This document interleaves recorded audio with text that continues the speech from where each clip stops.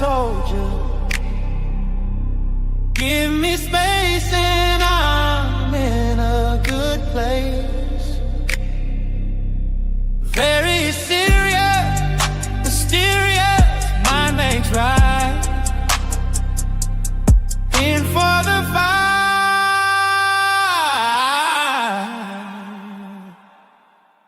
Starlight out on low.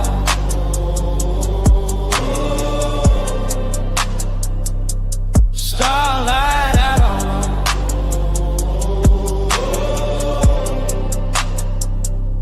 Starlight out low.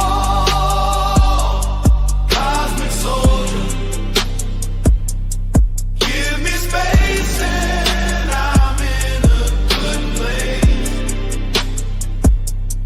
Very serious, mysterious, I makes right.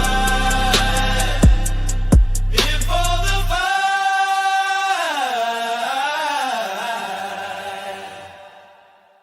Starlight out alone.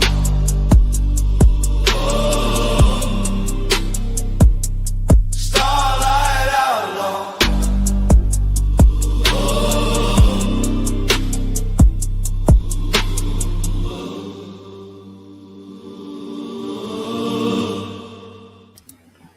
Welcome everybody out in La La Land. How are you guys doing? I know people aren't used to seeing me this early.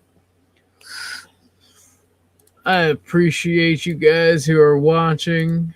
The couple of y'all, hopefully peoples will be in just a few. But today's topic, we're gonna be talking about friendships. We've been having some deep conversations here lately, and we're gonna talk about mainly non-romantic relationships. What's up, real OG? What's up, Industrico? How you doing, broski? We're gonna talk about, you know, the intricacies and duties people have to one another when they're friends, associates, and whatnot.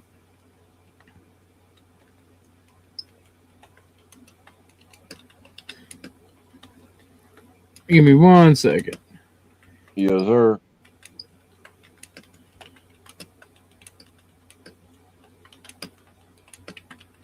So, I mean, some of the topics today will probably include: can men and women be friends? Which I think the answer is yes. I used to not think the answer was yes a couple of years ago.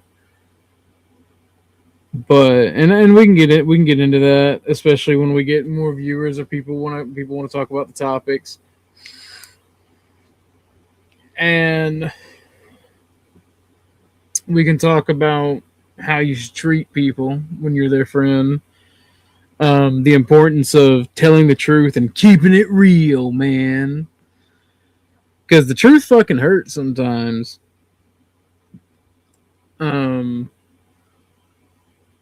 What's up, Charles Darwin? What's up, EJF? How are y'all doing? But I think one of the deeper questions is, like, what do you consider a friend, right? Because I'll say, oh, this person is my friend and we're just associates, right? Like, what's the difference, in your opinion, between a friend and an associate, Chuck? A friend is somebody you can confide in without worrying about your garbage or your whatever it is being spread around. They keep private conversation private. They don't use it as a club against you. They're there when you're down, or you're there when they're down. If they ask for help with something, no matter if it's a physical thing or a talk about thing, you're available. You try to listen and be helpful, not tearing them apart, but yet you still tell them the truth. You don't lie to them. Yeah. That makes sense? What's up? It does. What's up, Agri? So I would agree. I would agree with that as a friend. But I think the main difference between friend and associate is a friend is a part of your tribe, right? There's a bond. There's some type of bond there. There's some type of actual love there, where you love them like a brother. And if it's a member of the opposite sex, the sex that you're attracted to, there's a potential for romance. You get what I'm saying? There are people that you have decided are worth something to you, right? Correct. Because I'm the type of person that I do that even for my associates, right? All that stuff you mentioned. Because I Oh, like really? talking to people. Yeah, I like talking to people. I like understanding people, and I like communication in general. And that's what when I thought about this, and I said something about the show early this morning before I took me a little nap. I was going to make it about communication and friendships, but when you just talk about friendships, it's all combined, right? Mm-hmm. So when it's a friend, it's like it's a next level, right? Because you have stranger, associate, friend, and family. And your family, in the way I think of family, are there people that I have struggled with, that I have bonds that are tighter than friends. Right? If you're my best friend, you're my family. If that makes I can sense. see that. I can see that. Because when I consider you family, we've we've it's kind of like a marriage without there being a marriage, if you get what I'm Yeah, saying. you've gone below the surface. You've gone down to the core with a Yeah, person. what's up, Grid? You share resources, you share pain, you share emotions, right? And that's what I was saying. Yeah. Yeah. And that to me that makes you family, because when somebody you consider family who you're not blood related to betrays you, it hurts more, right? Because at least for me, I would sacrifice my resources and even my life for the people I consider my family, because there are ties that bind that are not blood, right? And why are you gay? Why are you gay? I'm not gay, Grid. I'm What? not. Oh, I'm I not thought you was talking to me. I'm gonna reach over there and slap you. Oh, after all the gay jokes you made, you get offended, huh? Moi? But Moi? but uh but um so and the way that I handle those 4 or 5 groups I mentioned, and I'll go through them one by one, and Chuck, you can chime in at any time if you want. I Yes, handle sir. associates with the stiff arm, right? Associates are the people that I will cut off if I don't like the way they are, and they'll never move past that association status. In fact, if they're too bad, I just won't associate with them, right? Some of you have seen that in action, right? If you're a acquaintance similar to associate, um, I will talk to you, I will game with you, I'll make plans with you, but you're still kind of stiff arm, right? And Yep. and this is the circles of oneself and one social circle that I'm talking about as well, and social management as well. A friend is someone that's gone past the association status, and someone that I begin to understand more about, begin to confide with, see if we have things in common that we can work together. And after a couple years of being a friend, then I consider them, best friend or family. And once we've struggled together, once we've shared resources together, once we've broke bread, I think is better. Once we've helped each other through various tragedies, and one is trustworthy, right? Then they're adopted into the clan, if you will, into the family circle. And there is one step above that, but that's like that's reserved for very few people, and they can be blood related or not. That would be where you'd put your wife and people that you've like literally shed blood with. Your inner Um, circle. yeah, pretty much. For instance, there are people that were there when I did a couple of my things I talk about, but I try not to talk about. And there are people that reacted. There are people that reacted in a way that they will never. They've even. Yeah, OG is saying if you don't do time with him, you can't do the crime with him. Yeah, well, I'll be honest. The first time that I've ever done any gang shit, i.e., pew pew shit, with people, it opened my eyes to this. Hold on. What's up, Josh? Nothing much. I heard y'all was talking. No, Y'all was talking We're- about friends. What the hell is a Well, we're- friend? we're being semi-serious, so let me finish the story. Feel free to interject if you want. So the first time I ever did gang pew pew shit, and it wasn't actual gang shit, it was a crazy hectic situation where a group of meth heads were bearing down on us, and somebody I called my brother has been my best friend since I was a child, and then another best friend didn't do shit. They had their rifles and were just watching me and my little cousins get shot at. And they talked a big game. They didn't do shit. And that made me realize this whole circle thing and social management, because just because we shared resources and we helped each other, some people just go through the motions because it's kind of selfish and it benefits them. But when you absolutely need them and it's time to come in clutch and it may be life or death, those people will abandon you or not be there or be around but not actually do their part. And that's why I say, like, the inner circle of people you actually shed blood with, as Grid said, you do the crime with, right? That don't rat.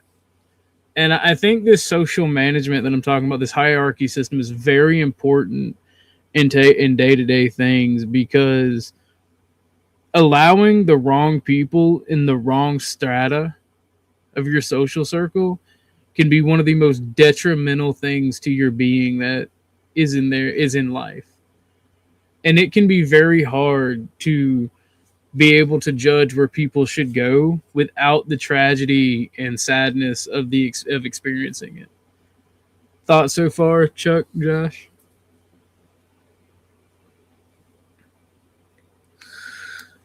I agree Yeah. to you. I agree with you to a certain extent, but yeah, you learn the hard way when you bring somebody into your inner circle just to find out that they're not who they are, and they'll drop you like a hot potato. And Well, you, that's and, go ahead. and My bad. you end up dumbfounded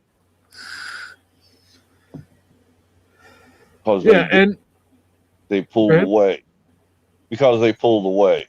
Well, it's not just pulling away. Sometimes out people that you put in the wrong strata or people that you fuck with too hard when you shouldn't will literally just stab you in the back and you won't know why. And you'll never get closure from it either. Nope. And that's the thing, especially as men, we have to understand and we have to practice discernment. That's one of the sucky things about lives and social circles is you have to be on your P's and Q's. You have to be on your tiptoes at all times, right?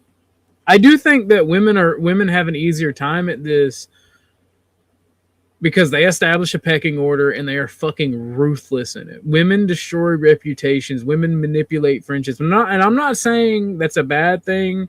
I'm not saying anything. I'm saying they are specifically designed for it. But you still see these same problems come up for women. So I mean, it's kind of different, and I can't speak as a woman on this because it is so radically different. I can only speak as a man. Well, that's why we got Josh here. Hi, my name is Joshua. Oh no.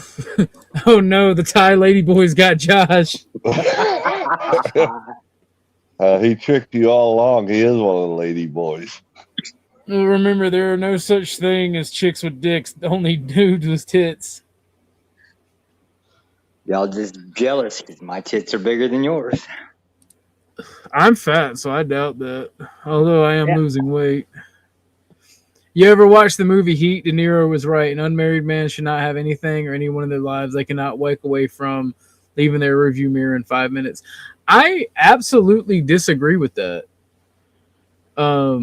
Absolutely wholeheartedly. Here's the thing, man. We're social creatures, right? The last two stratas in your social circle should be the people that are there for you when you're down bad. One thing that you have to understand, though, and I know you older guys, Grid. If you want to join panel, that'd be awesome.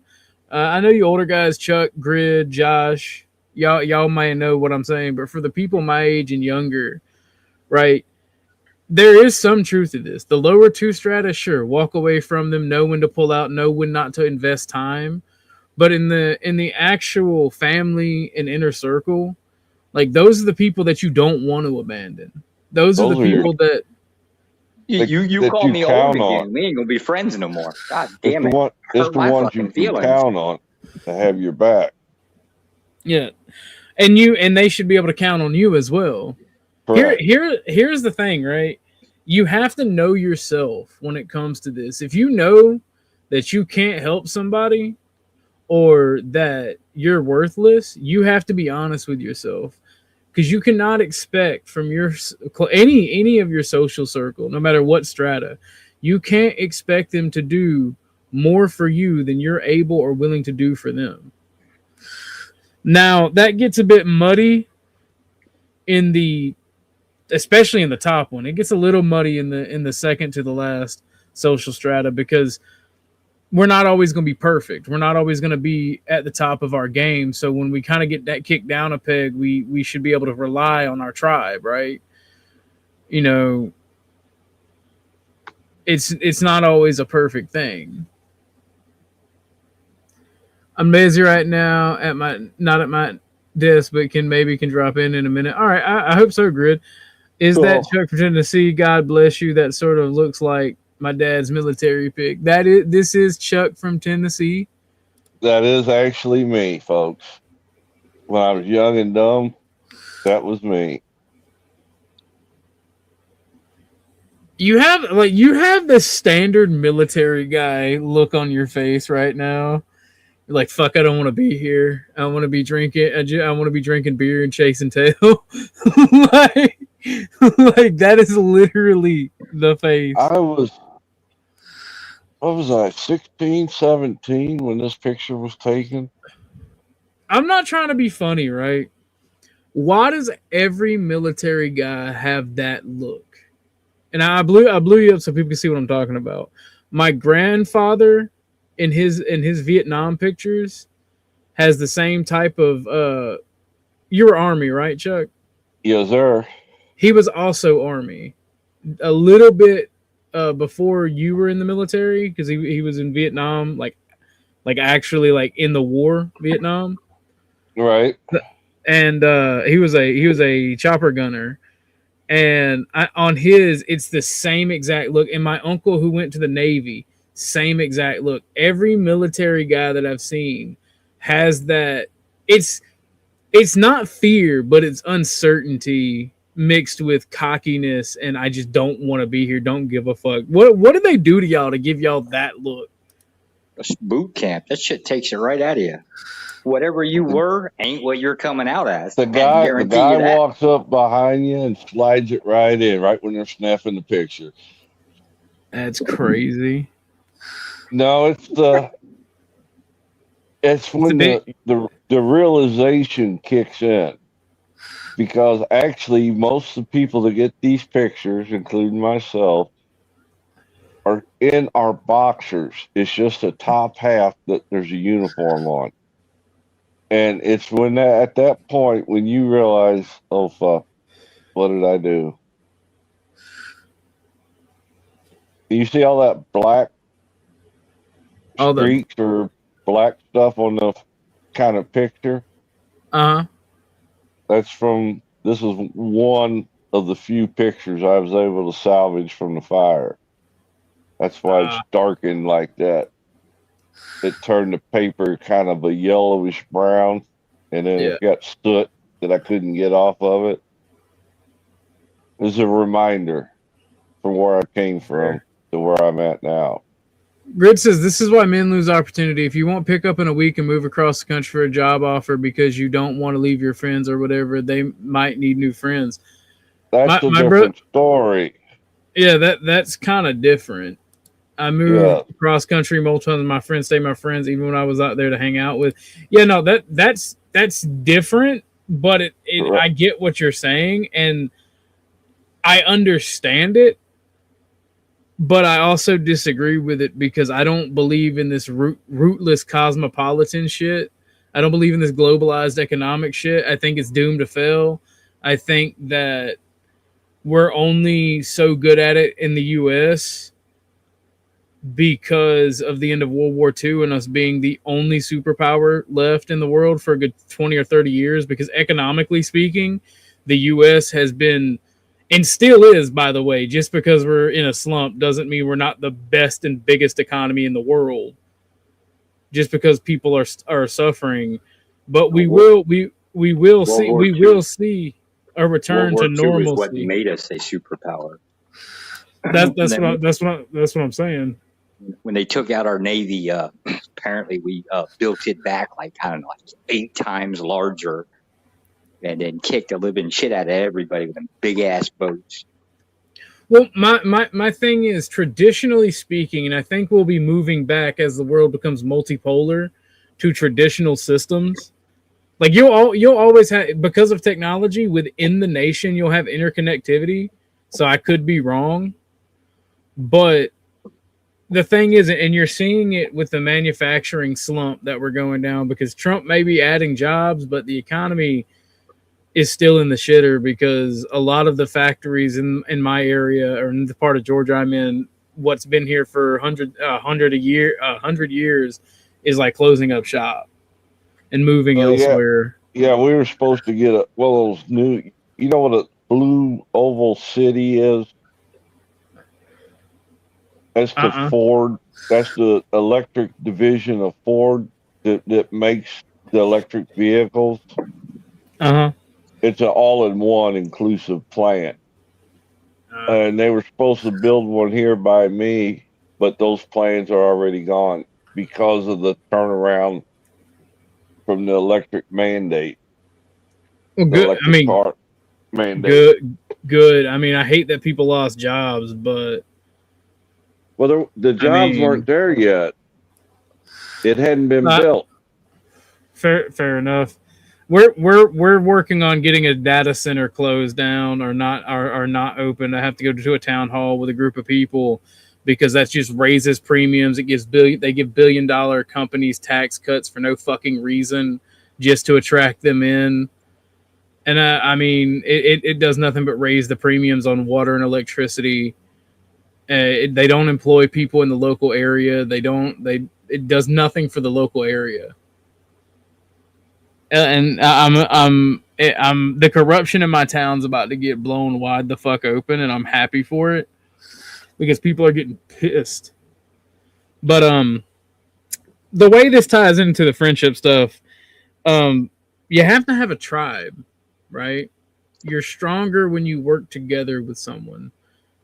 That doesn't mean that you can't be an individual and you can't have your own hobbies, you can't have your own likes and dislikes, you can't have your own work ethic, right? Because a group is only strong as its weakest link, right? If you have to move because there is no opportunities, maybe you should put your tribe on and your friends on, right? I mean, that kind of works. But if you have to move and it's for your family, like I have a friend that I go and see maybe once every 3 years, and we're still like besties. And if I needed the guy, all I got to do is pick up the phone. Right, thanks to that interconnectivity that I mentioned is a double-edged sword. Right, it allows you to have a tribe that's 1,000 miles away, and you still can be a member of that tribe. Now, the actual physical being there, like helping you in a fight, helping you defend your family, that part's gone. But you can share resources, you can coordinate. So, like, I get where Grid's coming from, but I don't think it is exactly like that thanks to that interconnectivity. But I do think that we're having a return to traditionalism. So I think you'll see towns and cities becoming more self-sufficient with their economies.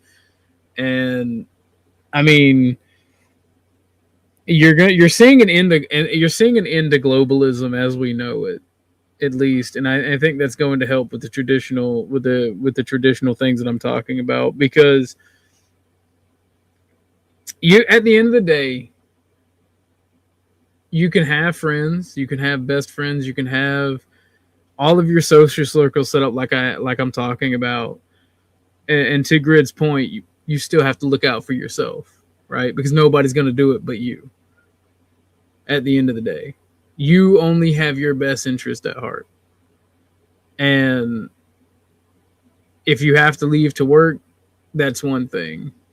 Right, and that's the strongest thing about looking out for you. But if there's a possibility for you to stay with your tribe, I think that is the way people should go, because it's easier to coordinate, it's easier to work together, it's easier to thrive when you have a support network. You know, and I'm tired of that rugged individualism saying it's only your family that's allowed to be that support network. Because, I mean, hell, like even hearing Grid tell his story, right? He had a friend that he crashed with. He had a friend that he lived with, right? As roommates. That's part of the support network.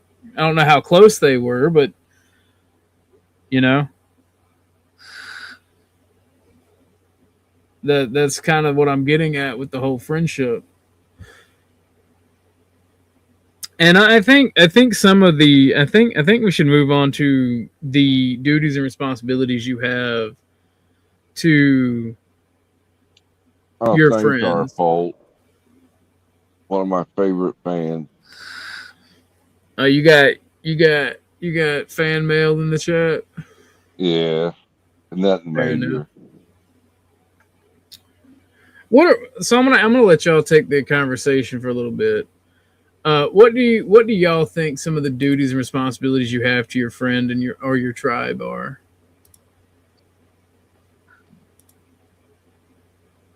Josh. Reach around while you're fucking them. Oh Lord. That wasn't me. All right, Josh, that'll be $5 to the gay jar. Thank you. I'm just saying, it's metaphorically correct. I mean, generally speaking, if you're actually calling them a friend, there is no limitation. They call and they ask for help, you're going to go. It's just not even a question. And if you are questioning it, well, then you might want to start questioning what you define friendship as, because it ain't that. And it don't really matter how bad it gets, and goddamn does it get bad sometimes. It just is what it is. It's why you learn to appreciate the goods. That's true. It's why you should keep your friendship, so that list of friends that fucking Facebook doesn't like, that everybody's your friend, just keep that shit real freaking thin, real low numbers, right? Because unfortunately, friends are a lot of damn work. Can be if you let it get to that position. You do have to have boundaries. I don't care what level of that circle thing you're at. You got to have boundaries. Boundaries isn't, shagging my old lady, I ain't inviting you over kind of thing, right? But at the end of the day, come on. right? Ain't you into sharing? Sharing is caring. No, it's just, damn it, everybody got problems, and it seems like everybody got problems all the damn time. It's just life. Yeah, I had a buddy that uh, from the third grade on, we were tighter than anything you could think of. Well, we did everything together, and then we got married. I think I got married first, and he got married. He had just recently got married, and they invited us to visit him, so we was visiting. And his brand new wife got to drinking, and she says, "You know, if I'd have met you before I met him, you'd have been my husband." That was the wrong thing to say. That split up that friendship faster than you can shake a stick at. And that told me right there, then we weren't really friends all along. Yeah, I mean, I never laid the lady or anything, you know. Well, sometimes like one of the duty, and that goes into like duties, right? You have to really, and yes, Grid, I watched that. That was funny as fuck. I don't like the premise, right? If you really think about it, I don't like the premise, but the video was hilarious. If y'all get a chance, y'all should watch that video Grid posted. It's fucking hilarious. But no, that goes into the duties for your friends, right? Some men are more, self-conscious. They're more petty. They have, issues. You have to know your friends, right? And you got to meet people where they're at. Now, depending on how bad that is and how detrimental it can be, that's one of the most actually important things of where you placing them in the social strata, right? Because you don't want somebody that's so clouded by self-doubt, jealousy, and fear in your upper social strata. Or envy. You gotta watch out for that envy. Or envy. You don't you got, or you want what they got. You don't want that. You don't want that clouding their judgment when you need them, or them the knife being placed in your back when shit gets real. So do a 2:00 in the morning phone call. Hey, I'm out here with a flat tire. That'll tell you real fast. Yeah. Who comes and who doesn't. Pause. Yeah, fair. Yeah. Well, no. I mean that's a fact. But again, with that, you also have to be understanding. It's 2:00 in the morning. Does your homie have to work a 12-hour shift? Is he asleep? Is the fucking ringer on? Right. Well, right, but you know what I meant. It was kind of a generalization. No. That actually getting into specifics about that, right? If they don't pick up, you got to take it with a grain of salt, especially if you know that person works. But if they do pick up and oh man, I can, and they're just giving you a bunch of shit, maybe you should rethink. Right? Yeah, when they start giving you a long list of excuses of why not. Yeah.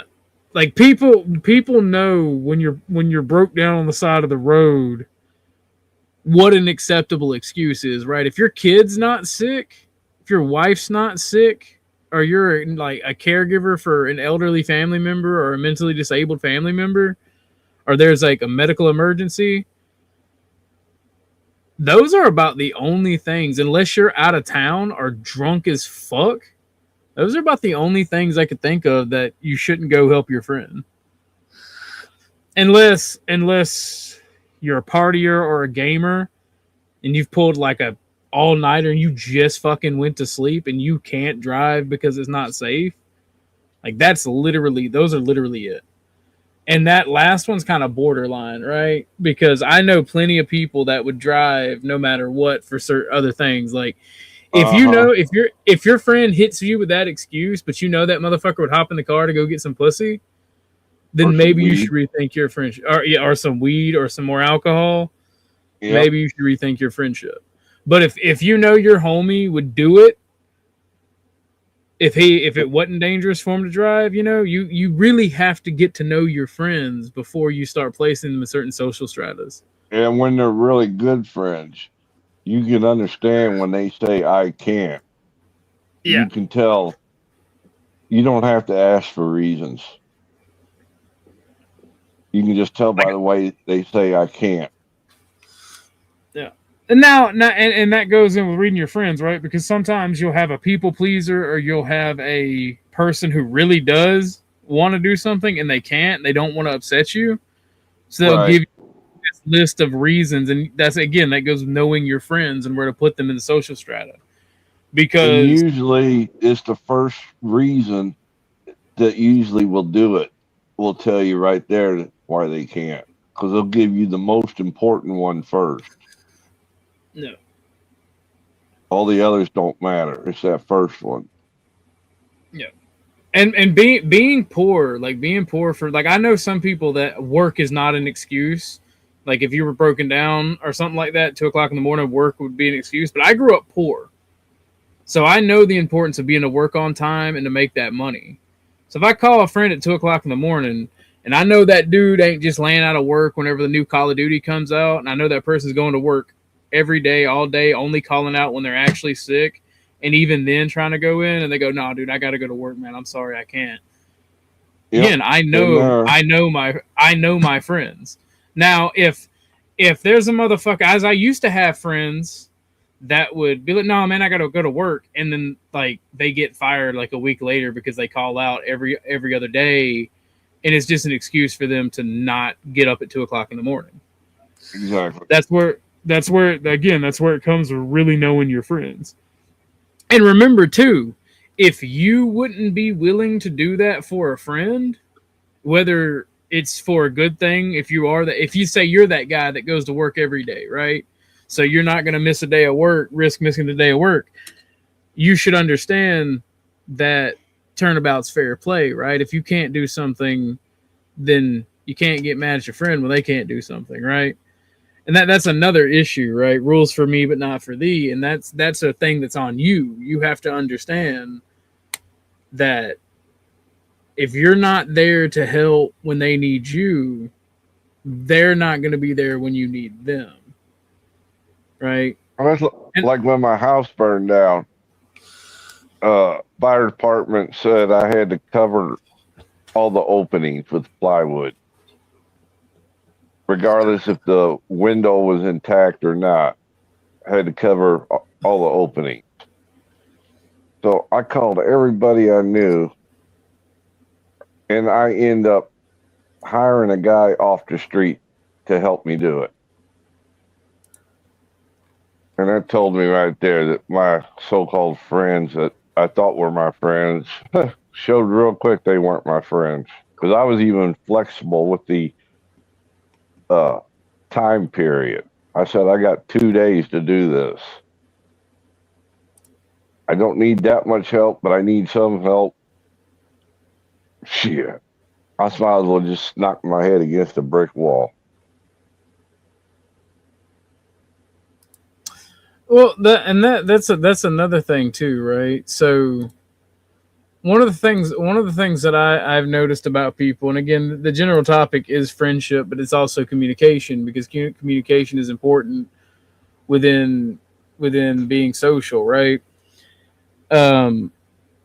People are not willing to communicate with their friends on any strata in this day and age, right? Especially men, because Yep. to show emotion is a weakness. To show that we need help is a weakness.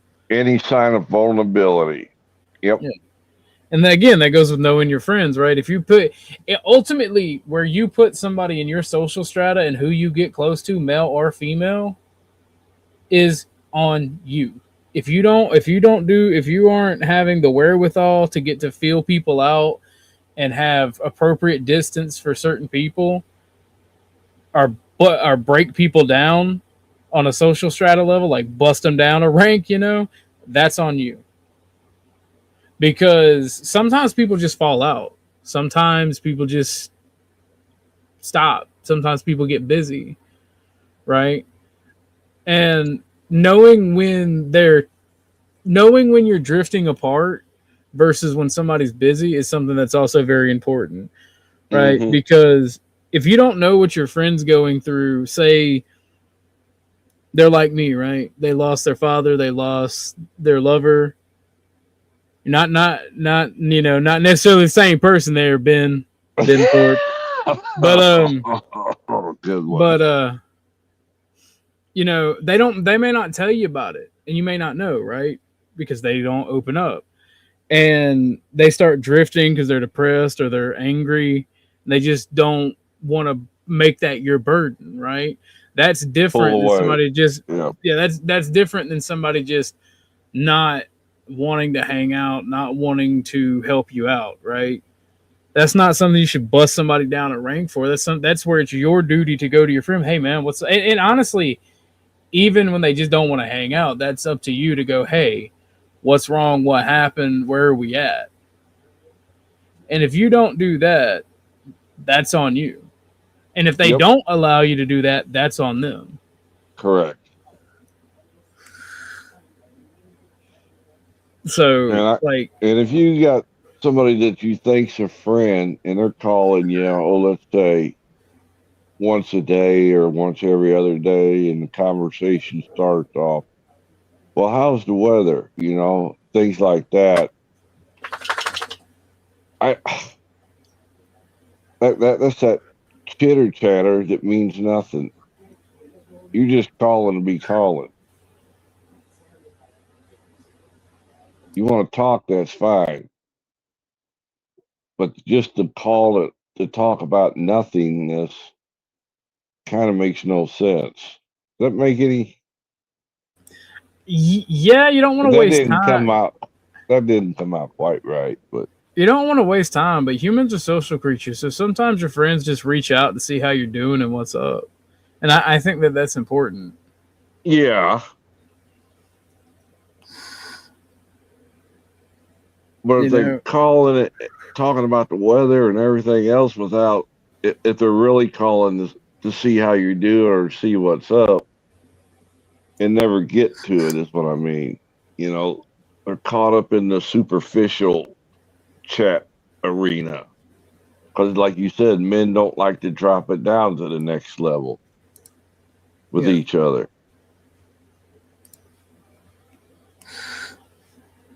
How's I it think work for women, Josh? The same for women?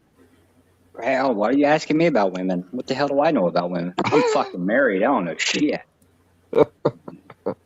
You lost, she won. Pretty much how it goes. Oh, Lord. I hope you're joking. Mm. It is what it is. Yeah, marriage is not always a ride on the carousel. It's like I will marriage is let like a you roller coaster. talk about marriage. I have to step away for just a second. Okay. Hold it down, Chuck, Josh. Yes, sir. But no, marriage isn't an even plateau. You'll have your ups and your downs. Sometimes you'll have some really down downs, and you really have some good ups. It's kind of the process.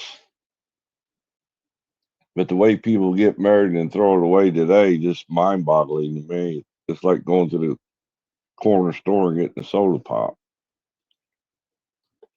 They get married without taking those words, them vows, without giving it any thought before they do it. Or in some cases, they plant the seed without meaning to plant the seed, and they're trying to do the right thing and realize they couldn't stand the person in the first place. It was just somewhere to park their seed at for the night.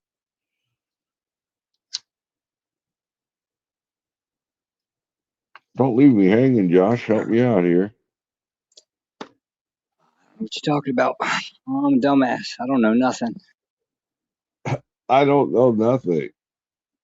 Yep. You ready to go to Iran? No. Hell, fuck no. Oh, come on. You know you want to go. Mm-mm. Hell no. Hell, I think we got half the War Department stationed over there right now. He only got 2 aircraft carriers. Now, they ain't really loading up as much as anybody would think. Yeah, but We ain't going in. I'm just kind of we hoping. talking about all of our friendly countries where we put bases in fact, we extended a couple of the bases, and we moved all kind of flying machines over there. To some of the bases, and we cleared out others. Strangely enough, apparently some of our friends ain't so freaking friendly. Well, I know Jordan, we just brought in some new anti-aircraft units. Qatar, we just took a bunch of crap there. A couple of the other places they listed didn't ring a bell with me at all. Yeah. I don't know. Shit's getting kind of weird over that direction. Yes, it is. That's a lot of munitions to take over there. I'm a little bit more shocked why the neighbors are kind of so afraid of Iran. The neighbors of Iran, you mean? Yeah, a lot of them kind of backing away, trying to get away from it, like Iran's going to do anything. I don't know. I don't really know what to make of it. Seems kind of odd. It's like Saudi Arabia, for one. I really don't know if they got an army, to tell you the truth. I don't think they're afraid of like a standing army. I think they're afraid of like some missiles getting popped off. Yeah. Which now that's kind of a little concerning because, as best as I could tell, some of these countries actually had some decent air defense systems. So I'm a little curious. Like, what do they think Iran has? Gee, I wonder what that could be. Well, I know they got some aircraft from China and from Russia. I don't know how good they are, but what do I know? They still got some Phantom F4s too from Vietnam. Yeah, not many of them. The last of those things were falling apart about 8 years ago. What was that? What year was it? Like 2013, 2014. They had only had 2 that were operational. Yep, I remember that. And they're nothing compared to what's out there today. They can get them. I mean, they can actually get parts for it. It just takes a while. Yeah. Which, to be fair, was the old model. So, like, damn, I loved an F4. F4 was like the last aircraft that you actually had to pilot the aircraft. All the new shit's all like computer, like it flies by a computer. The F4 wasn't that way. Well, that's like that. Now you can lock on. Was it 120 miles away in these new aircraft? They can lock onto a target.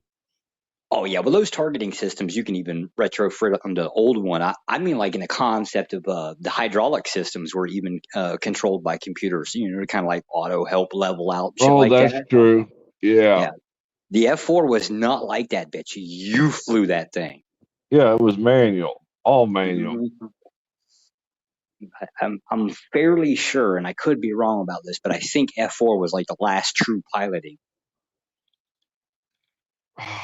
I have to go down and look at my collection and tell you. Grid doesn't have you blocked. Grid is in the vertical. I do the multi-stream. What's up, Lindsay? Welcome to the show. But where was I at? Lindsay? We were just killing time waiting for you to get back since Josh don't have no friends.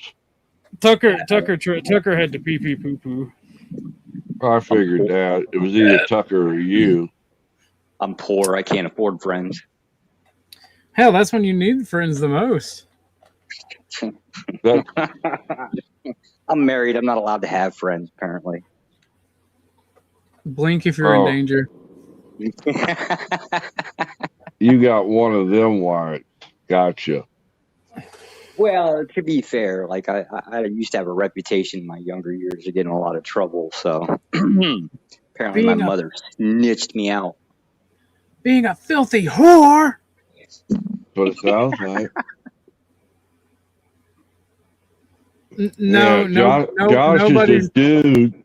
Josh is the dude. They call him up and say, "Hey, I'm stuck out here. My wife's at home alone." Josh said, "I can't help you." 5 minutes later, he's at this dude's house tagging his wife. Yeah, grid is on another stream. Nah, I don't need you to do my job. You fucking you love Mexican. You ain't never come home, right? Like it's all tired and stuff, and you just want to lay down on the couch, go for sleep. That's when you hire your boy to come in. Nah, political moderates are cucks is your tagline, but it sounds like cucks are us is what you're saying. But no, so this is another thing, right? Can you have friends over the internet? I say emphatically yes. I think you can. I think so too. I think we've proven that. Yeah, it's a little bit harder because you don't see facial expressions. You don't actually get the chance to fight, bleed, and physically help one another when they need you. Like you can't bribe them with pizza and beer when you got to move. Or just have a cup of coffee together, something like that. But yeah, I think you can order pizza and deliver it over the internet.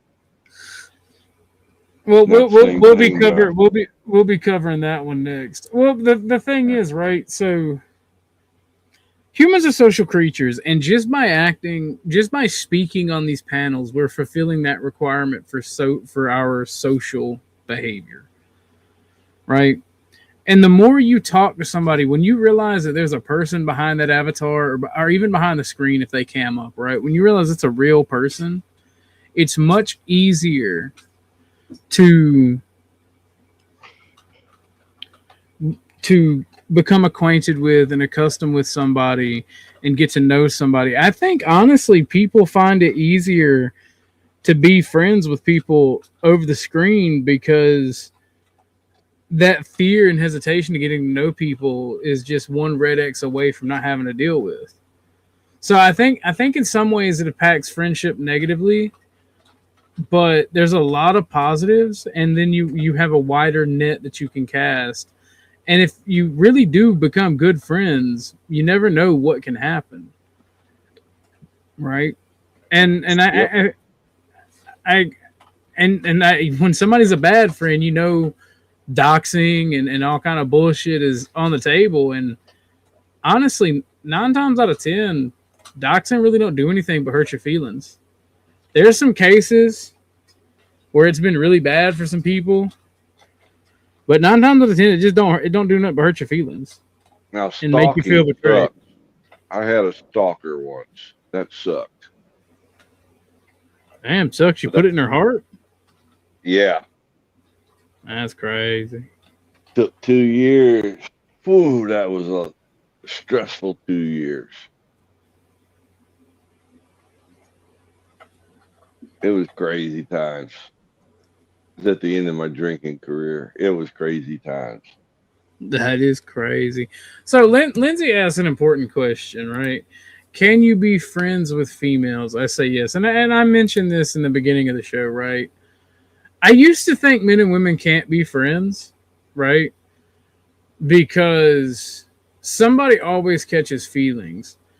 And my approach to friendship with the opposite sex is if you get close, there's always a potential for romance. Correct. The man has to be mature enough to realize that women are stupid and make bad decisions, okay? And men do too. I'm sorry. Men do too, but when it comes to emotions and feelings is when it gets really bad, right? It takes 2 to tangle though, sir. Yes, but women will literally put you in their pocket when you're their friend for later, just in case they can't find anyone else. I've seen it happen to a lot of dudes. Women are master social manipulators, and I'm not saying that's a good or bad thing, right? Like, Well, here's the thing: women judge things based on safety and security, right? I don't believe hypergamy is a thing because I'm a fat, ugly bastard, and I've gotten really What? good and really beautiful women. So, like, I don't believe in hypergamy. Hypergamy is hyper. I'm saying it wrong. I can't ever pronounce it. Hypergamy is basically a social thing where women get the first pick, and women always go after the chads, the dudes with the Hypergamy, money. right? Yeah, hypergamy. Yeah, Okay. hypergamy. But it's that, and I don't believe this thing because I've always been poor, and I mean, like I've always been chunky, so like I don't really believe it's a thing, right? I understand where it comes from because women value security, and with them valuing security, they would rather have you as a friend, as a safety net, versus run the risk of them fucking up. And they're worried about them fucking up. No matter how much they tell you that's not what they're worried about. Because again, they value that safety. If you're a really good friend to them, why would they fuck that up? I remember though at the end things might have changed when I was still out there on the drinking scene. If you went into a place with a wedding ring on, that was almost guaranteed action. Yeah, Because because they're all looking for a one night stand only that night, and they see that ring and they know you're going home to somebody else. So they know you're safe for one night and they don't have to deal with you anymore. It was like a magnet. Things probably have changed since women also like to push boundaries and see and feel superior to one another much more than men. Like, men get competitive, but women will totally fuck each other over for that superior feeling. Not saying that men won't, but women are really bad about it. And then crying foul when it happens to them. But, and also as men, we have to be aware that women are master social manipulators. Again, not saying that's negative or positive. That just means they know the game naturally, right? So we're playing at an unfair advantage when we're talking about women, or we're friends with women. I won't even begin to think what a woman thinks. I know better in that game. I don't think they do. I think they run on emotion and instinct mostly. And that's not a slight. That's actually a strength in many cases, especially when it comes to social circles. Well, not being a woman, I can't answer that. Josh, that's your department. Josh left. Oh, did he? But and Lindsay, if you want to join the panel, you can. It would be nice to get a woman's perspective on this topic. A real woman, yes. Yeah. But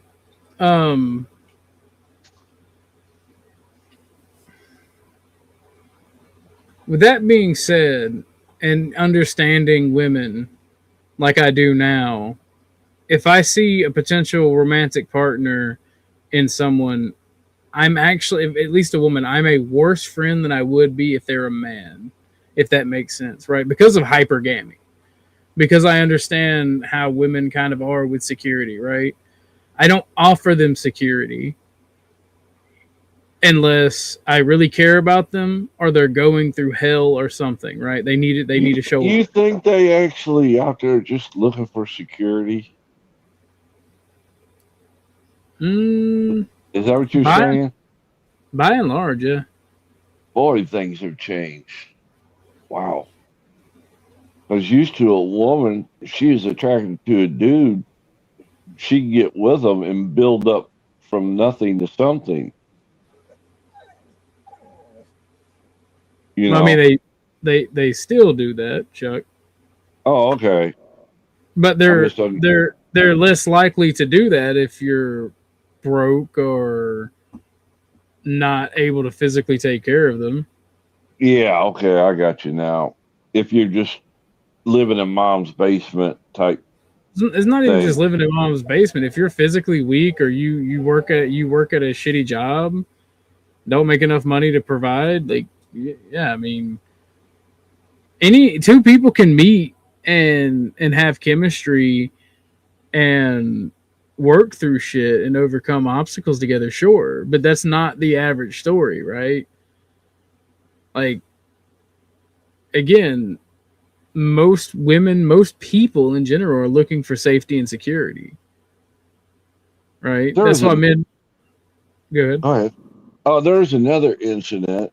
Me and a buddy went to a business function, so we were in suits, and we stopped by at this establishment to have a couple of drinks,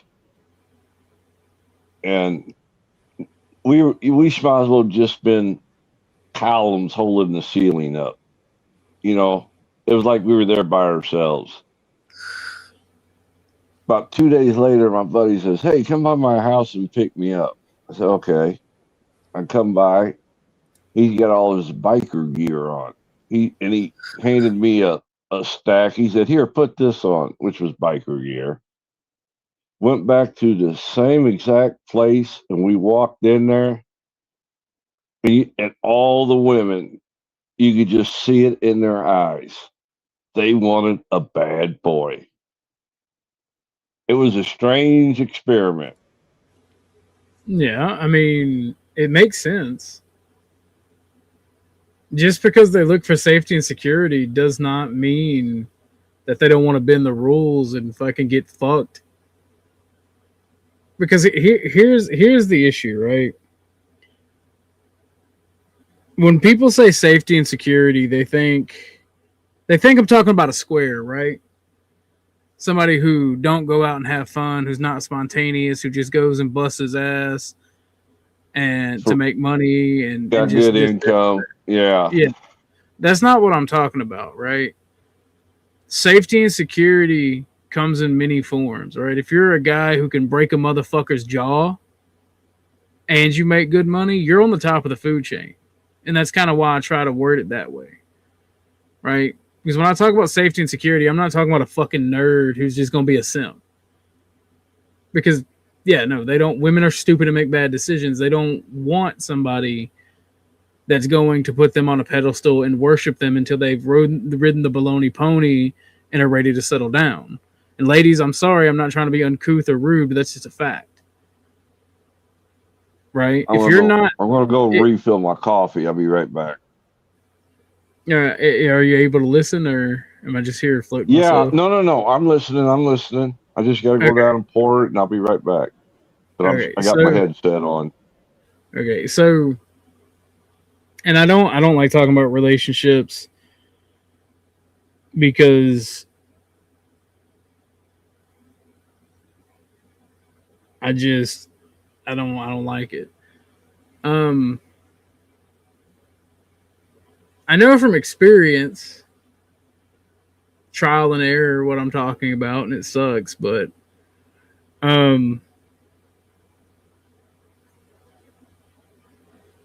so the whole bad boy thing, right? Oh, it's Lindsay. Voice check. 1, 2, 3, 4. Okay. You don't have to talk about relationships. First of all, is my voice loud enough? Yes. Okay. It is. You don't have to talk about relationships. I mean, I brought up can men and women be friends, but we don't even have to go there. Well, no. I don't mind talking about it. I just don't like. I'm not married, and in my eyes, if you don't if you don't get married, and you have like somebody out by your side, like in that capacity, you can't really talk about relationships because you haven't succeeded in it, and people really shouldn't talk about things they haven't like succeeded in, right? You wouldn't go to your broke uncle for money advice. I kind of look at it differently because, all right, tell me if this makes sense. You can speak to somebody about common universal problems that we all share. Relationships are one, whether it's romantic or some kind of work relationship or a friendship. Common things occur in relationships. confrontations, for example. Common things occur, and because you can relate by feelings, you know, for example, how it feels to be betrayed. You know, for example, how it feels to be sick of somebody even though you love them. I mean, you could fathom, imagine, empathize with the same feelings that somebody who's married might have even though you're not married. So maybe the ideal person to talk to would be another married person, but who's to say that you can't relate to common universal problems, through just experience and feelings? You know what I mean? Did that make sense to you? Yeah, that makes plenty of good sense. I mean, it's just I don't like talking about relationships for that reason, right?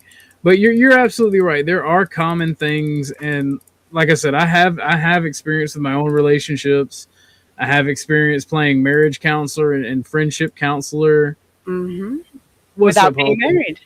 Yeah, well, that's the thing, and I spoke on it before, so that's why when I talk on relationships, I will, because like, and that's another thing is a lot of people either willingly or just because they're not as intelligent as I am, which I don't like saying that because I don't ever want to think I'm smarter than what I am, but Superior. Yeah. they misinterpret what I mean when I'm talking about certain things. Like again, security doesn't mean a square nerd that just provides income, right? And sometimes a woman wants to be wooed or wants to have some excitement, and that's part of the security thing, right? If you can't break her fucking neck, she loses interest in you, especially if she's young. What the fuck are you talking about? If you're not I dangerous, I had the if you're I not had the dangerous, exact opposite experience growing up. if you're not dangerous, if you're not a tough guy when they're young, they're not interested. If you're not a bad boy, they're not interested. And that's what I'm saying. You just said the same thing, Chuck. Well, I was talking about for grown women. These are grown women. These are 18 to 35 to 40 year Oh, olds. okay. All right. I'll agree with you there.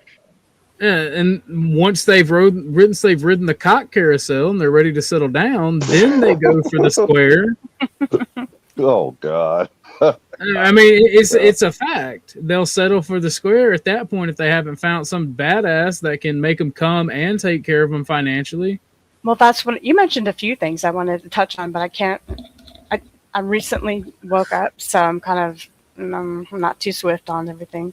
But that's when I brought up hypergamy. When you said, well, even if you're friends with a woman, she's always got something in the back pocket, and if not, you'll do, or on the something Yeah. cooking on the stove. That's pretty much hypergamy right there. You're willing to trade for anything, whatever's better, whatever's more attractive at the time, whatever makes you feel alive. So Well, that's why I it's not brought up hypergamy.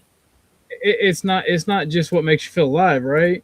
Many Because things. It depends on the yeah, individual too. We get caught in this overgeneralization thing based on what you have in your pants, but we're kind of forced to do this in a way too because we have to speak in these overgeneralizations to have a conversation about women or about men. So we have to just overgeneralize. So it well, gets frustrating there. I mean, I don't see why women and It men gets couldn't be friends because men are able to control their impulses. It's their choice. It's up to them. well, look at what. See, the reason I'm not red pill, even though I, red pill are right about a lot of things. They go about correcting those things in the wrong way, and they get mad, right?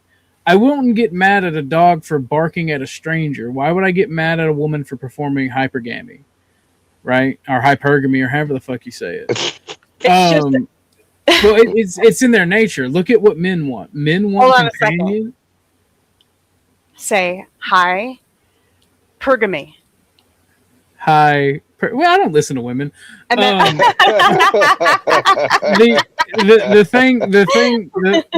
the thing is, right? Men are looking for a baby factory, by and large.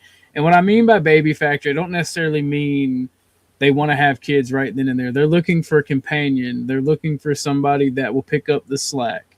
They're looking for somebody that can take care of them when they're down, when they're sick, right?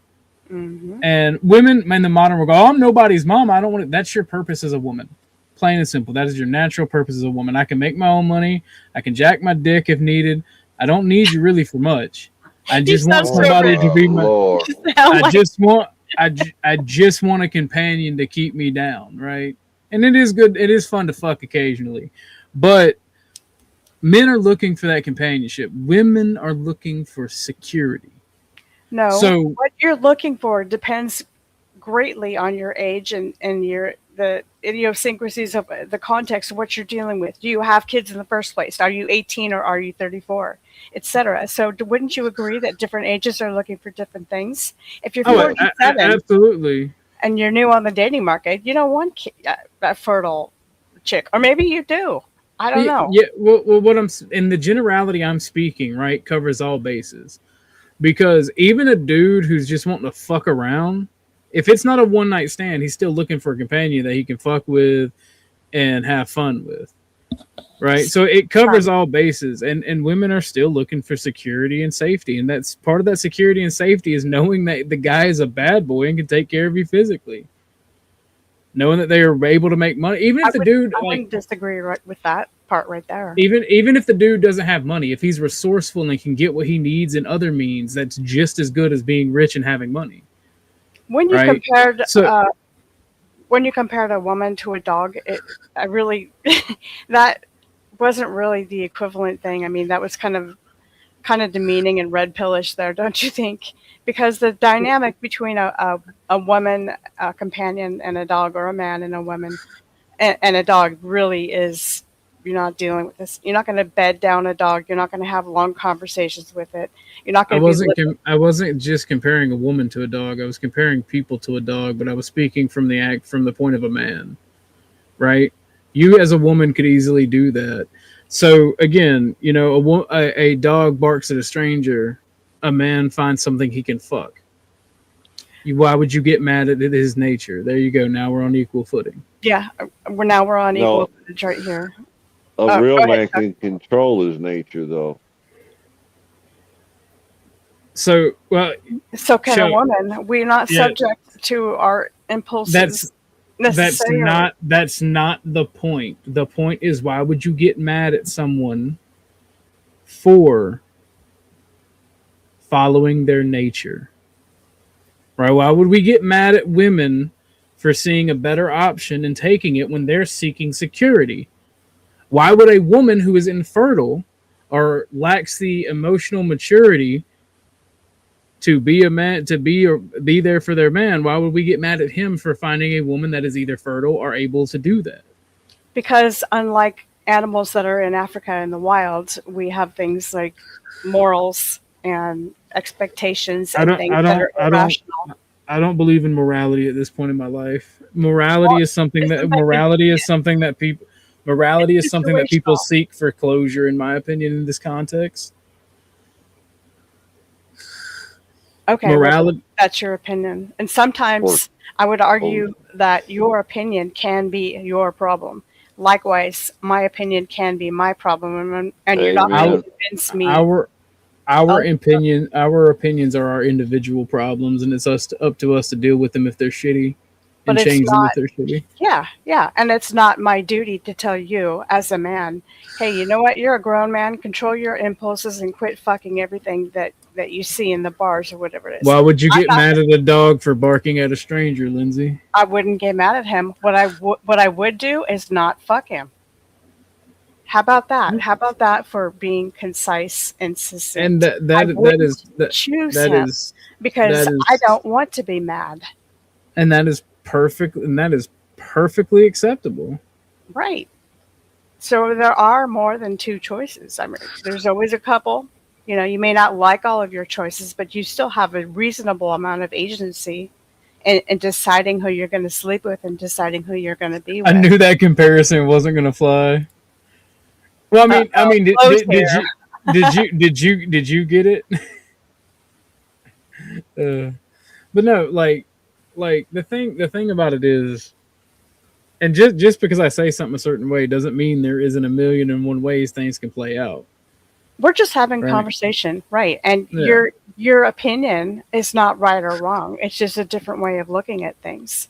And sometimes I view it when I don't agree, or when I think somebody is vastly wrong, or they're kind of twisted in their thinking. I think it's not my job to convince them of anything, or to create an argument in which I'm going to completely change their minds, because that's not going to happen. Most likely it's not going to happen. But I start thinking, that could be your problem, something that I don't have to deal with at all or fix, because it's not a thing to fix. It's how you are and how you see things. Well, Dusty, you hate dogs, so you would obviously be mad at a dog for barking. Oh yeah. I'm talking There's about no doubt normal about people. that. I'm talking about normal people, not sociopaths. And you have impulses enough to say, if you went wine tasting or something and you saw a beautiful woman that was somebody that you could talk to and you were attracted, you asked your friend, who was that, and you were interested. It depends on how she's acting, right? You wouldn't go for her if she were being stupid and sloppy drunk and acting slutty and, wearing short mini skirt or whatever. I mean, that's where you would be wrong. I love sluts. I just wouldn't go for them. I wouldn't go for them. Relationship with her. I wouldn't go for them to be drunk, because that is weird. You get mad at happy dogs. You know what? Yeah, no, I get what you're saying. Sex, food, and poetry. Men love poetry. I do like poetry, but that's beside the point. I like Chuck's experiment. You are gay. Oh. No, I'm just not retarded and have a brain and is creative. What discernment did I have, Lindsay? Oh, I like what you said about the experiment where you guys put on leathers. Oh, and, yeah. and look like bikers, and the women are all. It was crazy. I wouldn't have believed it had I not been part of it. It's so true. Before we continue, I'm gonna play what Sasquatch recommended, because I don't like Jordan Peterson, but I do like this clip. Actually, let me find this clip that's not part of the Joe Rogan Experience, because the Joe Rogan Experience is not very good experience when you're streaming and you play shit. I'm trying to find a non-gay edit.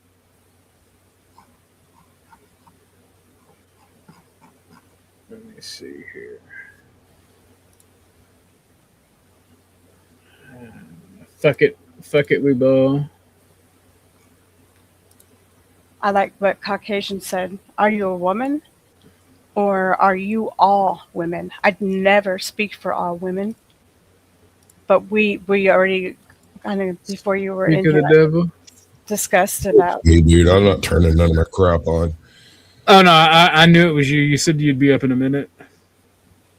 What's up? Poetry doesn't touch your brain. It to me. It touches both, because I like the this technology is not flow state.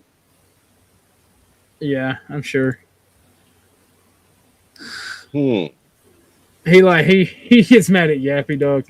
But this is what Sasquatch was talking, and like, as much as I don't like Jordan Peterson, a broken clock is right twice a day, and I think Jordan Peterson's especially right when it comes to this. So, because people have commented on every verse in the Bible, like to a degree that's almost unimaginable. So you can look and see all the interpretations and all the translations and get some sense of what the genuine meaning might be. And the line, "the meek shall inherit the earth," meek is not a good translation, or the word has moved in the 300 years or so since it was translated. What it means is this: those who have swords and know how to use them, but keep them sheathed, will inherit the world. And that's another thing I've been telling. Yeah, no kidding. That's a lot different, man. That's a big difference. It's so great. And so, like, one of the things I tell young men, well, and young women as well, but the young men really need to hear this more, I think, is that you should be a monster. Because everyone says, well, you should be harmless, virtuous. You shouldn't do anyone any harm. You should sheath your competitive instinct. You shouldn't try to win. You don't want to be too aggressive. You don't want to be too assertive. You want to take a back seat and all of that. It's like, no, wrong. You should be a monster, an absolute monster, and then you should learn how to control it. Do you know the expression, it's better to be a warrior in a garden than a gardener in a war? Right, exactly. That's exactly it. Yeah. And that's exactly right. And so when I tell young men that, they think, well, lots of them are competitive. They're low in agreeableness, because that's part of being competitive temperamentally. It's like, is there something wrong with being competitive? There's nothing wrong with it. There's something wrong with cheating. There's something wrong with being a tyrant. There's something wrong with winning unfairly. All of those things are bad. But you don't want people to win? What's the difference between trying to win and striving? You want to eradicate striving? What's the uncomfortable? And I think Jordan Peterson is absolutely correct there, especially for young men. It touches your whole OG. I think you keep on. I'm gonna touch your hole, okay? he was using the wrong definition for meek, in my opinion. No, Well, that meek is has the biblical changed. definition of meek. That's the biblical definition of meek. Right. So, and I want to come to grips with Lindsay in a minute, but we'll get there. The Oh, no, you don't. No, you most don't. Come here, baby. He wants to get a grip. Yeah, I know what he wants to do. He thinks I'm speaking for all women, which I'm not, but we already discussed that we were having to overgeneralize. But okay. And when we invited her up for a woman's perspective. Exactly. I'm not attacking. Don't misunderstand. I don't just completely disagree across the board. It's just we'll get to that. Give me a second. I want to take the monster thing. Where a lot of men go off base trying to utilize the advice that you get from the internet as they take it as a rubber stamp. This will fix whatever your problem is. Be a leader. Be a monster. Be this. But they don't take into account the tempering of that. You can't just be a monster. You don't get to go out there and abuse people and be evil and do bad things and exert your power and be a tyrant. The trick to it is, and this took me years to learn, the trick to it is you learn to be a tyrant. You learn to be able to exert your will, exert your force on a situation and make it stick. But then you realize that you are not all powerful. You do not know everything, and other people do have valuable things to add to whatever you're doing. And you learn to draw that tendency back in and control it. And that ability to temper your needs, to temper your desires, is what makes a real man, rather than somebody who's running around trying to fuck everything they find in a bar. Right. Yep. Took me years to learn that. The ability to go and fuck everything you find in a bar might be well and good for some people, but it's not going to work for everybody. Right.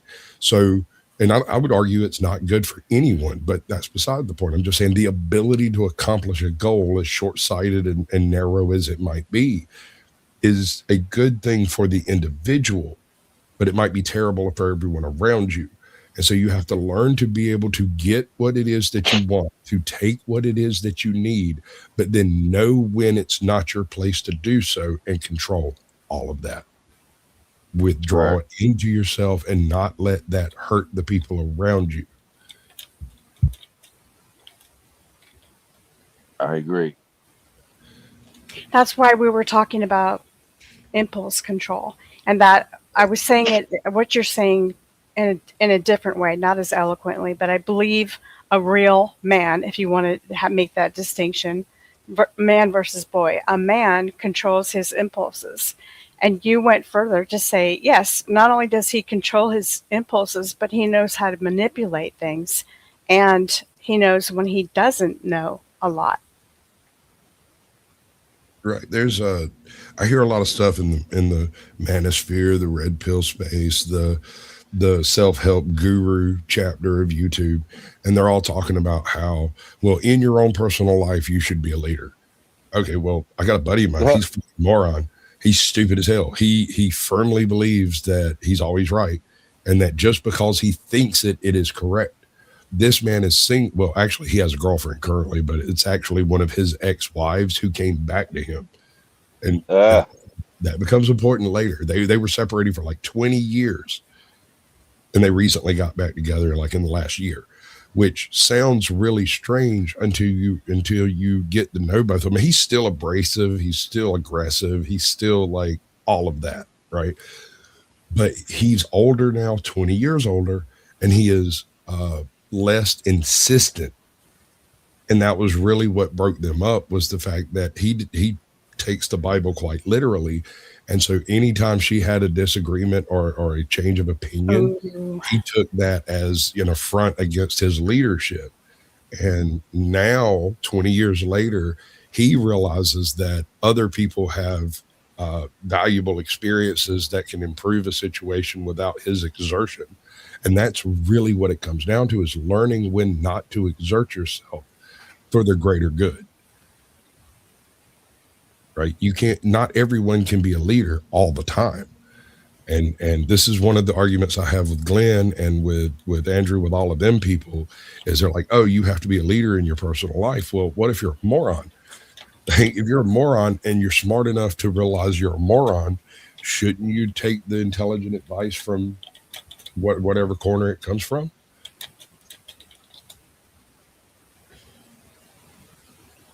Or not? I mean, maybe not. I might be off base on that, but I agree. I agree with that. So what he's saying there is, learn to be devastating, learn to be dangerous, learn to defend yourself, learn to take a punch, learn to take criticism, learn to take all of these things. And taking all of these things, taking criticism and not going crazy, being able to have the conversation about when, where, and how you were wrong, and what to do to improve your future, interactions on that basis. That is also a part of being a leader. But you're not just born a leader. You have to learn how to do that stuff. And going to someone who is a self-professed leader and trying to learn how he leads his life and how he has become an alpha in his own is not going to teach you anything about your life.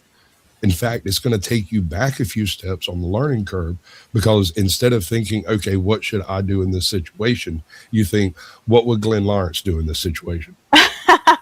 Well, yeah, that's the other thing I avoid. Anybody that claims their alpha status, I run like hell from them type. If you got to claim it, you're not it. There's a quote, and this is another one of those that should have been said by someone real, but was actually said by a fiction writer. If you have to tell everyone you're the king, you're not. Exactly. That's my same point. Yep. That was my point. All right. Has that been talked to death? Can I jump on Lizzie now? Go right ahead. Sure. Attack the lesbian. Go ahead. I was just thinking it goes for both parties, and that's my only feedback. I don't really disagree with anything you said. I thought it was very strong what you said. Excellent. All right. So you might not be coming from the perspective of all women, but I noticed earlier when you were like chopping it up with Orthodox Guy, Mm-hmm. you brought up hypergamy. And then you brought up, men being a dog sniffing around at everything that moves. No. Are you sure? No. I didn't call men a dog. I did not call men a dog. He made the comparison about a relationship with a woman versus a relationship with a dog. Okay, I'll buy that. So I was kind of like, well, I don't know if that's really. It was right on the tail end of that conversation, and I Nice may have pun. forgot the wrong parts. But what I'm getting at is, when you were talking about, well, he was saying that hypergamy is a natural condition of women, young women, yes. And it's not necessarily a bad thing, because without the experience of having dealt with monstrous men and then tempered men, I didn't say that it was necessarily a bad thing. I'm on the same page. I got you. I'm getting to it. I just woke up. I've only been up like 10. I know, me too. I've been up for like an hour, and that's it. I've had one cup of coffee. We're almost there. When you were saying that, and he was saying that you don't get mad at a dog for barking, right? And I was thinking one of the classics: dogs die and babies cry, and there's no point in getting too upset about either one of these things. Mm-hmm. And another thing is, I can sleep through babies crying as long as they're not doing the "hey, I'm hurt" crying. as long as it's just, you know, I'm unhappy, man, they got to get over that. They have to learn how to be unhappy sometimes and still sleep and do whatever needs to be done. When you realize, oh, dogs barking also don't wake me up, or if it does, it wakes me up enough to realize, hey, that's a dog barking. Okay, fine, and I'm back asleep. I won't even remember it the next morning. But what would keep me up all night is a motherfucker screaming out the window for the dog to shut up. No, that dog is not going to shut up, and screaming at a woman is not going to keep her in your bed. And if she pretends like it will, and you believe her, you deserve exactly what you've set yourself up for. Well, when I was, you're still going? I'm coughing. I'm coughing crap up still. So I'm okay. Go on. You'll get your chance. I promise. I'm not going to just like rage quit and run off after. No, I'm just going to mute myself. Go ahead. So all of these dynamics that we're dealing with and I'm going to close it down to like just the dating part, the choosing of a long-term spouse, a mate, a life companion, whatever you want to call it. That hypergamy is useful for a young woman, and a man takes that to be a direct affront against his manliness, whereas the woman or girl at this point has to learn the difference between, you know, little boys that are out here playing, young men who are trying to look for a mate and haven't quite figured it out, versus a man who's figured out who he is, what he wants, and how he wants to go about getting it. And the interaction between the two creates this rift of misunderstanding where if the man is too old and the woman is too young, the woman cleaves to the security that, you know, like OG was saying, that she wants, and she doesn't even know why she wants it, you know, just like the man cleaves to the fertile young youth of a younger woman and might not even consciously realize why, you know. And there may be some hormonal things in there. The problem is that sometimes women develop a type, and men do this too. I'm not just putting it on one of them, where they come across someone who has all the appearances of being a monster and controlling it. And then they realize that no, they don't actually control it. They just hide it. And so they end up in a bad situation that felt really, really safe and secure and wasn't. It was actually a trap, a very dangerous situation where an uncontrolled man is utilizing his strength and power in inappropriate ways, but hiding it from the rest of the world, right? Yep. And the opposite can also be true, where you end up with like a long-term hoe, and she's just looking for somebody to pay the bills, and every time you go to work, they jump on the milkman and the iceman. It's just part of the program. The trick is to not get too tied up on any one thing for too long without questioning what you're actually doing there, right? And that's where it comes to being an issue, is men don't typically take the time for self-reflection that it takes to know oneself. And women, and it's because the men are too busy trying to prove that they're a man, and women get tied up basically, and I'm not trying, and I'm going to say this badly, Lindsay, but just if you can clarify it when I get it out, if you understand, please. Women get tied up, trying to prove they can have something in particular that they want, whether it's a dangerous man or a nerd or safety or whatever particular thing, but they don't actually look for all of it in the same person. You know, you could have the house, the car, and the money, but that guy's a total loser and can't get you off in bed.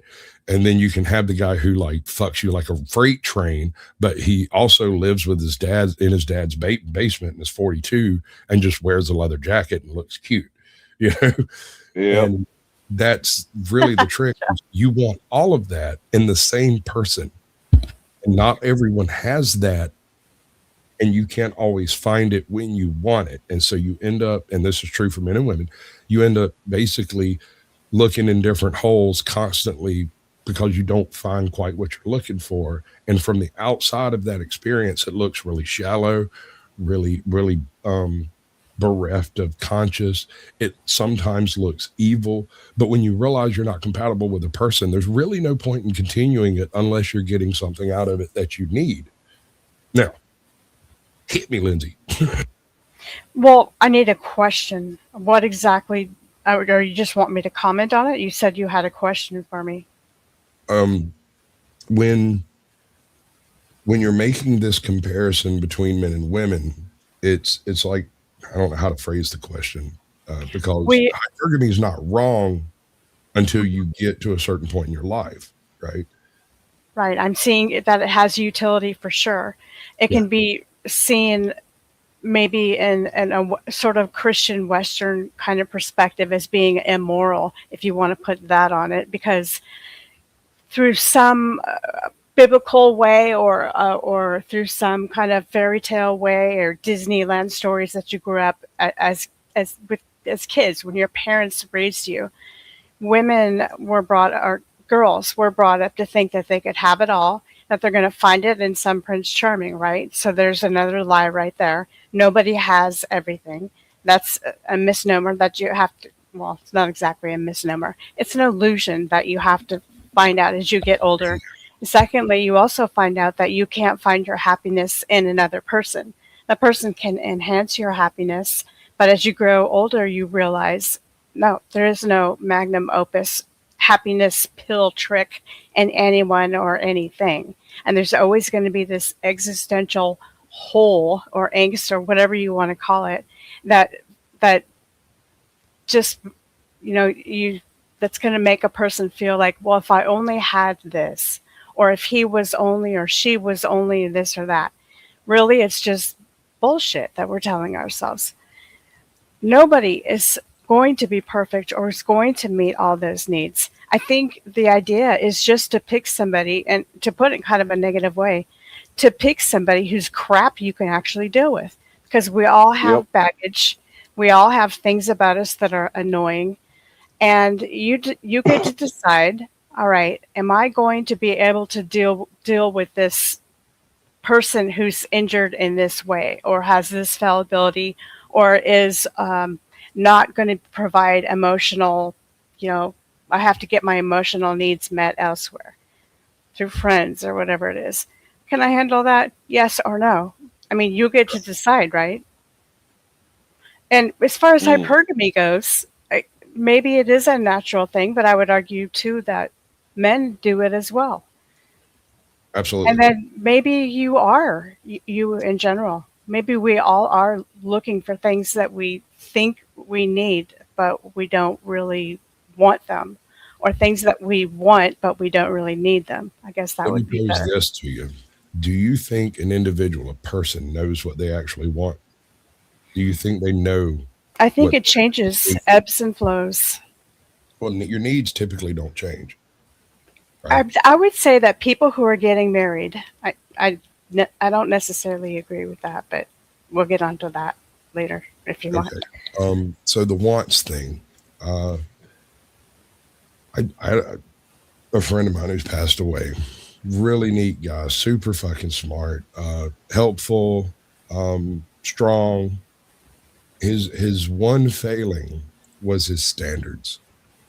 Like he would go through girls on the daily as far as who he was actually quote unquote with, and he kept talking throughout this entire experience. And keep in mind, this man married a hooker because she said she'd stop hooking.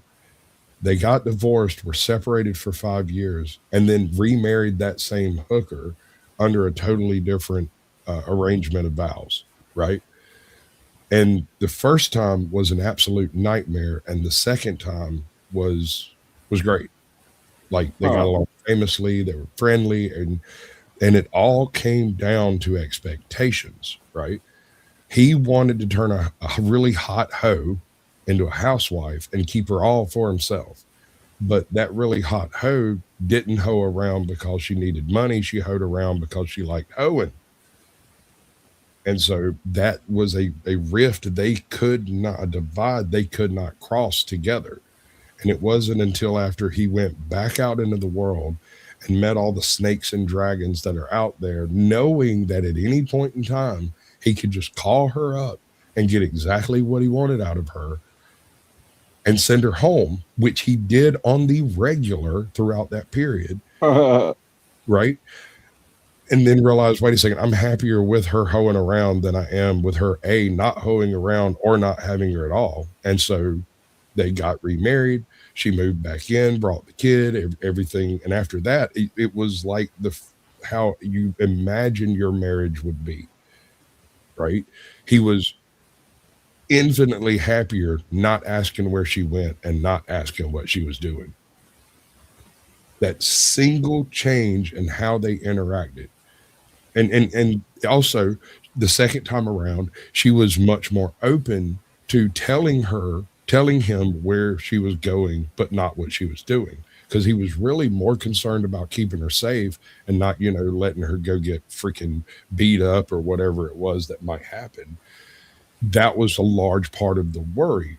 And so the second time around, they had the experience with each other to be able to know what to expect and to expect what is most likely to be given willingly and not try to take it, And it might sound like a really bad example, but the difference between the first time they were married and the second time they were married had huge ramifications to everyone that knew them.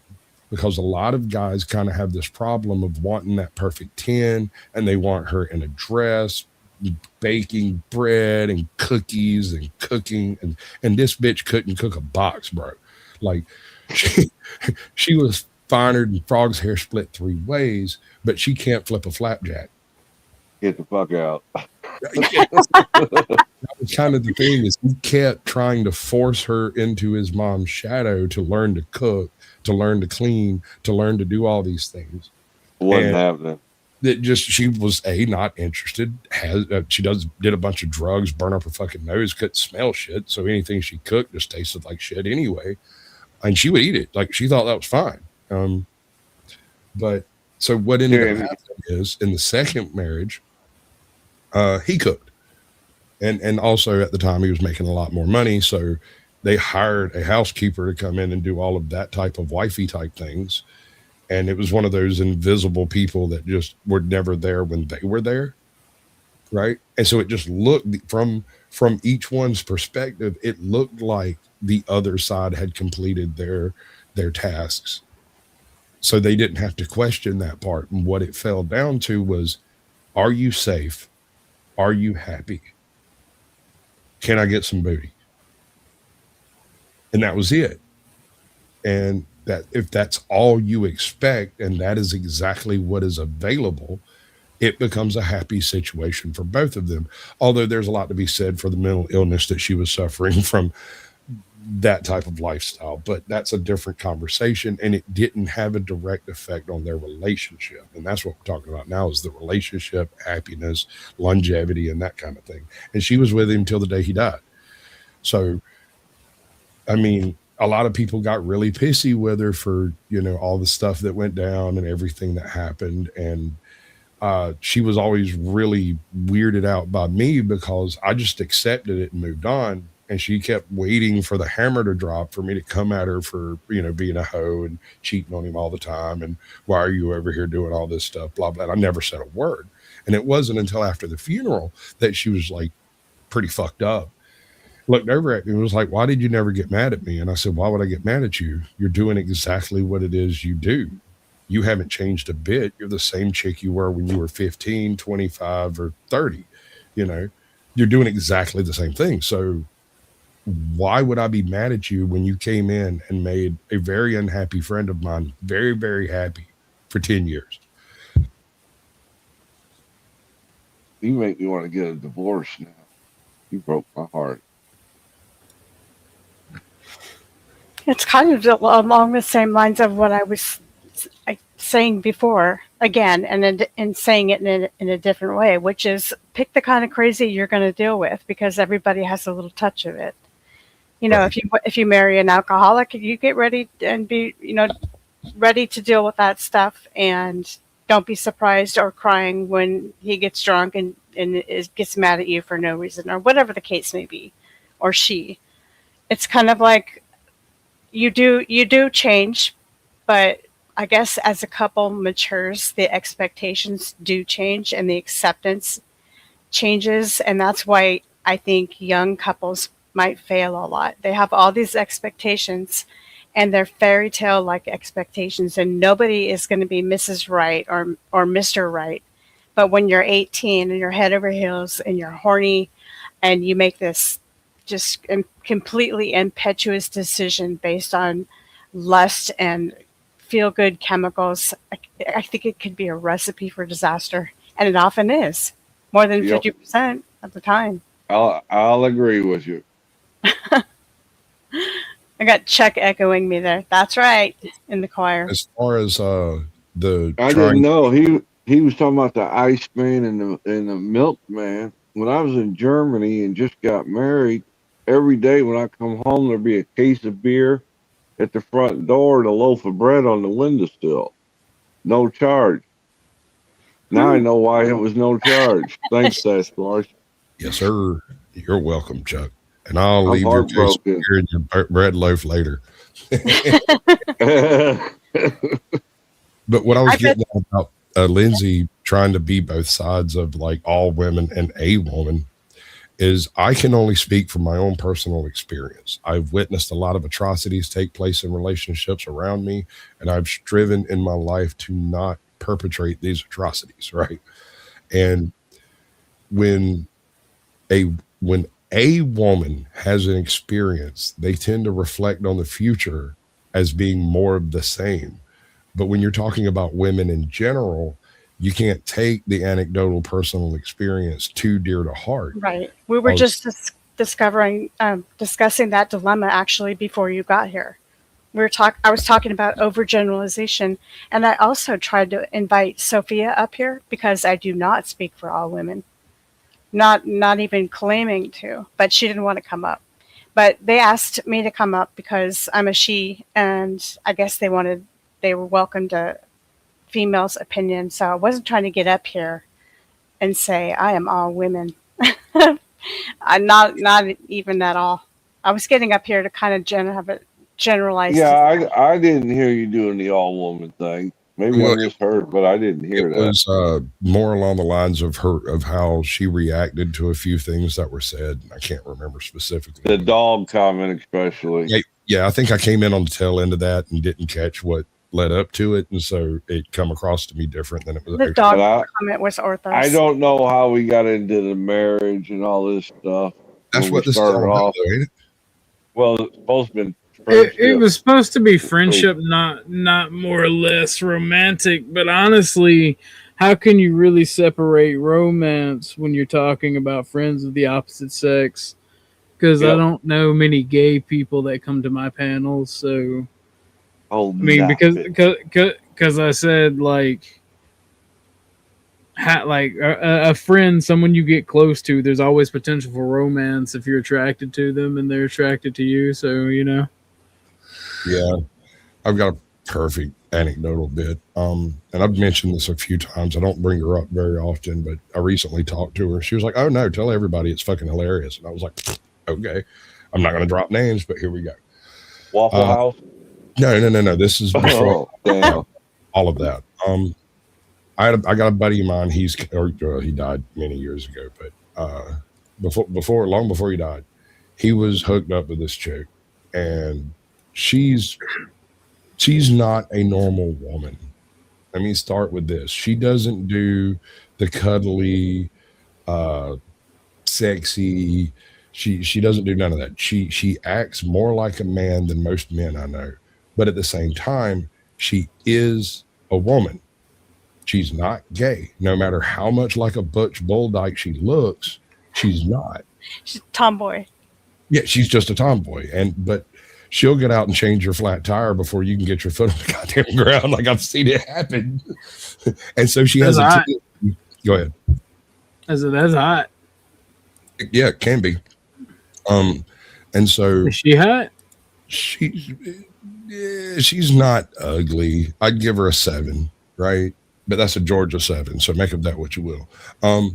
Oh, that's a wobbler though. That can be like a 10 or like a -2. Well, considering that she's probably wearing a turtleneck and brogans and carrying some form of wood cutting implement. I want one. I'm gonna say that's a 10.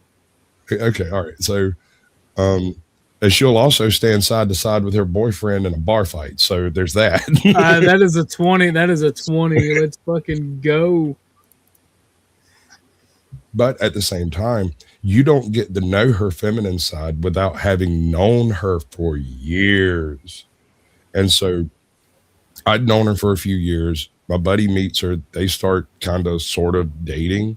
And then she realizes that this guy is like literally just dogging around. You know, he's only having sex with her for a place to stay. And that was pretty much it. And it kind of pissed her off. But he's really cute and really nice when he wants something. And so she couldn't resist that when he would show up. It's like that what's lowest self-esteem song. It's hard. It's kind of hard when she's ready to go. Yeah. Constantly sitting around talking about what you're going to say and how you're going to get rid of them. But then when they show up and they're like right there with the cherries and the whipped cream and like already drunk, let's get it. Yeah. What do? You hit it and then say you're going to do all those things, but then they leave and you never get the chance. And that's kind of what was going on. She was I was staying with a friend of mine in an apartment. I was working out of state, and I just basically kept my stuff there in town, and I had a room there, but I didn't pay rent. And all I did was when I was in town, I'd wash the dishes when I come through. And that was about it. That was rent as far as my buddy was concerned. While I was out of town at one point, he left the apartment and she rented it. And so I come home, knock on the door, she answers the door, and I literally just push by her and go back and dig through my shit and swap out some clothes and stuff and repack this bag and put everything up, wash the dishes, and left. I was gone for another week. And the next time I show up, the guy that she was quote unquote dating at the time was sitting on the couch, and we're old friends too. And I'm like, hey, what's up? But the guy who was renting the place and this guy do not get along.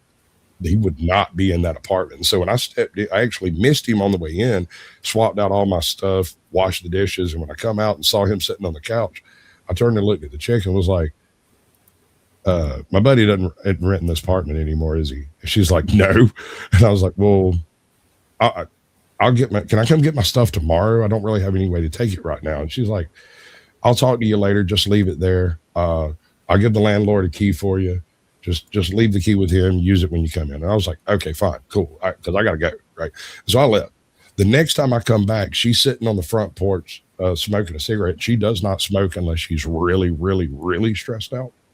And when I showed up, I was fucking hammered. I'd just come from the bar and I'm like walking along missing one shoe. I was fucked up. And she's like, can you talk to me for a minute? I was like, fine, sure. And she told me everything that was going on. I was like, dude, you need a boyfriend, like a real one. Not that bullshit. You need somebody. If you want a stay-at-home boyfriend, that's what you need to go looking for. You know, you're not going to find a big, hefty, strong man who's going to let you be a big, hefty, strong man and do all the manly things. That's just not going to work. You know, you might. Whoa! Don't fill her head with that nonsense. If you knew her, you'd understand this perspective. She might be attracted to that type of thing until she gets home. But the second there's a discussion on what we're going to eat for supper, there's no discussion on that. It's whatever she wants to eat for supper. That's just the way that is, bro. And if you're not going to cook, as long as she doesn't try to feed me seafood, I'm good. Right? I'll die. That'll be homicide. So, yeah, no, I get it. But the thing is she was kind of stuck in that juxtaposition of looking for a real man, but only attracting beta males. You know, it wasn't that she couldn't do it. It was just that the men that are available in this tiny town are mostly either fakes, pussies, or what do they call them? Posers. Right.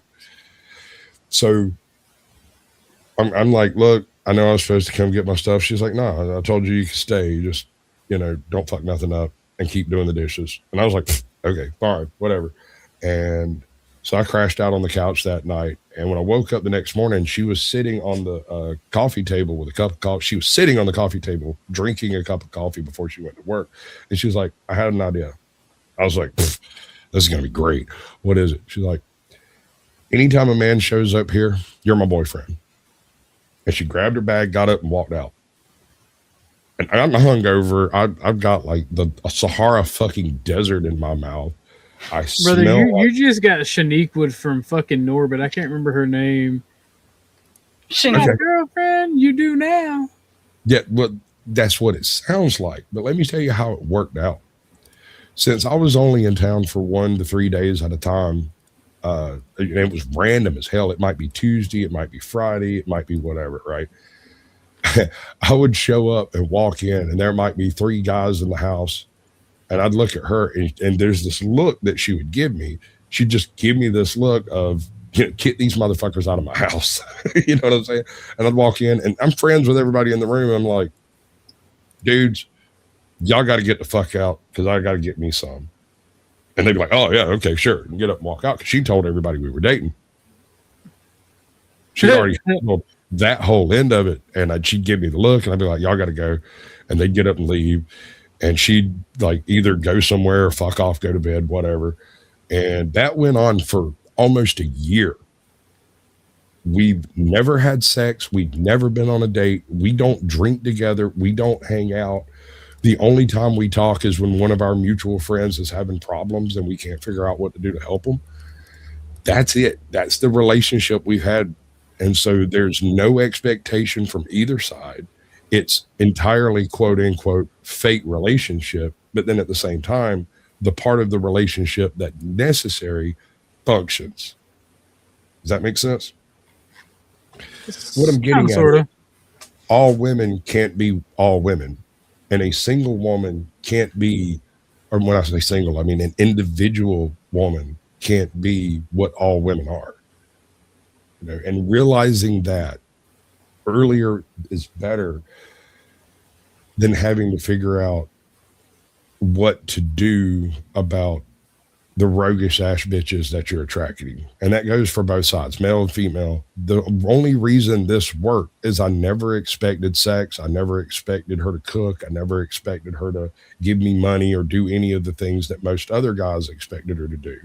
And she never expected any of that shit from me, with one exception: be the man of the house that other men can respect, that they have to respect. And that was my only purpose. And it never came up unless she was like, hey, can you do that thing? And I'd walk in and use my voice of God voice. All right, boys, listen, y'all need to step the fuck up out of here. I'm about to lay the salami down unless y'all want to watch it. And then I'd go back to smoking weed in the back room playing video games. Like, it was perfect. And the really funny thing was when I'd show up with one of my girlfriends, and she wouldn't even look up, like she wouldn't even notice it. Like it never crossed her mind that that was inappropriate or wrong because we weren't actually dating. And my girlfriend would look at me and be like, what the fuck is going on here? Why are you living with this chick? No, I mean, you know, it's free. What do you want from me? There were expectations. You expected to have a place to stay. She expected the dishes done and for you to be the bouncer. So in a way, you could be friends, I guess, but in a way, maybe, you know, because we're arguing at the beginning that women and men can't or can be friends. I guess if you base it on utility, yes, but is that really a friend? Well, that was occurring when I was 20, 22, 23, and it went on for almost a year and a half, 2 years. And I am now 46, 47. And she found out I had a YouTube channel and got a hold of my number and was like, hey, you remember all of this stuff? Did it happen the way I remember? Because she's an alcoholic. She's been an alcoholic since the dawn of time. Like, she was an alcoholic when she was 12. Like, in her household, her whole family are alcoholics. And so it was just okay. It was normal for anybody in the house to be walking around drinking a beer at like fucking 9 a.m. Like, her whole family will sit down to breakfast with fucking Bud Lights and Budweisers, hot flapjacks and hotcakes, you know. And it sounds like really, really demented and twisted, but She's fairly functional on all aspects, with the exception of directly dealing with modern men. She just has this blinder set on that she doesn't recognize the difference between a man and a boy pretending to be a man. She just sees them all as boys wanting to play, and that's how she uses them. And then she goes and lives in a house by herself and She can't live doesn't with even know them. her own needs, according to you, because you said she needed a certain type of man, and there were different kind of men available, and that she stayed with one of them because he was cute. So no Well, wonder it didn't work out, because she didn't she like him. did She didn't respect him. she did hook up with this one dude for like 6 or 7 years, and it was an absolute miracle. It was he was a trucker, and so he was kind of absent for large periods of time on like a 3-day type period. And so for 3 or 4 days, they'd be absolutely happy as hell, both of them. And then for 3 days, he'd be gone, and she'd get that chance to, not be the chick. And she was very, very happy. And then he died of, I think, a lung embolism or something. I don't remember what it was that killed him, but he died suddenly. He came home. They went out to dinner. I think it happened around like Thanksgiving or something. And she's not real big on that type of family shit either. And so he came home. They had like a big dinner, went out to a movie, did the whole thing, had sex, and she got up the next morning to go to work. And when she come home for lunch, she was sick. And so at this point, she's decided that was literally the only guy on earth that could put up with her bullshit. And so she's not even trying anymore. She just has decided that, men are for other people. I keep trying to convince her otherwise. Every time I talk to her, I'm like, nah, dude, you just need to get like scrumped real hard by somebody you don't give a shit about, that you don't care what they think later. Maybe that's not what she needs. I don't know. I wouldn't know. True. But I feel like that's exactly what she needs. What's up, Ricardo Sunrocks? Go ahead, my bad. But you get my point on it. Like, she has a very unique position, a very unique perspective, and listening to other women talk about their man problems is probably not going to help her a whole lot. Then it's not her fault, and it's no one else's fault. It's just the circumstance. Maybe she doesn't want the entanglements of her relationship right now anyway. I mean, there wouldn't be anything wrong with that either. She's never really wanted the entanglements of it. She wants all the benefits of a relationship, and then for them to shut up, sit in the corner, and do their wood burning or whatever. Well, that's like, fucking a girl because she's hot and she's 20 and you're 47, and then getting surprised because, as Ortho was saying, she does what she's obviously going to do. Gets tired of you, goes out with some other guy that's around her age. And I mean, it's like, why are we even surprised? Or why? I thought he made a good point. He said, why are you getting mad at the dog for barking? Why are you getting mad at this person for being the way that they are and having expectations that are totally unrealistic? Instead, I think she did the right thing, which is just stay by yourself. Realize you've got some work to do. Don't have any more entanglements. Go build some wood furniture or something. Here's a funny one. The first time I met that dude, and I've known this chick since, we were like 10 or 11 or whatever. So like none of this is unusual to me. So when I showed up, she was living like 2 counties away, and I don't remember how I found out where she was staying, but I was delivering windows and stuff over in that neighborhood. And I was like, shit, I'm gonna go over there and talk to her. And I swung in, and I didn't know that he was like a trucker and that he's only home for like 24 to 48 hours at a time. And he's gone for about the same amount, roughly 3 days, 72 hours. And so I show up about 20 minutes after he had come home. I knock on the door. She invites me in. We go in, we chat for a few minutes. I'm only here for like, 30 minutes. I'm just killing a little bit of time till the guy that I'm delivering stuff to shows up, and which is literally like right down the block. So I'm not even out of place as far as all that's concerned. If she wasn't there, I'd have been sitting in that dude's driveway waiting on him. So I come in, we sit and talk and BS and everything. And she's happy as a clam, dude. I've never seen her that happy in my life. You know, she's a very stoic woman. She doesn't really do that giggly, girly, tittering type thing. And she's here doing that shit. And then the dude comes out after taking a shower. And it was really funny to me because when he came out, he was wearing a towel wrapped. he's got a towel wrapped around him, and he's wearing like a 3%er leather jacket type thing, like not jacket but vest. And he's got nothing else on. Like this was leather on skin and dripping wet out of the shower. And he comes out and he looks at me. He's like, "Man, who the fuck are you?" I said, "Might be your goddamn daddy. You come at me talking like that." And his eyes got real big, and April started laughing her ass off, bro. She giggled, fell over on the floor, and just started kicking her feet.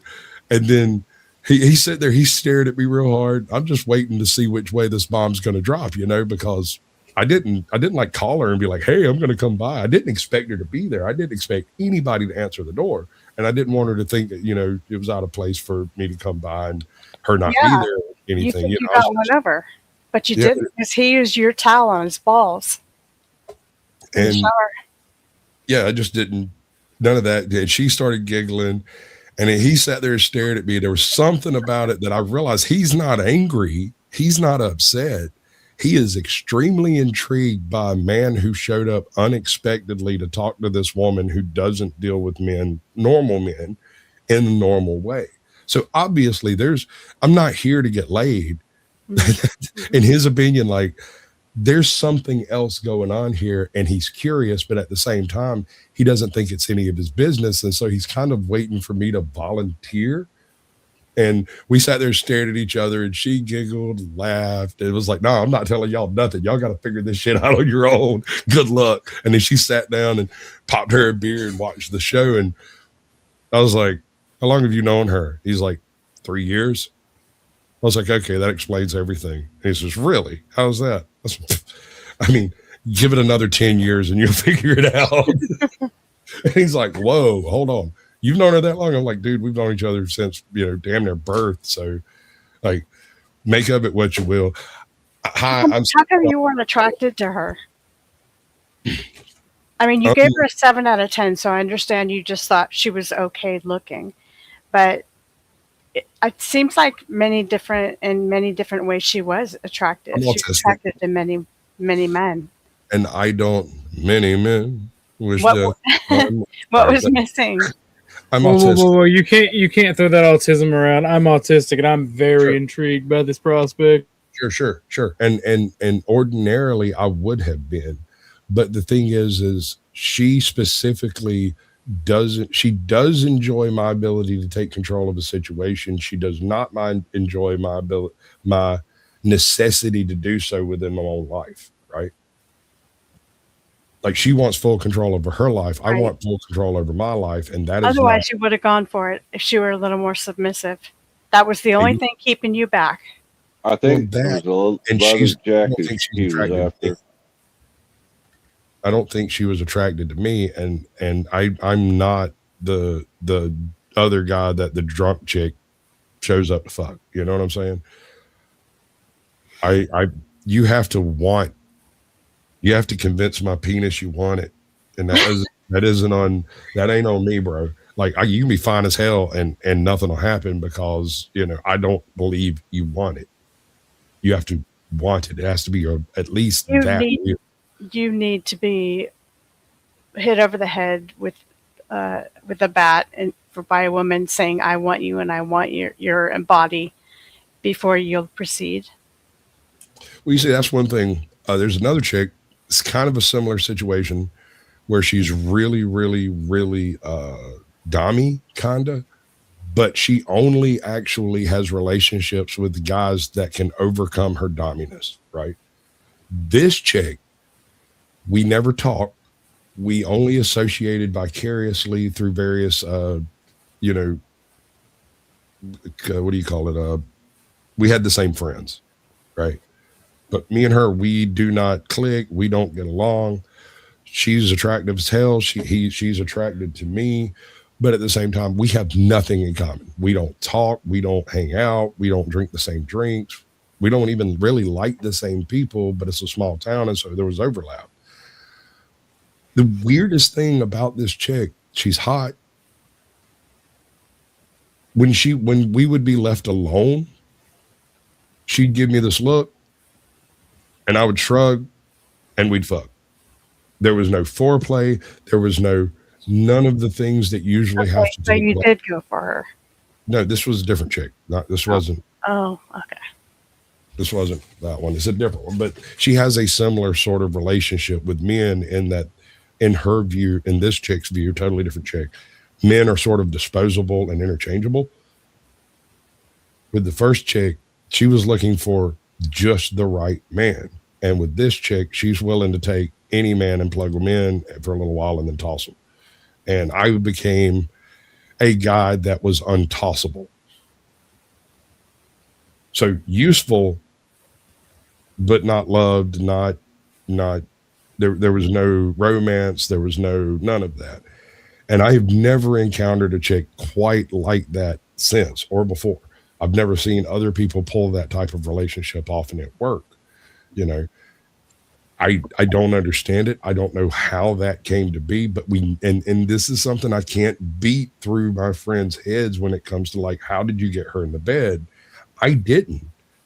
The first time we had sex, she got into an argument with her boyfriend. He left pissed off.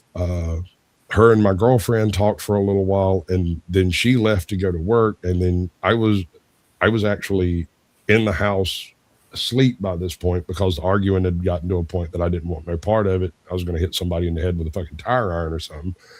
And so I was like, this is none of my business. I just got to get the fuck home. And I went and got in bed. She comes in, which the whole reason they'd come by was so she could use the shower and get ready to go do what they were going to do. And then it melted down.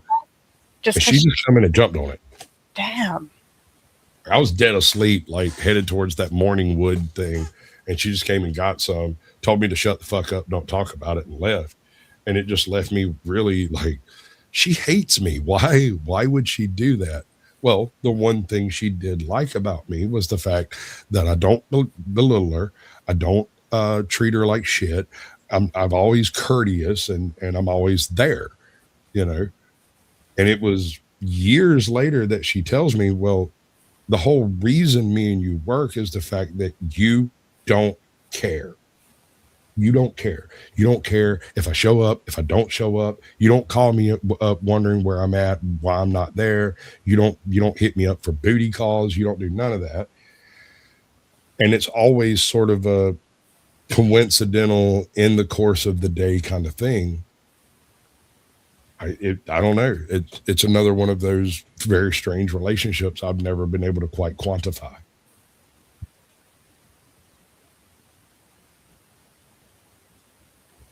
I think it was just simply two people using each other for sex. Right. Because it was an opportunistic thing. Yeah. And it was what always was weird to me is that you had, well, we're going to get way off topic. I guess we already are kind of. That you had a girlfriend and that you are acting like it was beyond your control. She just hopped on you, you know. You had no part of it. Okay. So let's take that up. I had a girlfriend. They were friends, right? I ended up marrying my girlfriend at the time. That is currently my wife.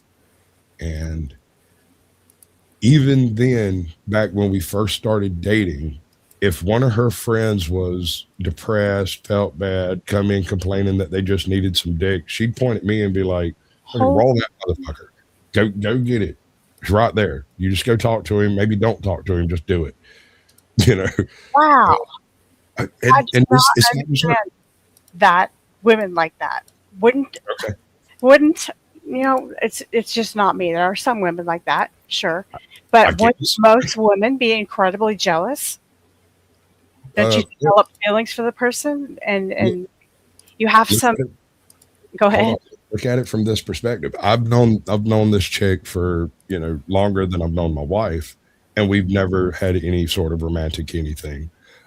We don't have any particular desires for each other as far as like on a social standing. We don't hang out. We don't do the same drugs. We don't go to the same bars, like none of that stuff. And the question of whether or not there was going to be a romantic involvement had largely already been answered. And I'm a committed person. I want to keep you from. I want to keep from calling Cap because we're going to switch this around. Your wife, who at the time was your girl. Okay, I'm going to say your girlfriend. Right. Switch back the clock a little bit. She decides, you guys have had a horrible argument. She's really mad at you. Her friend has a good-looking husband. She says, "Can I hop on him for a little while? I need to feel better. I need to borrow your boyfriend's huge dick and just feel better about it." And then she comes back to you. You make up and everything. Is that going to be cool with you? So here's the way we always handled it. Mm-hmm. If it was going to be a situation like that, she would look straight at me and go, "Fuck you. I'll never want to see you again. I'm not going to be around. Fuck off." And I'd be like, "Damn, bitch, you're just going to use me and walk out like that? What the fuck am I supposed to do?" Shit. And I go get in the car and leave. And then when they're done, she'll call me up and be like, "Oh, I didn't mean anything." And it's all done deadpan as fuck. It's basically so that both sides can save face. We quote unquote break up. She's calling out some other dude's name. She's on top of him, up and down, digging it. She has the best orgasm of her lifetime, and she just like, "Wow, this is just fantastic. I feel great. I think I'll go back and make up with Sasquatch now." None of that is a problem for you. That's not the concern. You stated the other guy was already married and the wife would be okay with it, right? I'm trying to create a situation in which the tables are turned so that time. Okay, your scenario was your girlfriend left for work and her friend hopped on you. You pretty much didn't know what was going on. Holy wow! And I didn't expect that at all. Right, it was just a grape almost. Right. Well, so let's switch it around. Yeah. Okay. And I got you. I hear what you're saying. Went to work. The communication. You notice the communication that took place there where she breaks up with me and I leave? Let's get the exact same situation. Nothing special added. In that situation, your girlfriend went to work. So this situation, you go to work. And my friend goes in and pounds out my girlfriend. Right. That's what you're getting at? Okay. Right. So is that cool? Under certain circumstances, but before I go, I would look her straight in the face and be, "God, you fucking whore, why even stick around this goddamn long? You're such a fucking bitch. I'm quitting. I'm going to grab my shit and go." And I'd go to work. And she'd call me at some point in time during the day and do the, "Well, I'm sorry, I was such a bitch. I shouldn't do. And I'd be like, "Oh, it's okay, whatever." And a lot of people, they put way too much stock in possession. Lindsay, you are not a possession. You are a person. No one can own you unless you let them. I cannot own her unless she lets me. And that's as far as it can possibly go, no matter what kind of wild beliefs you have in your head. I cannot control you. I cannot make you do things that you don't want to do when I'm not there. So if I have to go to work, I can't worry about what the fuck you're doing while I'm at work, and it can't bother me. If it does, I'm going to be a shambling fucking wreck. I know, because I went through all of that stuff. I had fucking mental breakdowns. I ended up none of that matters. It happened. All of that stuff happened. It was with a different chick, and it was way more worse and aggressive and egregious. So when I ended up with this chick that I felt like I was going to spend the rest of my life with, I am not a monogamous man. I've never been monogamous. I never believed that, how was it Sublime put it in that one song? I can't remember right now, but you get married and live happily ever after. That's not a thing. Nobody does that. That's not real. That's some fucking bullshit, goddamn Disney crap. It's not a thing. There's always problems. There's always issues. There's always other men, other women, other things going on, and you can't control any of it. And so if you pretend in your own mind and expect to have some level of control of that type of trash, you're just going to go insane. You're going to go crazy. And so when we started dating, I told her straight up, I'm not monogamous. I don't do that. It's like, well, you're going to do it with me. And I'm like, no, I'm not. Now, what I can be is respectful and courteous, although it's really weird because we took the respect and courteous out of it by turning it into a fuck you, you fucking cunt. I hate everything you do and I don't like your little toes. I'm leaving. I'm going to Mexico to find me a young Mexican chick, and I grab my shit and go to work. Phew. Yeah. God, that seems like a hell of a relationship. We're being accused of having a hedonistic conversation. So if anybody, wants to get up here and join the conversation and kind of add to it or whatever, feel free. Invite anyone. I mean, I think Orthodox is cool with anyone getting up here. Yeah, no, the link is pinned if people want to join. So let me ask you this, and this comes in later in the whole scenario. Suppose you broke your back. You've been married for 4 years, and now you're in traction for the next year. I know where this is going. You can't do any of the manly things men are supposed to do. What do you expect that woman to do? That's assuming that sex is a basic need or a must. Oh, yeah. So we're going to take one of the primary functions of coupling out of coupling and then say that's not part of it. I'm asking. I think it depends on, like you were saying, the individual. I think some people can do without it, maybe even not want it. Some people do without it even though they don't want to do without it. And some people, place priority over sex, and so that would be a no can do thing. But I like what you were saying about ownership, and I don't want to commandeer the conversation, but it was interesting that we think that as soon as we are, going out with somebody, and there's some kind of word that we say, we're official boyfriend and girlfriend, we're official husband and wife, or whatever it is, that there's necessarily some kind of ownership. But it seems wrong to think that way, but we do. Right. We do think that way. Yeah. And so I'd be surprised if you didn't feel a bit betrayed and pissed off when she was sleeping with your friend, even though that was okay in your marriage. Well, keep in mind, we weren't married at the time, but also keep this in mind. I had a whole stable of chicks that were also her friends, small town, right? So the jealousy, my nigga. See, it's trust. It comes down to trust. Ultimately, it comes down to trust, right? If you've got somebody who's lying to you so they can go out and get some strange, if they're feeding you a bunch of bullshit, gaslighting you, treating you lesser, and doing that whole thing, right? That is going to undermine every aspect of a relationship you have. And if you yourself are incapable of monogamy, but you expect your other to be monogamous and you're going to go cat around, that's a relationship that's established on sand. It will never stand. Right?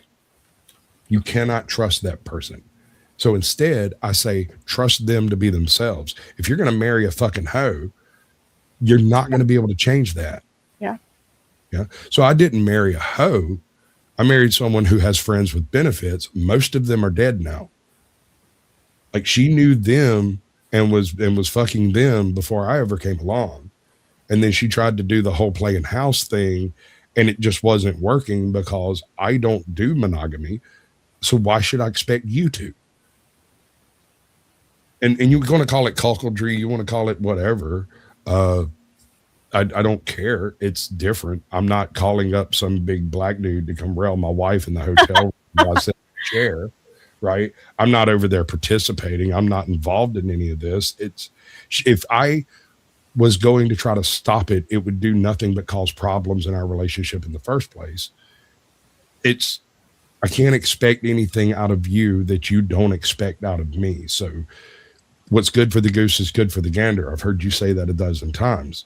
So you don't get to control me and I don't get to control you, and we don't own each other.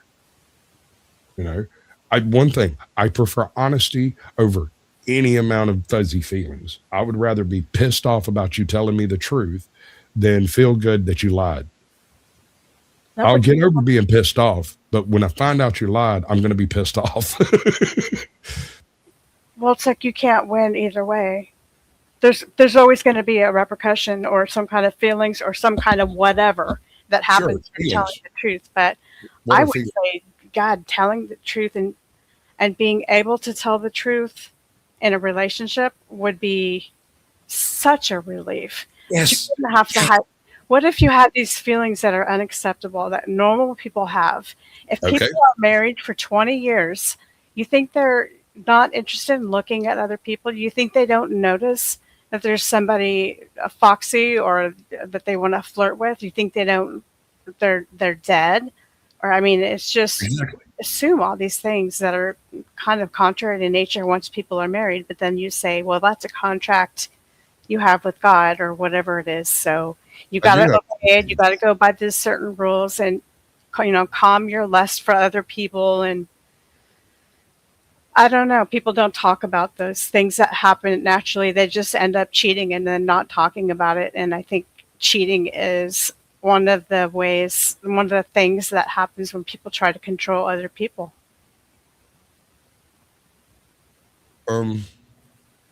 So, and this is, I can't stress this enough. Keep in mind that at the very beginning of this relationship, the ground rules were monogamy is not a thing. It doesn't exist. I don't believe any man anywhere, with the few exceptions, some, hashtag not all, right? That it is a natural state for a man to be monogamous. I think we're more like wolves and less like fucking egrets or whatever. We're not birds, we're dogs, and that goes for both sides. Now, if I'm going out with my girl and we're out on the town and I see a really foxy lady, I might give her the eye, but I'm not going to say anything. I'm not going to do anything. I'm not going to hit on her because that would be disrespectful to my other half, right? And I expect at least that much common courtesy.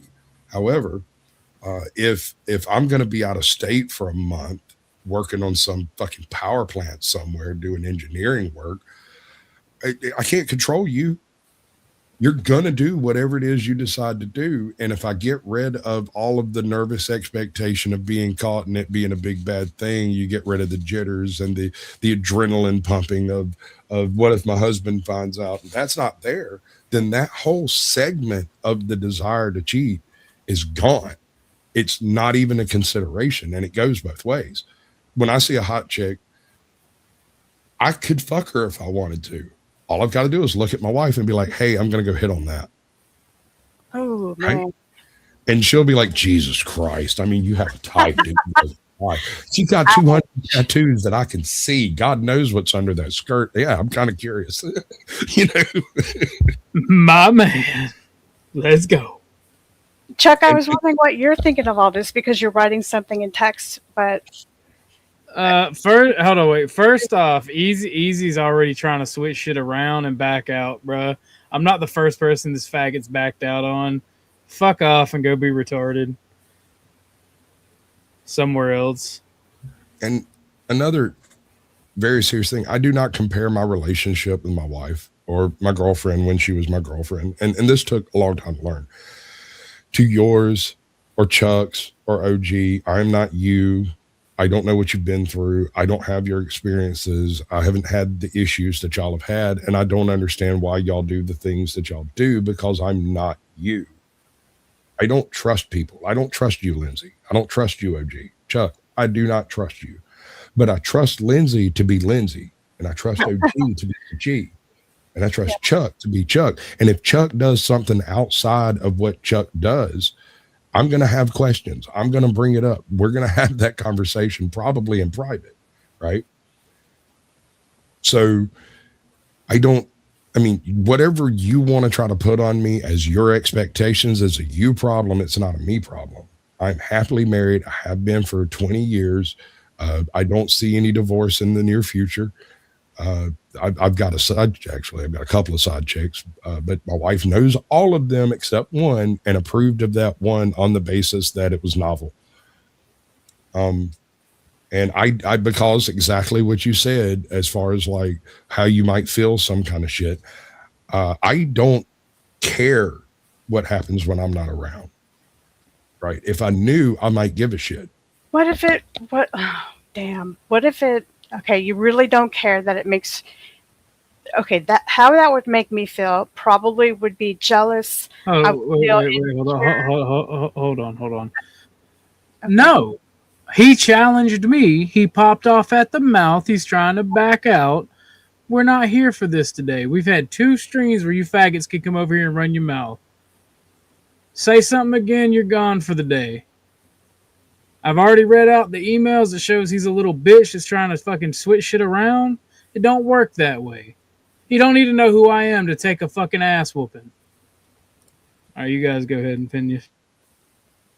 Yeah, I'm just saying, you can live how you want to live. You can do what you want to do. You can have the problems you want to have. And, I got that already. I got that. And then I said, well, wait. And you said you didn't care. And so I was blown away by that without necessarily thinking that I'm judging you.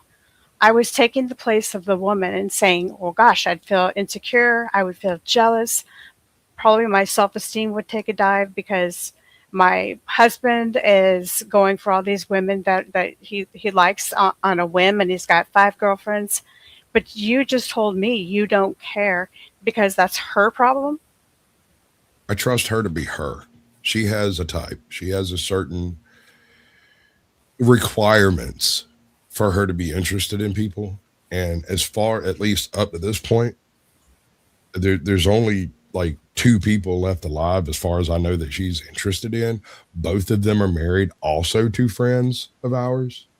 And we all used to be part of the whole swingers group until like some, and this was before we got married, right? So We you were do the care plus about ones. her feelings. You said you don't. That was just my question right No, there. I absolutely care about her feelings. Yes. What I don't care is what the guy she's fucking thinks. I don't care what you think about the guy she's fucking either, for that matter. And I don't care what you think about that it happens or whatever. And whether it happens, you know, one of the things we have, and I don't like calling them rules. We have traditions, I guess you could call it, because we've all known each other for years with like only a very few couple of exceptions. I don't trust her. I trust her to be herself. And her personality type, the way she functions, she's not likely to go out and hunt down some, you know, 22-year-old guy and chat him up at a bar. She hates bars. She typically Is she hates likely to chat up some 50-year-old guy or any No. man at all? It's very, she might be as autistic as me on this point. Okay, so you guys just don't she get jealous. It prefers- works out. Right. She prefers people that she knows. She doesn't like doing the whole met a new guy, wonder what this is going to be like, that whole thing. That just leaves her a nervous wreck. I'm kind of the same way when it comes to meeting new chicks. I'll talk a big game, but as far as actually like taking them home and doing something, that's going to take a little bit more of us, you know, getting to know each other kind of thing. Right. So the way this goes, with a few exceptions, you know, hashtag not all, if for whatever reason she decides she wants to do something, she's like, we're getting a divorce, I'm going to go talk to, and names the guy's wife, right?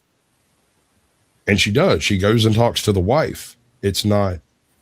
Okay, that's just a whole different life. It's not a. It's obviously atypical It's not- relationship. Not It's dealing. not comparable to your typical cuckoldry arrangement. It's not comparable to a standard quote unquote relationship. It's not. Right. We weren't married for convenience. I love my wife. I believe that she loves me. I have no reason to doubt that. She stayed with me through all kinds of absolutely heinous fucking behavior. Remember, keep in mind, folks, I was not only an alcoholic, I was a drug addict that did every drug known to man. So this is the tamer part of the atrocities that I've perpetrated. Like, this is just the freaking, you know, the confectionery. unless you expect, you cannot be disappointed. Yeah. You have to make assumptions first. And if you choose to make assumptions, then fuck, that's your What's problem. wrong with having expectation? You know what? I could just go on with you on and on and on all day, but it's And just if you want to, does anybody else this want to? backstage sometime, and then we can do all of that. I'll name names and explain everything, but just keep in mind, she went to a different school than I did. We lived in the same county. We all know the same people, and we're largely dealing with those same people today. One exception is my current side chick. She's a 24-year-old girl who went to school with my daughter, right? And that sounds all creepy as hell, except and the fact that I went to school with both of her parents, right?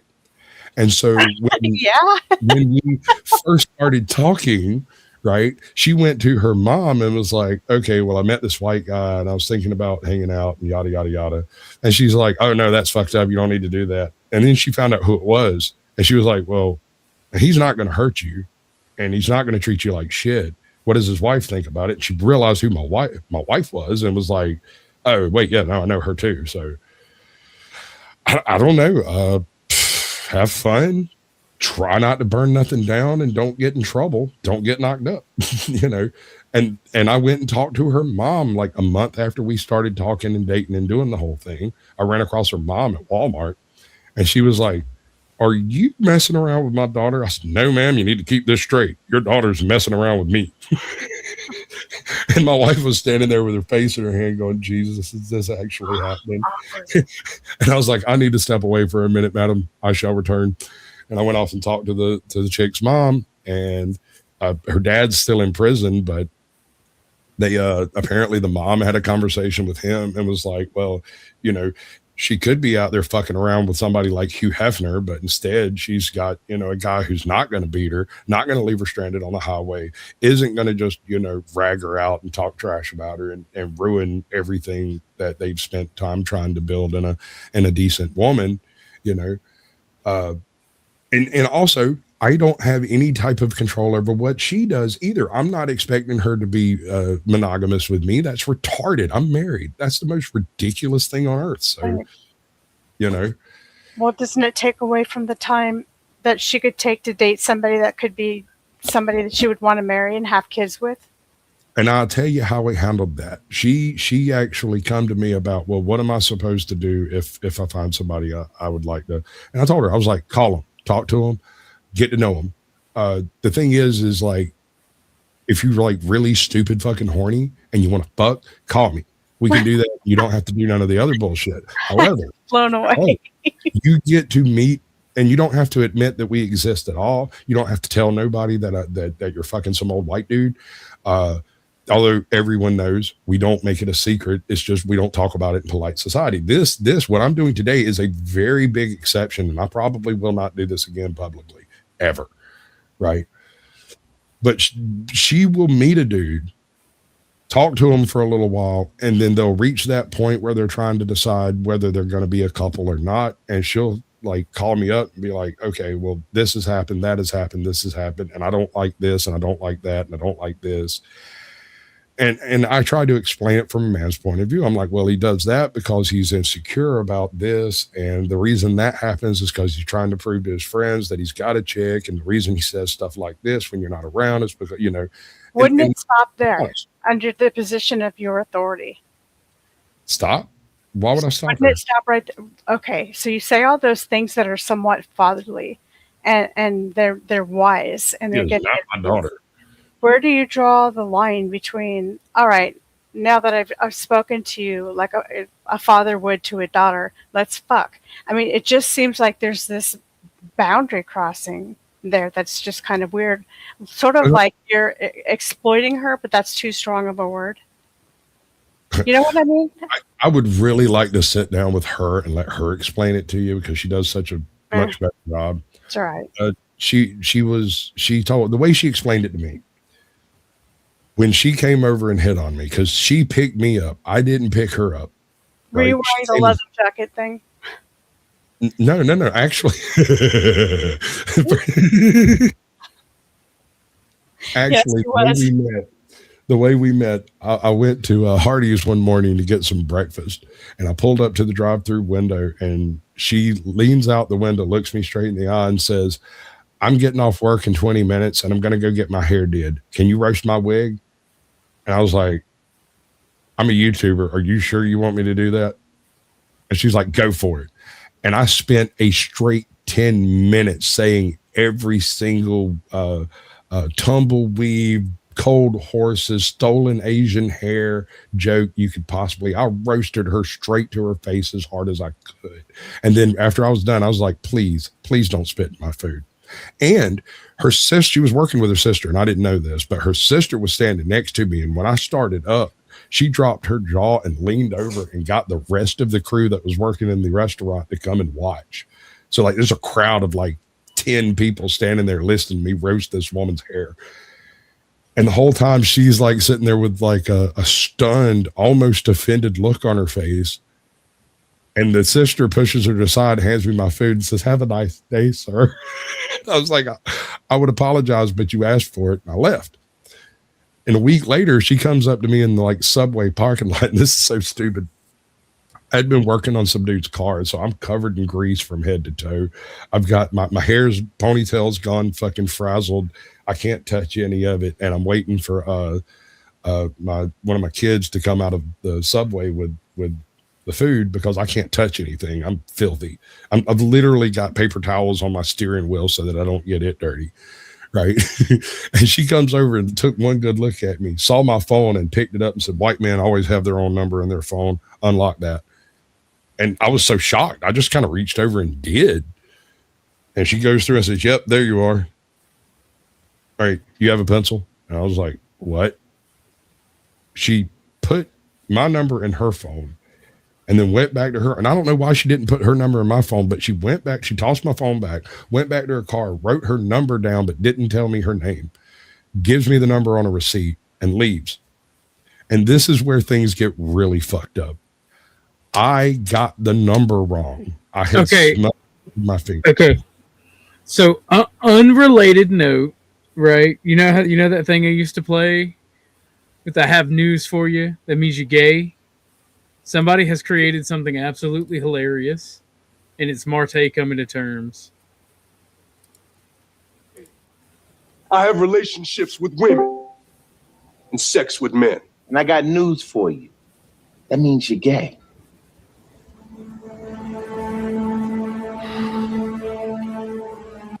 Should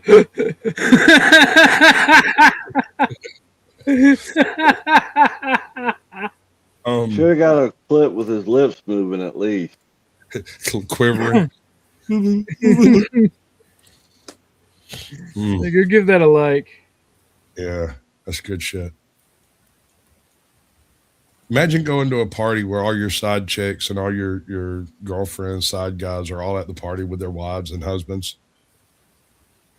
All right, I'm going to ask this. Is your wife your sister? No.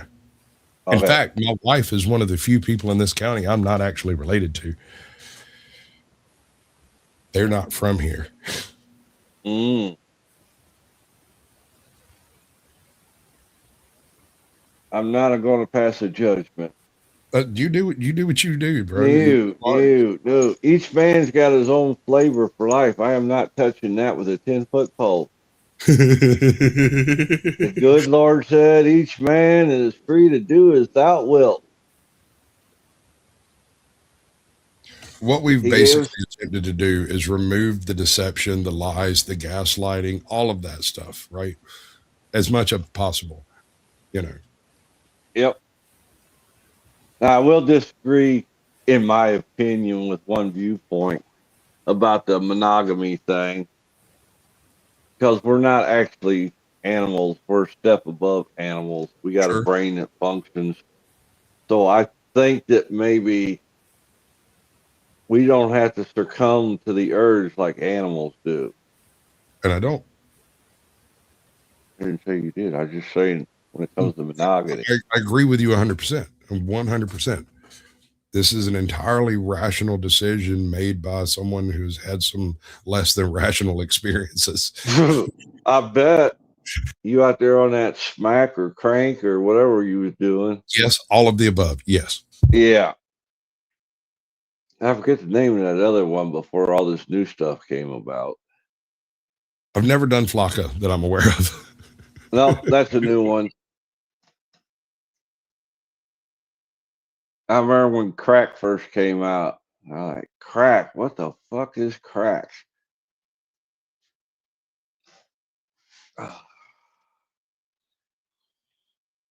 So Wild ass shit. Make of your relationships what you can. You can't force things. You can't make a person make this. You saw the? Did y'all watch any of the shit that went down last night? OG, you showed up about the time I left. You talking about the flows? Yeah. Dusty's that whole. Mm-hmm. All right.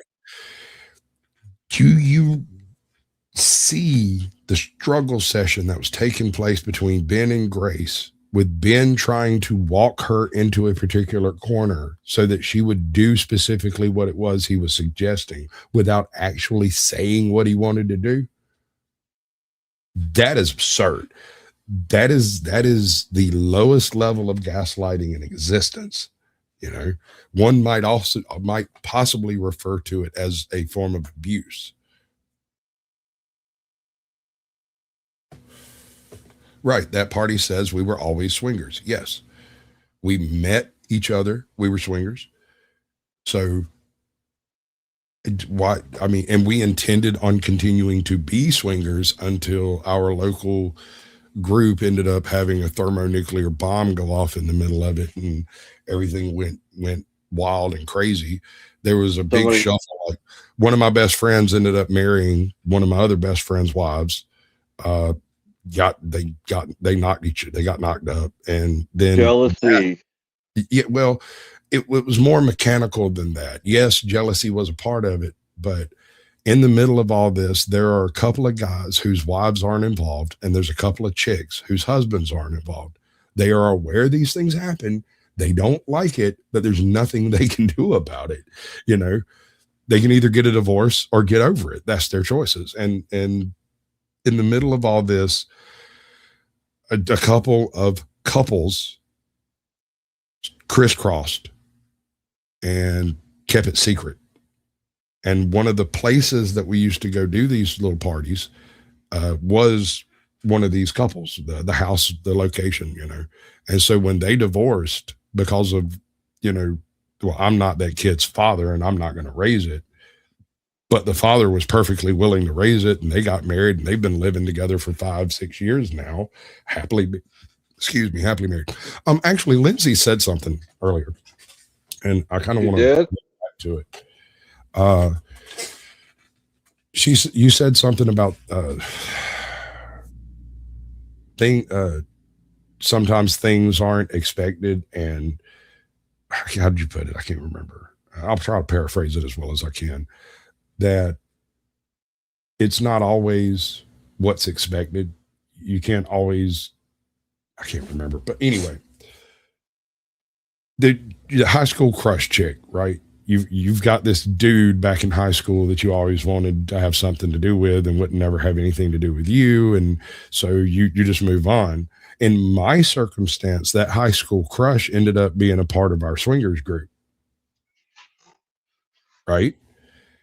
And in the middle of that weird shenanigans that went down, that chick was one of them that was left on the outside of a group of relationships that took place. And she straight up came to me and was like, hey, how would you like to divorce your wife and move off with me? And I was like, I'm not going to do that. Right. And I didn't know that I would make that decision until she actually said it. Because in my mind, I still had that like puppy love high school crush feeling going on. And, you know, I did not realize how committed I was until the actual test was laid in front of me. She left. When you talking to her, I thought. Lindsay, I mean, I was finishing the sentence regardless. How about them dogs? Sorry, I didn't mean to derail you. Oh no, Like, I get it. She may be back. She may not. We'll continue when she returns. I feel like she's more interested in this type of topic than y'all are. oh, I'm listening. I just been having to fix a meal for the missus.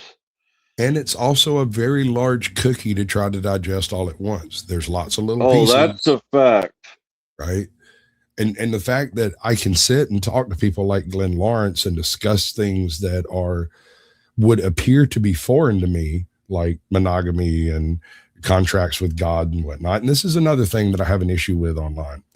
A lot of people project themselves into the position of God. They project what they believe they think is right onto this mythical figure of the God figure, and then try to use that as a rationalization for the things that they do and why they get angry about why other people do things, that aren't in that reflection.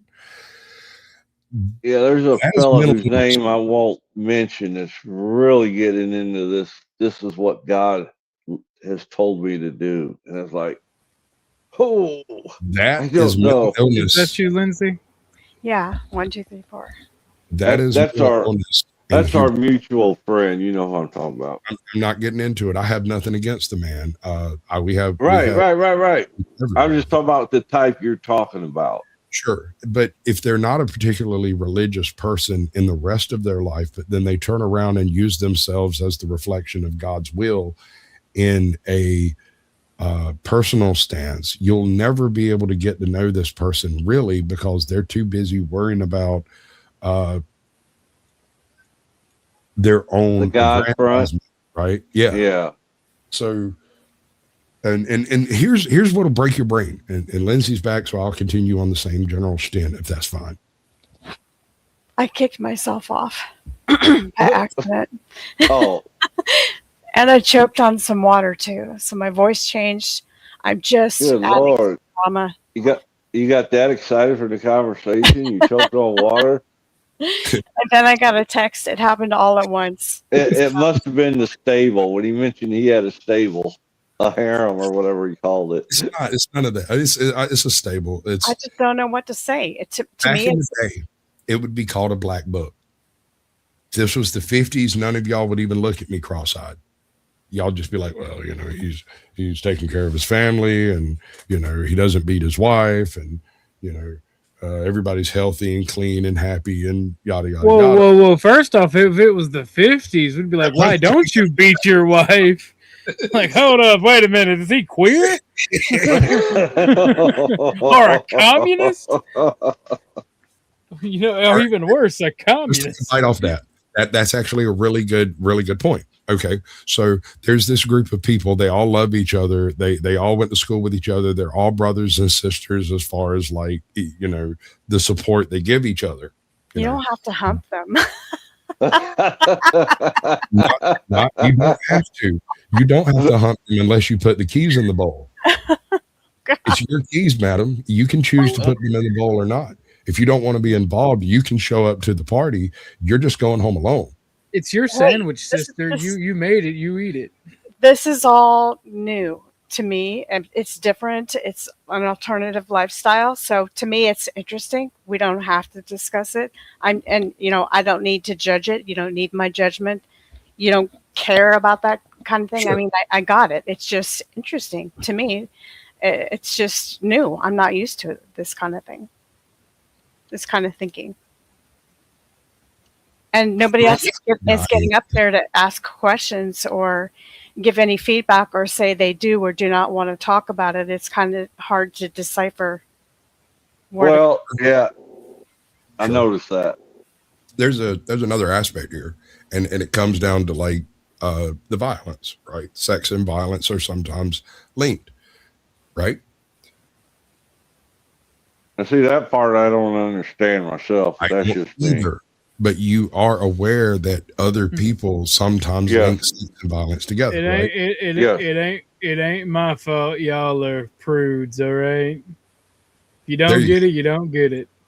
Right. And I'm just explaining how things function, not how they're supposed to be. We're talking Understood. functionality here, not, you know, right and wrong and all that stuff. I never said any of this was moral. So, and that's a stumbling block a lot of people have when this conversation goes up, is they start talking about morals, and that's not in this discussion. We're not talking about right and wrong. We're talking functionality and the living of life. Right. And you just were talking about in the projection of our ideals or Right. morals or mores or whatever you have in Exactly. in judging or considering or seeing your lifestyle. So what I tried to do instead of judging, I tried to kind of switch situations and thought, well, if he has no problem with that, then he wouldn't have a problem with his wife going out. And so I just kind of tried to understand it in that aspect. And I understood that you do care about her and you do love her, but that the sex thing is all that's different, and you've worked out something. Well, I think at least you've worked out something, or is she, my question would really be, is she not talking? That I can't ask her because she's not here. Is she not complaining? Is she being complicit because she feels she has to? Or is she as equally as happy in this relationship as you are? That's just what I wonder. Well, all I can do is ask her.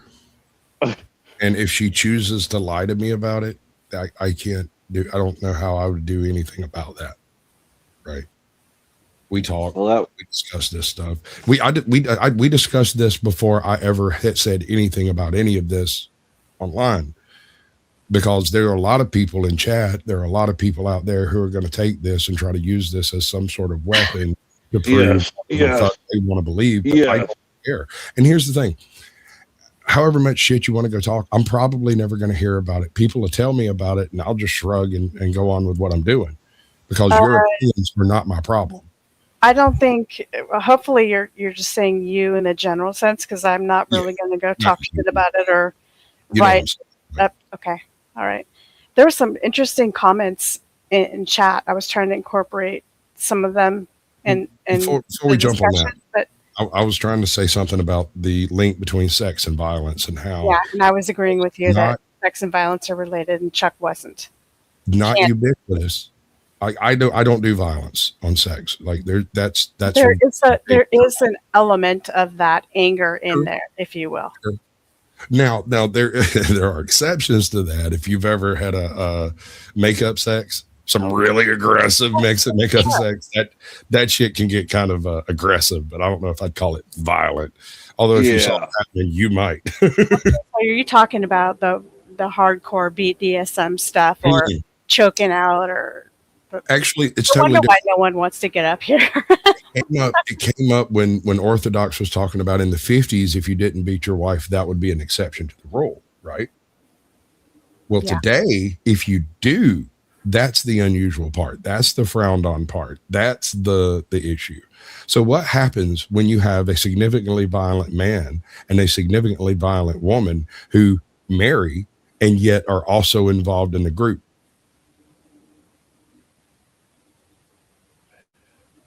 And the only reason I bring it up is because I witnessed this very circumstance, and it made me nervous as hell, because I have seen that man beat a dude down with a fucking shovel, and I have seen her cut 2 people over that dude. Wait a minute, you was with El Piro? No. There are more shovels in the world than he is, bro. I couldn't hear that. But no, the thing with this dude and this chick, with them, violence, arguments, and sex are inextricably linked. And I find it really, really, really hard to deal with when she's involved in something that's going on. She will literally stand there and do and say everything she can to try to piss everyone in the room off. And then it becomes like a makeup sex thing, right? Like whoever it is, she ends up fucking that night. Like that's how that goes. But she chooses, right? He would basically treat the chicks like he treated her, and some of the chicks were into it and some of the chicks weren't. What blows my mind is when They would go home 2, 3, 4 weeks later after anything had happened.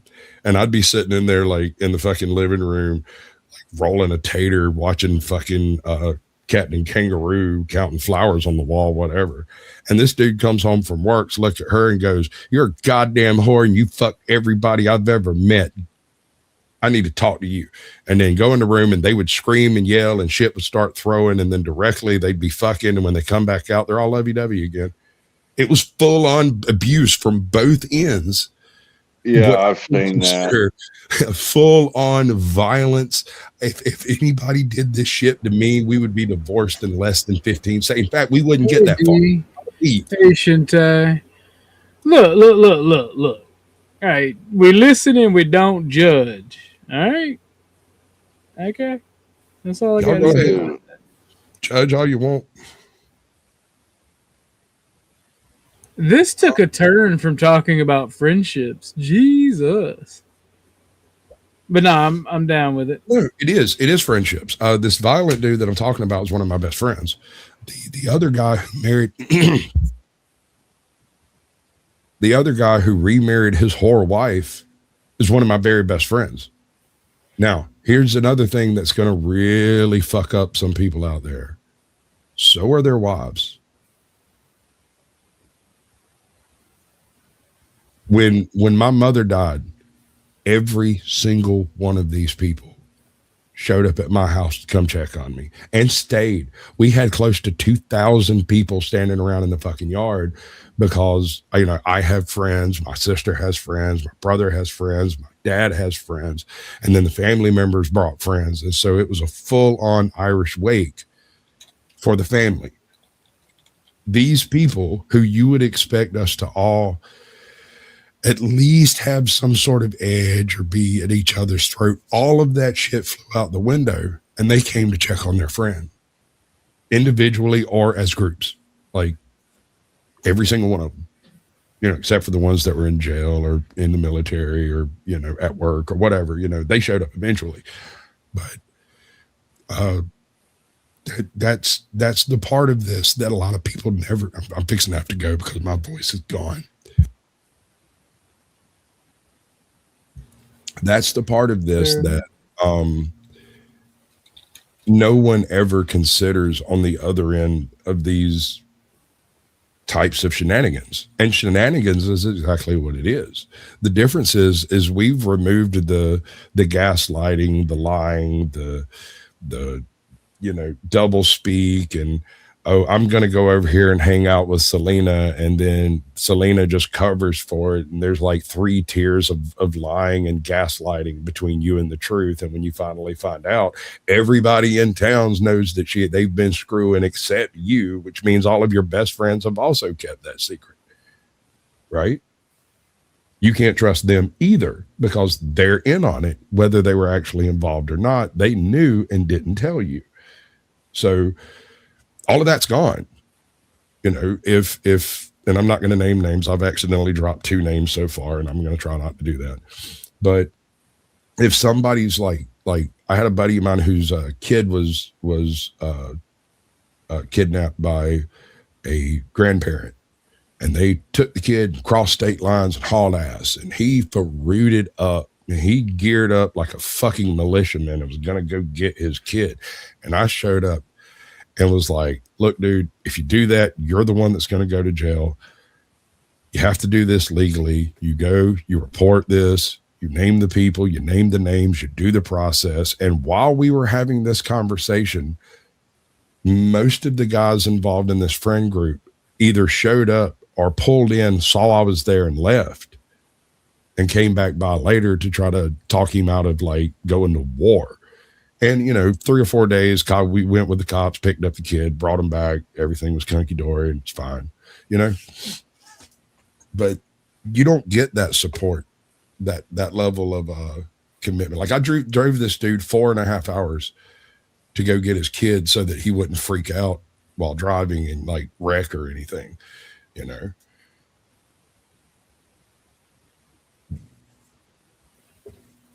There has to be trust involved in every aspect of all of it. But I reiterate, I say it again, I don't trust you. I trust you to continue doing the things that you've done, to be yourself.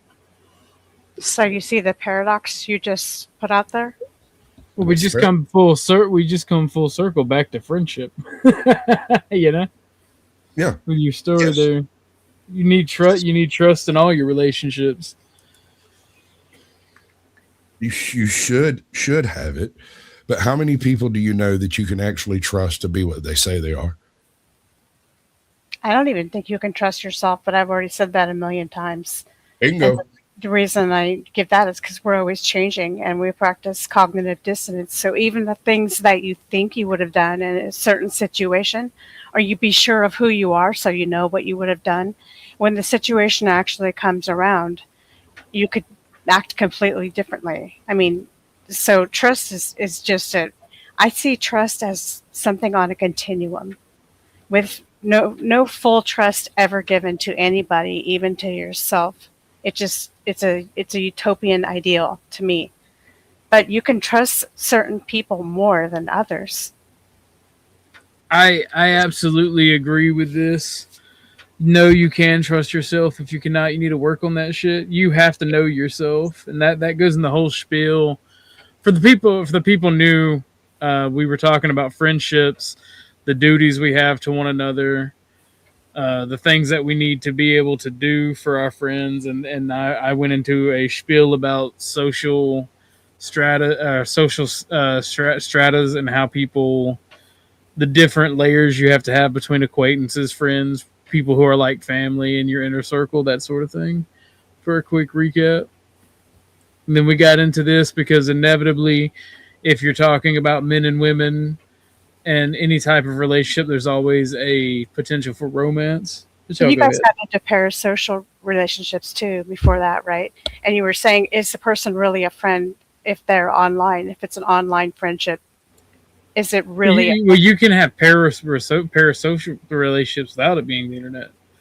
Is having a friend online just as good as having a friend in person that you see and talk to on a daily basis? Can you trust that person online just as much as you would trust somebody in your everyday life? Yes, absolutely. I believe 100% you can, because the people that are my online friends, for the most part, have helped me out, kept me safe, and made sure I was whole. And when they could have absolutely not. Every once in a while there's a betrayal, but that happens in regular friendships as well. What's up, Miss Cynthia? I'm chilling. I was driving home. I had to get here, encounter, and be the balance to Sasquatch's spiritually dead advice. Damn. And then I made an analogy about dogs and nature, and then Lindsay got upset, and I'm like, no, I'm talking about men and women. I just used women. Well, to be fair, I didn't get upset. I called you out about it, but I didn't, come on. In order to call me out, you got to be upset, Lindsay. That's the thing. I would disagree with the upset thing. Yeah, well, they're just spiritually dead. And when I say that, I mean that they don't think about other people. They don't think about how their actions, the consequences. I don't know if y'all have ever heard it said, sin doesn't affect just one person. It rolls downhill and there's a ripple effect. But when people who are dead in spirit, they don't think about that. They're only in it for themselves. There's self-gratification. And the Bible talks about those people. Those people are everywhere. I'm not saying be that, don't be that. I'm just saying you have a husband. Taking a partner of do you have a husband, a partner, a life, like a lifelong partner? Yes. I'm asking you something. Yes. Okay, thank you. 20 years. Ever. And right now we're going through one of the biggest battles. He can't walk, can't take a shower for 6 to 8 months. And if I wouldn't have did what I did and never once do I think, oh my God, this shit's too real. I'm out of here. I'd rather go over here and fuck this guy because he can fuck. Like, I'm like, oh my gosh, it's time to dig in. I'm here. I have invested 20 years in this relationship through this. Hold on, Cynthia. Your mic is tweaking out. Maybe back up there. Oh, I thought it was me. It's her. No, Yeah, but y'all, you just have to think about other things. And sometimes I question if we get in these modes of just self-gratifying ourselves and, oh, this feels good to me. And as long as I don't think about what it does, it's okay. It doesn't hurt anybody. Yeah, I used to think that. Really things that are Back up, Cynthia. You're too close to the mic. You're no, clipping I'm your not mic too close to the mic. Stop fucking telling me that. I'm not that. You're All right, so I'm actually breaking up, but it's not because I'm too close to the mic. The mic is it's the evil spirit. It's the evil spirits that's horse brought. Yeah, my bad. I mean, I was over here being happy as a clam, and it just ruined everything. You don't know happiness. You know contentment. You only know what you project into the world, Cynthia. I That's accept what the true. world I've sat here brings. and listened to your story. You sat here and gave testimony to your lifestyle. I know what you just shared. Okay. And that life that you share doesn't seem like a life of joy. Like you want your daughter to be one of 4. Oh boy, this is gonna get black. Yeah, this is bad. Sleeps with. Like nobody wants that for their kids. You want your kids to have a better life.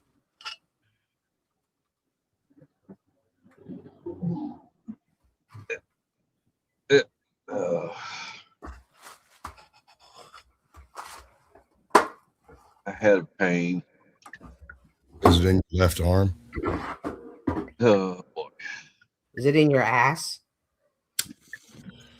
Only around about your ass. Is it a hemorrhoid?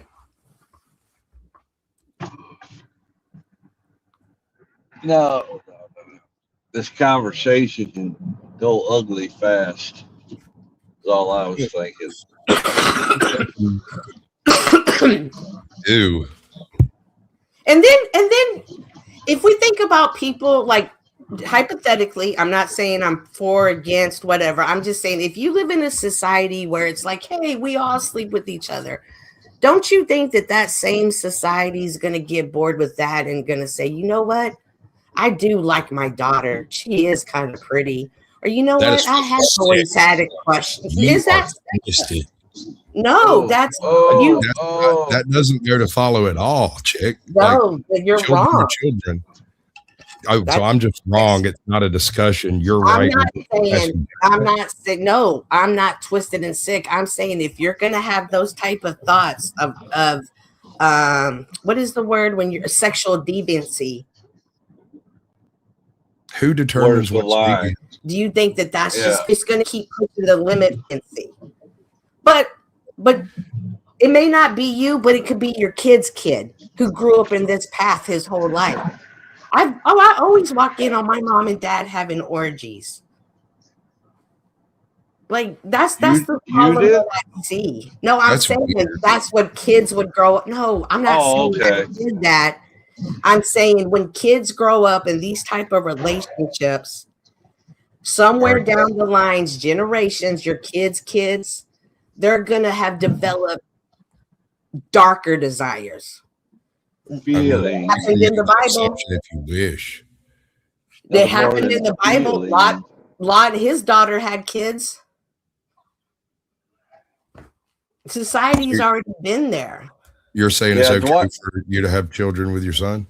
No, I'm not saying it's okay at all. I'm saying when you have sexual deviancy and you portray it like it's a good thing. We're not gaslighting each other. In fact, Cynthia, I'm not saying you. I'm saying as a society. I caveated this entire conversation by stating that this is not a discussion of morals.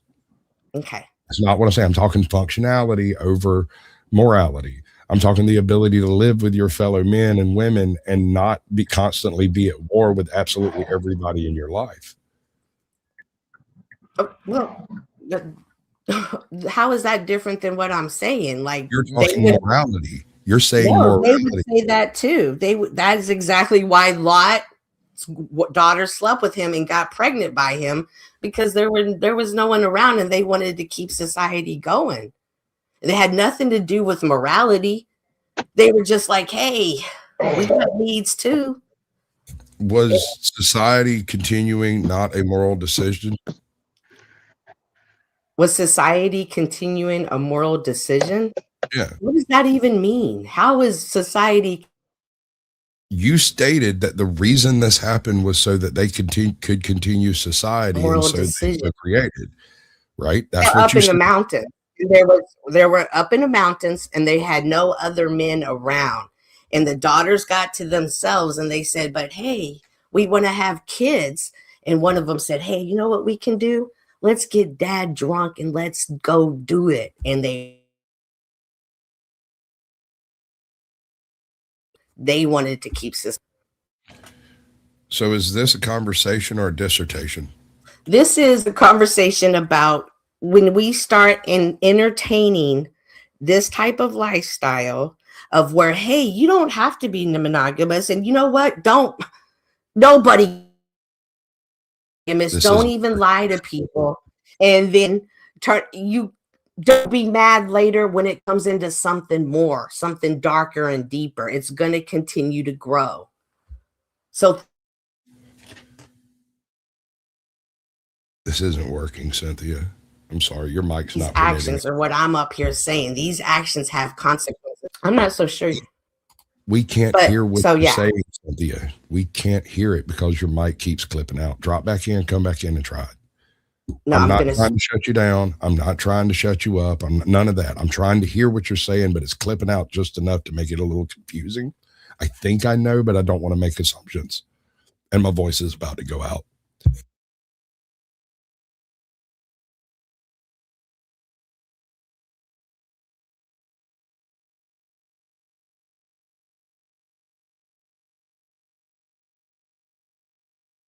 He is right.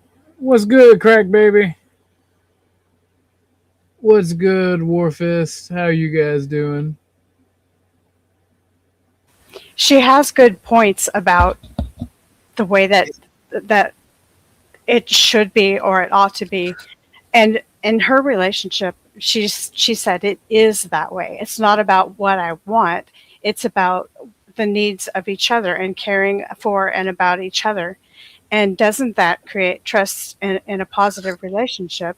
But then she's also at the same time kind of projecting her values on you, which isn't working because you're not the same person too. Miss Yolanda, we've been going for almost 3.5 hours. If you like what we're talking about, maybe we can get a dono from you. That goes for everybody. If y'all like the conversation, y'all like the big chilling, y'all like the direction we're going.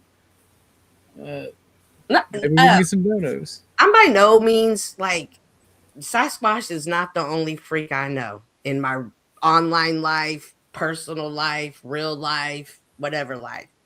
I'm just saying there are people that don't view these type of things the same way. And I wanted to represent somebody that understands. Yeah. And there it goes. Other just the two people engaging in fun. And I respect that. I do. And I appreciate your information. I do. I'm merely stating that, and you said it whenever you just came back in, that you know other people in your life that are different, that handle things differently. Do you view those people as being wrong or immoral? I view them as in like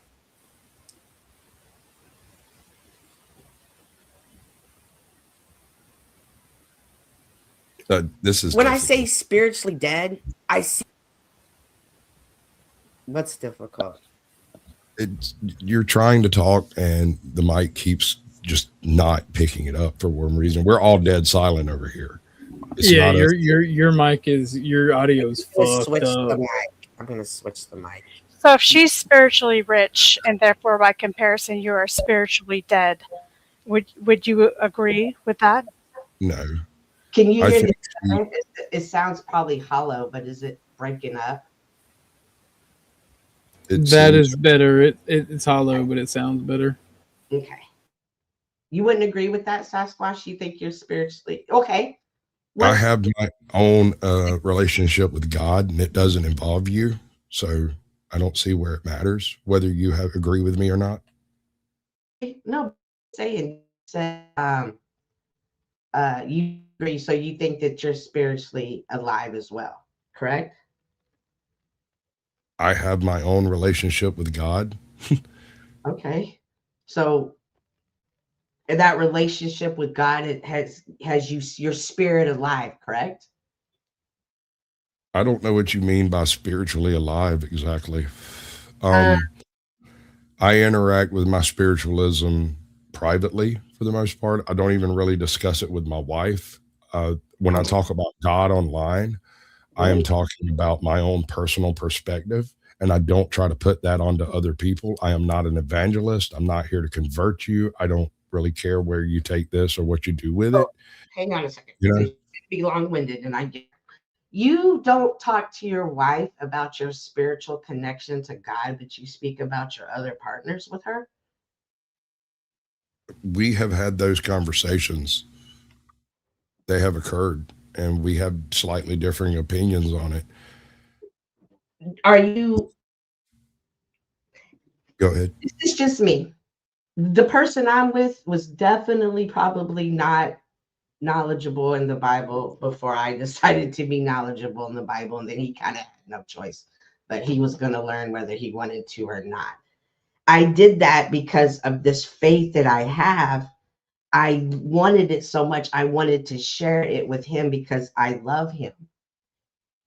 And as me, Christian, hang on. For me, sorry, as a person that loves another person, I couldn't imagine having such a strong connection and not wanting them to be a part of it. That's just difficult for me to understand. Okay.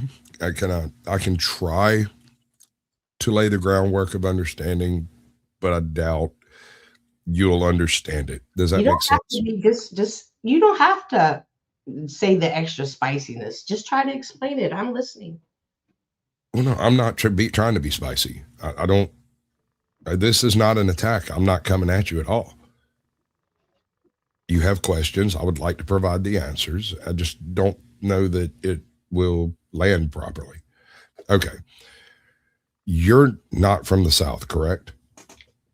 No, not correct. Are you familiar? Have you ever? I live in the South. I was bred here in the South. I was born here in the South. I've raised in the South, and I never want to leave the South. So no, that is not correct what you just said. Okay. I'm asking because I don't know. Thank you. Yeah, are you in the Bible Belt? Absolutely. Have you gone to a bunch of different churches and had different sectional experiences with different sects, as it were?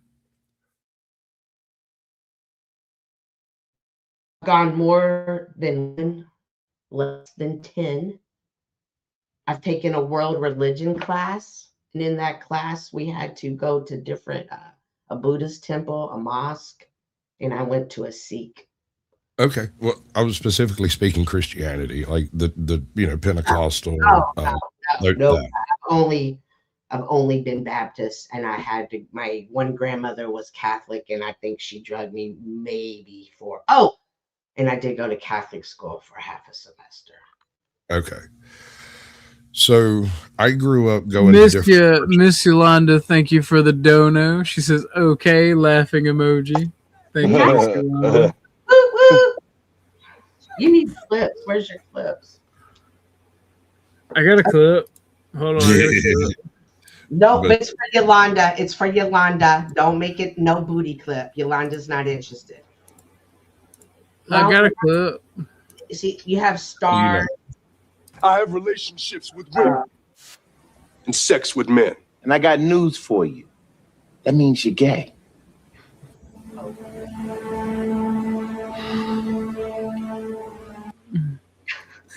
Okay,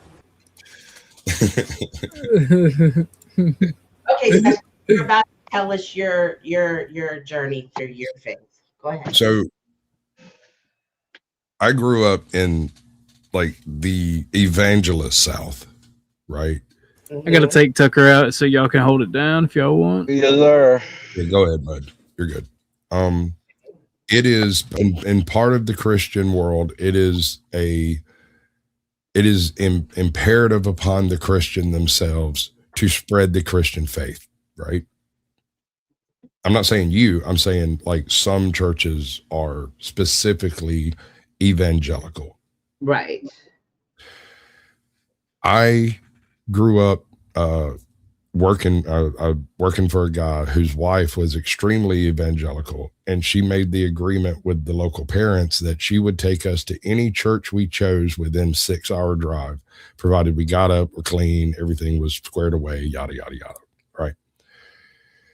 And she did that to show us the differences in the different types of church. You know, white churches, black churches, Pentecostal, you fucking name it. I've seen it. We even went to one church where they had rattlesnakes in the freaking foyer. Okay. So, you know, it's not a lack of exposure is what I'm saying. So my relationship with God is not determined or dictated by some specific pastor or some specific interpretation or some specific group think. It's from having experienced a lot of different approaches and realizing that while God may be perfect and infallible, humans are not. That makes sense? Yeah. So I'm not willing to lay my soul on the altar of a single specific church unless that specific church speaks directly to my soul, to me. Okay. And you said that to say what? That you, because of that, you don't want to share your faith, your beliefs with your wife or your thoughts with it because a church hasn't spoken to you yet? She was raised Lutheran. There's not a local Lutheran church. And so she was raised in a Methodist church by Lutheran parents. Okay. Right. And that left her, and there a lot of really horrible crap happened in that church around the time she was going through there. And if you're not going to let me finish, there's no point in calling it a conversation. Oh, I'm agreeing with you. As in a lot of churches, horrible things happen. But they can't hear if we're both talking. Okay. Anyway, she had a bad taste left in her mouth about religion in general from all of that. And when we started dating and going out, one of the things that we did was go to a Lutheran church that was, you know, quite a drive away so that she would feel like it was an okay place to go for whatever reason. She had weird thoughts about other Christian, is sect the right word? What's the right word for that? Denominations, other Christian denominations.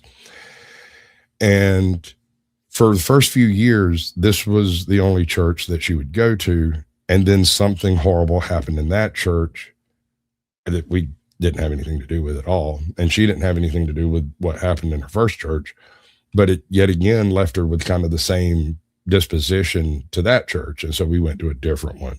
And then I convinced her that, you know, isn't the relationship with God more important than any particular person telling you about it? And so we went to several different ones for another couple of years. It was like not random, but it was driven by her desire to go have these conversations and see things from different perspectives, not mine. I wasn't taking her to places. She was choosing where to go, and I was going with, right? Because I've been to most of these churches, or at least a version of them. And she came to the conclusion on her own that this pastor is just as fallible as the last one and probably just as fallible as the next one. And none of these people really have any more knowledge about God's intentions or mind than the bum on the street. That street preacher that's over there talking about hellfire and damnation. And when she realized that, she looked at me and was like, look, we can just read the Bible at home. We don't have to go listen to these people who are basically just blowing smoke up our ass while they're, screwing the choir,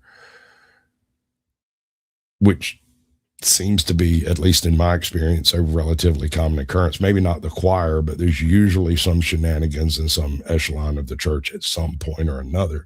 People are fallible. And I just am not interested in having to go over the same ground I've gone over with 10 different ministers, pastors, fathers, and whatnot, again with a new guy who is going to tell me the same thing they all told me, and then turn around and be fucking their secretary and get run out on a rail, and not hashtag not all. I'm not saying all. I'm saying it's common enough for people to question the doctrine that they are delivered and indoctrinated into. I'm sorry, my voice is almost completely So gone. I want you to know that was a 4 minutes. I timed it. Did not ask. 2:47. No, I'm telling you why I cut you off. Number 2, you said a lot of things, but you still didn't address the one thing I asked. Why don't you share your faith with your wife? We have. Instead, you went through, well, what do you think that was, Cynthia? your faith was believing. Then you said 2 things. You said relationship with God. In the 4 minutes, there are 2 things. You said it's your personal relationship with God. And then your wife suggested you go home and read the Bible together. Do y'all read the Bible together? And if you do, I would consider that sharing your faith. I don't know how you took sharing your faith as attending church and talking about it with your wife. I'm saying your personal relationship with God, share that with your wife. I have. Am I supposed to do it today and every day? I'm curious because would you share it as much as you share the shenanigans with the other women in your life? Do you share your relationship with her as much? We've had a lot of time together, right? Y'all do it currently. And I'm not saying every day. I'm just saying, we do it once a week, once a month. Do y'all? If it comes up, if it becomes a consideration, if one of us has a question or wants to have that discussion, it's not a closed book. So yeah, we do share our faith with each other. It's just not a browbeating kind of thing. I'm not here to tell you you're wrong. I'm not here to tell her she's wrong. We discuss it, and we discuss it from a moral as well as a functional pragmatic point of view. As the head of your household, being the husband, and I'm going to go ahead and say the head of your other relationships as well, because you're the man. Do you personally take it upon yourself? Like, I need to make sure that X, Y, Z, A, and B, like their faith is in check, because not from a judging point of view, but from a loving point of view. Do you take that role on and try to execute it, or do you wait for them to approach you? Well, when discussing these things with my wife, I am older, and she usually comes as a question, but it has gone both ways, because sometimes, I don't understand things and it doesn't make sense. And I'll come and be like, hey, I need another perspective on this. What do you think? And it's actually happened more often now that you mention it. I hadn't thought about it this way. The conversations we have over at Dusty's about God, morality, and all that stuff has actually brought up more spiritual conversations, because I am left with questions after having these conversations, and we end up talking about that stuff. And I hadn't considered that as a spiritual thing, but I guess it is. So I guess when you have questions, and I'm assuming your wife is younger, who do you turn to? Do you turn to her, or do you have someone that guides you with your spiritual questions? This might sound kind of hokey, but my father is still alive. And while he is a very silent and stoic individual, he's a deeply spiritual person. He's deeply religious. And so if my question warrants an answer, it behooves me to fucking listen. Sometimes he just looks at me and go, read it again, bro. And I can't do nothing but give him respect on that one, What confirmation do you receive from your teachings? Life. I am not unhappy. I am not at odds with my fellow men around me. Even people who dislike me have to at least have the conversation respectfully, or I won't have it with them. And that, I mean, I can't ask for more. I don't expect God to come down and speak directly to me with a voice that would shatter my brain. What? Oh my gosh. That was a Sorry, that was a movie reference. It just slipped in there.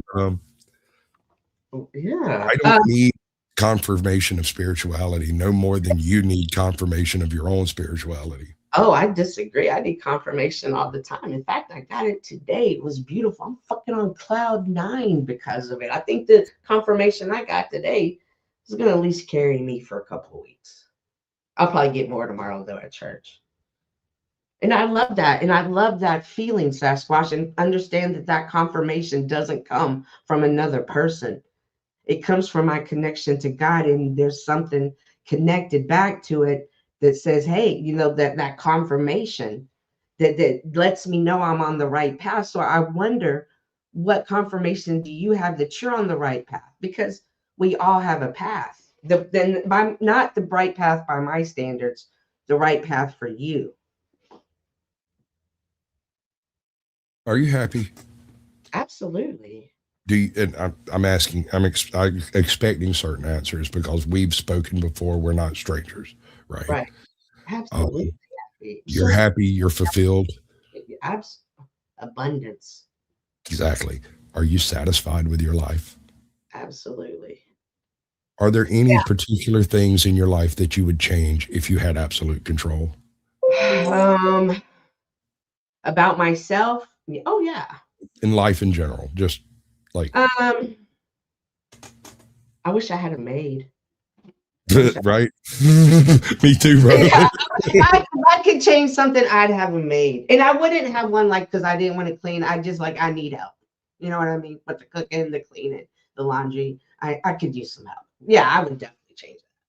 Right. Okay. And I agree. We agree on all of the basic pragmatic points of what a fulfilling life looks like from inside, right? Mm-hmm. How we get to that point is our own journey. And I do not judge you for yours, and I don't accept judgment for mine, right? I can't, because if I cared what other people thought about my relationship with God and spirituality, it would change that relationship, I think. Yeah, I don't. Okay. I don't know how you're tying that in. You tend to tie a lot of things in that don't mean don't connect. Because it's complicated. It's not simple. I'm trying to make it simple. It's not. You make it complicated. You can't make a square hole round. It's not simple. So you were saying that you don't need judgment. All right, I'm back. Just want to let y'all know. Yeah, go ahead. Yeah, you were just saying you couldn't use judgment, from other people. Well, I mean, no, I don't accept it. Ditto. I mean, but is that how you view confirmation? Or has there been times in your life? No, I don't need. Have there been times in your life you've seen something, witnessed something not drug induced, or and that you knew was only the hand of God, the God you serve? Yes, and I'm willing to tell you about it if you're interested. But yes, I have witnessed miracles with mine own eyes, and I could tell you about it, but unless you've witnessed miracles with your own eyes, you would accept it as a coincidence. I agree. Absolutely agree. So with that, would you consider those miracles confirmation of what I believe is true is real? I count them as evidence. I don't understand the confirmation thing. I don't need confirmation. See, my concern is sometimes people can be on a path and not be on the right path that's meant for them, but more so be on a path that feels good or that's easier. And I'm not There's nothing easy above this path. I'm not accusing you of that. I'm just speaking in general. So when okay, for me, let me give you an example of my confirmation, and then maybe it'll Okay, let's do that.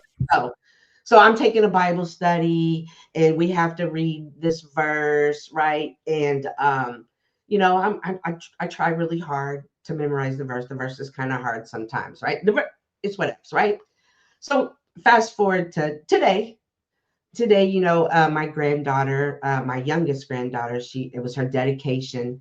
And my son, I grew up Baptist. I tell you how I grew up Baptist. My son, he goes to Seventh-day Adventist church. And I've always been like, because, as a good, you want your child, you raise your child the ways in the spirit, and you want your child to be there too, And so I've always been suspicious. But today was the dedication, but I forgot they actually have church on Saturdays. And I got there and I realized, oh, I'm going to church today. You know what I mean? Okay, cool. This is great.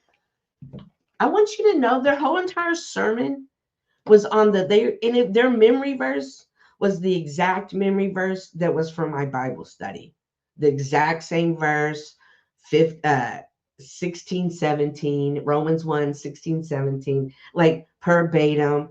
He kind of touched on it, but he had really good, interesting insight into it.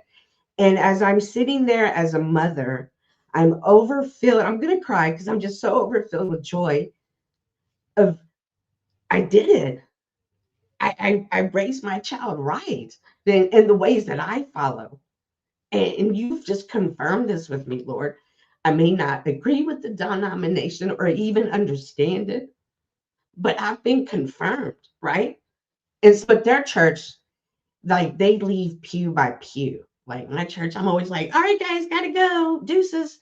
But their church only goes pew by pew, and because they want you to say hi to the pastor on the way out. I'm gonna cry. And so, of course, the pastor obviously knows my son and his wife and their family. And keep in mind, like my son's people are there, like his dad's dad, aunts, her family's there. Like we're taking up 5 pews of people, right? And on the way out the door, the pastor's shaking everybody's hand, and my son's like, "This is my mom," and he gave me the biggest hug, and he was like, "You've done good." For me, that was confirmation, and technically, it came from a person, but it was just verified by that person, if that made sense. So I want to make sure you have confirmation like that. That's what I'm like. Whatever it looks like to you, do you have that? My confirmation comes in the children that I've raised are good people. Whether they choose to church or not, whether they choose a denomination or not, I'll love them and I'll care for them as well as I can.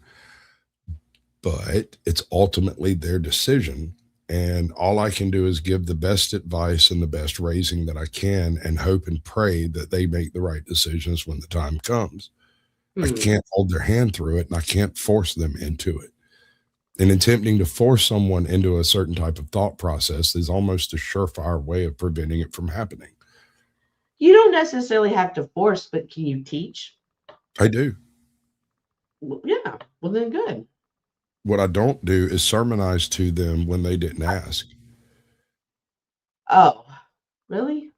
Yeah. I mean, I know some people who do that. That whole evangelical thing is a big deal in some churches. And so it ends up being cross sermonization at the breakfast table type stuff. And I don't know. I don't think that's the best way to impart I've always thought about it. Do you think there's a spiritual warfare going on? Yes. Okay. I've always thought about it this way when it comes to like teaching my kids, because I'll walk in your room with the Bible and we can have lesson in your room today, son. I always thought about it like this. Like imagine I live in a third world country, right? Like it's at war. And I need my son to go to the grocery store for me. I'm not going to say, hey, I need some eggs, go to the store. Good luck. Hope you make it. Hope you make it back. I'm going to prepare him. Hey, get this armor on. get your piece on. Listen, don't go this route because it could get dangerous over there. And if you go here, if you see so and so, they're pretty good people. They might be able to help you. I have a question. I would send out spiritual warfare that I knew happening and prepare to be in battle with it. And that's just me. That's the way I feel about it. I get it. I think I get it. Yeah. Doesn't that imply certain level of distrust of your son's understanding of the world he's in? Or do you see it as advice? No. It's my duty as his mother, as to prepare him for the world. Now, if this was my next door neighbor kid, it might be, it might be advice. But as far as my child, my gift that I've been given to raise and care for and prepare in the best way, yeah, it's my duty. Like I'm in the military duty. Okay. Service. What if he's not interested? Okay. Doesn't mean I'm not going to keep talking. Right. But I'm saying he's not interested. You're like, hey, I need eggs. And he's like, okay, I'll be back. And you're like, wait a second, hold on. Don't go over here. Don't do that thing. Don't do this. If you got to go, do that there and go there. Doesn't that imply lack of understanding of his environment, that you don't trust him to make his own decisions without you to actually give them to him?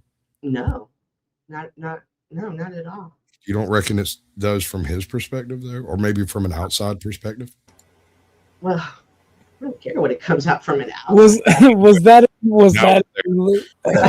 You're dead. Thank you, Lou. Thank you, Lou, for the $5 super sticker. I appreciate it. Was that me? No, because no child just is like, when's the last time you walked, like, what? Go to a war tour country right now and just walk across the whatever. I got the grift, yo. I got the grift. I'm sorry. Grift. No, I already did in chat. Yeah, so I mean, so it's to prepare. Like, children don't know these things. Kids don't know. Nobody knows how hard it is to be a parent till a kid becomes a parent. Hold on, I made an assumption and I apologize. My bad. I was assuming that we're in a war-torn country and you're sending your kid to the store, that you would not send a child, that you are sending an adult who's capable of managing themselves in the world. But that's it, right? They want you to think it's just a child. Please, the spiritual battle, that's what they go for first and foremost. Have you seen a cartoon lately? Have you listened to music lately? Have you watched the award show lately? That's who you got to prepare the first, because that's who they're coming for. And from my is that you, Astro? Tis I. Yeah. Mm-hmm. So I really do what I got a grift, man. I got to make my monies. I'm sorry. And just like you being an adult and saying that you have questions, an adult child's definitely going to have questions too. And Right. I want to know that, he's been led by his people. Because like I said, we were all there today. Is it not his place to ask you? No.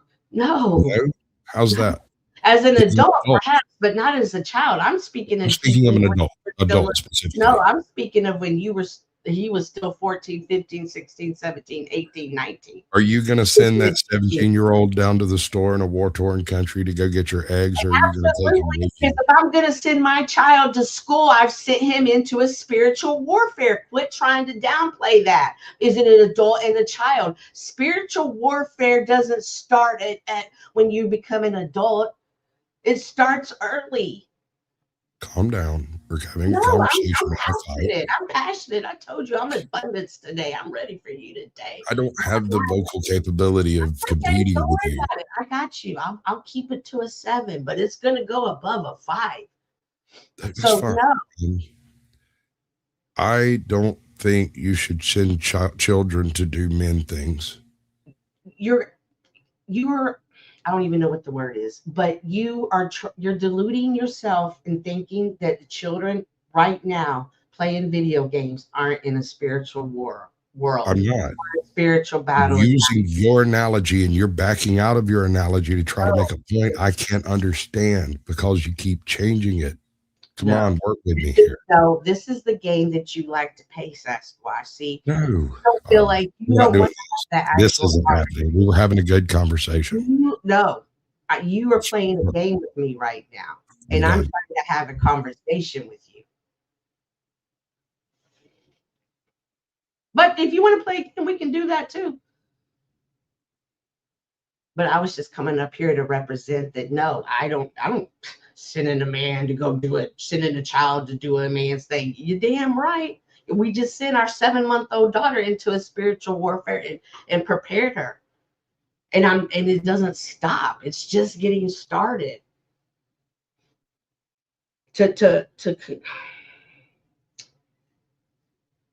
Perhaps we don't see this spiritual battle the same, and that's where our disconnect is coming from. Because you indulge in such things that maybe perhaps you indulge. I ask questions you can't answer. No, that's not it at all. I can answer them. You're trying to rephrase. I asked you, are we talking about children? You say no. And then when I ask you, we're talking in the analogy, we're talking about sending a child. And in the thing, I'm talking about the discipline. You are insinuating that I'm having these conversations and teaching him as an adult.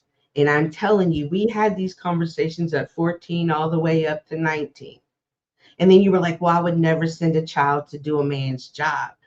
It doesn't matter your age in a spiritual warfare. We are all victim to it. And that's the point we're disconnecting from. You're getting hung up on child and adult and not in the spiritual realm. There is a difference. There is a distinct difference between children and adults. You have to trust adults. Not in the spiritual world, not in the spiritual battle, though.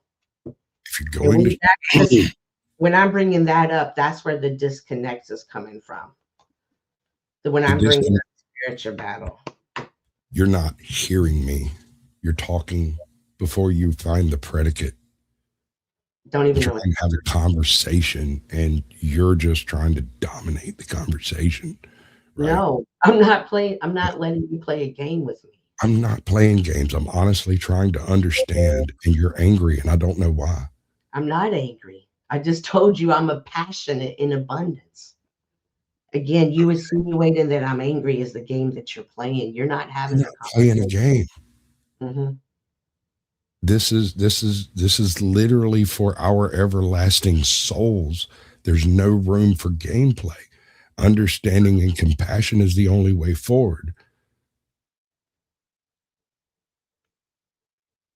Right now, that clip of you going, I like using words. They're fun, bro. Is playing in my head right now.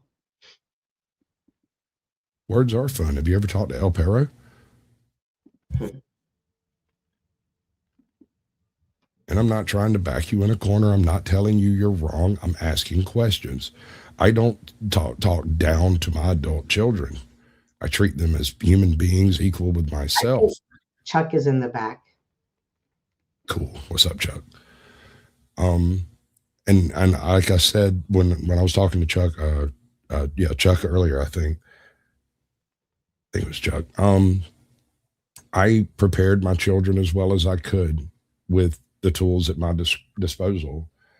And I can only hope and pray that they move on to make right decisions, correct decisions in their life. And if they have any questions, I am open. If they need help, I am available. I will make myself available. But what I can't do in my perspective of this is sit down with my adult daughter and tell her, oh, you shouldn't do this, don't do that, don't do this, don't do that. I've already covered all that. We've had those conversations. As a father, I've raised her as well as I can.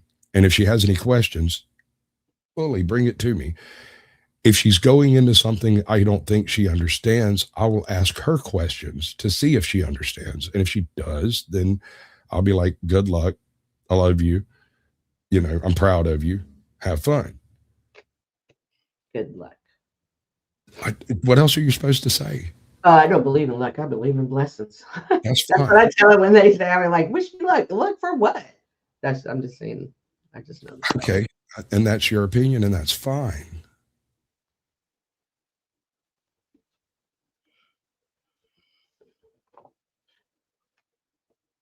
The point I'm getting at is I'm not trying to disagree with you on your spirituality. I disagree with you on your interpretation of others' spirituality because they don't align with yours. with yours. I don't care what others think. Like everybody has their own path. I'm just asking and testing the spirit of you.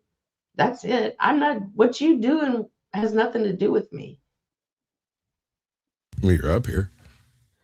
But because I came out here to be a balance. It wasn't for you, it was for all. You are balancing against me. Mm-hmm. And therefore, ipso facto, it goes to follow.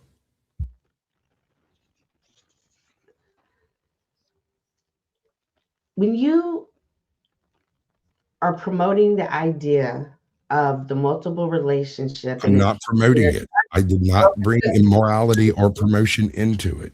I even answered by speaking questions. about it, even speaking about it and sharing it is promoting it. Just like I'm up here promoting God. You know, anything you really talk about. That's a false dichotomy. That's not real. Exactly. It is. It is. But I just felt was pulled to like, no, like there's consequences that come with that. And I Yes, wanted to balance it out.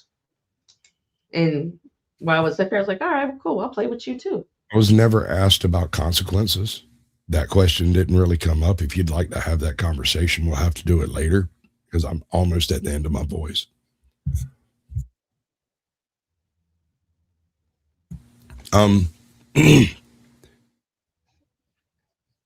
It's very silent. Can we get a palate cleanser of some kind?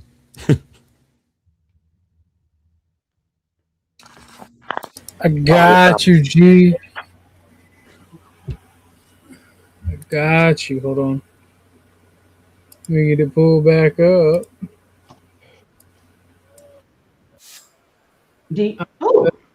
I love this. I think it's fucking hilarious.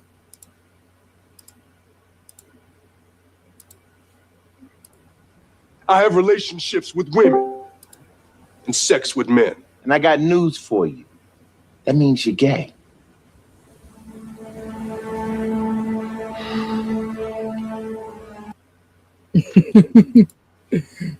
I don't know why I like that so much. It just makes me laugh. Y'all are traumatizing that man. Good. Thank you, Cynthia. This has been great. He traumatized my ears. Yeah, I still don't like you. Didn't ask. Chuck, Okay. we'll set up whatever you like. We'll get that to happen. Ashtray. Well, I was kind of waiting for you to heal up a little bit, sir. Yeah, I need to be able to talk more. I need to That stop. way, when you scream at me, I'll be able to hear you.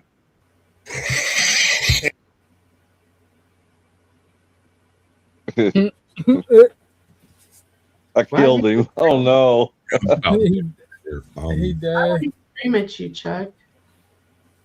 I'm sorry. What'd you say, Cynthia? Why would he scream at you? Oh, I was just making a funny, or trying to. Sometimes I'm not very good at it. What did y'all say about me last night? I got a phone call about it. Let me go check the transcripts. Go ahead. Go ahead. What? Chuck's wanting to set up a recovery Alcoholic Anonymous kind of thing for YouTube, and I would like to help him. But I want it to be his, the way he wants it, and how he, it's his thing. I want it to be his thing. So we kind of need to sit down and talk about how that's going to work. I think that's definitely needed, and Chuck's a good one to do it. I agree, and I'm going to put as much force behind it as I can, make it as smooth and easy as possible.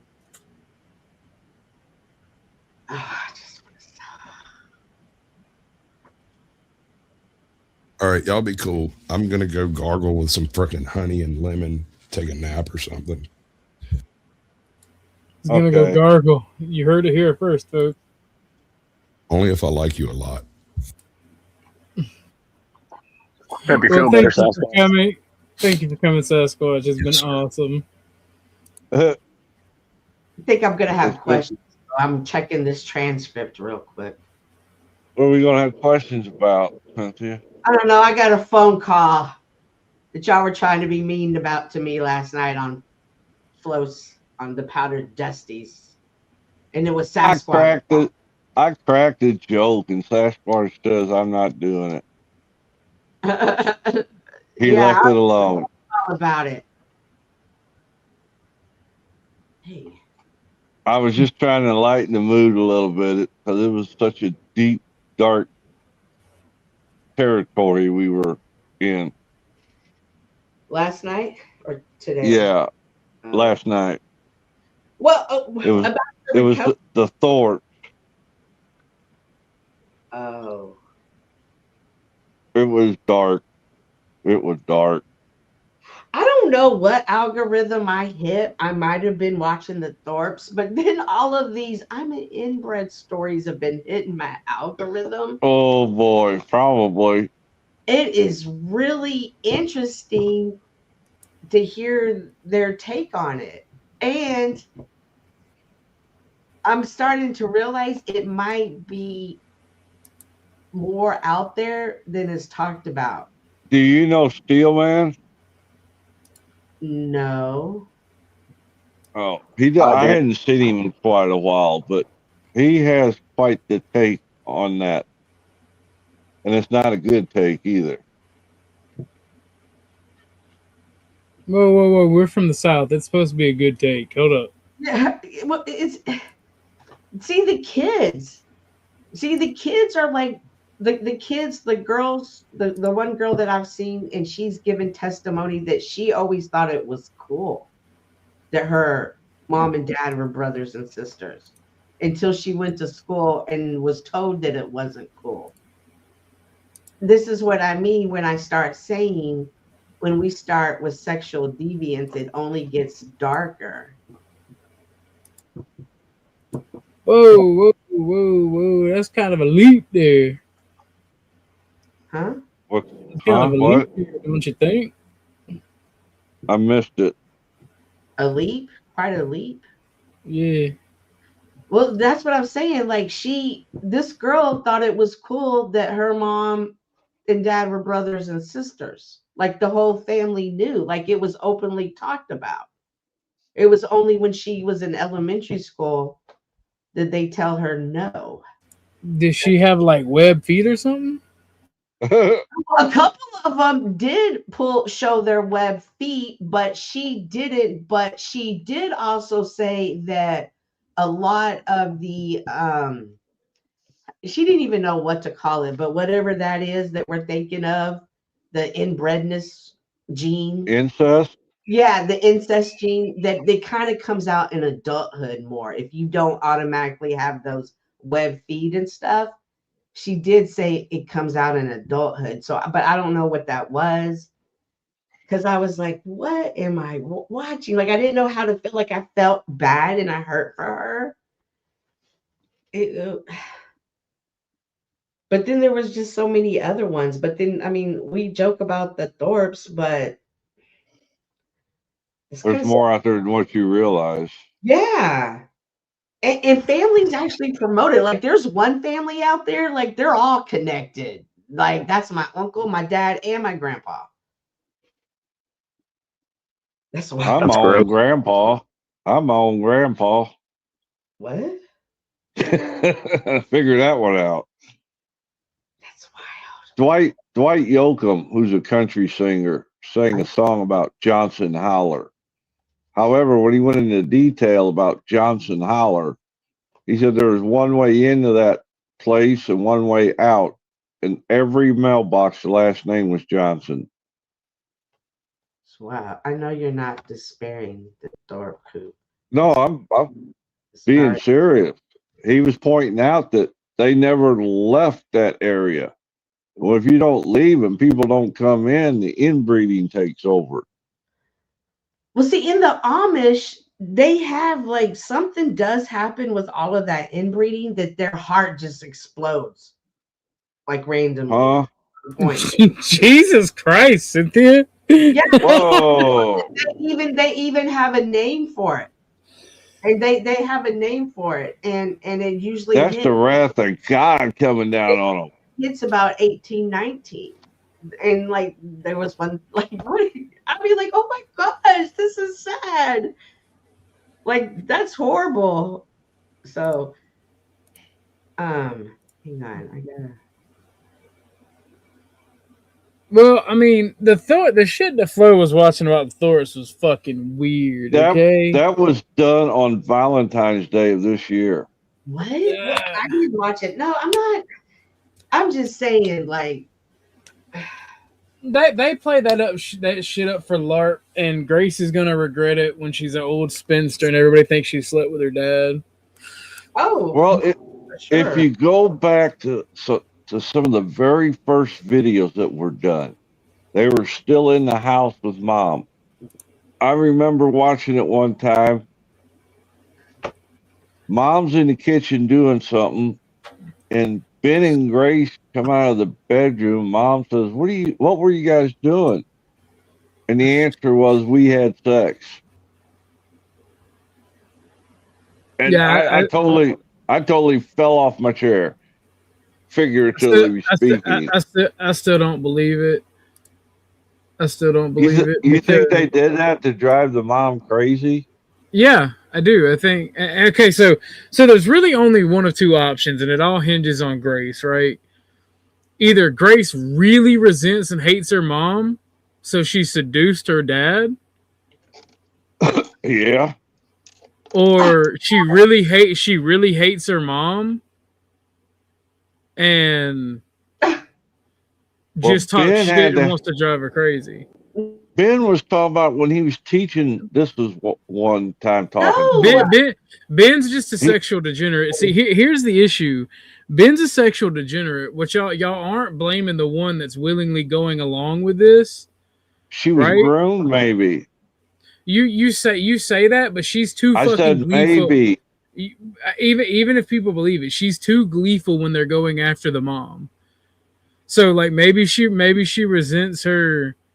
Maybe she resents her mom for having to help her raise her brothers and sisters or something. But Grace is fucking evil.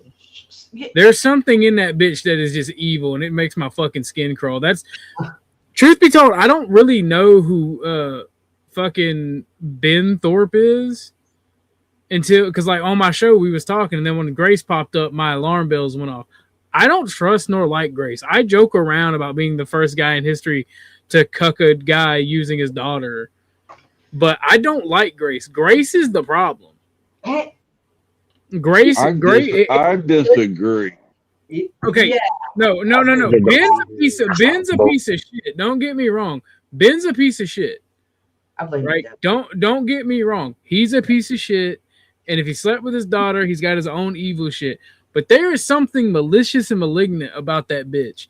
And she has her hand to play in it. And if they didn't sleep together, which I think is the case, and they do it for online clout and gross out factor, and to fucking destroy the mom's spirit and destroy the fucking mom, they're fucking evil. And I feel like eventually somebody's gonna find out.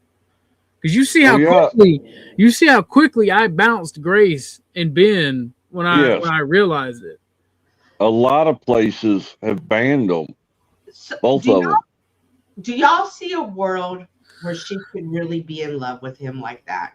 Could she just really have that admiration? Yes. If he groomed her, if the father groomed her, yes. But the way that they attacked the mom wouldn't have let that happen. Because they accuse the mom of the same shit that they act like they do with her younger brother. If I'm not mistaken, they're still going through divorce proceedings.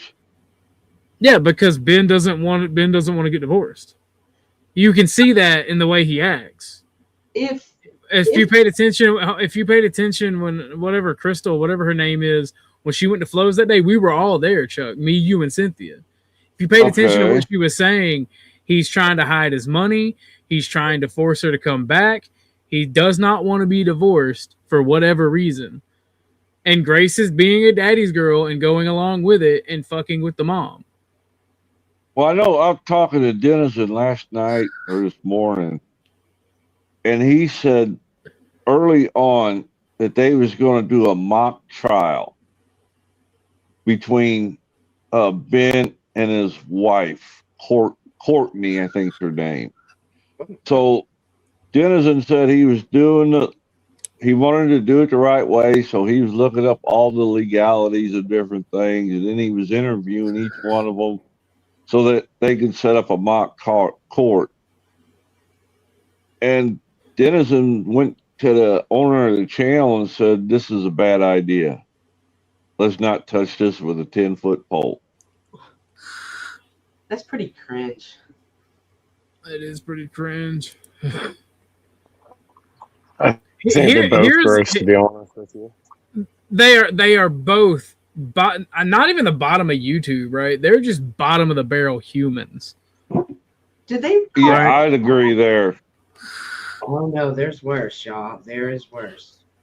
I got not really when you take into account the mentality they have. But go ahead, Chuck, and I'll get into that in a minute. I got into a huge fight one day with Ben about he was trying to promote or get us to join in on making domestic violence legal if you're married or have kids. What? I mean, like, not saying that makes him a good person, but like, some of these bitches need to get smacked. No. He said the kids too. Yeah, some of these little badass kids, baby's kids need to get their ass beat. So I mean, a broken clock is right twice a day, Chuck. I'm just saying. Well, now, and ladies, I want to be 100%. Some of these cheating ass bastards need to buy the scalding hot grits thrown on them. I'm just saying. Outline. It goes both. It goes both. It goes all three ways, like a three-way. All right, how about that? Whoa. My bad. We were talking about the Thorpe, so I had to get Dr. McNasty. Sorry. We were talking about the Thorpe, so I had to get Dr. McNasty on the line. I'm sorry. Yeah, I don't know. They just say things for shock value. I mean, in all seriousness, like I do think that we've gone too far as a society. We label God's honest correction as abuse for both women, children, and like for both spouses and children. Wasn't that like obviously you shouldn't be able to beat the shit out of spouses, but God, or even kids, yeah. It was like we shouldn't whip kids. Wasn't that your panel, OG? Yeah, and I was firmly against that. I said not every kid needs to be hit, but some of these little bastards need their ass tore the fuck out. Oh, that's what started the fight that day. Oh Lord, I remember that now. Yeah, no, I agree, but don't abuse them. I'm not saying that. I mean, with some lessons, and as a parent, I really take that serious. And that's not get too serious, but I rather take it too. Like I'm so proud of my sons. Not saying that they're perfect, that they don't have flaws and all. I'm not saying that, but what I am saying is just watching them become fathers and husbands, not baby daddies, not boyfriend, girlfriend, but actual I do till death do us part. Like not running the streets, running drugs, all that good stuff. But no, in all seriousness, and I want you to finish what you were saying about the Thorpes, because the way I see it is Ben wants his wife back, and he's using his daughter to smear, shame, and humiliate her to defeat her morally and mentally and emotionally to where she comes crawling back just so it'll stop. That's God's honest opinion. I could see that too. But Grace hates her mother for whatever reason or loves her father for whatever reason that she's doing. And there is a possibility that she's fucking mentally ill and fucking gave daddy a blowjob or bounced up and down on his lap naked. Like that's a possibility because she's definitely mentally ill, but she's that type of mentally ill and that type of retarded that's capable of maliciousness. Well, wasn't it too long ago that They were paying her to take off her clothes, sitting right next to her dad.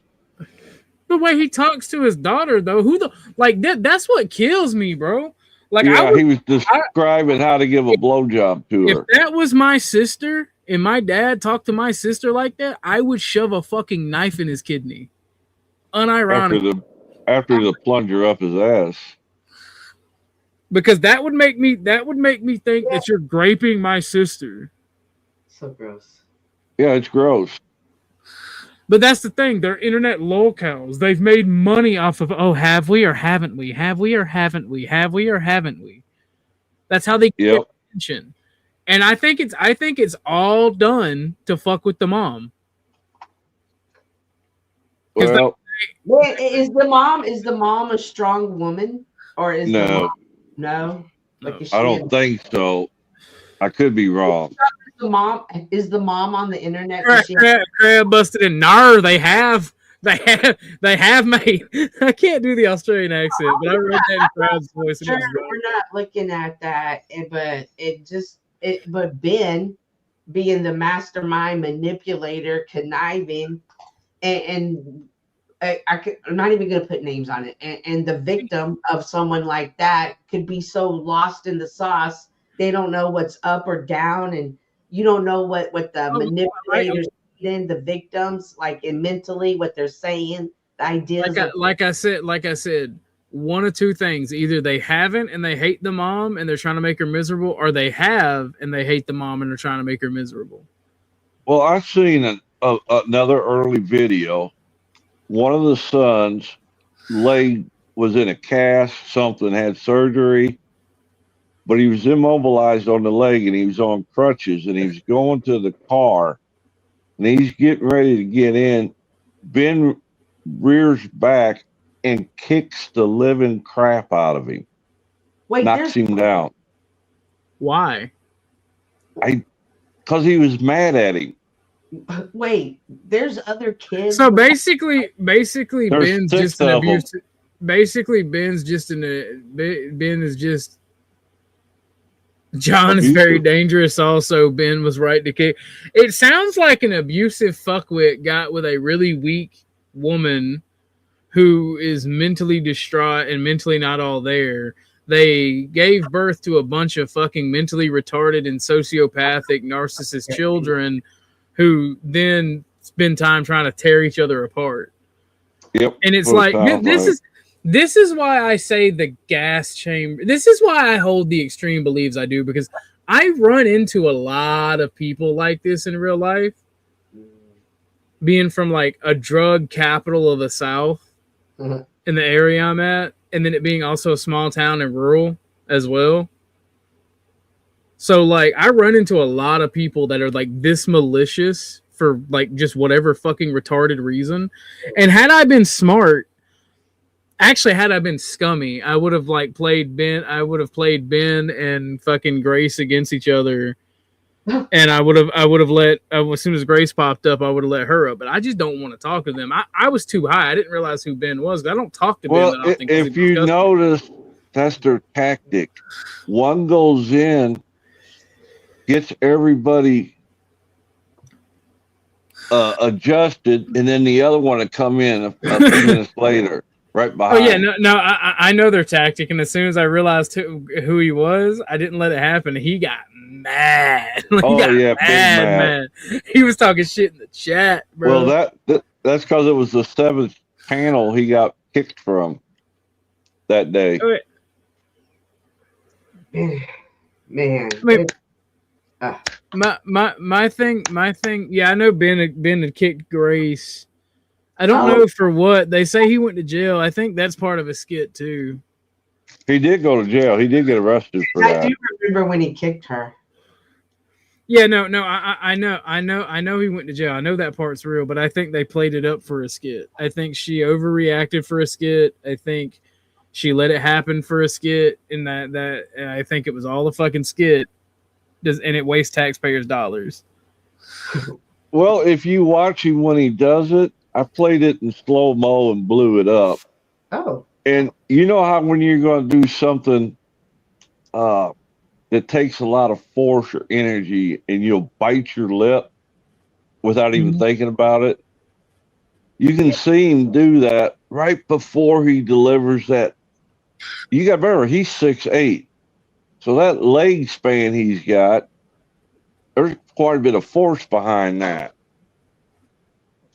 I think if a dude was sitting there, he would have went off the bed or the chair like Grace did. A father shouldn't. My dad's never kicked me like that. Like I don't. A father shouldn't want to do that to his daughter. Period. Well, I know a couple of kids got a protection order against him. What? Are you serious? Yes. Oh my gosh! And she just Besides, the mother's got one. She is not 200 pounds. At most, she's 130. Calm down, Grace. Grace? No, she ain't even close to 200. At one time, I was thinking she was like 160, 175 at one time, because she got a little chunky there for a while. Well, that's the thing. Like, what did he do? Kick her out of the bed or something? She was sitting on the bed, and off the bed or off the chair she was sitting at. How is that? If he kicked her off if he kicked or shoved her off the bed, how is that domestic abuse? Because he was laying battery okay against a family member.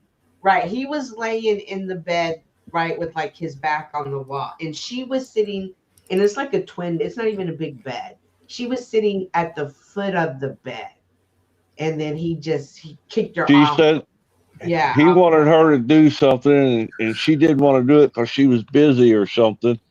Yeah. And so because she didn't do it, he waylaid her. Yeah. So how did he wind up getting locked up for it? Did she call the police or somebody saw it and called it in. Yep. They did it on a live stream. Mm-hmm. Leave first. He gave her a warning. These two are dramatic. I mean, my thing is, well, that's what J-Mon says. The thing about it is, I've been tackled off the couch and tickled and thrown around by my dad, uncles, and mom. I've kicked my girlfriends out of the bed or shoved them out of the bed as a joke because it's funny. Right? I don't think that's all that he would have done. I've also been kicked out of the bed and shoved out of the bed by my girlfriends. Like it's a mutual thing. Like there's no abuse there. You don't understand. It was on live. Like super Karens are watching. The clip's still out there. Yeah, the super Karens are watching with the police on speed dial because people can't stand Ben Thorpe. And maybe if we get be jealous, J-Mon. I was tickled by my uncle and not molested. How about that? I had a very wholesome childhood for a minute there, and then it all went to shit. Oh my gosh. I said not, by the way. Keyword there, not. N-O-T. This went south quick. I said not. No, I know you. I was talking about chat. I'm referring to chat. People would have called on him just because they don't. No, bro. I had 3 of the best uncles in the world growing up. One died. Oh. Well, he was gay and had AIDS. If your uncle is looking for a Christian Latina who's a little bit spicy, just because I want to learn how to drive whatever that is like that was. Oh, that's my youngest uncle. No, he's got a spicy Latina. Yeah, well, he can have another one after that one's gone. What's she talking about driving? The not skid steer, the excavator that we rented out to do the demo. Oh, okay, yeah, that's he can whip that bit too. No, that's magic. That's what he can probably do with his hands for free. As soon as mine passes on, I'll be looking. Did you see how fucking okay? So yeah, I will never be skinny because that build right there that my uncle has, that thick, wide build. Is my entire is every man in my family. Like I'll never be skinny. I'll always be fucking thick as fucking strong, even if I lose weight. Right? Like that's just not in the cards. That's just how ingrained that is in my family. Like the women range from chunky to petite. With the men, we're all just standard, stamped out, built like brick shit houses with fucking hazel eyes and black hair. You got the hazel eyes too? Yeah, my eyes are greenish. My eyes are green blue. For those of you who don't know what hazel is, mine have changed colors from brown to green depending on my mood. Mine will either be really, really light green or really, really dark green.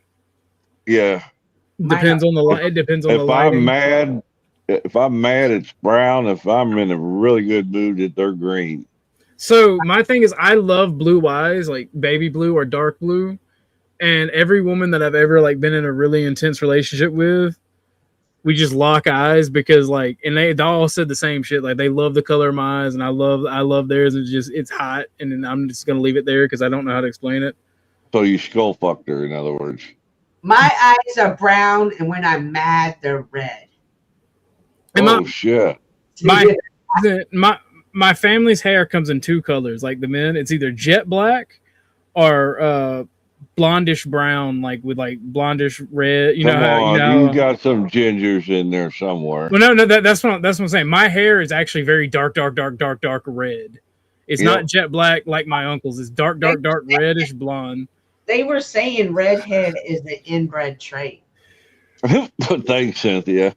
I am from the South, so. And they were saying, but not like inbred, like his uncle or aunt, but like going back like 4 or 5 generations. I believe it. Yeah. But no, like so like my uncle, so I have 4 uncles, right? The youngest one is the one that had the excavator. Yeah. The second youngest one is like the one that wanted to be born on his birthday. The third youngest one, or the third one, is a military veteran who don't give a fuck. He's the wild child, and is just honestly just a cool, chill dude. And then the oldest male was the gay one that passed away from AIDS, and they were the most upstanding men.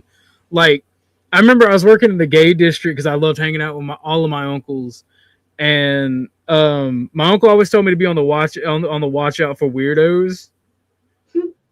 And some like one of the guys who owned the diner in the partnership slipped $100 in my back pocket, like on the ass pocket. My uncle beat the ever living fuck out of him, like beat the fuck out of him.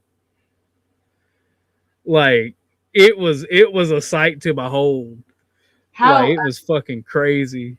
Are your uncles are they close in range? No, like the youngest uncle is like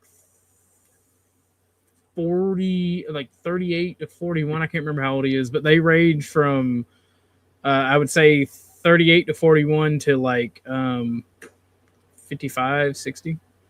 Nice. So like not it's funny. The one like the military veteran is the one that broke the mold. He's actually tall and lanky, but he's built lanky. You know what I'm saying? Like he's tall as fuck, but and he looks really skinny. But then he takes his shirt off and goes for a swim, and he's got like a 6-pack abs, and he's fucking like swole as fuck, but tall, and it's funny. He's the romance. And he runs through women like water. Like he does not like he's as racist as I used to be, but he's like, I love black women. Bring me all of the black women. I'm like, what the hell, brother? What the hell? It's all pink on the inside. That is literally his fucking motto. He has both a flag and a T-shirt with that written on it. It's motto. Oh my gosh. He has both a T-shirt and a flag with that written on it. Where do you think I learned it from? What branch was he in? He was in the Navy. Funnily enough, I always make gay jokes, and he's like, "I've had more pussy than anybody you know." He had pussy then if he was in the Navy. Yeah, he's that way to get over the trauma from the Navy. Well, I mean, he has trauma from the Navy, but like, that comes from some of the shit he did in there, and like I can't remember. He was when you remember when Turkey Chuck, you remember when Turkey and Greece had that spat and then America kind of intervened? And some they hit some of our ships occasionally. They didn't sink anything, but they did some damage to them. And like America intervened because it was two NATO allies. Maybe I'm misremembering, but he did some shit from the, I believe it was from the 70s or early 80s to 90s. I know that he worked with the Coast Guard on interdiction, on the cutter, on drug interdiction.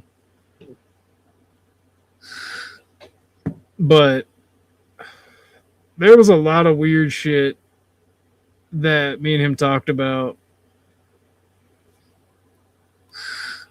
So the man's a fucking genius. He can build anything. He was an engineer in the Navy. That's nice. Nice. If it wasn't for his love of drugs and alcohol, he would be a wealthy man. Well, that and being married like 16 times. What? Oh my gosh. Yeah. He got some real trauma. He's been married 16 times and had a plethora of fucking girlfriends that he's had kids with as well. Like all of my uncles have a shit ton of kids out of wedlock and like a shit ton of marriages. How many kids does he have? He has 8 that I know about. Oh. And I think altogether he has 26. What? Yeah. See, and that's another way inbred comes about, is that people have so many kids, and then their kids end up. The one driving the excavator has 30 kids. What? Yes, he definitely knows how to use his hands. No way. I am not kidding. I am not joking. Unless I was lied to as a child and took a joke too seriously, but somewhere one of those 26 kids is going to bump into one of those 30 kids, but they're not going to know they're related because nobody comes up with that many kids. And they're going to be like, I don't know, I just feel like I've known you my whole life. And then they're going to hook up, and then they're going to find out they're related, but they're going to be like, I don't care because what we have is real. There's been quite a few stories where it turned out they were brother and sister. Exactly like that story. Like, that's wild. that Joe Dirt scene. I'm your sister. I'm your sister. You're my sister. You're my sister. That's wild.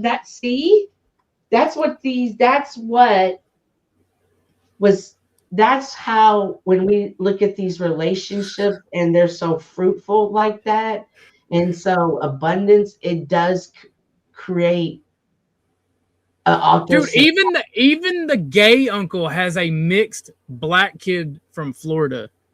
Like even he has a son. That's the crazy part. Oh my gosh. Oh, that war was 1974. You was talking about that skirmish. 1974. I don't know when he was in the Navy.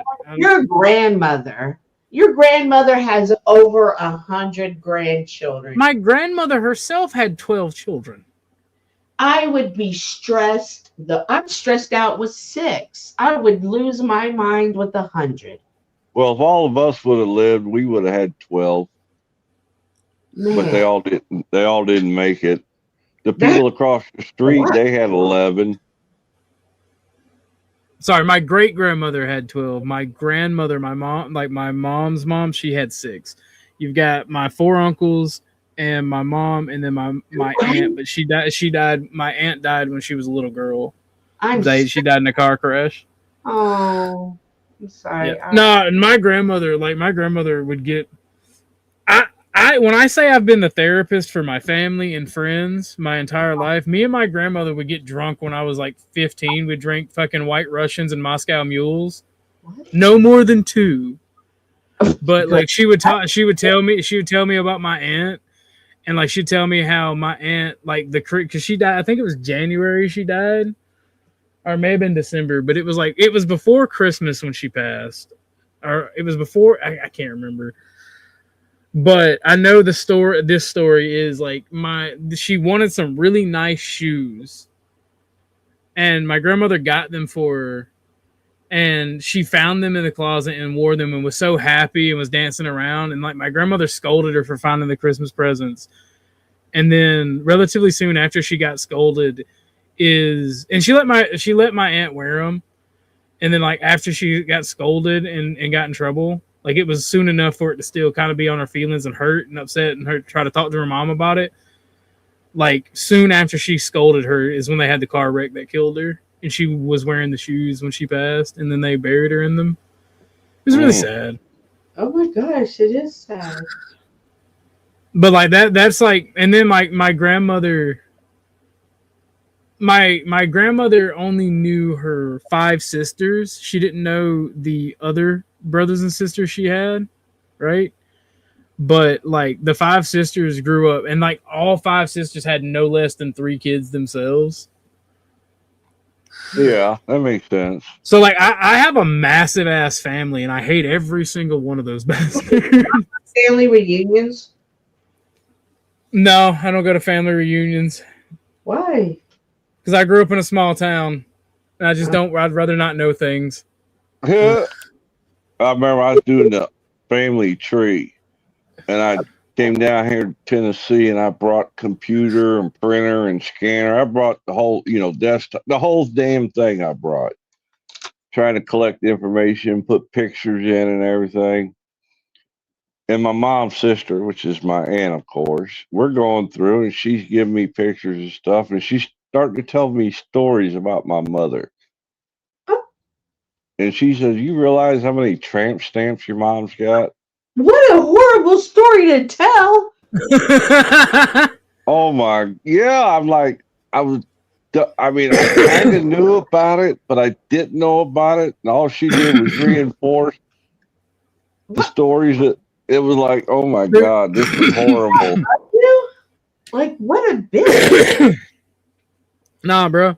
The women in my family are generational hoes. Like, my great-grandmother was like the dumb redneck girl that just fucks anything. Like, so, like, there's a lot of people that I may be related to. Like, I met somebody on Discord, and there's a high probability, because where they're from and where my grandmother is from and the amount of children she had from people in the area, that we're related. Because like I was able to name off a family member of his, and then tell him another family member that I went to a funeral with that was also around the time and in the same city. So like, yeah, no, like, it's fucking crazy when you can find family members on Discord just by hanging out with people. Wow. Well, you know that clip that Illuma Tommy did of me when he says, "You don't chuck right." That's my You want to fuck, right? Well, that's a true story, though. Except he twisted it up. That's my back favorite. When I was still drinking, and I couldn't find anywhere open. I knew of a strip club that they'd let you, if they knew you, they'd let you in, let you drink early, before hours. So I stopped in to get some. And one of the dancers come up to the bar and was sitting there. And I mean, she had street clothes on. And we were talking, and we got talking about where each other was from and whatnot. And the more we talked, the more we realized we could have been, we probably cousins. And I'm like, okay, I'm going to go now. Y'all have a good day. And I left. All right, no, homie ain't playing that. Yeah, I mean, it was weird. Who would have thunk it that you run into a relative like that? But that's how it is. That's how it is. But OG, that's a blessing. That is a blessing. Nah, hell, it's not. I don't go to family. Like I said, I don't go to family reunions because I don't want to do things. No, I'm saying it's a blessing to have that many bloodline continue on. As far as like, if this was the old times, somebody would have been wealthy because of all the children and everything. So it's a blessing. It's a shame that y'all don't see it as a blessing. That's the way most families are anymore. If you look around, What? They don't like each other. I'm saying none of them niggas help me. I don't give a fuck. Listen, I tell y'all, I was sitting with people today. I was sitting with people that had me arrested before, but just to actually give them a hug today was like really a powerful moment. I bet. And that's what a blessing. And that's what the power. That's what the power of the Lord can do. It can connect you again. And that forgiveness, that same forgiveness that the Lord has for us, is what I strive to. But I mean, obviously, I don't get along with everybody. I'm sure we can. Obviously, I'm sure we can all name a couple people I don't like. But that was shit. That was a powerful moment. We even got a picture together. I would share it with y'all, but I don't trust anybody on this internet no damn more. You gotta, and there was this lady there. You ever just hear an angel sing? Man, her voice was the most amazing voice I think I've ever heard.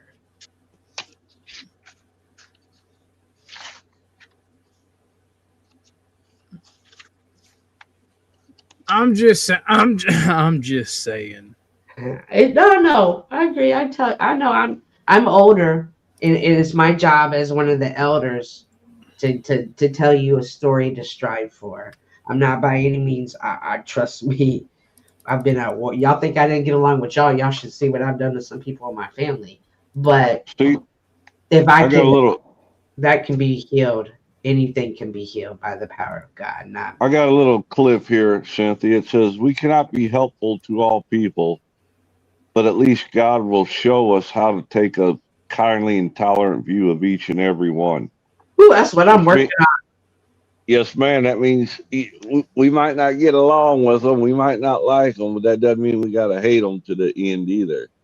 Man, it'd be hard because, like, man, they be so manipulative, though. They be so manipulative. And it's not even them. It's that characteristic I can't stand. I'm not even speaking on any one person in particular. I'm speaking on that one characteristic. If I sense you're manipulative,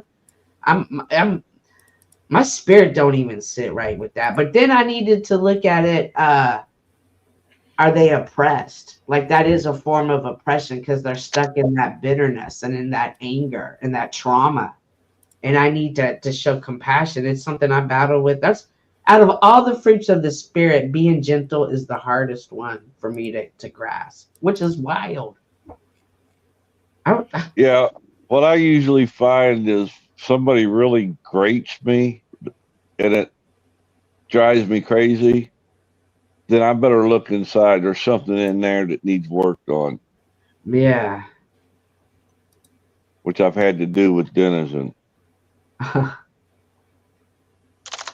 He's my Sasquatch. Denizen? Yeah. And I mean that in a kind way. Oh. Sasquatch is my Sasquatch. I just don't. Man, that manipulation bothers me. That manipulation irritates me because you don't know the effect, the ripple effect it has, and they treat it. And the people that are that way, they treat it so lightly, and they may or may not be doing it out of malice. And I don't need to treat, like, some of them may be doing it out of trauma and pain. All right, Jack. Out of drama. No, for real. No, for real. Yeah, I know. But I sure be wanting to give them a, like, you think my parents gave a damn? What? There were times that I needed to go to the hospital with broken bones, and my parents didn't even care enough to take me. Like, damn. You know what I mean? Like in my household, like, getting upset and was not, like, nobody cared, girl. You better get over that shit. You better work it out. Praise God. but that's that Mexican attitude for you. No wonder we're deporting them. What? attitude. That's that strength. That's that. But I do take that as that Chicana pride. We're just warriors like that, I guess.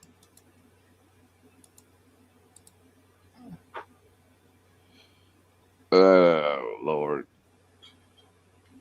Crazy conversation today. I mean, I'm having fun with it. I was driving as fast as I could home. I was like, oh my gosh, well, it's all She was on. I could tell as soon as you came up, you were on fire, woman. Man, because I'm like, bro, stop. Like, somebody gotta be the other side. Making excuses for the pleasure of self. Is that what you're saying? Yeah, because like I know that some of y'all be thinking, I don't know, man. When my me and Jack got into a fight about that one day. What? Because you know how Jack describes his massages and stuff? And I tried to point out to him, it talks about the pleasure of the flesh in the Bible, and I got booted off the show. Yeah, Jack's something else. That it's all about pleasure, he said. The whole life is about pleasure. And the way he was packaging it with, we don't gaslight each other. I trust people to be themselves. Like, no, because it's it's a family unit. And, maybe it's because I was coming from a family event. Like, well, he's starting to double down again on this thing that he's real close to being the Messiah. Who? Jack? Jack, yes. Poor Jack. Yeah, I'll be feeling sorry for Jack. Yeah, me too. I like Jack as a person. I just don't like. Yeah, I get it. What a rude question, J-Mon. What was the question? How gross would you plow Cynthia? What? Cards What? What does that even mean? How Oh, gross? gee, how gross would you plow? I don't understand. I refuse to answer that question. I don't even know what it means. J-Mon is Montero. It's Montero. Like it. Do you know who that is? Who's Montero's bitch? How's your dog, John? Huh? How's your dog? My dog, crazy as ever. She's doing good.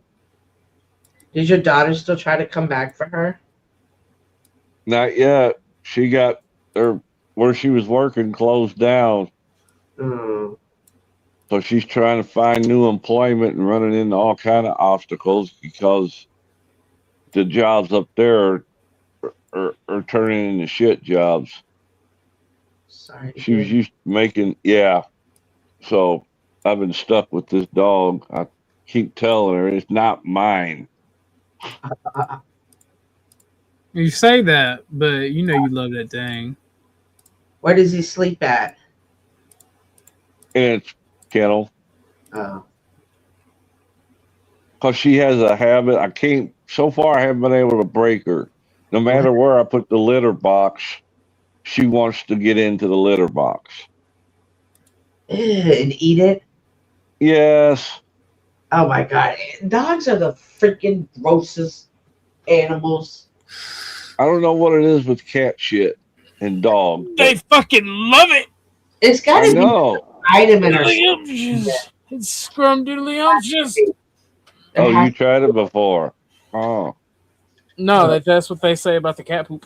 They get scrumdiddlyumptious. I'm telling you, it's like catnip for them. It is. Bring that shit here, boy. Delicious pork chop or cat shit. The other day when I was changing the litter box out, that dog looking at me like, "What you doing with that stuff, man? Bring it over here, man. You gonna eat that? Let's make a deal." You know, the head went sideways. Give you that puppy dog look. You gonna eat that? I need a fix, man. Come on, I need a fix, Dad. I need a fix. Don't throw away shit. I didn't answer the question because it's rude. Yeah. Very rude. Because I'm old as dirt. Chuck and I are like the oldest. Now, with a $10 super chat, I will gladly answer that question. Let's go. Now, mind you, if I end up single again someday, y'all it's better like, watch out. God, it's like walking on. It's like walking in on your parents having sex. Oh God! every time I'm on panel and Chuck starts hitting on Raging Tomato, Sarah? or Sarah starts hitting on Chuck, I'm like, oh God! It's like walking in on your parents having sex. Oh, she gets down with it. I'm like, holy cow! I can't tell her no.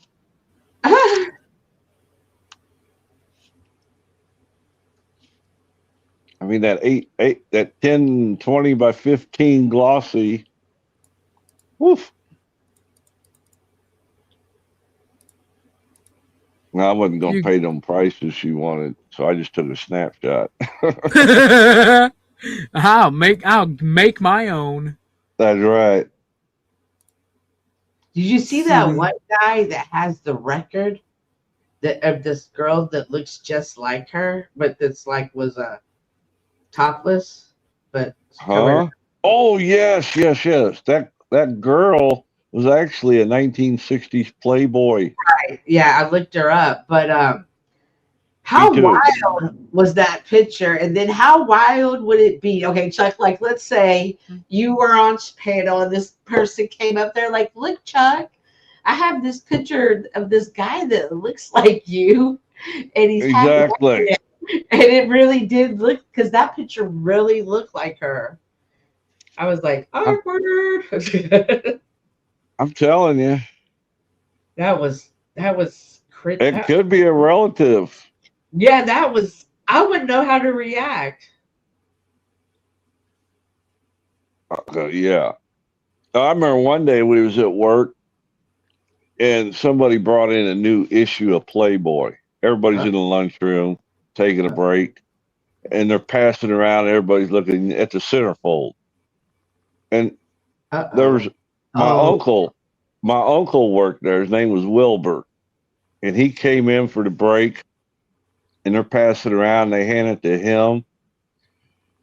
And he looked at it and he got as white as a fucking sheet. And the only thing he could say was, that's my daughter. He knew nothing. He knew nothing about it. He had to leave work that day. He was so upset. What a horrible way for your dad to find out. Yeah. That was gruesome that day. Everybody felt like shit after we found out. When you give in to the temptations, you don't realize the effect it can have. Oh no, she knew what she was doing. I she know knew what she was doing. Like shit, because that hurt his feelings to see their buddy hurt. I mean, maybe he should have been a better father. Oh my gosh! Oh my gosh! Oh, he was the best. He was a good guy, God-fearing Christian man. Yeah. Trying to live right, trying to do right. Oh my God! I'm not talking shit on your family, but like that's the only solution. Either that or completely disown them, tell them to fuck off, and they made a mistake. I'm not saying anything. I'm just saying there's ripple effect to sin. It never affects. I'm just talking about the. Yeah, I'm not saying don't do it. Some chicks are gonna be hoes. The only way you can do it is tell them to fucking fend for themselves and go be a whore somewhere else. Oh. That's literally it. Definitely teach them about protection. If they're do you guys remember the old term red light district? If they're going to be that, at least teach them how to be the best one they can be, how to make money from it, what to look out for, how to use protection, the importance of health. Hey, don't ruin it for me. I'm allergic to latex. Do you remember the term red light district? Yes. Early on in marriage, wife was griping I needed to work overtime more or something to make more money. Well, I was working my ass off as was, so I ran up to the local hardware store, came back and handed her a package of red light bulbs. Oh, she was pissed. That's horrible. She should That's the kind of asshole I was. Was or are? Was. Oh. Was. Oh. You're better now? You got to remember I didn't find God until I was 40. Oh. Yeah. God was just a passing conversation when I grew up. See? Well, our dad didn't believe. He believed in a power or God, but he didn't believe in organized religion. A lot don't.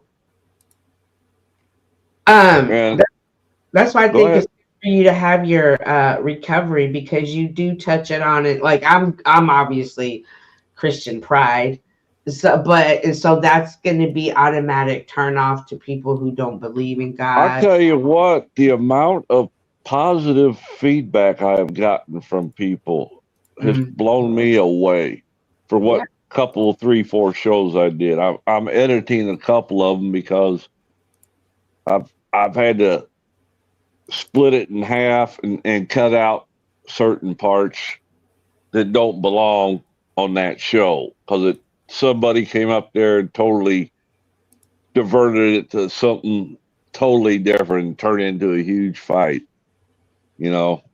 So I'm trying to split the show up. But yeah, I've gotten quite a bit of positive feedback, which surprised me. Take out the troll. What's that? You just need to take out the troll. Yeah. I could do that for you. Give me a few minutes. And then I gotta cut one in half because Joe Cool came up there and totally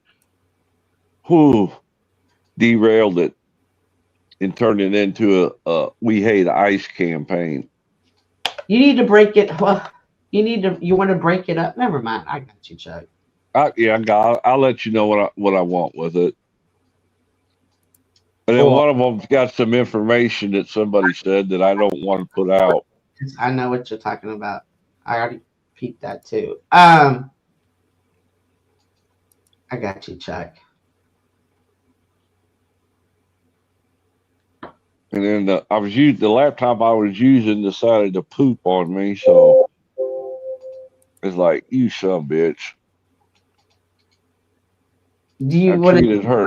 Okay, you remember how Lindsay came up there and told her story, and then in between that, Joe came up and had his ICE situation, and then Dennison came back. Oh no, it says I can't download this video. Then Dennison came up.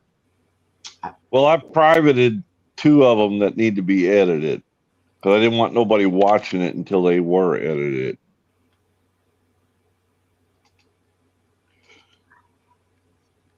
Was the only thing I could think of at the time. Oh yeah, I can't catch it then. Right, until I give you a link. I have to give you a link. Yeah, I could usually catch them really easy. Like I could have already had it.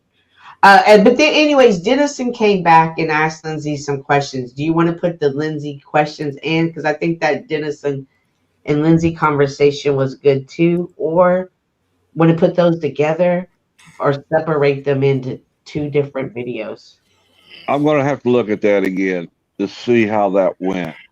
That went really good, actually. Dennison did really good. At first, when Joe Cool came up, he came up for the recovery stuff. Yeah, but you don't. But somebody said something or did something, and it triggered the conversation. You know how Joe gets when he gets a hold. He's like a dog on a bone. I know. Oh, Joe. Bless his heart. I know. He's having a rough time. Hey, so in Bible and in church today in the dedication, they were talking about are there people that you pray for, that you want them to come to know the Lord? Because they were handing out cards, and then you were supposed to write the name on the card and then hand it back into the church, and the church was gonna, keep in special them. Because he was talking about, well, the sermon went on to say it could take like years and years, but you can't stop praying. But anyway, so I was thinking like, I was like writing my names and I wrote down Flo. And then he called. He called me like 2 minutes later. I was like, no way, did it work? Really? Oh yeah. You know what I mean? I was so excited. But then the sermon went on to like, you know, it could last 13 years. You're gonna have to keep praying, but you never give up. Is it talking about That's ironic. That's I know. ironic. I called him after church. I was like, I thought, did it work? He was like, no. I'm surprised he didn't hang up on you. I was like, did it work? Because I feel like Flo gonna go through a spiritual battle too. So I'd be trying to get him ready. I think Wait. so. Yeah. What sister's comment? Huh? What are you talking about, Ashton?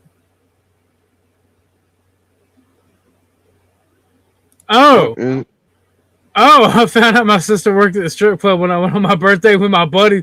That is Lord. fucking crazy, Ashton. Yeah. But the question is, did he stay?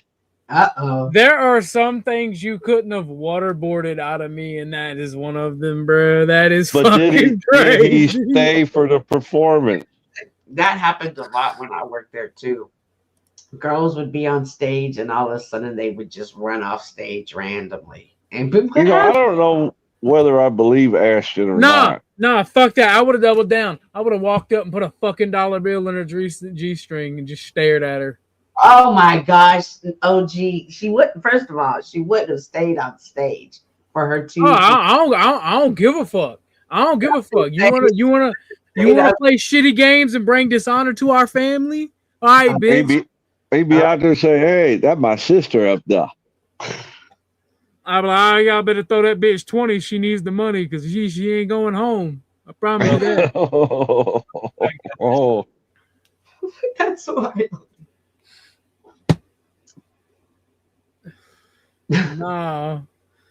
Nah, you bring dishonor to your family. Jack said he found he went to a church and then he joined a men's group where they were studying the Bible and he was getting real excited there for a couple of days. I don't know if he's still on fire or not, but now I know he went back to this Trump campaign again.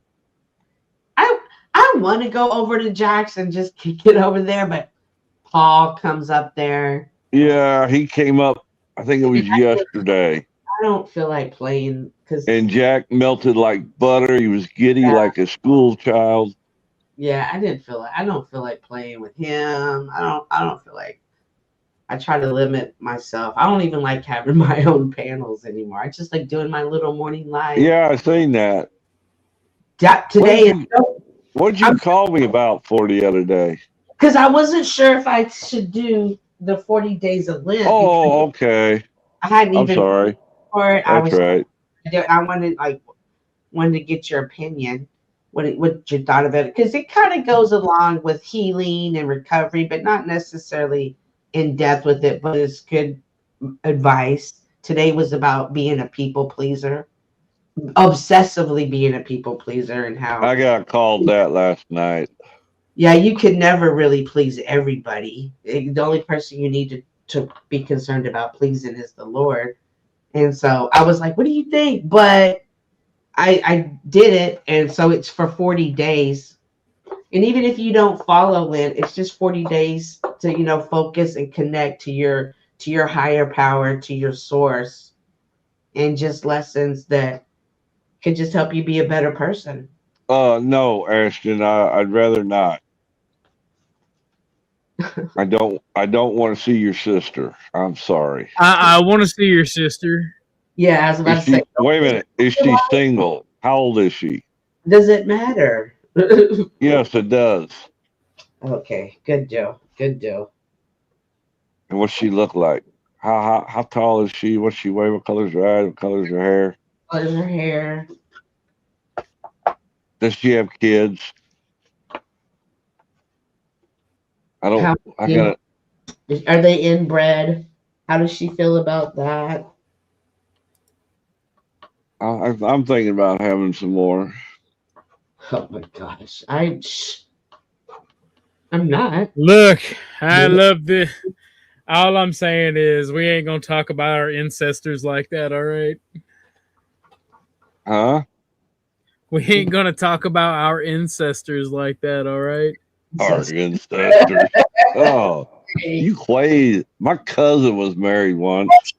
What happened to that guy who wanted to talk about the Epstein files? I do too. Where's he at? I don't know who you're talking about. Pumpkin? What? No. What, your friend that was talking about the Epstein files and he wanted to do a show on it, and you and that's Chuck. Bumpkin. That's Bumpkin. Did he ever do the show, or when is he going to do it? We were supposed to do it that night, but I got EP. You got EP. Ashton was waiting for that picture. Yeah, I got EP. I got sleepy. I was tired. Oh, sleepy. I was like, what's EP? Well, yeah. Are y'all going to make it? Are y'all going to do it, though? Because I'm all types of interested. I mean, I've been looking into them myself to see if I can find anything worth talking about on my What's show. What's it gonna do for you? Well, A, that's one thing that I think about.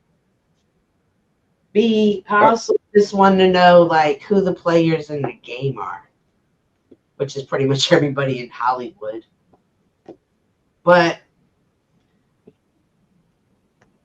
I mean, guards. There's a changing of the guards going on, so I'm trying to figure out who the new guards are going to be. I mean, it's a shame that to make that much money and get so bored that you got to do sick shit like that. But you know what? I started thinking about that. I only think that sick shit is how they make that much money. Well, I remember Rock Hudson did an interview after he got outed for being gay with his personal assistant or secretary or whatever, with the dude. Oh, yeah. And they did an interview with him, and because he had always had all these women before. I remember. And he said, well, what happened was I had so many women throwing themselves at me, it got old. I couldn't take it anymore. It was like overload of women. And I couldn't find intimacy that I wanted until I found the dude, you know. I mean, that's pretty bad if you're going to let women drive you into being a homosexual. Well, I'm pretty sure that was a scripted story, and very well could have been. And perhaps the powers that be, that the casting couch, what we are now seeing come to light, has been always. Oh, the casting couch has been shown to light many times.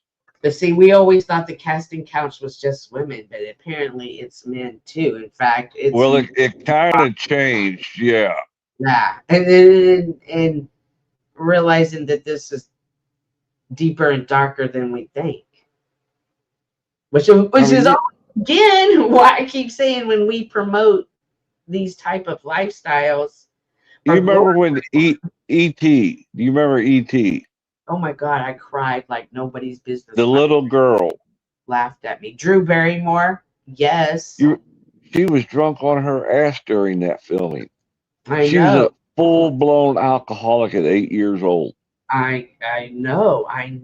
And you remember her grandfather, she comes from that whole entire line of what was his name? Remember he was in a Wonderful Life. Something Barrymore. I can't remember his first name. And so you can only imagine what they were doing to her. For her to be like, for an 8-year-old to be drinking like that, and introduced her to that. Go back and look at the story of Judy Garland. Oh yeah. Or Joan Crawford, or they'll. This has been going on for a long time.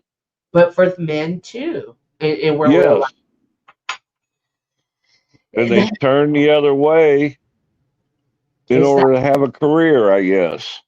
they desire that fame monster. And when we talk about the, like, when I keep saying it can become darker, these desire, like, if they will get darker over time. Oh, you're a sick person. They're already here.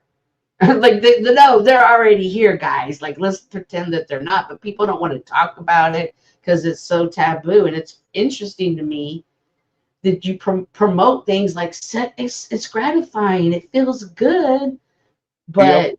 you don't want to talk about, well, these people feel good doing what they're doing. They don't really think anything's wrong with it. Not that I agree with it. I'm not saying that at all. But like, and if we're going to say that motto, then you can't get mad at when they say, but we like it too, though. So it's bad. And you got to, I just feel it's important to teach. But I think OG's right. I think that just overall I don't know, degeneracy or just selfishness of I want what I want to make me feel good, and Yeah, it's crumbling our society. I absolutely. mean, look how much people fight and give lip service to the weed thing. I mean, the passion that goes into when people are talking about weed. It's like your passion's misguided. Society is crumbling. Well, as long as I got my weed, I'm happy. But that's Calm down. That's escapism, Chuck. That's escapism. Right. Yeah, that was just an example. I wasn't picking on anybody or anything. It was just an example. Well, no, the thing about it is, right? So the reason, and I'm glad it's only 9 of us, and I'll deny it if anybody brings it up when Flo. Wait, let me turn my recorder on. Okay, go ahead. The reason that I gravitate towards authoritarianism and National Socialism is I bought into the propaganda, and I think that it's more truthful than any other system when it comes to building a better person. I think communism is better when it comes to building a better person, right? Because National Socialism, communism, these authoritarian regimes, I truly do feel like we've been lied to. We've been told by a bunch of degenerate pedophile hedonists that do as thy will is the word of the day and individualism is the marching order. Yep. So I think that the only time that those societies or these societies like America and the do as they will Luciferians can ever come together is when they're destroying somebody that'll take away their degeneracy. And as soon as I start talking about my politics, fucking people join Christ. I love you guys. But like, I truly do believe that that's the only time that societies like America can rise up and do quote unquote better is when they're destroying someone else who wants better for the world, who will take away their degeneracy. Well, if like Russia's form of communism is doing so good, everybody wants to come to the States. You know, not the other way around. Nobody's trying to get to Russia. It's the path of least resistance, right? In the do as thy will type of world, people are going to see that and want to do that. Yeah, I'm free. I'm free to do as I will. Yeah. That's why. What was that? Yes. Here's the funny thing that people like Flo and a couple of our mutual friends won't admit that I've seen. And I've tried to talk to them about it. They just can't see it. It's the freer the market and the more wealthy the people, the less you actually do with that wealth. Well, and who's going to want to work? Well, no, it's not. I'm not even talking about communism. I'm talking about like modern America. Look at the economy, right? We're not building mega structures that do anything. Like we're not building Three Gorge dams. We're not building Hoover dams. We're not building rebuilding the infrastructure, the power grid. Yeah, we're not doing that. We're barely maintaining what we have. Yes. But yet we're one of the most wealthy countries in the world, and that's the thing. The only way that you have humanity is to have a strong state, and that's something that we have to reconcile with. Because if we have, you don't need a big state either. the state needs to be as big as it is to manage its bureaucracy. I'm sorry, I don't know what you mean by a big state, because a small government means different shit to different people. Yeah. The state, we have 300 million people. Our bureaucracy is not enough to handle that. If hiring more people, and also the issue with like stuff like affirmative action and the race-based stuff, all of that, gets incompetent people. I'm not saying black people are incompetent. I'm saying when you got government jobs and you give them away as a form of reparations, and you can't fire people when they get hired, no matter what color they are, no matter what religion they are, you get a bunch of incompetent people in there, and there's a critical fucking mass, and people just aren't doing their fucking jobs. You're gonna have a shitty bureaucracy. Our government, when it comes to employment, should be ran just like a corporation. You should be able to fire shitty people. That's because there's federal unions now. Well, you should be able to unionize in general. I don't care about that. I'm talking about in the government. Yeah, even in the government, Chuck, you should. Remember Reagan when the air traffic controller union were going on strike? He said, "No, y'all are fired." Well, he fired every last one of them. Corporation has the right to fire even when they go on strike. Yeah, we're in no fire. Whatever state. I can get fired because they feel like it. I gotta take off though. Good conversation. As always, OG. Thank you for letting me come up and. You're welcome, Miss Cynthia. And anybody else who wants to come up can. Bye, Chuck. Bye, Cynthia. We're still waiting on them pictures, Ashton. But no, you get what I'm saying, right? Because I've noticed this because I'm a watcher of history, and I do things to actively make myself retarded because I'm powerless to do anything about it, and I don't want to catch the big sad. Right. So, like what I see from history, what I know about economics, I know enough about economics to piss off economic majors when they start pushing keys in economics. Is we're stagnating. Like the wealthy countries are stagnating because there's a balance that they're not maintaining between state and freedom. And we can sit here and pontificate and say all these things about it, but the simple fact of the matter is freedom is just code for do as thy will, hedonistic bullshit. Well, do you see where UPS is closing? It's either 14 or 28 of its distribution centers because of Amazon's going to start delivering their own packages. Good. Because here's the issue, right?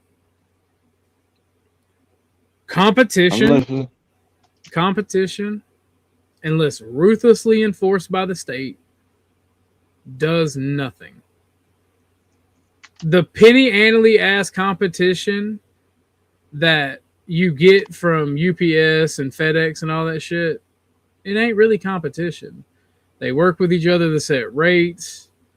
They work with each other to have pretty much the standard shit across the country. Here's the thing, right? Just because you can go in the store and you can buy several thousand different brands of an item does not equate to freedom. And it does very little to actually equate to it being cheaper. That's This whole mythologic deification of competition in the U.S. and individual in the U.S. is literally being done to destroy us. Well, I remember when Carnegie decided to start a steel company way back in the whatever it was, late 1800s. So he started, and he ended up buying rail lines. He bought the mines for the raw materials. You know, he was buying everything associated with that, making steel. That way he didn't have to outsource anything. And that model held for a long time up until what year was it? 80s maybe? Well, the powers that be have deified competition and individualism to destroy and siphon out the economic wealth. See, here's the thing, right? when you leverage your ability to loan money or to get money from loans, you're doing your part to, for one, increase the value of something, making it more expensive because you can buy it now. You don't have to save up, right? Right. Two, you're creating a middleman that makes money out of usury, basically makes money out of nowhere, out of thin air, and thus creating parasitism. And then you have a system that now rewards impulse, like lack of impulse, right? And I believe it's a high time preference. I always get them confused. High and low time preference. One means that you can wait and save up. The other one means that you have low impulse and needs. I always get them confused. And when you start having systems that are hacking the human brain to make us act retarded, you're always going to end up with these problems. And here's the thing. You don't need 50 million internet providers. You don't need 50 million steel mills. You don't need 50 million candy bar brands. Like, monopolies are gay. I agree with libertarians on that. Monopolies are gay, even if it's a state monopoly. But two things need to happen, right? The government needs to pick the winners. And when I say that, I don't mean they need to pick a company and artificially raise it up and give it a monopoly. I mean, they need to pick American companies and subsidize them over foreign brands. The tariffs that are still here need to stay. We need to invest in education for American citizens and get these companies to hire Americans instead of importing labor. We need to let the businesses that are not competitive or are just redundant die. That goes for banks as well. I mean, there's a lot of things that need to be done in order for this country to be better and great again. And Trump particularly is doing, for one, he's doing a shitty job, and then he's doing a half-assed job on top of that. Right. And the problem is America is trying to have an autarky, but also have globalism. Like, we have the minerals and we have the wealth to be an autarky. But they want to be globalists because there's a lot of soft power in controlling the world's currency, the world's trade. But that's just no longer going to be the case. Globalism is all but dead. Right? What you see now is in globalism's corpse is just neocolonialism for brown people. Right? They're taking advantage of. Look at us. Look at the UK. You know, look at the European countries. Yeah, I know what you mean. Well, I mean, there was a CEO that just resigned, and yet another Indian is now a CEO. Right? Of what? I believe it was Microsoft. I can't remember. Oh yes, you are correct. You are correct. So like you are. So like, and all you're doing, and I'm hearing people who study political science and history talk about how India is about to collapse. When you have 1 billion people in a country that has been ran into the ground, whose diaspora is bigger than 27 countries. When you have 1 billion people fleeing from economic problems, you're going to see how right I am and people like me are. It's easy to call somebody like me a racist and say I'm stupid and I'm evil when we've had the longest prosperity in human history. But it's coming to an end. It is coming to an end. People are gonna have to admit that I'm right. and people like me are right. Right? Because here's the thing. Here's the thing. Depending on the circumstance of the world around you, when you're talking economics, you can make any system work. Right? But right now, globalism and usury are on the outs. We can't afford it anymore. We've let people parasitize all the fucking wealth. There's going to be social change and wealth redistribution. That's a dirty word in America because communism, but I hate commies. Wealth redistribution and social change are natural occurring human events. When shit gets bad, people like. Do you think that people? Where do you think Vikings came throughout history? It came from being in an economically depressed place because of the environment. Fair enough. But what do you think humans do when they get economically depressed in large numbers? They go out looking. They go out and take it. And then once they get in a comfortable position, they rebuild society to be slightly fairer. And it's a fucking cycle. And when I say slightly fairer, they make rules to make, honest competition amongst one another. Because competition and cooperation are a good cycle and good things to understand. And there is cooperation in competition, right? If we American companies, right, are working against Chinese companies, but also competing with one another, that creates a good economic system for capitalism.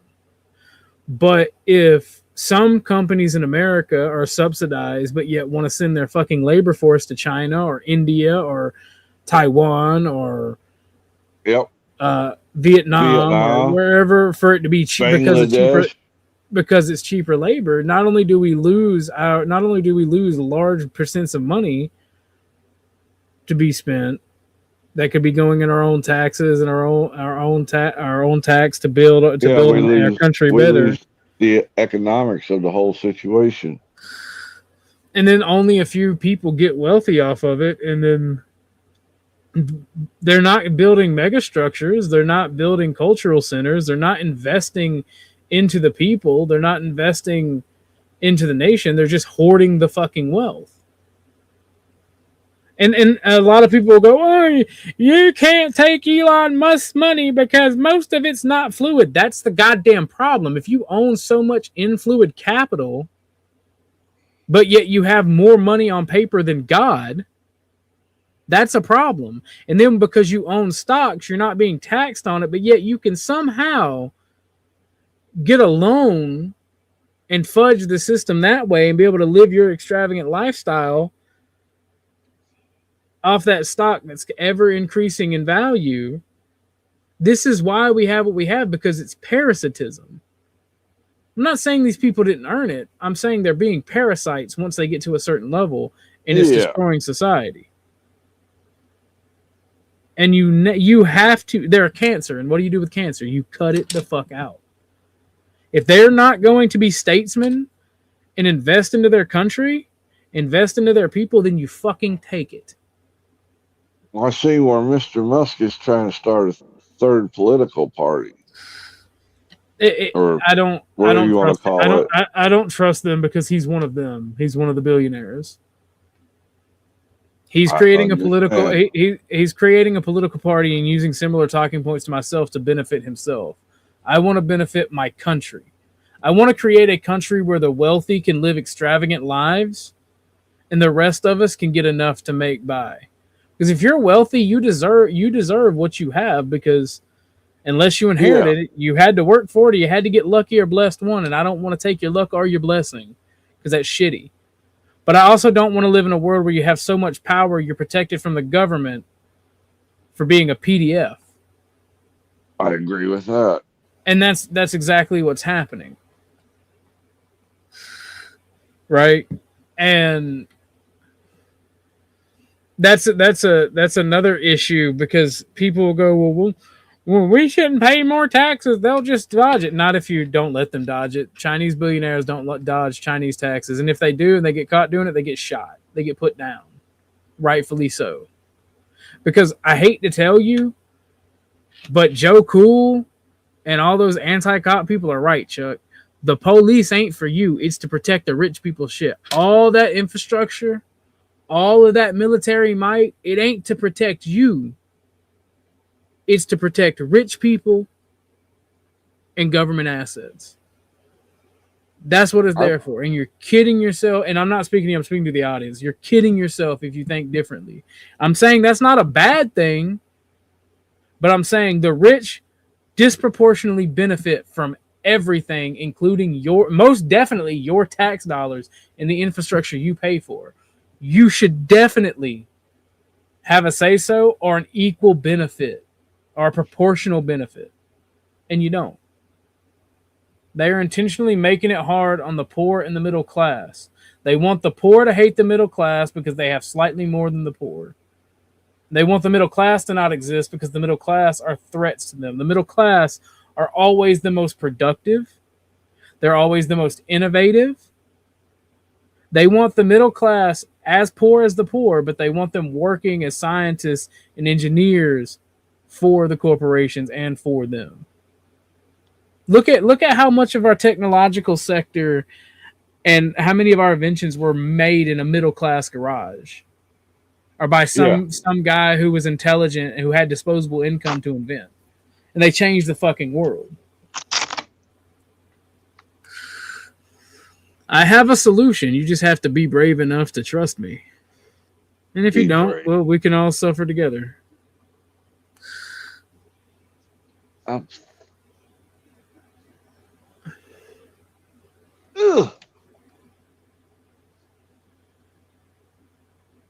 Get off my cord, cat. Thank you. The struggle asked a question quite a few minutes ago.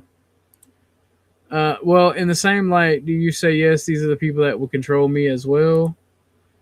And who better is better? I think mutually assured destruction is the way to go. That's why I believe citizen militias should be a thing. That's why I think paramilitary groups should be able to exist, because there's a balancing act, right? An armed society is a polite society. We can disagree, but if everybody's armed and everybody's got good homies and everybody's got enough ammunition, people are going to be a lot more reasonable and come together into an agreement than fight and kill each other. And when the time comes, they'll fight and kill each other. Because unfortunately, I hate to say it, but that's a normal thing in human history. That's a normal thing in human nature. You consume yourself. No. I mean, if you're willing to go so low as to become a PDF, well, then there's no line you won't cross. And my whole thing that I've been trying to spit out for like a week now, because I've been going hard and I've been angry, is not, I don't agree with the billionaires and do what thy will, Aleister Crowley. But why not use it to our benefit, right? I mean, call me Elijah. Leave none alive, you know? They say a Christian man, they say a righteous man can't be angry, a righteous man can't do this, that. And that's why I kind of got annoyed with you and Miss Cynthia last night's show. Because when Joe came up here talking about people being self-righteous and not doing anything because maybe I misinterpreted it. Shit. I didn't say shit on that one. My argument was with El Piero. Well, I felt like y'all folded, and I'm just sitting here like, well, I'm just sitting. I was putting the facts in, and he kept getting louder and louder and shit like that. I'm like, look, I'm not going to do this here. I just made up my mind. I'll just shut up and let it die. Well, Dennison also annoyed me with that because, like, my thing is, you can agree with somebody without being a team and arguing and like not shitting up my panel, but over talking everybody because you agree with Joe Cool. Because I said that to him a couple times here recently, and I figured it out. He comes into every panel with his audio maxed out on purpose. And when I tell him it's hot, it's because I'm wearing headphones. I can hear everybody else just fine. Then he comes in and blows the eardrums out. That's his way of over talking folks.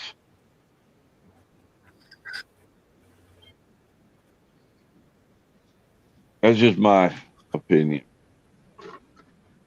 Because I'll discuss with anybody. But when I go, like, and looked it up and look up the state law, and the state law he was quoting had nothing to do with liquor sales. People get caught in the minutia of retarded shit, in my opinion. Right. That's why I've been getting short with people, because it's like, bruh, I don't care about idle off in bullshit. the weeds. Yeah. Yeah. Like, I don't give a fuck. And it is slightly fucking annoying to get off in the weeds. That came up on, I think, 10th Man show this morning. What? I think it was this morning. Might have been yesterday. What? Where I don't know who brought it up. The topic you were talking about a while ago. What are you doing by sitting on a panel bitching about it? What do you achieve? Just like you were talking about. Where's the action? It's not just sitting on a panel. It's not just sitting on a panel, right? The whole issue is you're just not doing anything. Right. That's the point I was trying to make. Sorry. You're not very, very clear. You're not angry about it. You're not.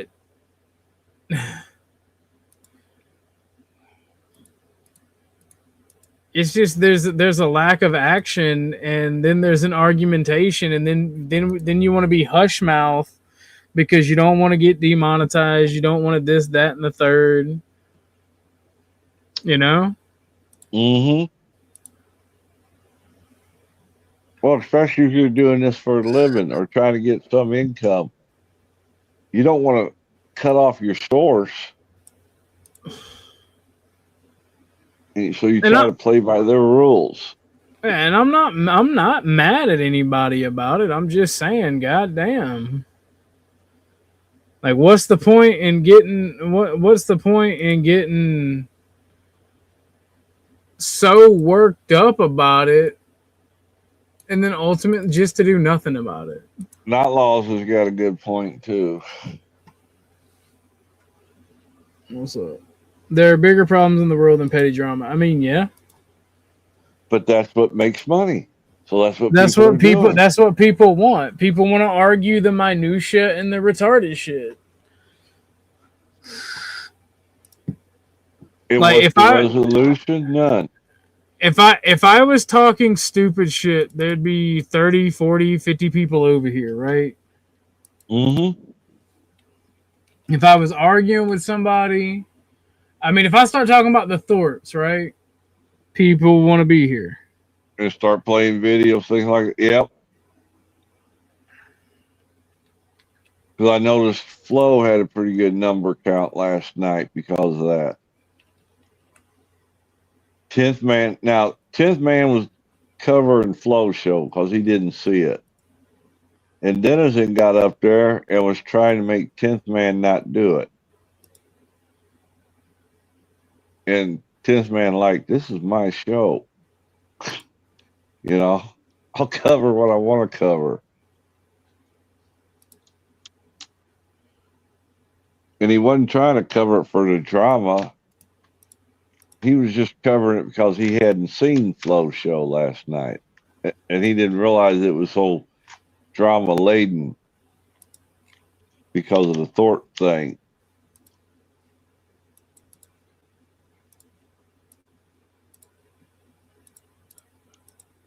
I mean, I guess if you say so. What did I say now? People know what they're doing. They know what they're doing, and I'm not going to fault them for doing what's best for the money. And I'm really thankful for the money I make on here. but I'm not going to kid myself and think that we're doing anything by having this discussion. You know what I'm saying? Yep. Even if it's a 100%. debate. And that's what kills me about it, because it's like, bruh, come on. Could you imagine if all these people put their effort into the real issues? Yeah, that's why I get so annoyed with them. Instead of squabbling about, well, this municipality law. Who cares about a municipality law when you got bigger laws that need to be addressed? To me, but that's just me. I mean, it's right to call wrong out, but if you're just sitting on the internet debating about without any solutions, well, what's the point? Make you feel good because you want to debate? That's it, Chuck. You got the money on. You got the nail on the head, old buddy. Or it makes me money.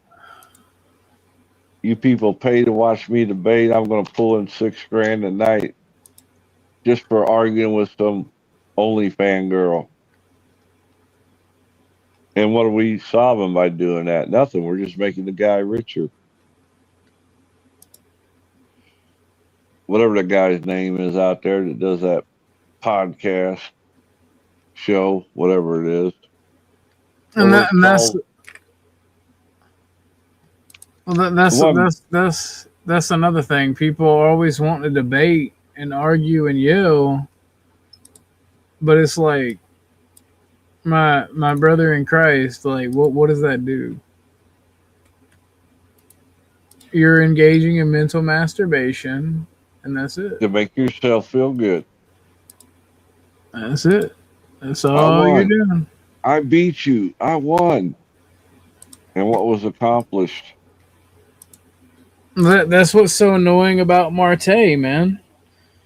He's so debate brain, but everybody, it seems like, is debate brain.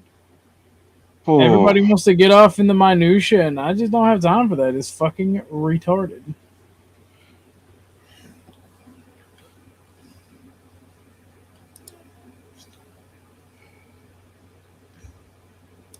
I enjoy it when I get good information or something like that. But to listen to an argument to get any kind of information, I'm not doing it.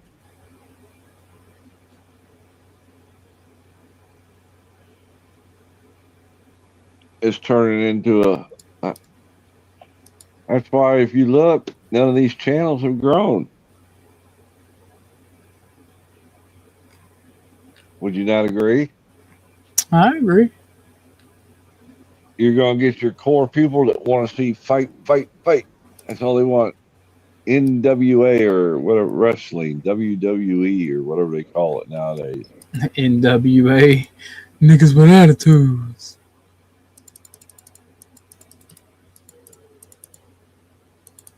Yeah, no, I don't disagree with you, Chuck, and that's the annoying thing. That's the annoying thing. Seems like wasted manpower or wasted, like spinning your wheels, you know? That's exactly what it is. It is. How do I word this? I hear you. It is. You don't want to shoot yourself in the foot now. I'm fine if I never make another dime. No, I just meant with your wording. What you're trying to say. I'm not trying to insult the audience either. Right, that's what I meant. Because I understand people want what people want.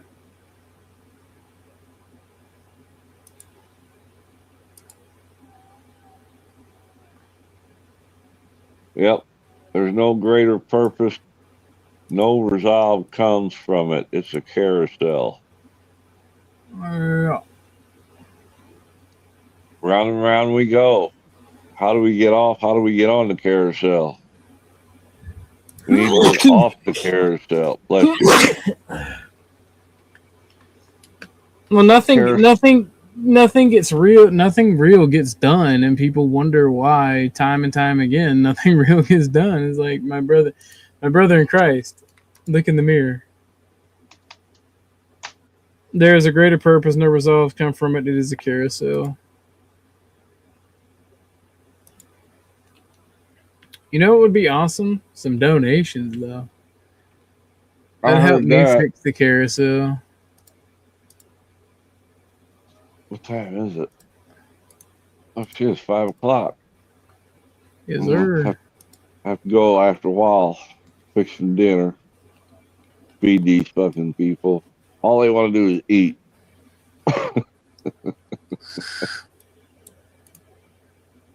Well, I will more than likely end this stream in a minute and probably go live again later on. Yeah. Go live again on a video game stream, start doing the actual thing. The actual thing?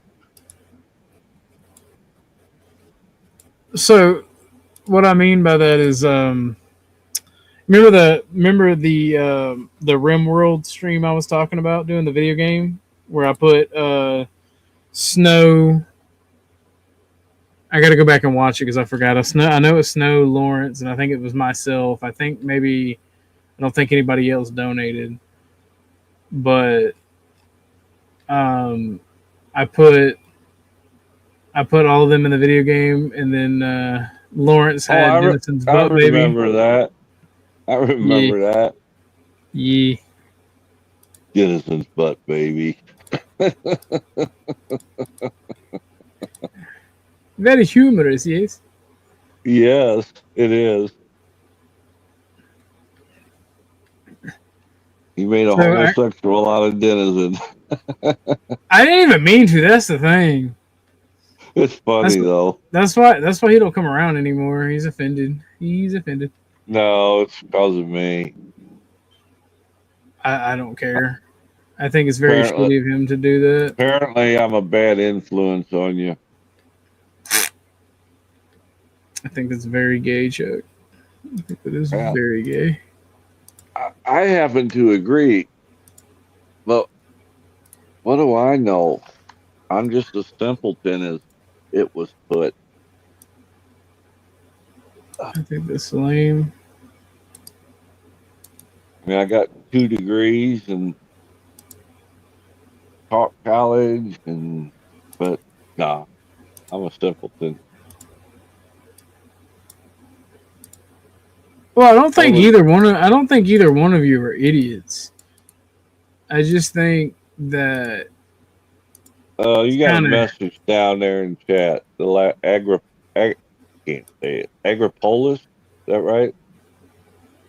No, that is not Agripolis. That is somebody on the kick. Oh, is it? Yeah.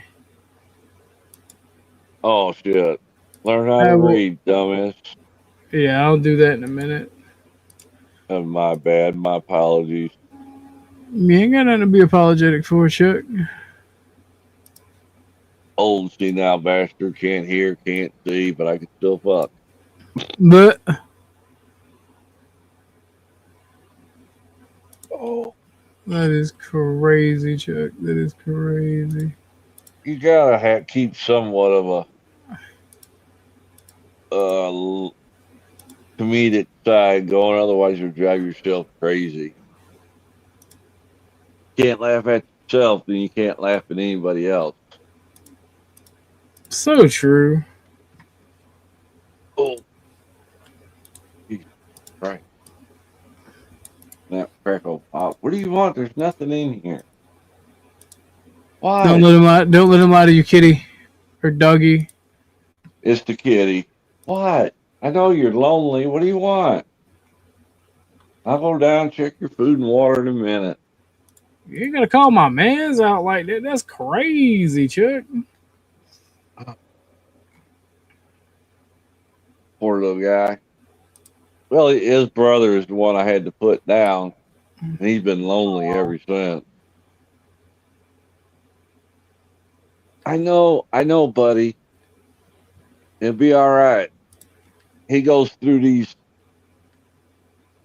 moods or phases where he gets really lonely. And it's like, if he could climb up my butt, I think he would. Just to have the closeness and the whatnot. But we're trying to find him a partner to play with. So he ain't lonely no more.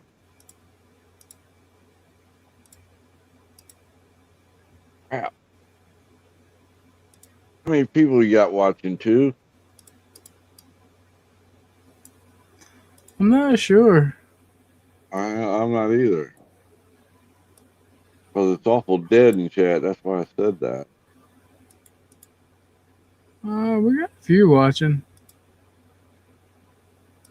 There's 9 people. 99999. 9. Yeah, doom off. 9.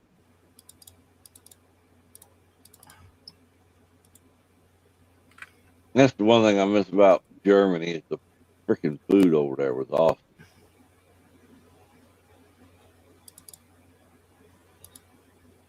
Different over there than what we got. A different flair, different flavor, different taste, whatever you want to call it.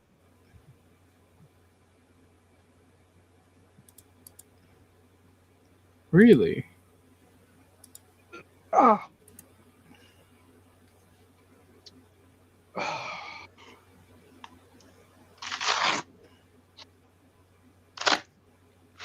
Hopefully you didn't make too much noise there. I was adjusting my back brace. You made all the noise, but it's okay, Chuck. It's okay. Oh, okay. It's better than, well, I ain't going to say that. Ain't going to say it. Ain't going to do it. Yes, you are. Chuck, you are a wise old man that can act like something. Can't blocked on my phone. But Chuck, you're a wise old man that can act like a kid sometimes, but I respect the heck out of you. Well, at least some people. That's one of my biggest gripes is no one wants to listen to the older folks anymore. They want to be clowns. Everybody wants to be clowns in the circus. Well, I mean, what do you expect, Chuck?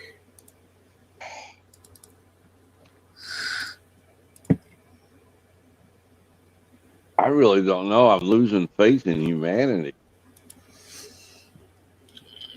Like, I hate to be that guy, but like, people suck. Have you seen what we've sent over to the Middle East? Nope, I don't pay attention to that shit no more. The arsenal?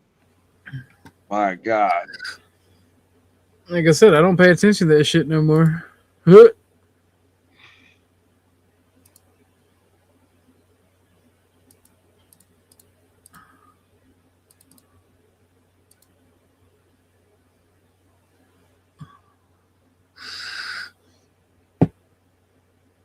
You know, I genuinely don't. I genuinely don't pay attention to that shit. I think it's a waste of time.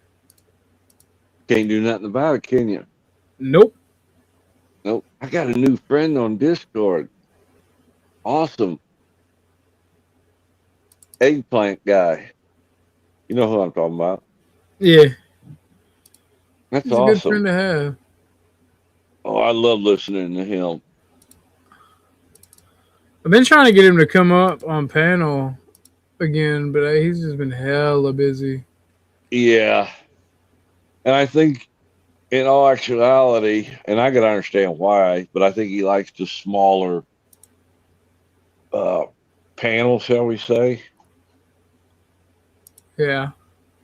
That way you can have a conversation instead of a screaming fest or talk over fest.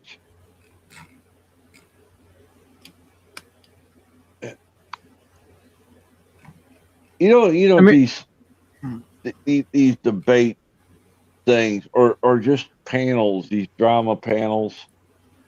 Mm-hmm. They kind of remind me of the old movies I used to watch that had the gladiators, in the pit, and all the people were sitting around in the Colosseums waiting for the action.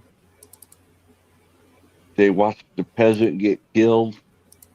That's what it reminds me of. The I mean, audiences, the I can see audience, it. the chat people are the audience, and then the panels were the gladiators, Spartacus and all them go to get defeated, and the people cheer, yay! And all they've done is killed a bunch of people, and that's entertainment. Yeah. I mean, it makes sense. Humans are retarded. Hey, watch that. We might be one of them. But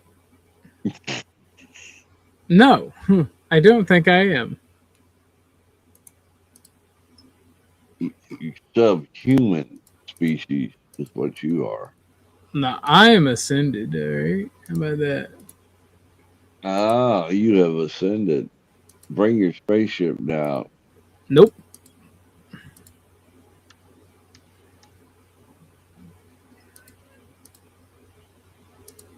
I will never do such a thing like that, Chuck.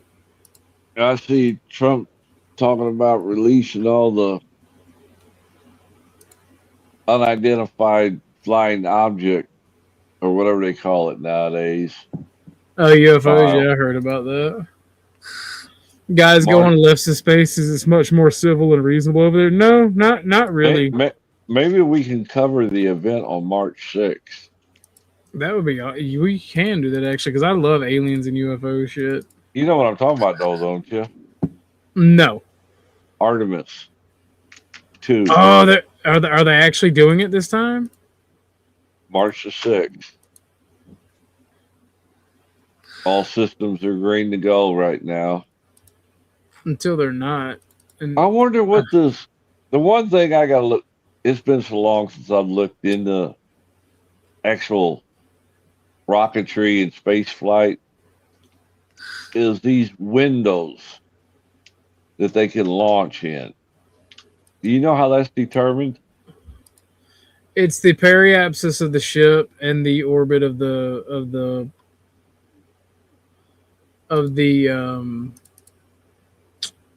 planet where they're at. Oh, okay.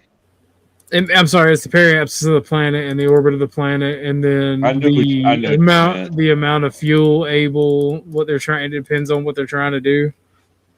In order to break free of the gravity pull. Because you're gonna not only break free of gravity, but you also have to have enough.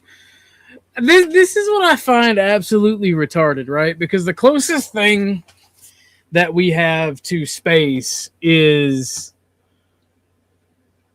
the ocean, right?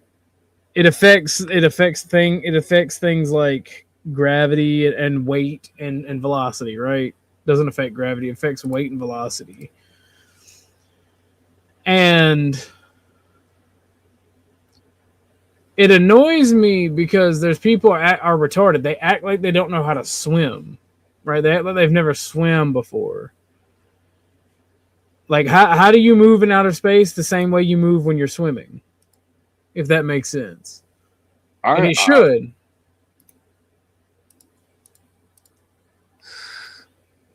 Go ahead. Whoops. Yeah, and they don't believe that when those whatever gets up into space, that they're traveling at about 15,000 miles an hour, orbiting the Earth. Well, they don't understand basic scientific concepts either. That's the problem. Yeah. Those pictures ain't real from outer space. Sad. I'm tired of fighting that one. You know, and this, everything's a conspiracy. That's the annoying. That is the goddamn annoying part right there. Amen. I don't care what you bring up. It's a conspiracy attached to it. How? If everything's a conspiracy, nothing's a conspiracy. Right? Yeah. It's just annoying because like they've predisposed their situation onto the people, right? Like you said, if everything's a conspiracy, nothing is. They've already made up their mind that everything's a conspiracy. Everything. Whether it's from the media, whether it's from the government, whether it's from their own eyes. Yeah. I mean, it's perfectly reasonable. It's perfectly reasonable to be suspicious, right? Because there's always ulterior motives. You'll never know the truth, but when you have to question everything so fucking thoroughly, you get off into the fucking weeds. Maybe that's the conspiracy in of itself, and you're falling for it every time. You know? Well, working in communications, we used to have to work on radio, how to get the signal around the world. No, I already know what you're gonna say, and we should be able to shoot flat earthers. All right. Personally, we should be able to just shoot flat earthers. Well, I just saying, I worked in that field, and I know I'd have to get my books out, but I know how all that works. But I'm a liar. I'm part of a conspiracy.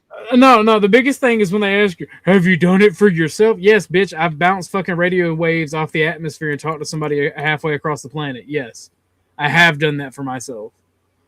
There's a super nice guy that comes to floats, and he tries to tell me, if he's a flat earther, we should still shoot him. Leave none alive. He tells me, okay, with my binoculars, I can look across the bay and see this building on this island. I shouldn't be able to see it with my binoculars. I'm like, that makes no sense what you're telling me. Flat earthers literally went to Antarctica and fucking... Oh, that's conspiracy. Proved themselves wrong. That was all green screen. The flat earthers refuse to believe the struggle. That's why I said they're similar and not the same. There's no friction. There's very little to no friction in outer space. That's the major difference, right? Correct. So if you push forward in a liquid state, you're gonna go forward because there's less friction in the ocean, right? As long as you're moving forward in the ocean, you have to apply that much momentum in the opposite direction to stop, right? Because of the friction coefficient is different than when you're affected by gravity on dry land without being in a liquid, right? In space, there is no friction at all. You're in a vacuum, and there's gravitational forces pulling on you, so you'll gradually come back to a planet, or if you have too much momentum, you'll break free once you're outside of its orbit, right? Because there's no friction and there's very little gravity focusing on you. You know, there's no way to measure gases. That's the one that kills me, because I worked with the mass spectrometer analyzing gases. No, you didn't. I'm like, what? What are you talking about? I know how shit works. Yes, I remember the National Enquirer. Not laws, the National Enquirer. And that's what everything's turned into. Everybody thinks it's the National Enquirer. Which used to be a rag magazine, if you know anything about it, OG. Mm-hmm. It put in there the strangest of the strange stories, which are considered real nowadays. Are people that what's the word I'm looking for? Has life gotten so good Yes. it's causing us to go backwards as the people? Yes. It's that stagnation I keep talking about. Yep. I'll have to agree with you.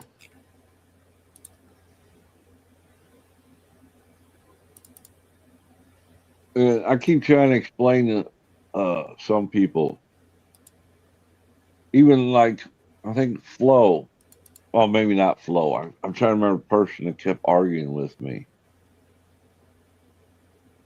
That back when I was raised in my early,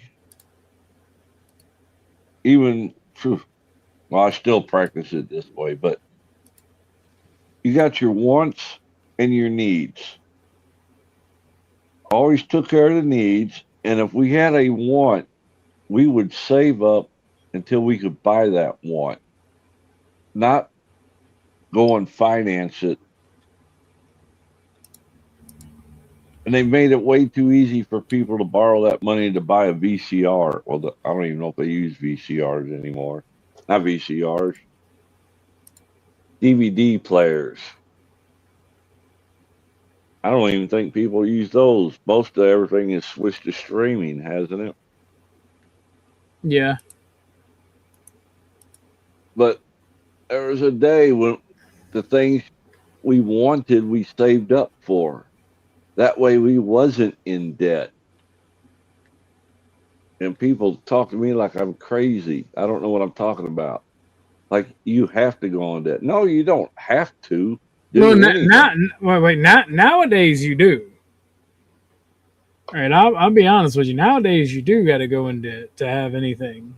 It's the whole system's been built on that now. Well, but not laws, even vinyl albums are making a return.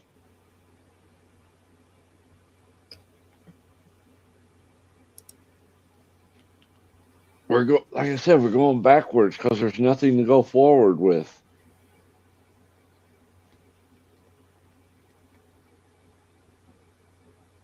In some areas, anyway. Yeah, I went and looked at a new truck. What was it, last year, year before?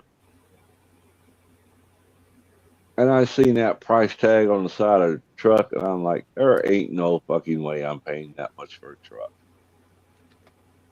It was close to $100,000. No.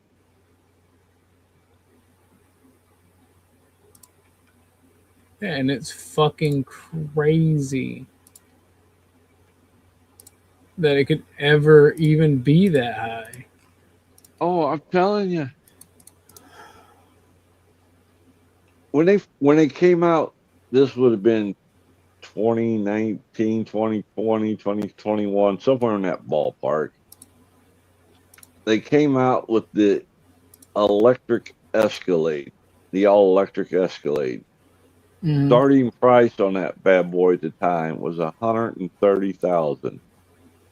I'm going, wait a minute. You want everybody to switch to an electric vehicle, but with prices like this, everybody's going to be walking. Nobody be able to afford it. Because I'll be damned if I take out a loan like that for a vehicle. I'll go back to buying old clunkers. And I can remember when a pickup truck was the cheapest thing you could buy, even back in the 90s. You go to the dealer, pickup trucks, cheapest thing on the lot. And what happened was, and it is my belief, they got rid of all the big cars. You know, the big roomy cars. And people buy these trucks because they're big and roomy on the inside, as opposed to sitting on each other's lap in a lot of these new cars. Or am I wrong? What There's only- trap? Huh? You must be behind struggle, like, because that's what I was saying. Resistance is friction. I see you, potato. I don't know who that is. What's up, Greg? I don't know who that is. What's up, Real OG? Welcome to the show.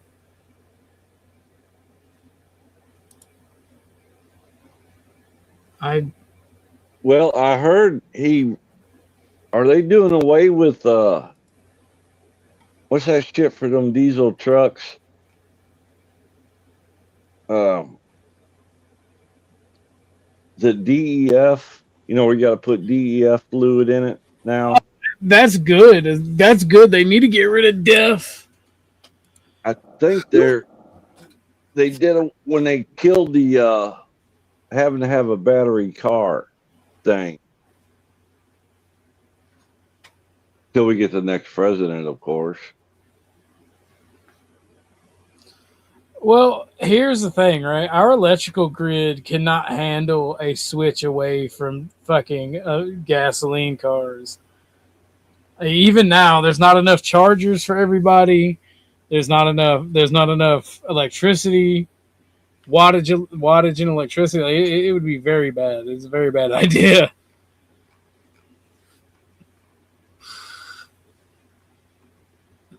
Well, even me driving around, most of those chargers were powered by diesel generators. Make that make sense? No.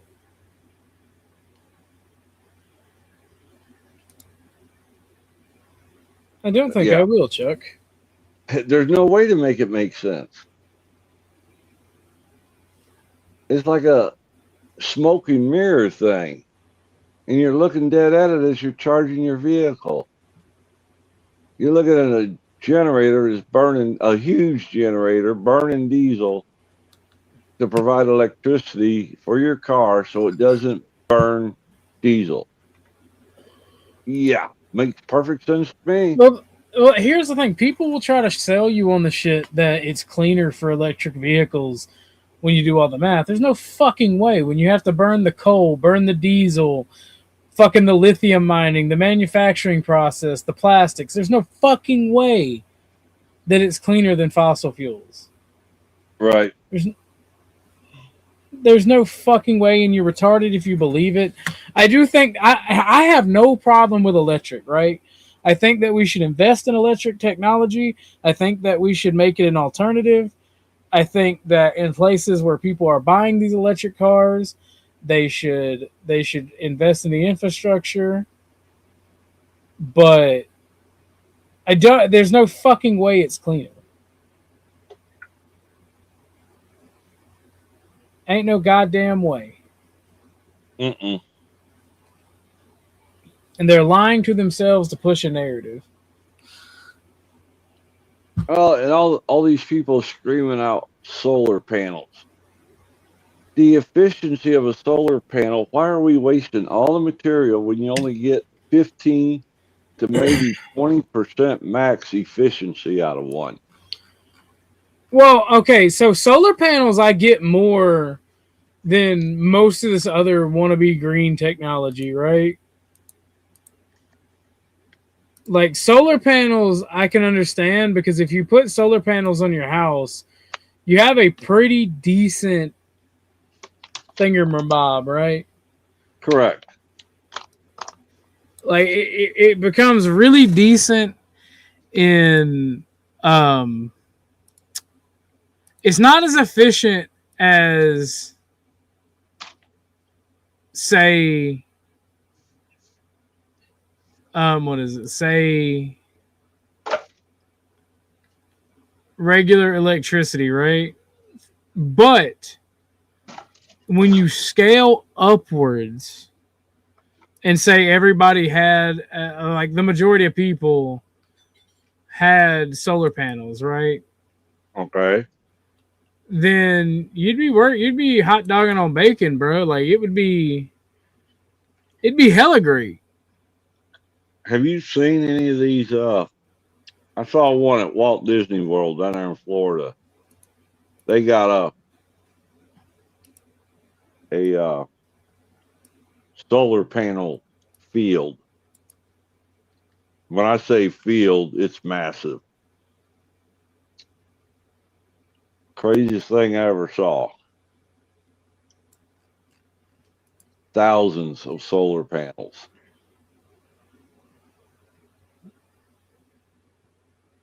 But I really like to know what the payback on something like that is and what the damage is being done. Having that many, because solar panels get hotter than hell. Having that many panels together, what's it doing to the surrounding area?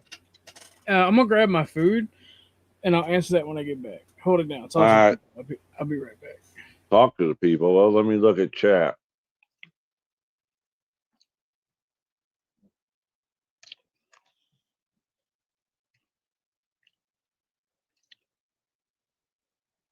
Cost me $250 Canadian to fill my electric car where I live.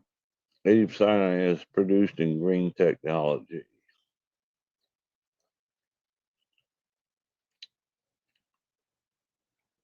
But my question, not laws, is are they really recycling the material?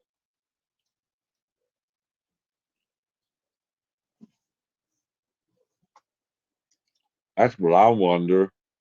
Is that why we're running into a shortage of materials and minerals because they're not recycling?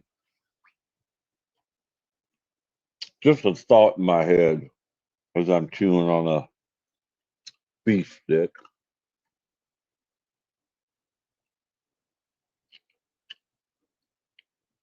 Hydro, yeah, hydro is good. I can't complain about hydro.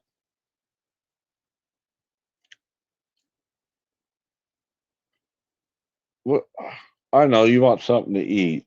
As soon as OG gets back, I'll go feed you. Thought you had food. I'll have to check again, buddy. Yeah, I'm eating a beef stick, and you know you don't like them. Thanks for checking. I see you. No, you're not going to chew on the phone. Quit. My God, this is worse than having a kid.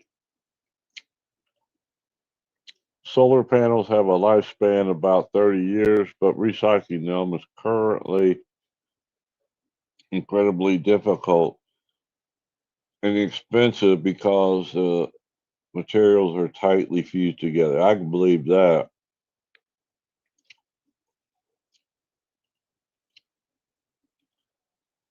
I know too, the big push to recycle plastic. There was actually very few places that would recycle the plastic, even though they were being collected. There was very little recycling that was actually going on. It was a big facade here in the States. They were just taking it and dumping it just like they do the rest, just, back into the landfill or on these barges out to the ocean and trying to dump them. Kind of dumb. I mean, I'm all for trying to conserve and save as long as it makes sense.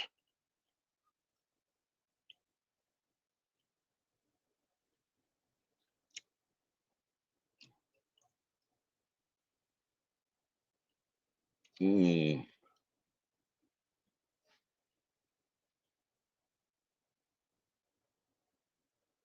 They're trying to make bacteria that will eat up plastics. Haven't looked into it much lately. Yeah, I heard something about that.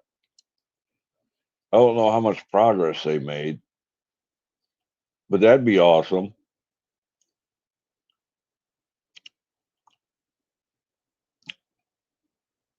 I mean, the amount of plastic water bottles is crazy when you got tap water. But because people don't want to drink tap water, they want to drink that fancy high-end water.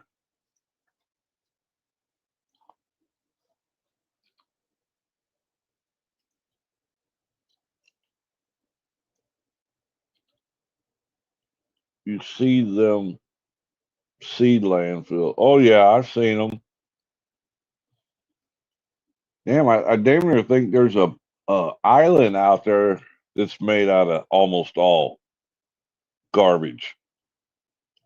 It actually looks like an island, but it's not. It's just a huge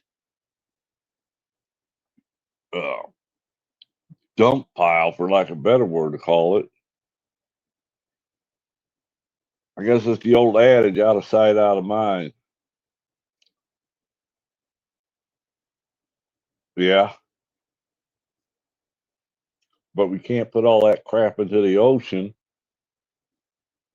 We're going to mess around and mess up the entire ocean. Then what are we going to do? So much for seafood. It's called New Jersey.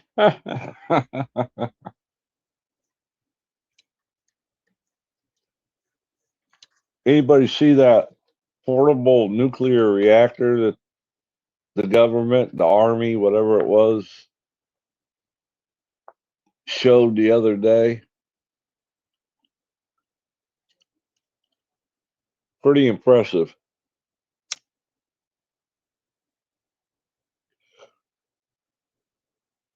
Yep, I'm killing time, Lindsay. I'm just waiting for OG to come back so I can take and do my duties. I got to cook supper here shortly.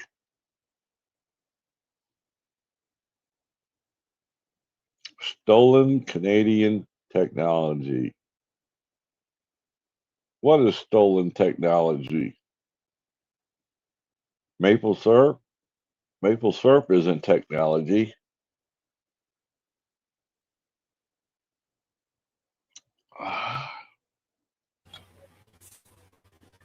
Man, that was the worst beef stick I ever ate.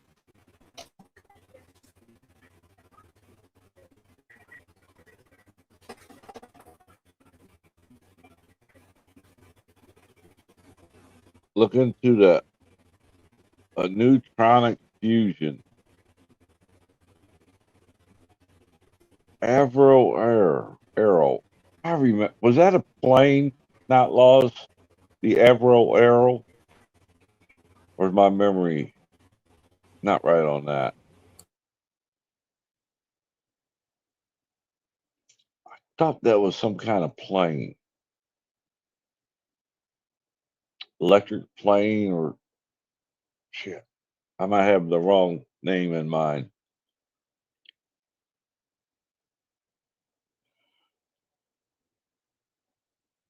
Blew everything out of the water too. I'll have to look at that one, but if I push a button, I will no longer be here. I don't think OG would like that. He must be getting pork chops and applesauce.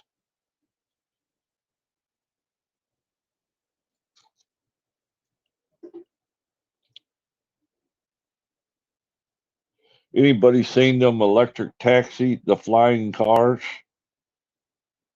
They're taxis. Those are wild.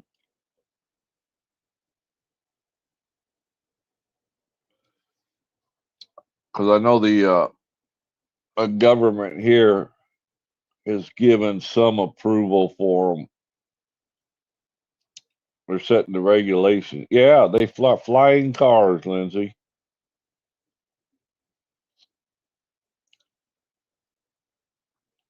Welcome to the Jetsons.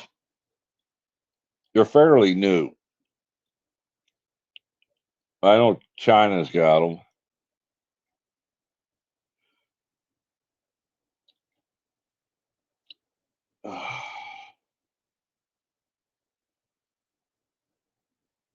All right, where are we at here? The Avro Canadian Arrow was a technology technological advanced supersonic interceptor aircraft. Okay, I was right. It was an aircraft that evolved from Canada during the 50s to counter the Cold War threats. It was renowned for its speed. In fact, I think I got one in my box over here.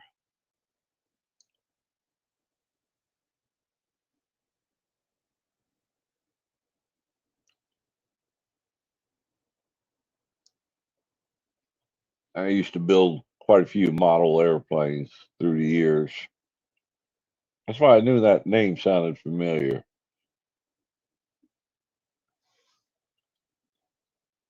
Delta Wing Design Advanced Fly-by-Wire System, canceled in 59, leading to the destruction of all prototypes.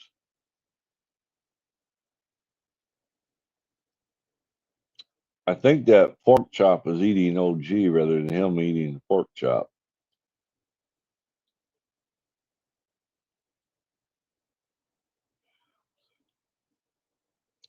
I would do a song and a dance for you, but I can't sing and I can't dance, so you're screwed in that department. And twerking is just gay.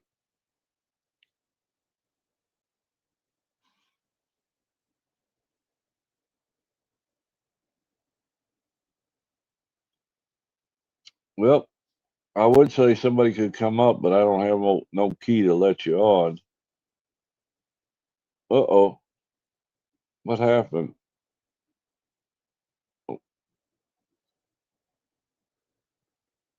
Yep, he had to slaughter the pig first, probably. Sasquatch's voice went out. He couldn't talk anymore. And what happened with that? It was a disaster, Lindsay. It was a disaster. They were fighting like cats and dogs.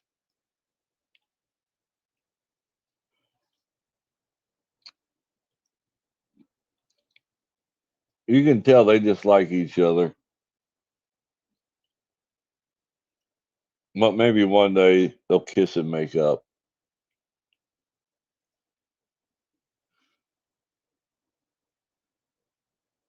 They were actually having a decent conversation on and off, but then Sasquatch's voice went completely out, so he had to bail.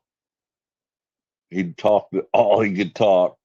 You could hear it getting quieter and quieter and quieter.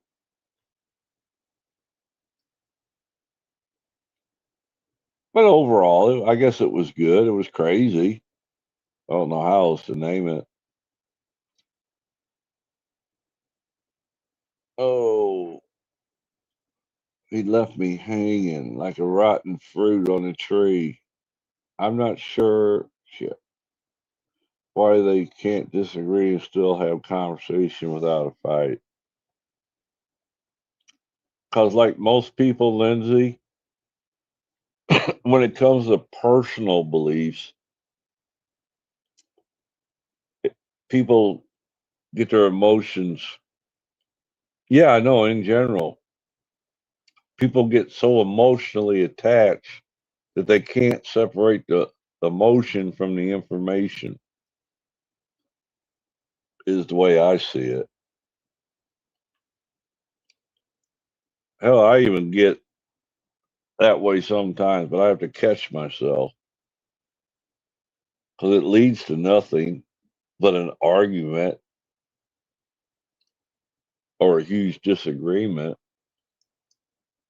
And I'm getting to the point where I just tell the person, "What's up, Lacey? Welcome to the show." I just tell the person, I'll just differ to disagree and let it go at that. I'm not going to argue to death about it. Just like yesterday with Wizard, when he told me when I was reading the state law on buying alcohol in Iowa that I was wrong. I'm like, I'm reading it for myself. So I finally quit because he was getting angry, telling me I didn't know how to read. I didn't understand how to read law. that his law superseded the law.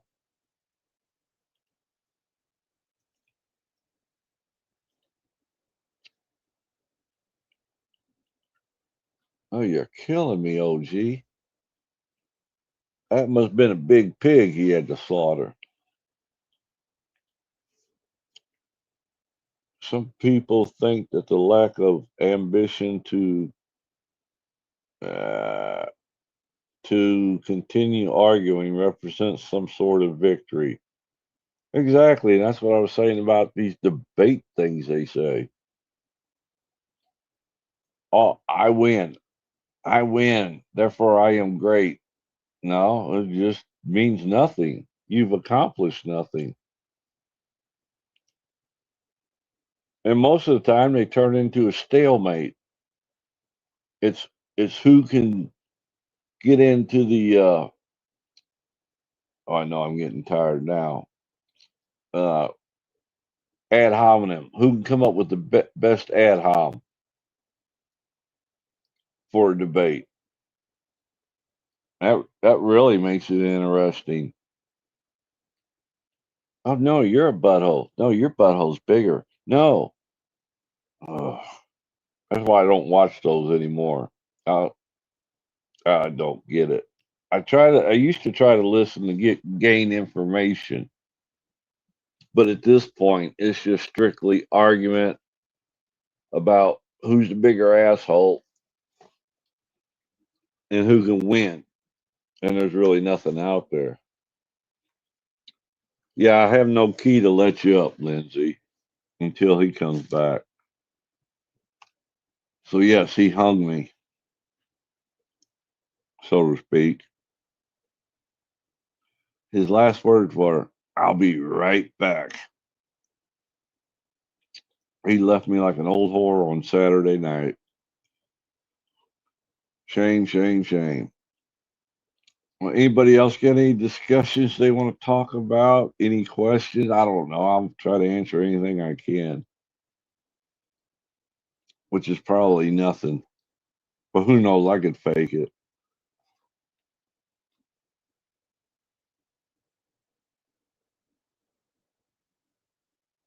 Let's see. Uh,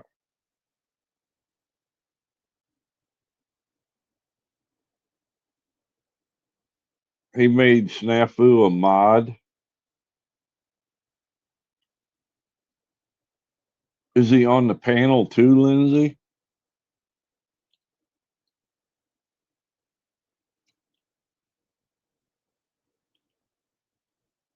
Because that's the only way he gets people to talk to him, I'm afraid. Because nobody else will. It's the only thing I can figure. How did it feel when you came out of the closet? The same way it felt when I went into the closet. It's a walk-in closet. Oh, what's he doing? Banning everybody, Lindsay? Or timing everybody out? It's probably what he's doing. I'm dead. I feel like it. Hey, there we go. Sometimes I can think ahead. Sometimes I can't.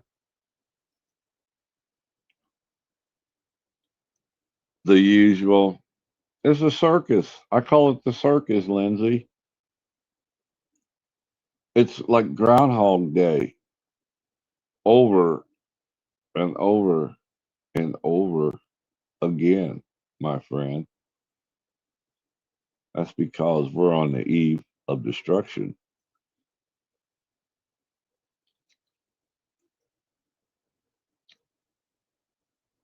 Not possible.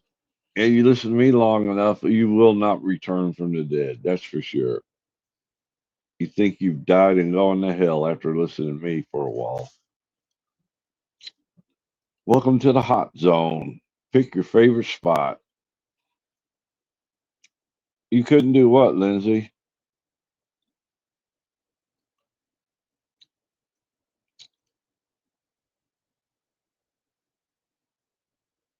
me see what she says. I couldn't do it. Talking about Jax.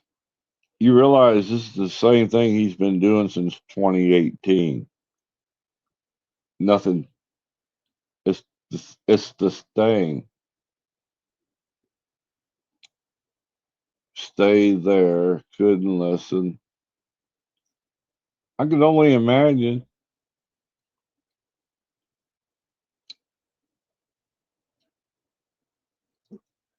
He'll give advice, but he sure won't take any. You're not allowed to have an opinion of your own unless it agrees with his. Like I was saying earlier, Lindsay, I see, he gave up the Trump campaign a while back, but he's back on the Trump campaign. I think old G went to sleep on me is what I think happened. Yes, Lindsay, since 2018. And this is how he lost his post office job.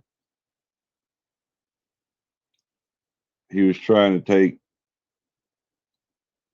his vision of God and his self-help guru program into the post office.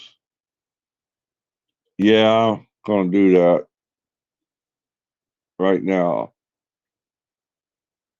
But when I do, I'm liable to get myself kicked off. So if I disappear, you know what happened.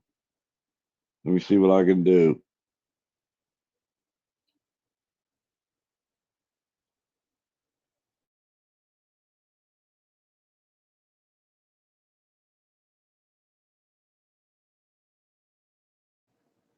I sent him a Discord.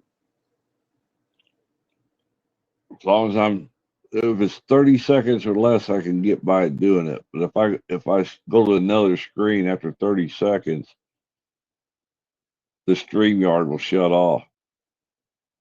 Either that or he's making love to the pork chop.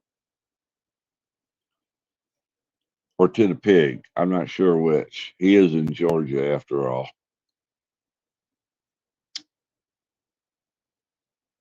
You know how them backwards folks are.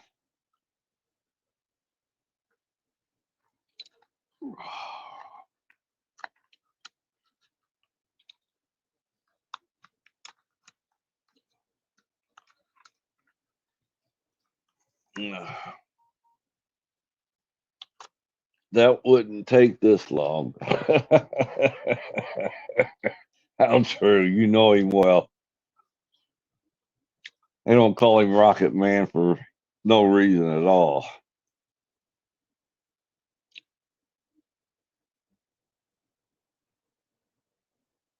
Yeah, I got wore out with all that arguing and conversating earlier. Forgot all my talking points that I was wanting to discuss today without being an a-hole.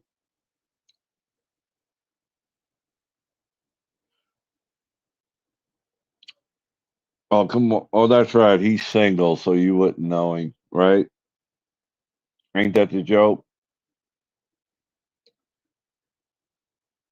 Kind of a stupid joke. It don't take much, Lindsay. I'm finding that out. But we've been going. Oh, shit. I didn't even realize it was that long.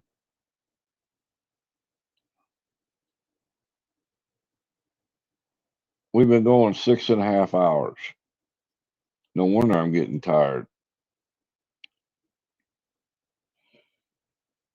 I got some laundry to do. I got to fix supper. I got to feed the cat. I got to take the dog out.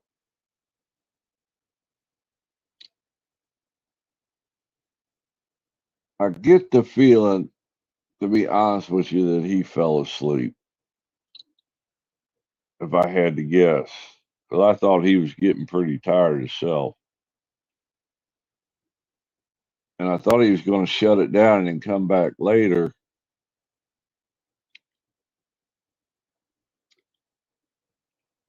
But he can't get porn bombed, that's for sure. Because he's the only one with the key. The only thing that'd get him is something in chat, I guess.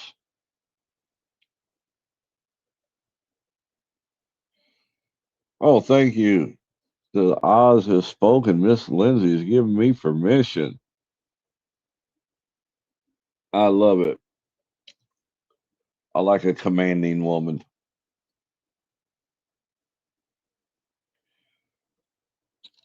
I don't do all this pill crap. Red pill, blue pill, gray pill, pink pill, whatever pills there are. These people are so full of crap. I wouldn't know what if it bit them in the ass.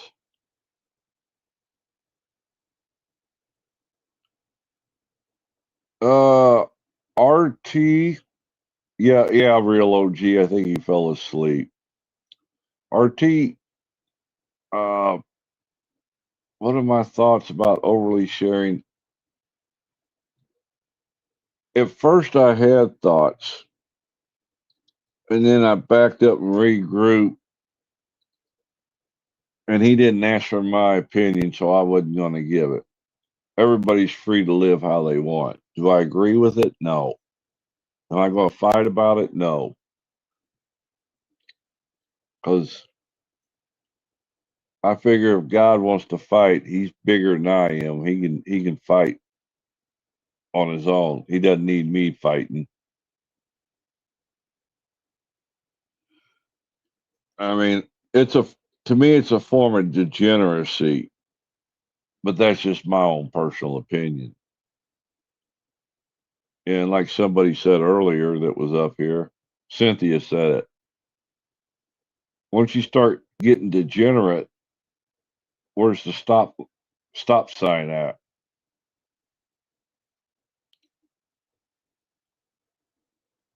I mean, what's the use of trying to club somebody over the head with something they don't want to hear anyway?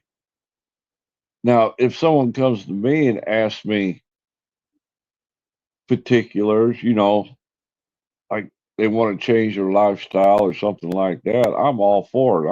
I'm in. It's like working with drunks in the Alcoholics Anonymous uh, program.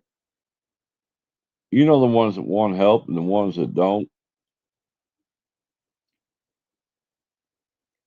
And like I tell every person I ever tried to help, I'll walk to the gates of hell with you, but I ain't going back into hell. I done been there. I fought my way out. I'm not going back into hell. But if somebody truly wants help, I'll bend over backwards, give them the shirt off my back, whatever it takes. Because the way I figure it, if I help one person, then I've done something. It's one less person out there suffering. Because hell, we see enough suffering nowadays. Like you poor people having to suffer through me talking on this telephone thingy. What do they call this? The internet? I can remember we used to use tin cans and a string. It used to be our internet.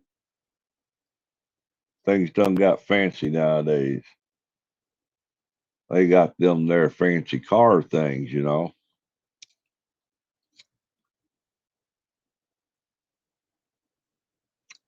However, around where I live, we still got a bunch of horse and buggies. We got a huge Amish out community type around here.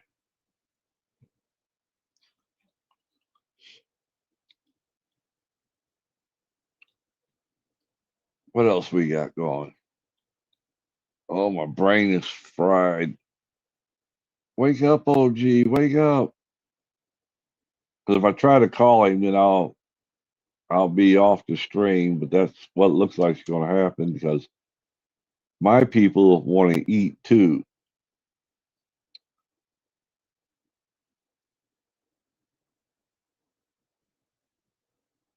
I'm with you, RT. There can't be. Maybe that's just me, but there can't be a whole relationship that way. You can't live by your animalistic instincts and expect a good outcome. Because somewhere along the way, jealousy is going to kick in. And let's see, he's 50 with a 24-year-old. Oh, no. I'd be like, oh, I can't even think about that. That would make me think of the Thorpe situation. Mm, money for nothing.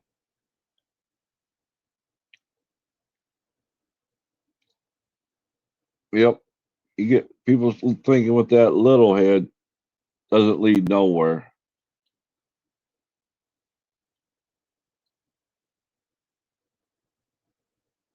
Yeah, I think we're the last of those, RT.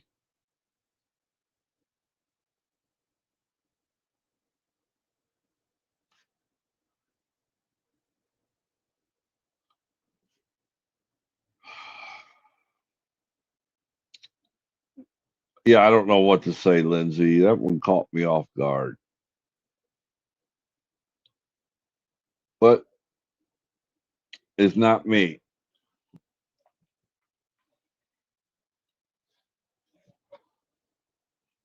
I can only do what I can do. How come you can't come up here? What's wrong with you? Are your legs broken? What's the problem? Your arms broken?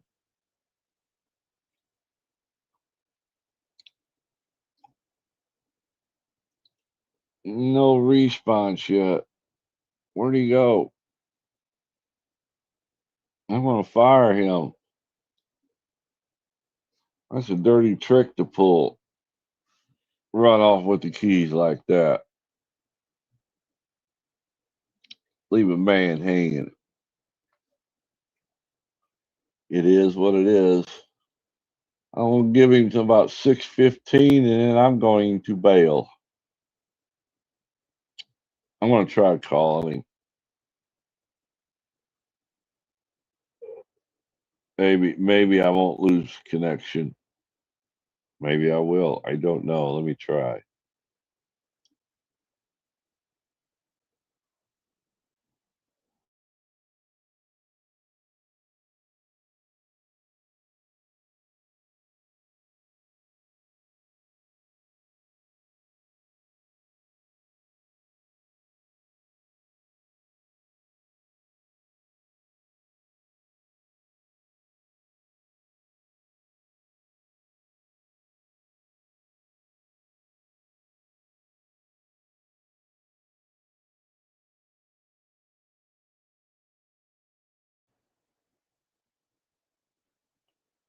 No answer whatsoever. Tell us a war story. Well, back in 1900 and what year was that? 1909.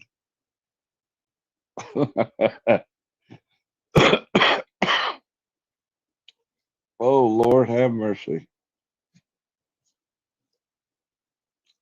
Yep. I'd almost have to say he went to sleep. I'll try it one more time.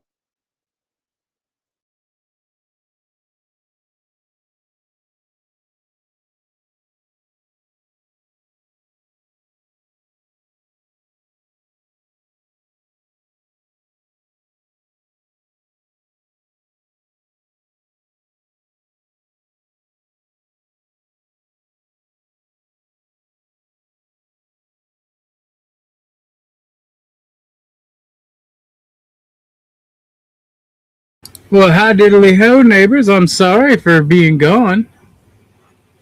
We had a little incident I had to go take care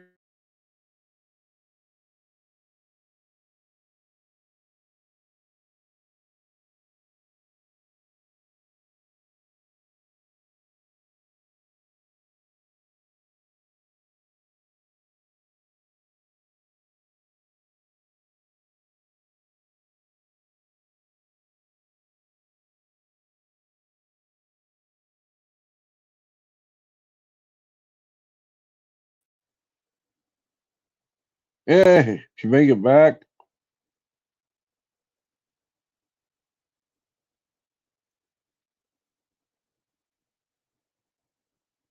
Try coming up, Lindsay.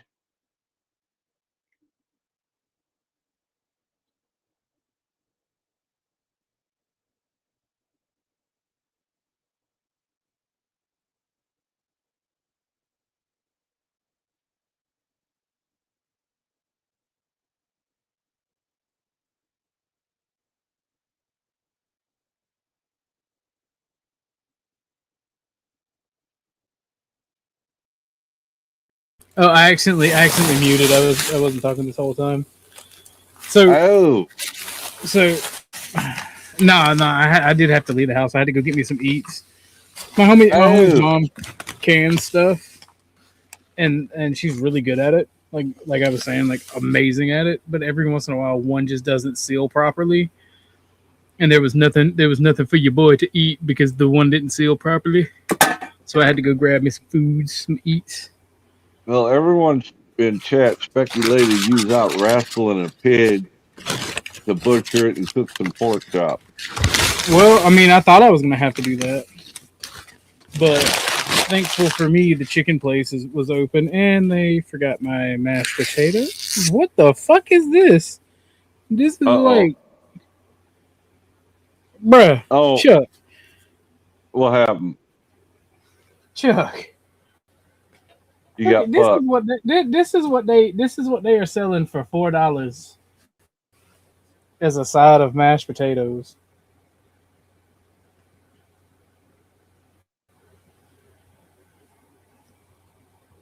Look at this shit. Where am I supposed to look at it at? I'm sending it to you in Discord. Okay. Oh, by the way, message Dennis and tell him you made it back. I thought you fell. I thought you fell asleep, and I didn't have no keys. I don't. You thought I fell. You thought I fell in, huh? Yeah, I did. I sure did, honey child. You see They that was wanting shit? me to tell. They was want. Let me. I'm looking. Hold on. Yep. That is the smallest cup of mashed potatoes I've ever seen. The last month when I was coming back from Nashville, I stopped at a Popeye. Mm-hmm. It got a large red beans and rice. A large is no longer those big containers. They're half the size. Bro, this ain't Everything even is like that. this ain't even a pint. I saw that. That's one of those quarter cup. I think it's a fourth of a cup that they put that in. And they selling this shit for $4.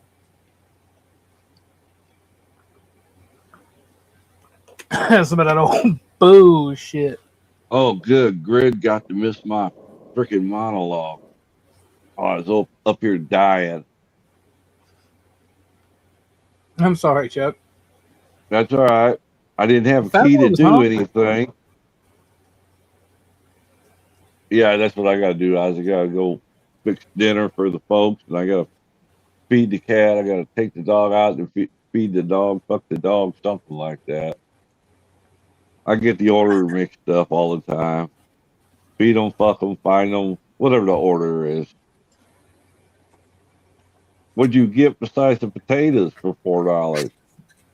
I spent 14. Like altogether, the deal. The potatoes was $4 by themselves.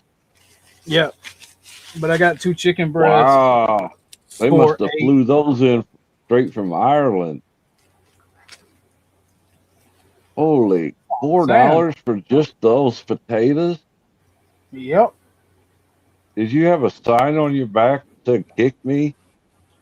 I mean, they used to be bigger. That's what she said.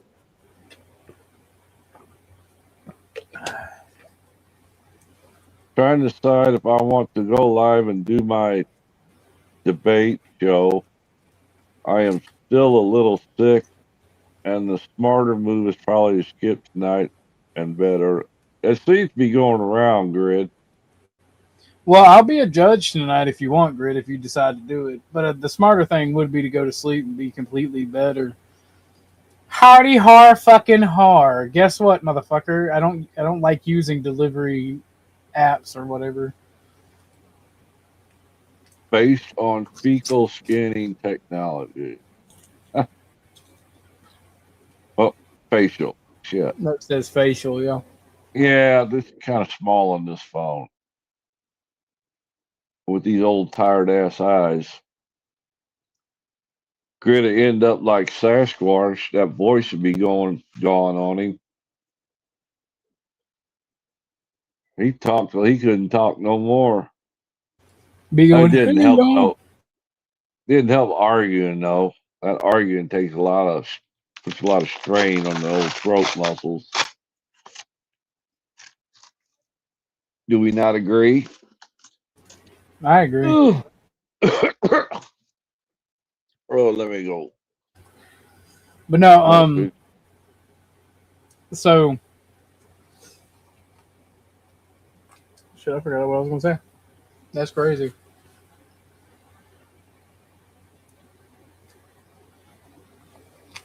But I don't know. So I was walking by with my food, right? And my homie's like, who stepped in shit? I'm like, I smelt my bowl, and I'm like, oh no. And I didn't want to say anything in front of I said I walked by my homie. He's like, did you step in shit? And I'm like, no. I smelt my bowl, and I'm like, oh no. So I didn't want to say anything in front of his mom. His mom is an awesome woman and a great cook.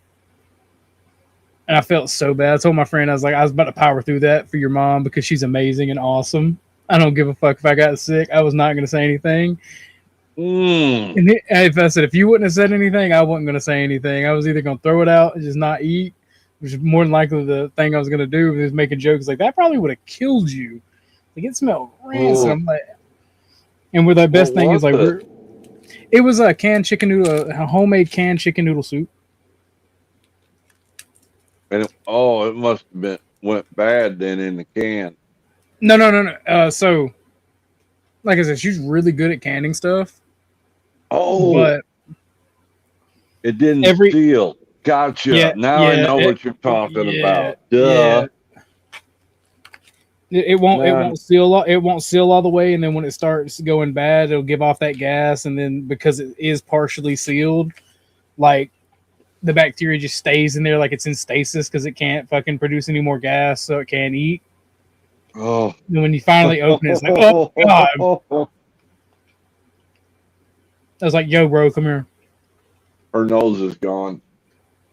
No. I opened it myself because she just gets the mason jars out because like 1 quart mason jar is pretty much a good meal for anybody full of whatever she's got canned.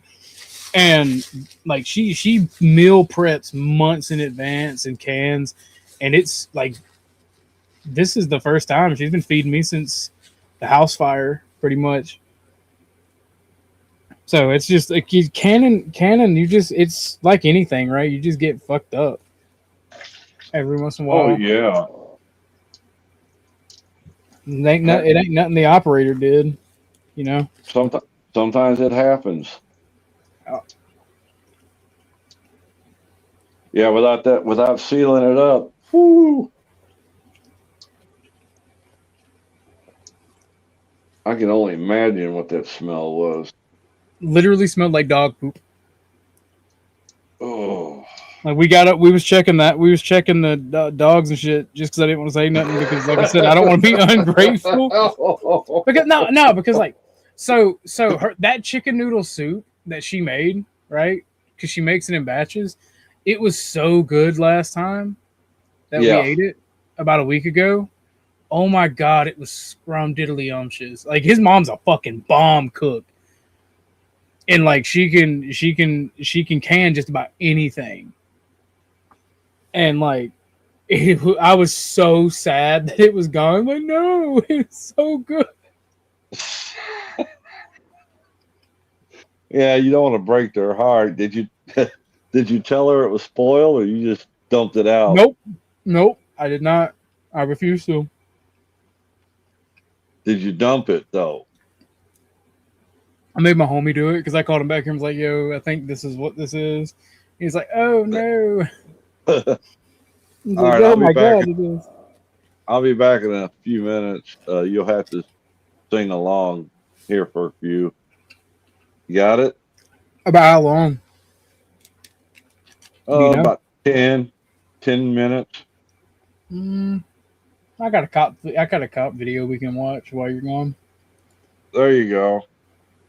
Yeah, Grid, I would skip it because that's what happened to Sasquatch, and he kept pushing it till his voice went out. All right, I'll be back. All right, guys, I'm gonna mute up and I'm gonna finish my food while we watch this police video. And when Chuck gets back, we'll resume the conversations.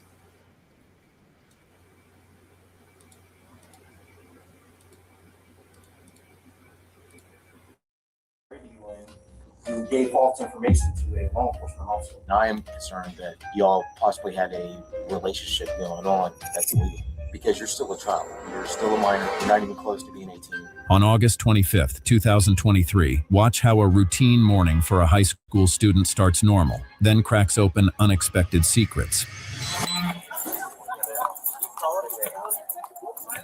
Hey, come here. What's your name? Tony? What grade are you in? I'm a senior. You're a senior? Yeah. How old are you? 19. You have your driver's license? No. You don't have a driver's license on you? I leave that stuff at home. Come here. Why are you on campus? You go to school here? No. Oh, you don't go to school here? Oh. Fine. I was just grabbing something. No. See, here's the thing. You're not allowed to be on campus. You're trespassing right now. Okay. No. There's no sorries.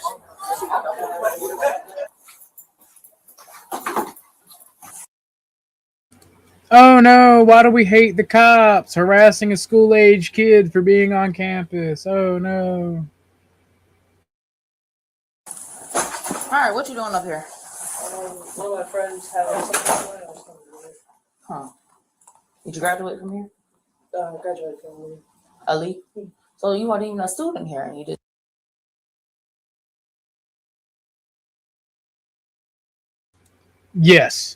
Yes, I can. So can my homie. We were talking about it and we were joking around about it.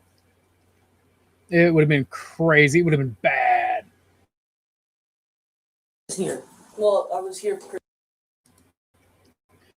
That's what makes it so bad because like her food is amazing, and I would rather eat what she makes over anything at the fast food restaurants or even my own cooking. And like I was like, I love technology. Damn you, technology! Why did you fail me? Like, oh man. See, this is why I'm a techno Luddite. Sometimes I just want to bitch smack technology. I'm bitter about that. I'm gonna go smash 1,000 mason jars now in retribution. So you lied. Well, I asked you what grade are you in, right? And what did you say? I was a senior. You were a senior. Okay. Did you think we weren't going to check? No, I didn't think of anything at the moment. You gave false information to a law enforcement officer, correct? And you're trespassing on school property. Do you know that, right? And how old are you? 21. I'm old up at 27, man. 21.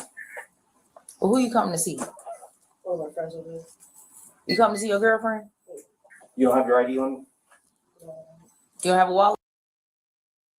That's crazy. Wow, that shut me up. It's almost like people bitch about the police before they know the whole story. Crazy. I know you got a wallet, I saw it. I might have an idea. Yeah. You too damn old to be here, basically. I don't care what friends you got. They all too young if you 21. Hey, go ahead, stand up for me. Put your hands up here on the wall. Back up for me. You attack? What's that right there in your pocket? Probably my lighter. All right, go ahead. Go get that for me. All right.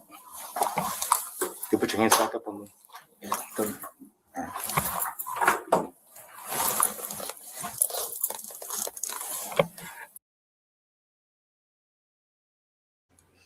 Always the poop shoot. The poop shoot is always the priority. I can clean up vomit all day. I will not clean up poo poo.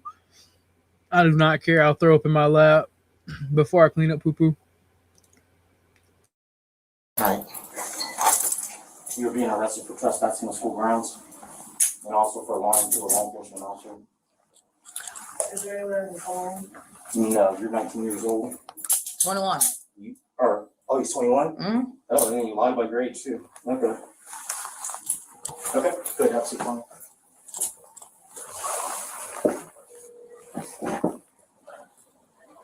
Hey, we need you. We just made an arrest. He had a 21-year-old on campus hanging out with his friends. We heard earlier that he was here to come meet his girlfriend. He was here in the morning too, supposedly. He was by the band room auditorium. All right.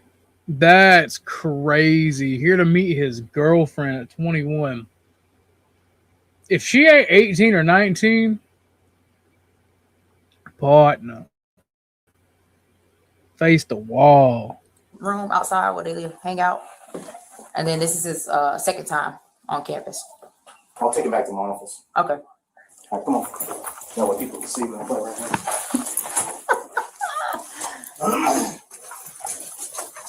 I'll go have a seat for him.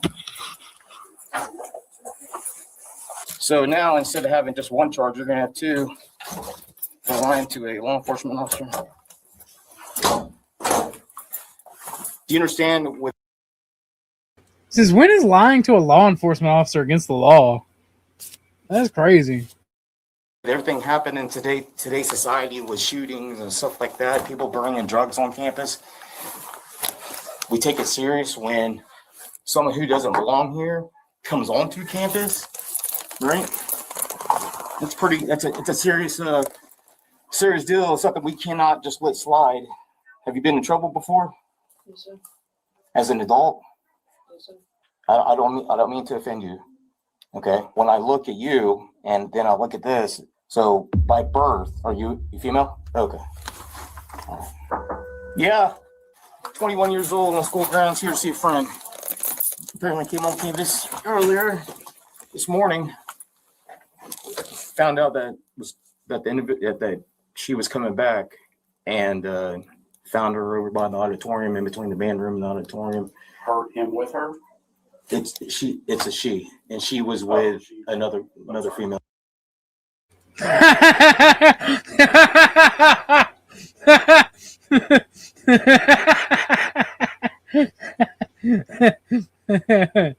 Oh no. Oh, yes.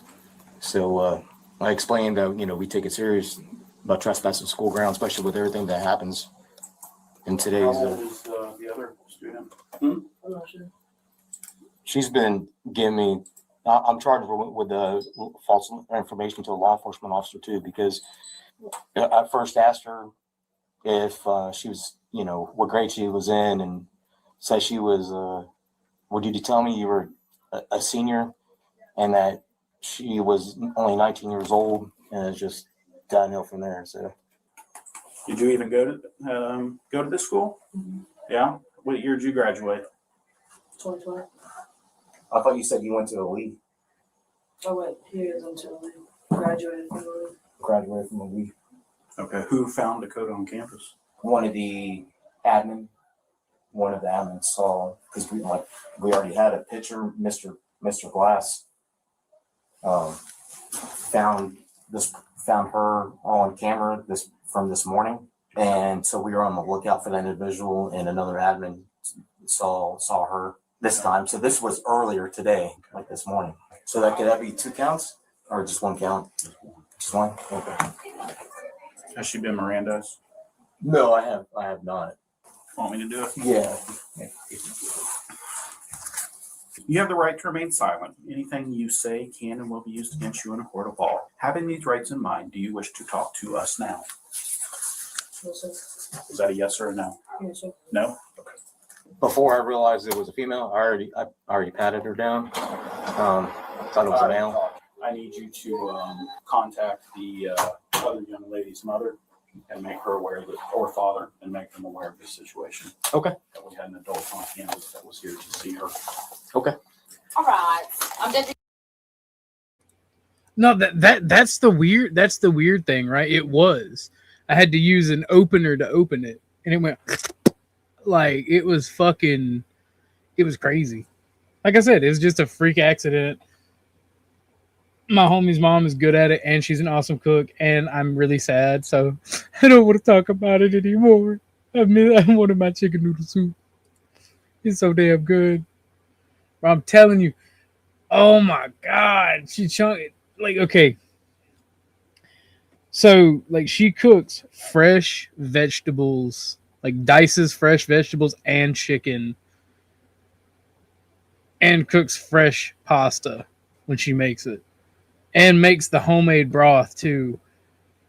I'm telling you, bro, I am hurt. I am hurt. I hate technology right now.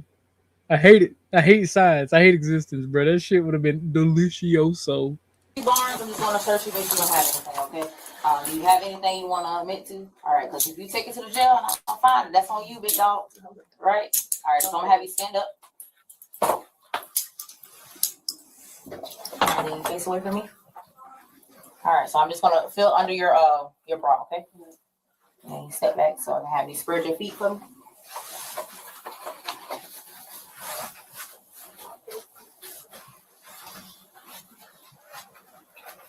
All right, we're gonna swap these Is that what them youth be calling a stud? cuffs out. Whose are those? Yours? Mine. Keep your hands behind your back, please. All right, appreciate it.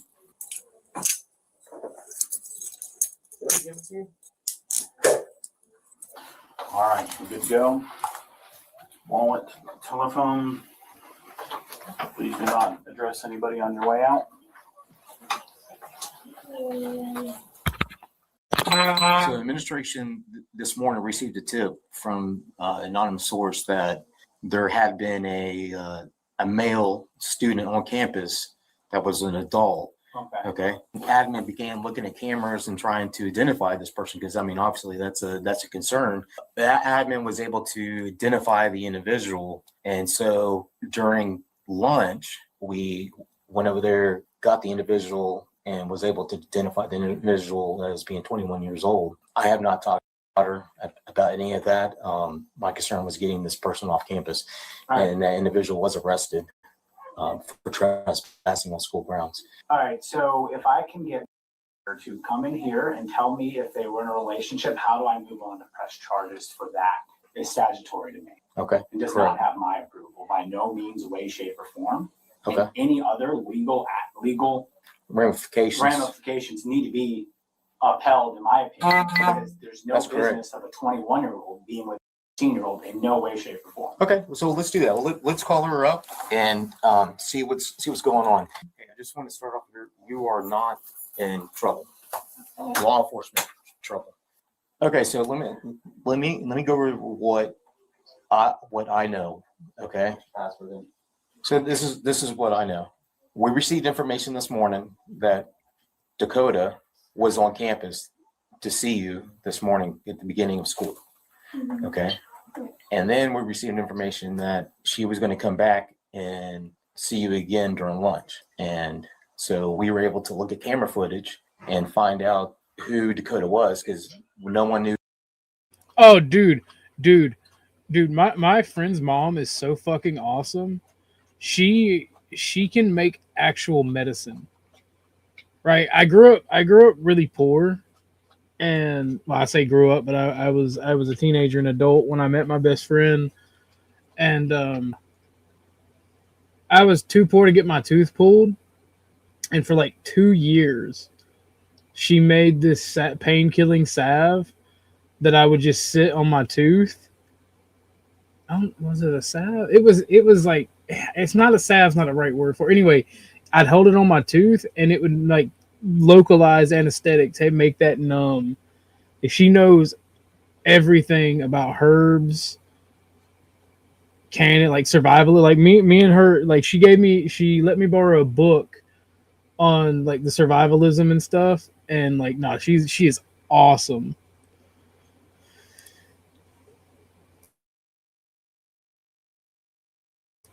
If YouTube was not an evil place,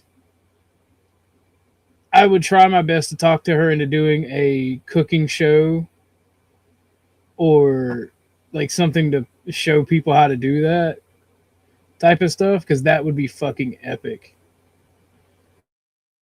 Who it was, but we found out who it was and identify her during lunch. We were told that you two are in a relationship, and originally I thought it was a boy because we kept on hearing some people were saying it was your boyfriend, and I mean that's really doesn't matter. But the fact is that this person is 21 years old. You know that, right? 21. How old are you? That's against the law to have any kind of physical contact of any sorts. That person is an adult. So obviously my concern here at school is someone trespassing on this campus that does not belong, especially an adult. And when I talk to that adult, the adult lies to me too.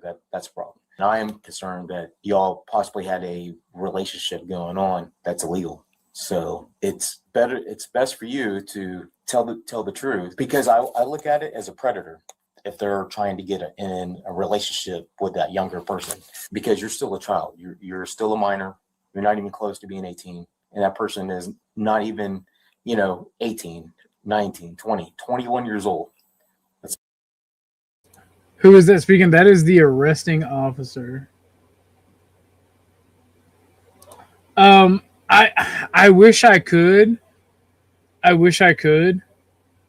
But with how chaotic and evil people are on YouTube, I'm not going to even bother that sweet lady, because I would literally hurt somebody over my people like that. That's a felon. That's a felony waiting to happen with these stupid ass motherfuckers here. Like, nah. Like these people put me up. It's my best friend. Nah. It's an awesome thing to talk about, and if she can teach me how to do it, I'll gladly do segments on it. But I ain't even. That's a felony waiting to happen. I would show people what real doxing is, and then do horrible things. That's the thing. It is. That's the thing.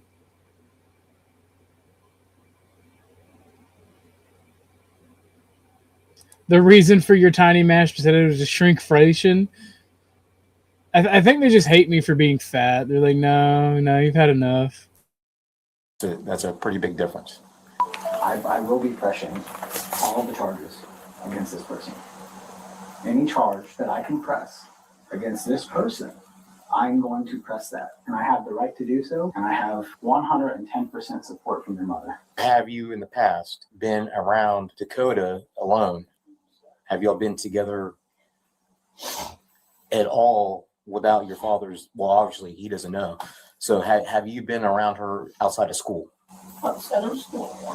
Where? At the park. You guys ever held hands? Mm-mm. Okay. That's it. So when would you meet up with Dakota?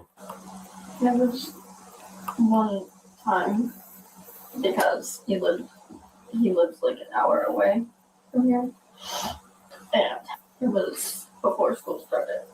Have you ever left campus to see Dakota? So, Has Dakota ever been on campus besides today to see you? Is Dakota a biological male or biological female? This is getting confusing. I'm kind of going in a circle, but if you didn't have your phone today, how did Dakota know to come to school to see you? other people. Other people communicating for you? Yeah, I guess so. Okay. Like I'm not like going on there and texting them. or like saying anything to them. How did you come about meeting Dakota? One of my friends, Toya, I don't know her last name though, but she's a senior and she's 18. We were on a How do y'all motherfuckers be calling people your friends and don't even know their last name? Like, this ain't the internet. This is real life. Right? That's crazy. call, like a group chat call, and Dakota was over at Ladoria's house, and that's just how we met. Are you or are you not in a relationship with Dakota? Like, kind of? What does kind of mean? Like, not physical? I guess But so. emotionally? Like you guys tell each other you love each other and you guys Yeah. talk about being together? Yeah. Okay. Well, that's what's led to this. I will be 100% getting a restraining order. This dad is... Like, I get it's a problem. 100%. Dad is being, like, really hard on the girl, though, in the way he's talking to her. The restraining order, 100% reasonable. Dude should get wood chipper. The girl sounded like she's not even 17. Definitely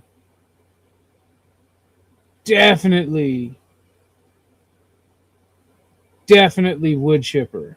But the dad seems to be being a dick to the daughter. So maybe she's done some fuck shit like this before. Maybe I'm reading too much into it. Dude deserves the wood chipper, though. He's 21 talking to a high school student. That's uncalled for. But Pops is being a little bit mean to the chick. I don't know. I'm not a father, much less a father of girls. And I definitely wouldn't want my daughter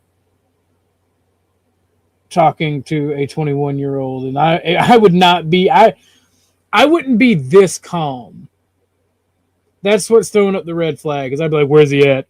I'm gonna kill him. I just want to talk to him." So I don't get it. It's weird. Maybe she's a problem child. Maybe he's had to deal with this before. On this person, you will not have contact with Dakota ever again. 10-4, just whenever you're not busy, if you can come down to attendance to talk to that parent. Yeah. She's definitely a problem child, and he's definitely, like, setting himself up for failure, at least in my experience. Whenever I've seen dudes and men talk to females like that, they've always done the exact opposite. Oh, man. That's crazy. I'm going to take this Like, information. when I was 16, I had a female friend that was 16. And she got with a 25-year-old. And her dad was a trucker. Big, burly son of a bitch. And he beat the fuck out of old boys. Like, you're never seeing him again. And, like, she wound up giving him her virginity and having a baby with him. So that's what I'm used to outcome when people talk like that. Maybe they have a different relationship because people are different. But I've never seen it work out that way. I have noticed a new direction in people trying to shame overweight people these days. In a new era of GL1B weight loss medications, the shaming has gotten much worse, in my opinion. It's not that deep, bro. Shrinkflation, and then the place just being cheap. Go file a restraining order. Who is this person? Can you just put him in a fucking wood chipper feet first already? I mean, the dad's being a little bit too mean. That's the only issue I see. But the fucking dude, the dude who is on campus needs to go in a fucking wood chipper, bro. I guess some person that Caitlin's in a relationship with. I took her phone away 2 days ago because the grades were slipping a little bit. I said, when your grades come up, you can have your cell phone back. Right. My understanding of it, I took her cell phone away not yesterday, but the day before. Mm-hmm. This person obviously couldn't get on Instagram and FaceTime her anymore. I decided I'm going to go sneak into his school this year. Okay, I'm curious. Did he come up here on his own accord, or did you ask him to come up here? I did not ask him. I don't know if she realizes how bad things like this can turn out. Take you in a car. Yeah, that's why old boy belongs in a wood chipper. Or old girl, like whichever. I don't know if it's biological male or female, but that's literally why I'm saying wood chipper, wood chipper, wood chipper. They're having a bad day, and you tell them, "Hey, my dad's being mean, won't give me my cell phone," and they say, "Hey, let's run away," and then I find your body in another state somewhere. That's the seriousness of this. It does. It That's how it happens gets on with me. It happens. far too often. Are they trying to like scare her? It's stuff like this that I don't get, and I'm not going to question parenting because, like I said, I'm not a parent. But it's weird because, like, whenever cops or my parents tried to scare me, I did the exact opposite. Maybe because I'm retarded, but I'm also not a girl, so I don't know. Let's go home. Home. Cars are out front. All right. I appreciate you coming up. Sorry about 6 weeks. Dakota was later charged with trespassing on school property, knowingly providing false information to law enforcement.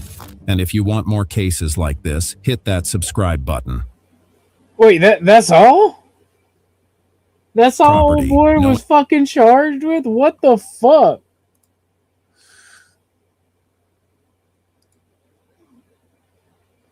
Ain't no way.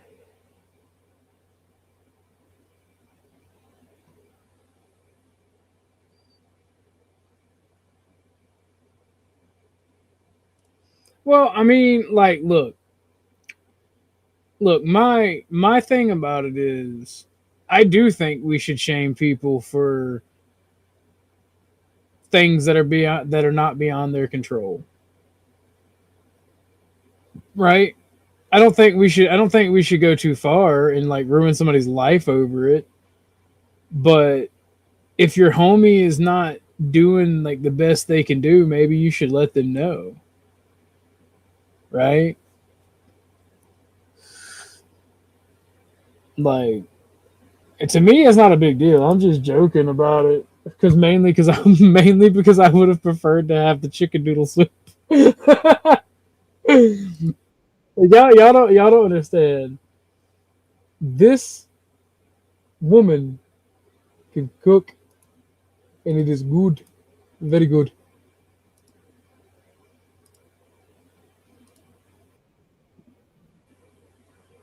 Oh man, this is a SWAT team, all right? This is a SWAT team one. Hurry up, Chuck! Hurry up! I'm just kidding, Chuck. Are there any weapons inside? I don't know. He told me he has a gun, but then he said he doesn't. We need to talk to you.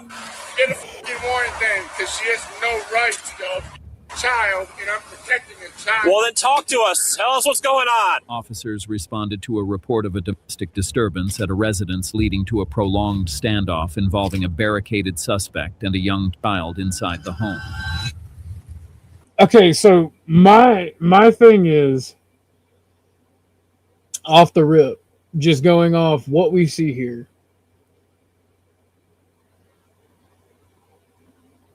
This is one of those things that's very weird to judge. Right? Because my first question is that the father? If it's the father, that could be completely legitimate. All right, then what is he being accused of? And is there any evidence that what he's being accused of? Then get involved. If not, just the police need to stand by and make sure the woman doesn't get hurt and the child doesn't get hurt. That's just what I'm going off by what we saw. Old wives say the way to a man's heart is through his stomach. Well, that goes into like the friendship that we were talking about earlier before we all got derailed, right? Because anytime there's a friendship, there's a potential for romance.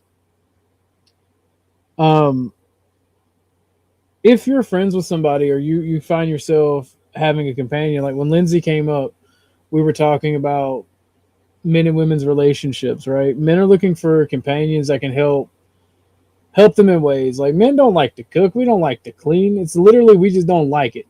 You know, our duty is out there in the field.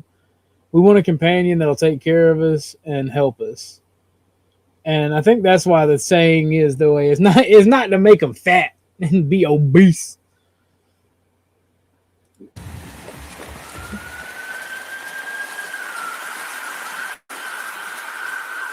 This one? 5-2. This one? Plate in the drive. I see a work truck. I think somebody had one too many Pabst Blue Ribbon and made domestic violence great again. If that's the case, I would say definitely jail time. But let's see if the police overreact or if they underreact. Because if it's a crazy motherfucker that's off his meds and the child's in danger, I have no problem with them busting through the door.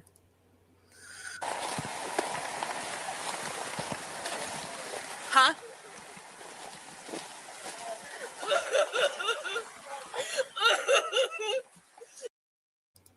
All right. This bitch is ugly crying. That sounds fake as fuck. Every time I've heard a female cry like that, it's been fake as fuck. I mean, I don't know where to stand on this one so far. Like, bruh, I ain't trying to make fun. She may be hurt, but god damn. Lord forgive me if I'm wrong. And you won't give me my daughter. 5-2. He just slammed the door. Who else is in the house? Just him? them. Are there any? I don't know. He told me he has a gun, but then he said he doesn't. I don't know. He has my daughter, and he won't give her to me. Is she in the house? The window is broken. Is she in the house? He won't give her to me. I don't know. He's attacked me, broke me. I mean, he threw me in the snow. I was sleeping. He trashed the house. I woke up and he was just like screaming and throwing things everywhere. This is a hard one for me because I grew up in a very bad environment. I grew up in a very bad environment, and to me, honestly, it doesn't sound real. But I don't know how old this lady is, so she could be emotionally distraught because she's young and dumb, or she could be manipulating the police. I don't know. Chat, where are you at on this one so far in just this little bit? I know we're only a minute in, but it's already looking bad. It's looking bad either way. Okay, do you live here with Yes, him? it's my home. It's not his. What's his It's my name? home, Taylor. I tried calling my mom, and he broke my phone. Ladies, I promise you that even if he didn't put his hands on the chick, if she's telling the truth about him breaking her phone, that's violence. And remember what I said when we were talking about relationships a few days ago, or maybe a week or two ago? If he gets violent with you like that, leave.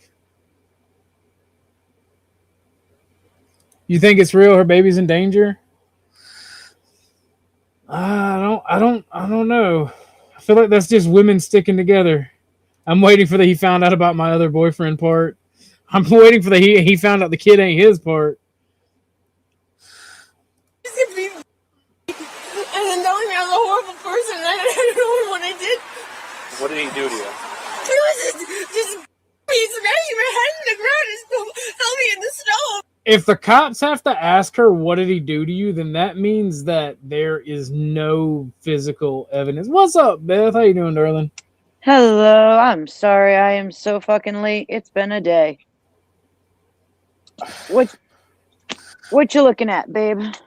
We're watching. I think it's fake, and I think it's fake because I'm a product of domestic violence, right? I've lived around it a lot. I have too.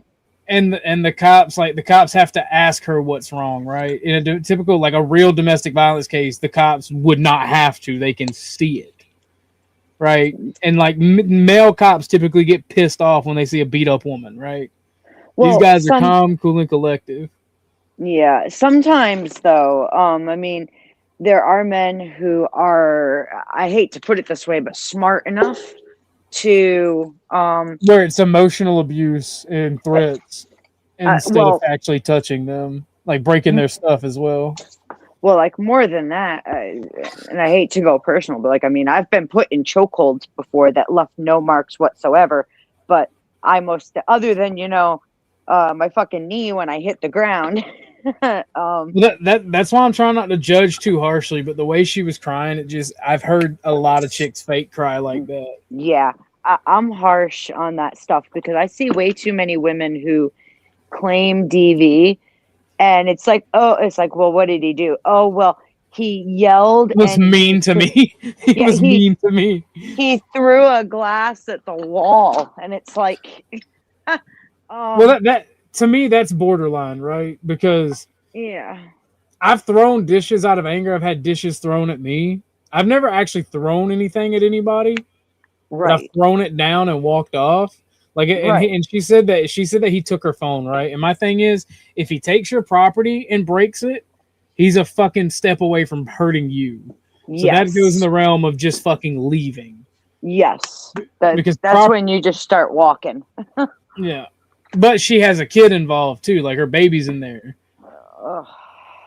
And like this is where and fake accusations are criminal. The problem is women are not charged as much as men when they commit crimes like this. No, they're not. That's why I'm skeptical. I don't want to say what I said, and then at the end of the video, it's like, yes, this guy was actually a violent murderer, rapist. Like, whoa, why didn't you just put him in the wood chipper? Jesus Christ. Yeah. I wish you were here for the one we just watched. They found, I don't know if it was a transgender, but it was a person who identified as a female but looked like a boy. Okay. I don't know if it was like what the youth call a stud or if it was like a transgender. Okay. But they were 21 and they didn't tell you the minor's age, but they were there visiting a minor. Right. So that means I'm thinking 16 or 15. So like straight up fucking wood chipper, right? Millstone. Get the fucking millstone. But my criticism is the dad was like, you're never gonna see him again. I'm gonna put charges on him. You're never going to be able to, and just saying that shit that makes teenagers go, I'm gonna do the opposite of that. Yeah, that's when they run away. Yeah, that's when they run away. And that's even the example he used, right? Like you could have ran away with this person and I could have found you in another state dead. And I'm just like, that's a quick way to get your teenager to do the exact opposite. Yeah.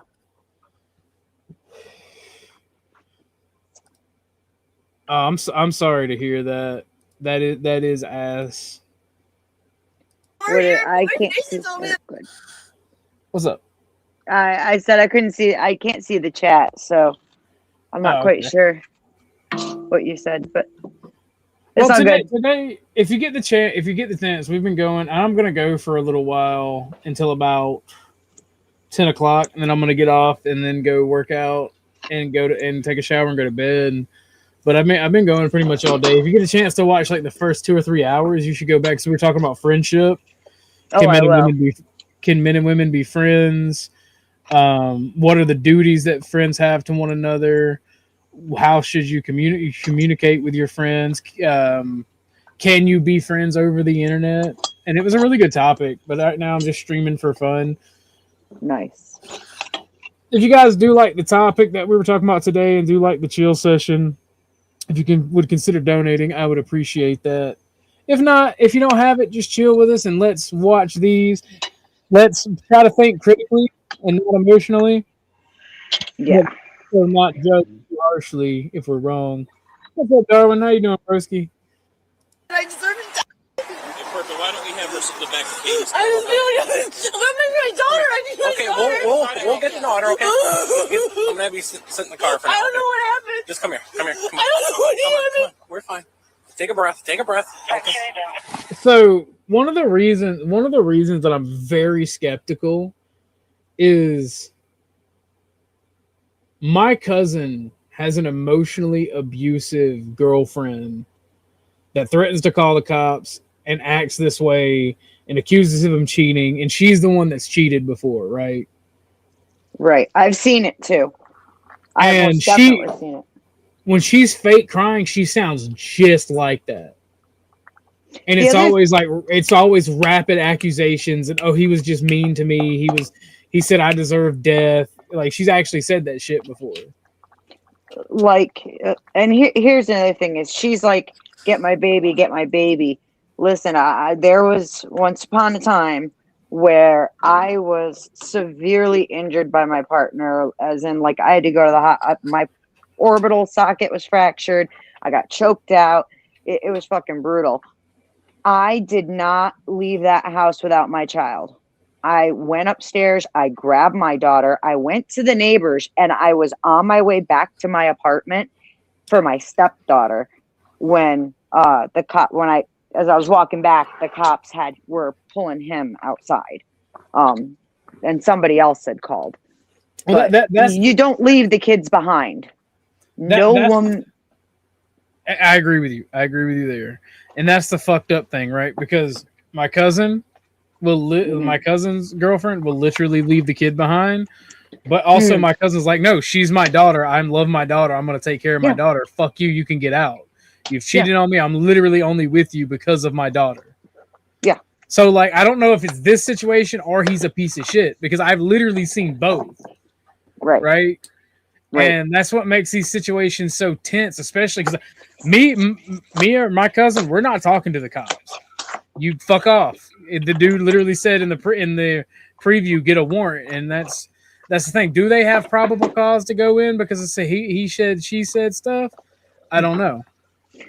I think so, especially because there's a child involved. When these kinds of accusations get made, they have to err on the side of caution. And so, yeah, they, to my knowledge, to the best of my knowledge, they do not need a warrant to go in. As a matter of fact, if they refuse to answer the door, this is the kind of situation where the cops actually have the right and ability to kick it in. So. Oh, Beth, I'm actually sad, right? Because I was gone for like 20 minutes. I had to go to the local chicken place and get me some food. My friend's mom cans stuff, right? And she made, like, she cooks everything fresh, like, and then she cans it. And she's such an amazing cook. We were having chicken noodle soup, and it's the best chicken noodle soup I've ever had. But the can, I don't know, because like it was all dented in. Like I had to use the can opener to get it, but it had gone bad somehow.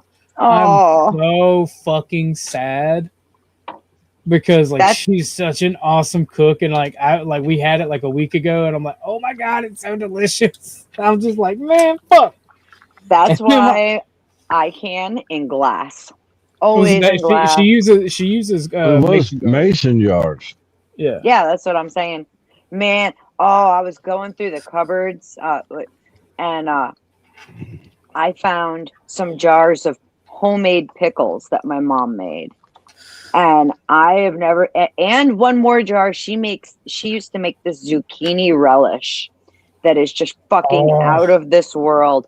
I was so excited, and I found the recipe for that shit too, so that made me even happier.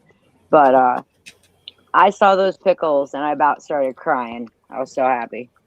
Yeah, well, I'm big set. State your business, sir. What do you want, Cage? Add to the conversation. Shit. What do you want to add to the conversation, bud?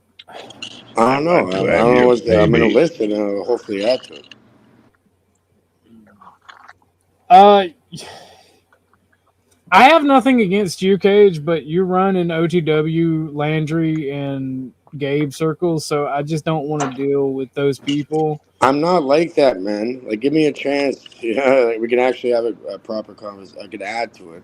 I'll give you a chance because I've never really seen you do anything shitty, but I'm really just trying to. Well, don't let other people's opinion of others like have a judgment automatically on people. You know? That's fair. Me and you've also had words, but that's fair. That's completely fair. Let's get back to this video because it's gonna be awesome.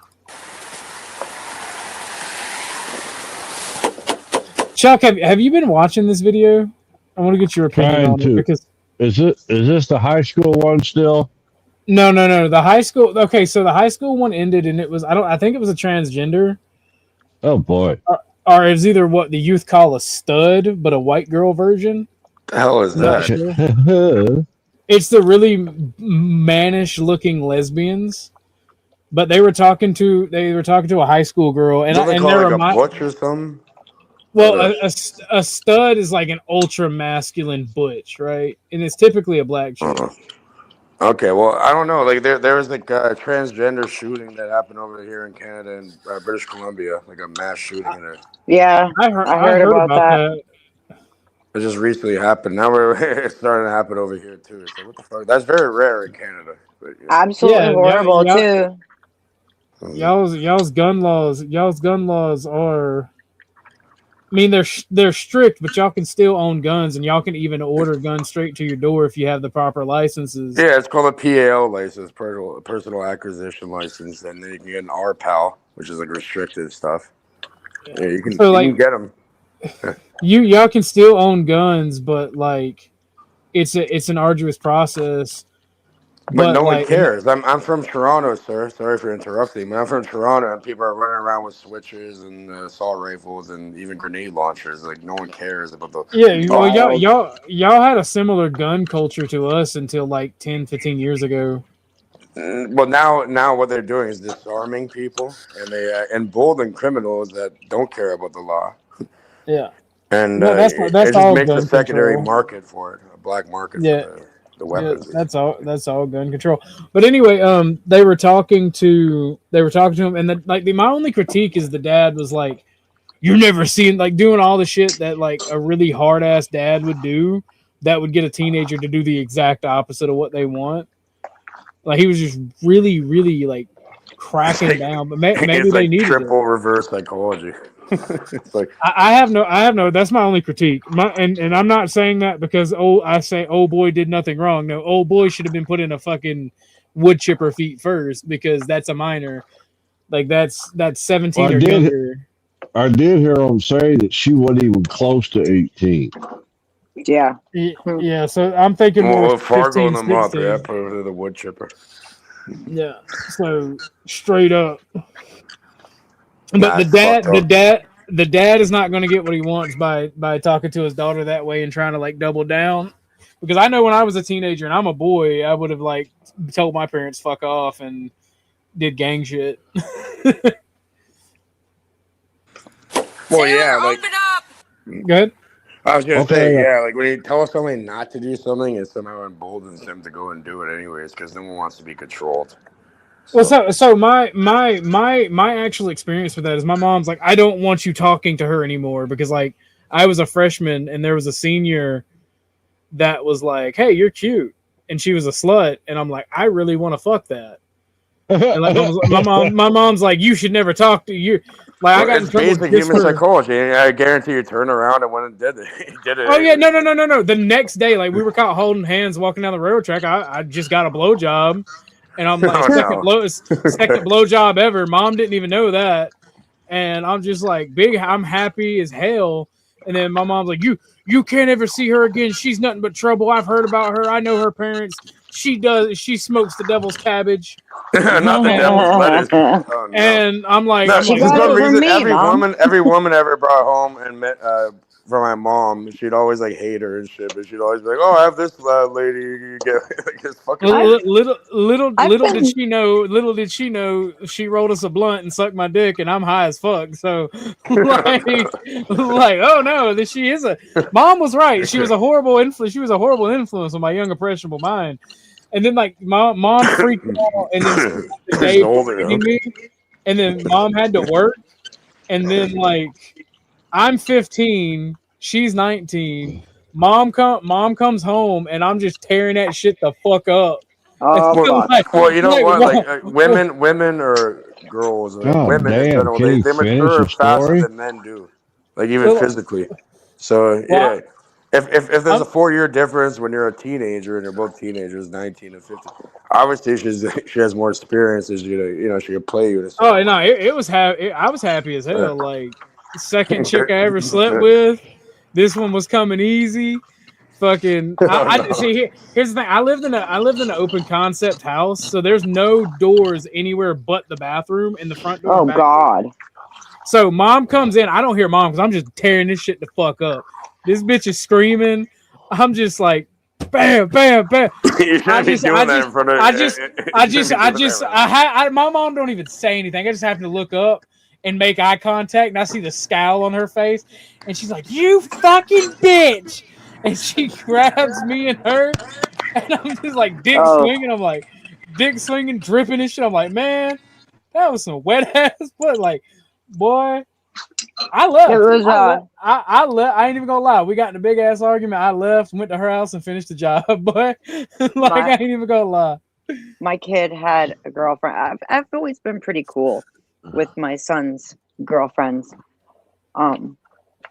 And I do have like that rule of like, dude, don't close your doors, if there's a girl in close there. the door. It should be private. Don't close the door if there's a girl in there. But it was funny because I had mother was not supposed to. My mother was not supposed to be home, Beth. In all fairness, that bitch lied to me. She told me that she got off at 6 o'clock. It was 4:30 when she walked through that fucking door. Well, it was my son's birthday, okay? And I had an appointment, so I wasn't even home. I get home, and I'm like walking around doing shit, and all of a sudden he comes out of his room, and she comes out right behind him. And I'm like, oh, hey, great to see you, sweetheart. And I went to give her a hug, and I realized she was wearing my son's pants. No, okay. And I just stopped. Every woman I ever brought back and showed them to my mom, she hated for some reason. Oh, the only thing that bothers me is my son's girlfriends remind me of me when I was that age, and I'm like, oh, it's a shit. weird fucking dynamic. All right. Well, no. So what makes it so funny, right, is when my mom yanked us out of bed. The chick was butt ass naked, right? I just had my pants around my ankles and my shirt, so I just pulled my shit back up. She's standing there naked, getting berated, trying to get her clothes, and I'm just sitting there like, man, can you shut the fuck up? Like, I was a bad kid. Oh, come on! Like, why the fuck would you? Isn't that disgusting to have in front of your own mother? Like, come on. My mother, I'm gonna get you a new home. You go live there. I'm gonna go do I was more mad than anything. I'm like, because she's trying to pick a fight with the girl and yelling at the girl, and I'm just like, let the bitch get dressed, bro. The fuck. So I told her like, you're supposed to be at work. That's weird. I'd be mortified if my mother seen anything like that. That's personal between two people. Like, you don't need a third party, like a mother or a father looking at that. Are you kidding me? I don't think you understand what I mean when I say open concept house that I grew up in. I've seen some shit, brother. I've seen some shit. No. Desensitized. That ain't cool. So you see your mom getting fucked, and then you go and do the same thing. That's crazy. Is that what you mean by open concept? I don't know. I'm asking. No, open concept means that there is no doors anywhere but the bathroom front and back door. So yes, and but so I grew up in the hood. We went and took doors from people getting evicted. We went and unscrewed it, and fucking put a door in the. That's funny. Real shit. I'm not even joking with you. So I got another story. That same house, right? I had a homie staying with me, right? I was 21, and the homie's mom was actually somebody I grew up with. The homie, I was actually older than him by I think 4 years. He was 17 or 18. His mom and him were staying with us because he was the only one that still lived with his mom, and there was some shit that she got evicted or something. But him and his brother and I are the same age. Like, we all grew up very close knit together. So this dude was my bestie. I am going down on my current girlfriend. He walks in, goes, dude, like high as fuck. He's a stoner. He's oblivious. He goes, what you do? And he's like, what's up, Orthodox guy? What's up, Stephanie? And then like at this time, I'm looking up from the cover. Got it. I'm still buried in it, but I'm looking up. And I see him literally not even turn around, just walk backwards, look down. Like, he can't see anything because I'm covering her up, but he can see my eyes. I can see him. I lift up off of it, and I'm like, "Hey, can you get out?" He's like, "No, I think this is the perfect time to have a full blown conversation right now." I'm like, she's just sitting there trying to cover her tits. and fucking try not to be seen. And I'm just like peeking out from under the cover, like, hey. To Get me, out. it's very personal. I'd be more. I'd have a whole issue if anyone walked in when I'm doing whatever I'm doing. That's ridiculous. No, homie What kind tried of to life talk have you to lived, man? homie tried to talk to me, and I couldn't get out from under the cover. I couldn't get out from under the cover without exposing her, so I had to push off, go under the reverse out, This is why I live out, alone. stand Fuck up, that and shit. be like, brother, I'm sitting here. I have nothing but shorts on. I'm like, brother, I'm trying to do a thing. So I have to pick him up. Why would he? Carry him Do outside. people not know how to knock on the door before entering? Take his key away. There's no close the door. and lock the door. There is no door. He You can't put a sheet on the goddamn door. He come in from the front door. My bed happened to be in the living room at that time. Oh, that's because shitty. I gave him and his mom my room. Oh, right. Fuck. And so I have to take his fucking key, and he's so high, he's just fucking laughing. And as I lock the door, I go to get back under the bed. I'm fucking like go to assume the Buddy, that's position. wild. And she's like, "We're not finishing." I'm like, "He's outside." I talk her into letting us finish. This motherfucker starts pounding on the door as soon as she starts agreeing. It's like, "Let me in. I need some water. I'm thirsty. I'm dying. OG, let me in." I'm like, I don't know the type of people you're around, bro. I'm like, I thought it was fucked up in the farm. I'm Well, from Chalk Farm. It's like one of the worst areas in North America where they throw rocket launches off the balcony. No shit. And yeah, over there, there's if you don't get the my fuck friend's away from mom. that door, I'm gonna drop you on your head. Like, I'm Real getting shit. My mad at friend's this mom. Yeah, there's no fucking door. My friend's mom. Oh my god. They used to take people in like they're fucking animals, like a cat or something. And they used to take people in, and like everybody's fucking his mom. It's like, what the fuck is going on here? This is disgusting. that is wild. She even tried like running game on me as a little kid. I'm like, that's kind of Oh my pedophilia. God. If you think about it. It is crazy. That's gross. The local, I'm like, what the fuck? The local convenience People store are owner's fucked. wife, right? The local convenience store owner's wife in our community, like since I was a teenager, was fucking all the teenagers and giving like free blunt wraps, vapes, and shit away. And like, she had a whole stable. She had a whole stable of young men, and she liked them young. She likes them young and fresh. wild. It's funny because like even like I used to deal with this. My mom actually liked this one, but she's too tall, unfortunately. Her name is Julia, and yeah, her family owns like they have like a mansion, and they own like some fucking company, like that deals with like meat and cheeses and all types of shit. And for some reason, like the mom was like going after me like crazy. Like even like when I was like 15. I still have it on the Facebook. She's like, "Oh, like it was really good having you here. Come over again." And all that. Like I'm there for the daughter. I'm not there for you. You know, like we're the same age. I will never forget the day that I found out that the lady at the convenience store owner's wife, was still like doing it with teenagers and giving them free shit. Because I was like, wait a minute, how did you get a blunt wrap from the store without me or mom? All right, you want to hear something real fucked up? Okay, I got charged. Hold on a minute, Kate. Hold on. My bad. And I'm sitting. He's like, because I'm babysitting him. He's like 15 and still can't be trusted. And I call down the store and I'm like, fucking Vishnu, did you fucking give my brother tobacco products? Because my mom's gonna bitch at me about this, so I'm rightfully pissed off.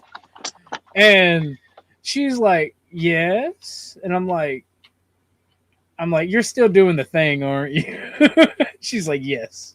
Okay, you want to hear something real fucking weird? She's like, I can tell he's your brother. And I'm like, I don't know if I should take that as a compliment or be weirded out. You want to hear something real fucking weird? Okay, as teenagers, we got charged and shit. I got charged for some bullshit. We're crazy, you know, right? We grew up in a low-income area, the projects, is whatever you want to call them. And for some reason, we all get in trouble. And then there's some lady, I'm not even joking, there's some lady that picks you up at the front of the building and drives you around and shit. She had a Volkswagen with a manual fucking, manual transmission. So she just like move. She'll bring her around, and like everybody fucked her. Like she was like a fucking predator when it comes to like young males that happen to get in trouble. But she's supposed to be like I don't know how the court assigns those people to others and that, but like everybody knows her.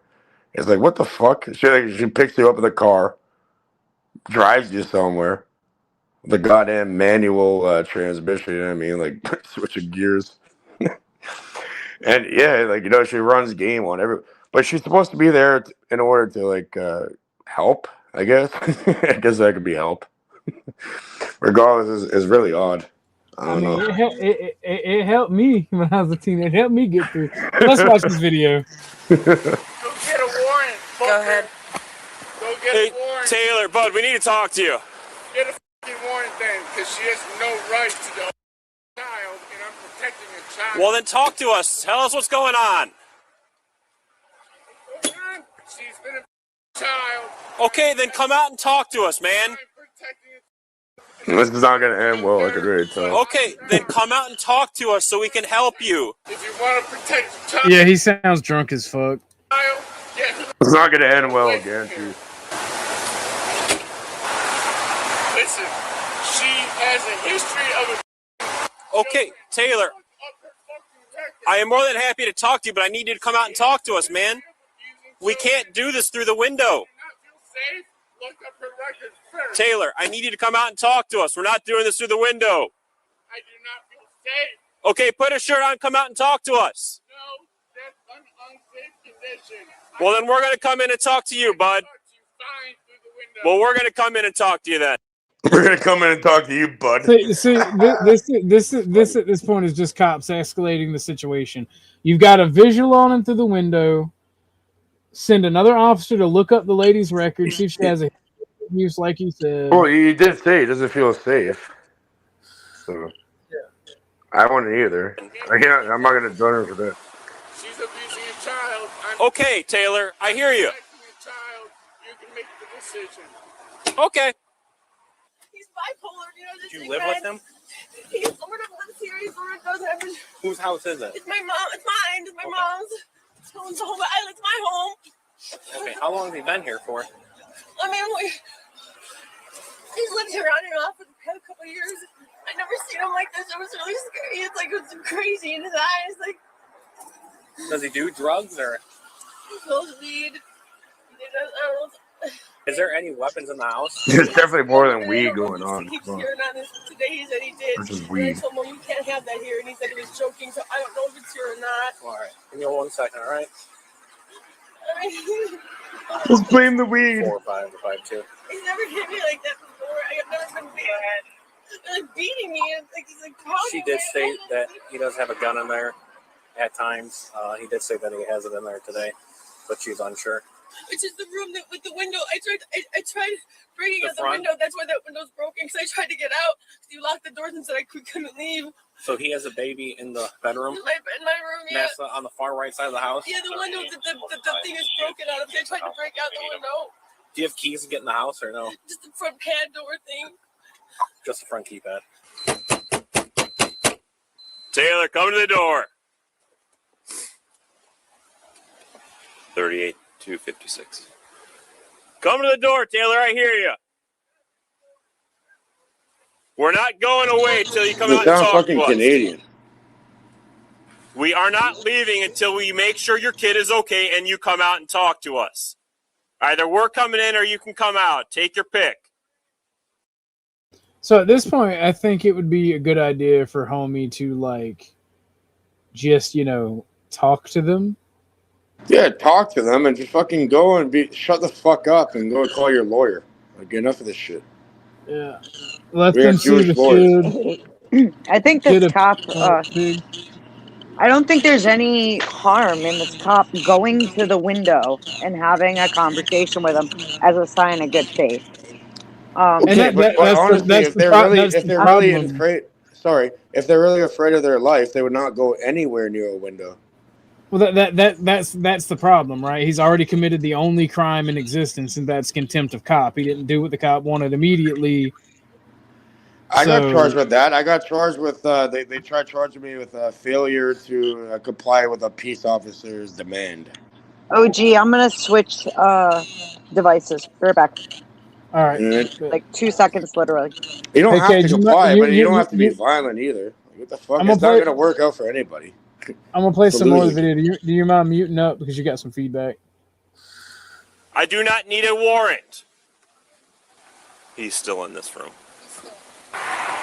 Seb's coming. It's going to be a while. If we hear we're breaching the door, we're going in. You hear that? All right. This is the most action this cop's good seen if I in his run life. Cruiser and grab my rifle, so we'd at least have one out.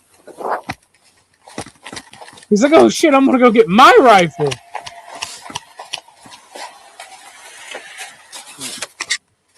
Hey, when I was in the service, when it take time to get weapons, you talking about getting woody. Yeah, that's all this is for old boy.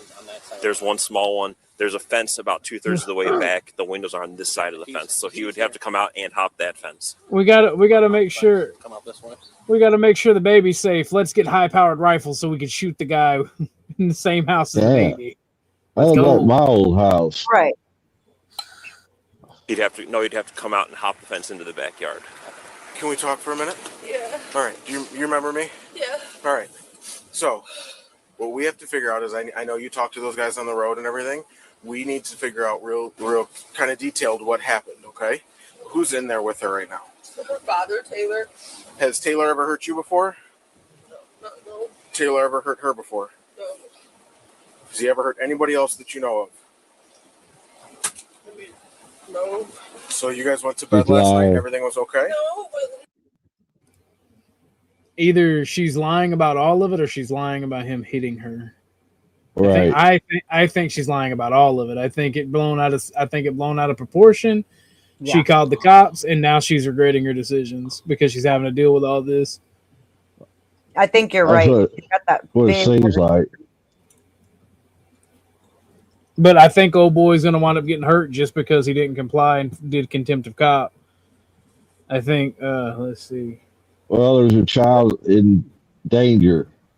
This Yeah. might turn out different. Who knows? It might. Did you He see might. the one? Oh, I got a good one. Did you see the one where the fat bitch, she was threatening, she just was upset at her boyfriend, so she was threatening to call the cops, and she actually did, and the cops showed up, and she tried to say no, she didn't. Oh my God! Send me the link. We Oh have my to watch God, it. it's so good. It's so good. This is one of the best body cams. Oh my God. Okay, yeah, I'll find it. Sorry. no, he kept trying to lay down by me. And, well, he got me because I told him I didn't want to hear anything more about all the stuff he was doing. And I asked him to pick up some of his clothes or whatever, and he got mad and started throwing everything everywhere, breaking a bunch of like my Christmas decorations and things, and just saying like, all you ever want me to do is pick up, just not himself at all. And we're like, so I just wasn't trying to aggravate it, so I just went to go lay down in bed. And so I just laid down with her, and then he kept trying to come in the room and lay by us, and I just said, please. Do you want to come? Do you want to come up cammed up or what? Okay. It's in the back chat. I gotta mute you there, bro. So you got some hella feedback. I want you by me. I just want to be left alone. And he wouldn't take no for an answer, and he kept like then turning the light, turning the lights on and off, breaking things, turning on the radio, just being like just nuts. Okay. So he annoyed her. Yeah. And I woke up and I woke up and there was a bit of glass breaking, and he broke a bunch of stuff in the kitchen, and I'm like, "What are you doing?" And he just not making just his eyes. He just was not himself. Like it was like when I got up, I couldn't find my phone.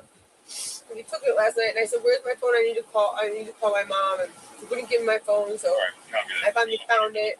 And then he just started getting mad. Who are you calling? You're not calling anyone. And I recorded a bunch of it. So yeah, pretty much it's like Stockholm So he syndrome. hit you in the left side of your head.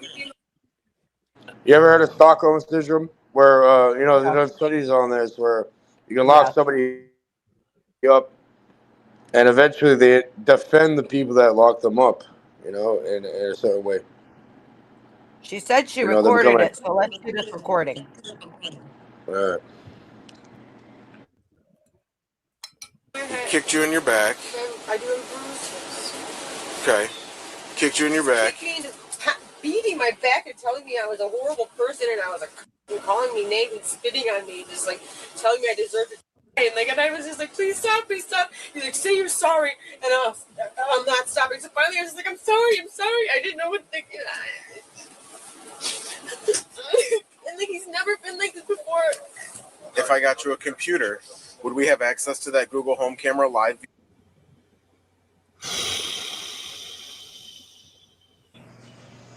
Anyways, does she have bruises on her back? Like, has a medical team checked her out? That's what I'm waiting on. Because if she's got bruises, here's the thing, right? In this type of situation, either the dude is a real fucking scumbag or the bitch is lying. Well, it's the A or B, and there's probably a mixture of both, really. Like, honestly, Well, I think, isn't it 2 girls there? Do you think? You think? Okay, you think only men can abuse like the opposite gender? I think he caught them 2 doing the nasty. Is what happened. They'll probably poison you and shit. I would have joined. I would have joined if that would have happened. I'm like, hey, baby, let me. No, but for real though, like from personal experience. I mean, If you can mute it quick. My bad. I didn't I'm just saying from personal experience, like again, it makes me less of a man to even like say anything like that. But yeah, I've been literally attacked and abused by like a woman that's like 5 feet tall and like 100 pounds. That doesn't make you less of a man. My cousin, I watched his girlfriend. He made a snide comment, like he was just joking, and we had just got back from grocery shopping. She turned around with a frozen rack of ribs and knocked him square the fuck out with it.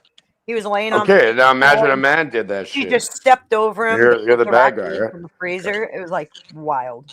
Okay, well, all I'm saying is like I've literally had like an ex-girlfriend like literally attacked me multiple times. I never even put hands on her because like you're not supposed to do that, right? Like you're supposed to be raised properly. Like you don't put hands on a woman. But at the same time, yeah, real shit. Women also abuse men. It can go both ways, no matter what. Even physically, not even just mentally. Mentally is probably even worse than physically.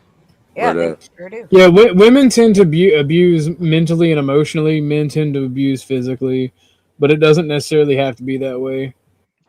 Yeah, it can go. They weaponize. Sorry, OG. They weaponize the children in order to trigger the father. That's some fucking dirty work for real. It is. That's fucked. should as long as I could get. I lose my mind. I actually lose my goddamn mind. This has to be within 3 hours because it's not.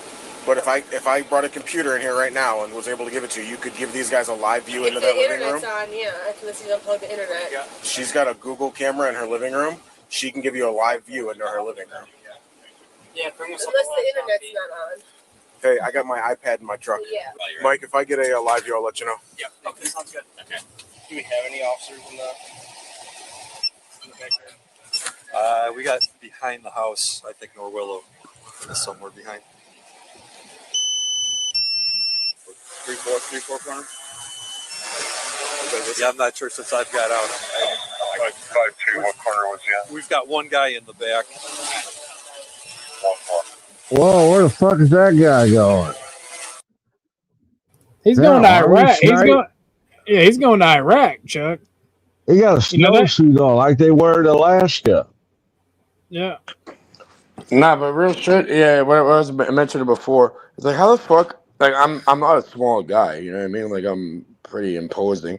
But how the fuck you sit there and get abused by like a 5 foot, 100-pound lady? It's like what?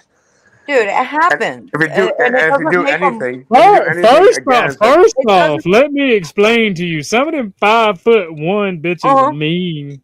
Okay? Dude, I'm only 5'1". I'll tell you what. If I got to fight, I fight dirty because I'm too small. Okay. My ex was only 5'1", and she'll break your fucking nose. All right, it was very hot. Real shit. Like, they're strong as fuck too. It's like, holy fuck. Some of those but then if you try defending yourself, all of a sudden you're the back. Even just like restraining her. Damn, Cave, hit you. That's some gouge big your eyes fish. under your fucking skull. No, that's the thing. If I hit her, she would just get aroused and take it, and I'd be like, "No, you're mean. Stay away from me." Like, come here, big boy. Like, no, go away. Do it again, baby. Harder. See? Getting a lady on it all fucking aroused now. Even thinking Giving me about it. flashbacks, man. Have you heard my sexy grift? Not yet. I really don't want to. Yeah, not you yet. know when it's grift break time. It's grift break time. Let's go. Here we go, Beth. All right, let me plug it in. It's going to throw it in the fire.com. Age, you got to be quiet though for it to be any good. Good luck with that. I'll be quiet for you. Ladies and gentlemen, your host, Orthodox Guy, has worked very hard to bring you this entertainment tonight, and he has the unfortunate job of keeping all of us in line. You need to send him some money to say thank you so much for the entertainment. $5, $10, maybe even $20 if you got it. Show some love to your host, Mr. Orthodox Guy. Thank you for coming. Oh, thank you for coming. Terrible. Let's Griff. go. Wait a minute, I wasn't done yet. It makes me want to do quite the opposite. I have to drop like 100 to make sure all you get deleted. What the fuck?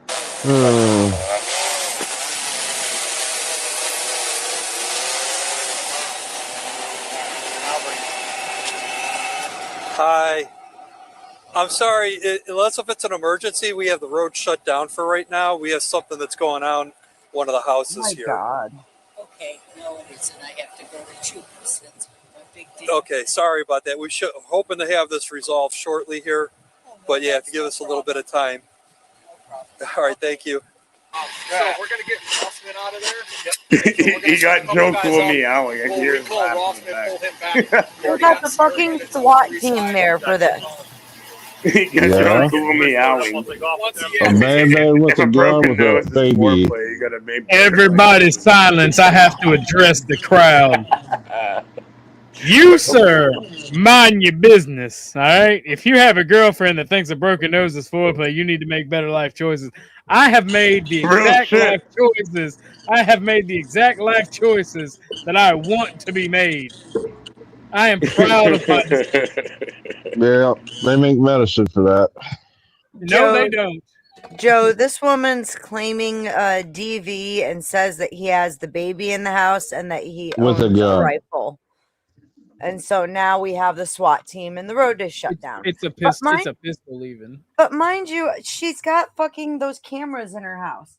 They should be able to see in there. She should be able to show them the video to prove that this shit even happened to begin with. Exactly. Not true. Minor live feed only. You guys can just roll back that way to staging, and then he's going to stick around at staging with the dog in case we need it when things go forward. Oh my That's God. the negotiations. So cool. Are you guys good to roll up and get Rossman out? Yeah. Okay.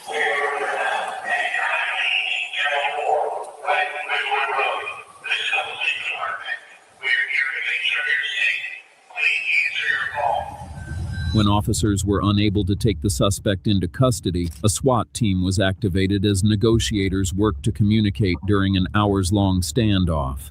Nearby roads were shut down, and a local school was placed on precautionary lockdown. By mid-afternoon, officers safely took the suspect into custody and rescued the child. Wait. How do they rescue the child? If they took him into custody without an issue, how do they rescue I hate the fucking guy. They chopped this one off. You'll like the video I sent you way better. It shows everything. They're bringing him around to you, Chris. Hey, Fisher to Miller, when you're done securing him, come check out the house with me real quick. Hey, can you get a cup key? Yeah, double lock. Well, that's a crime to walk around with bunny ears. Hey, spread your feet really wide for me. Gotta put my finger in your asshole because you didn't listen to us and open the door. Can you? Watch up. Sorry, go ahead, MC. I mean, true, but I mean, at the end of the day, he's only going to jail because he didn't listen to the cops. Because at this point in time, he didn't do anything wrong. Like they haven't confirmed that he beat the chick. He didn't do anything, but didn't open the door. He's the father of the child, so he has every right to do with his child as he pleases, as long as he's not abusing the child. Correct. They're going to try to say it's abuse, it's this, it's that, because they had to get involved. And right now, they're not confirming or denying that he hit the lady. So I guess we got to wait another 5 minutes.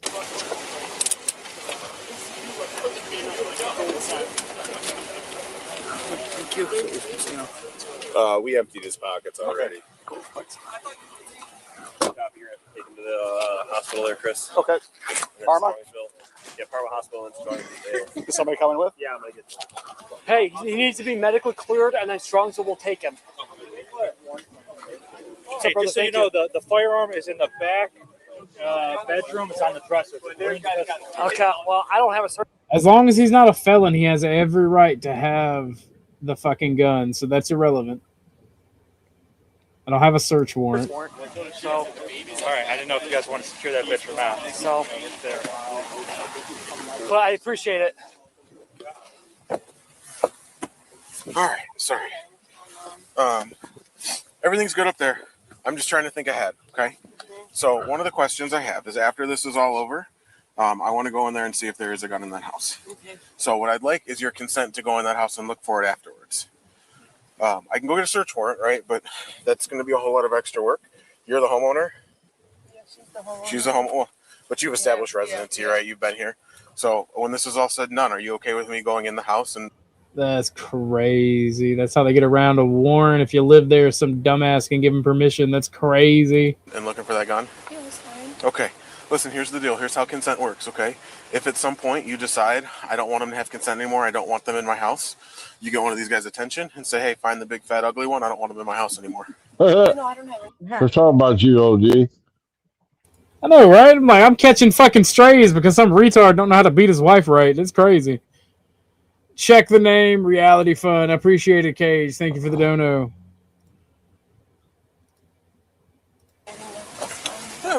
And listen, we're not in there. The point of us going inside afterwards is not to try and find something to get you in trouble for. That's not the goal of that. Yeah, I Okay. didn't do anything. The goal of that is he says he has a gun. Let's find out if he has a gun or not. Did he say anything? Did he admit to having a gun? Or what? He's told them he has a gun. Yeah, he's So it's there at the house? He's repeatedly told them he has a gun, but I mean, people say a lot of things a lot of the time. I know I mean, he has one, so I know it's Hits on the. He missed. We got consent, right, Chief? Yeah. Okay. The pistol's in the backyard. Okay. Kind of looks like it's going to be a wood door. Yeah, I need gloves and a bag. I've already started photos. I got photos of this room, photos of the magazines, and photos of the gun. You already did photos? Started this from the inside. I didn't get the outside yet. Oh, I didn't get the whole house. What? Do I need the whole house? Yeah. Whole house? Yeah. So they already had photos and everything before they asked for consent. I threw a couple of dimes over there, but if you can after this, you should go look at what's going on over here in Toronto. I'm from Canada and Toronto, and the police they got lashed. They're going too crazy. Even the fucking police. They're going to call the police. They're fucking all corrupt. It's hilarious because they're putting literally putting hits on each other, and correctional officers and all types of crazy ass shit, leaking information for money. But we'll check it out after this video. And Yeah, then I'm check it out later. Yeah, check it out later. It's fucking insane. I'm like, what? All right. Look into it. Okay.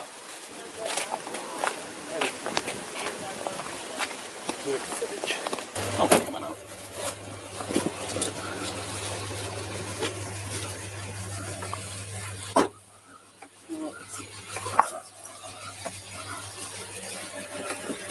All these guys up here.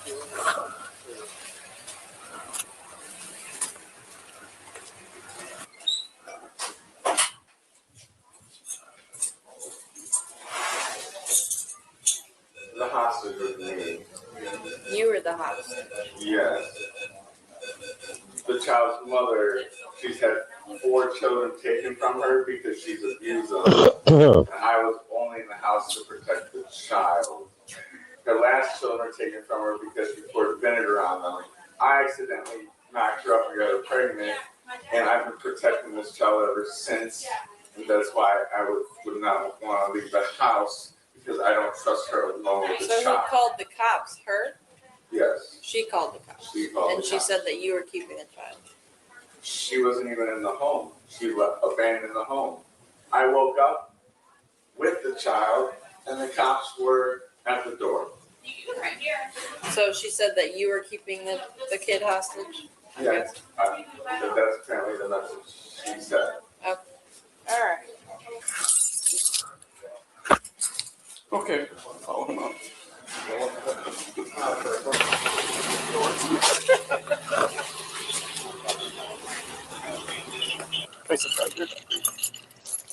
You want to see some real retard shit? Watch the link I put in the back.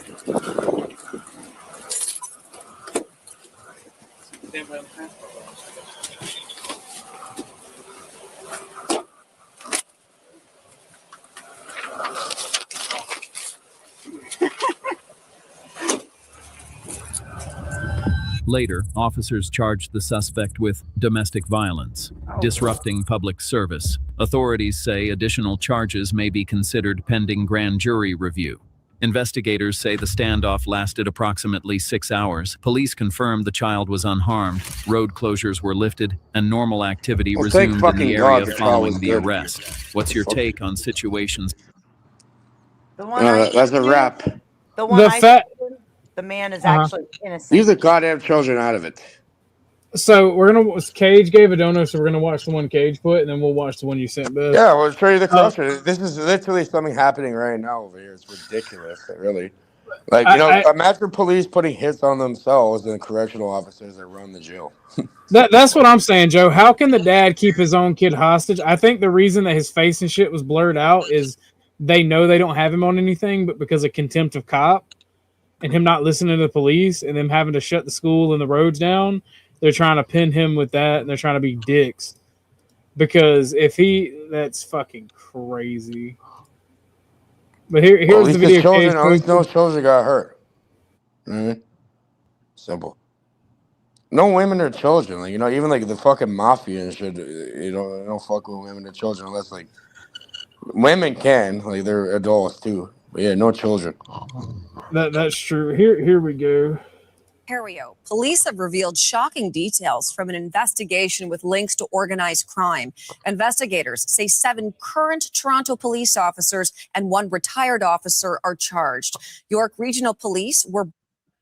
My brother in Christ, bro, the police could have just left, But they're all corrupt and shit. I kind of find it funny when people are like, "I'm gonna call the police." I'm like, they'll probably fucking kill you, right?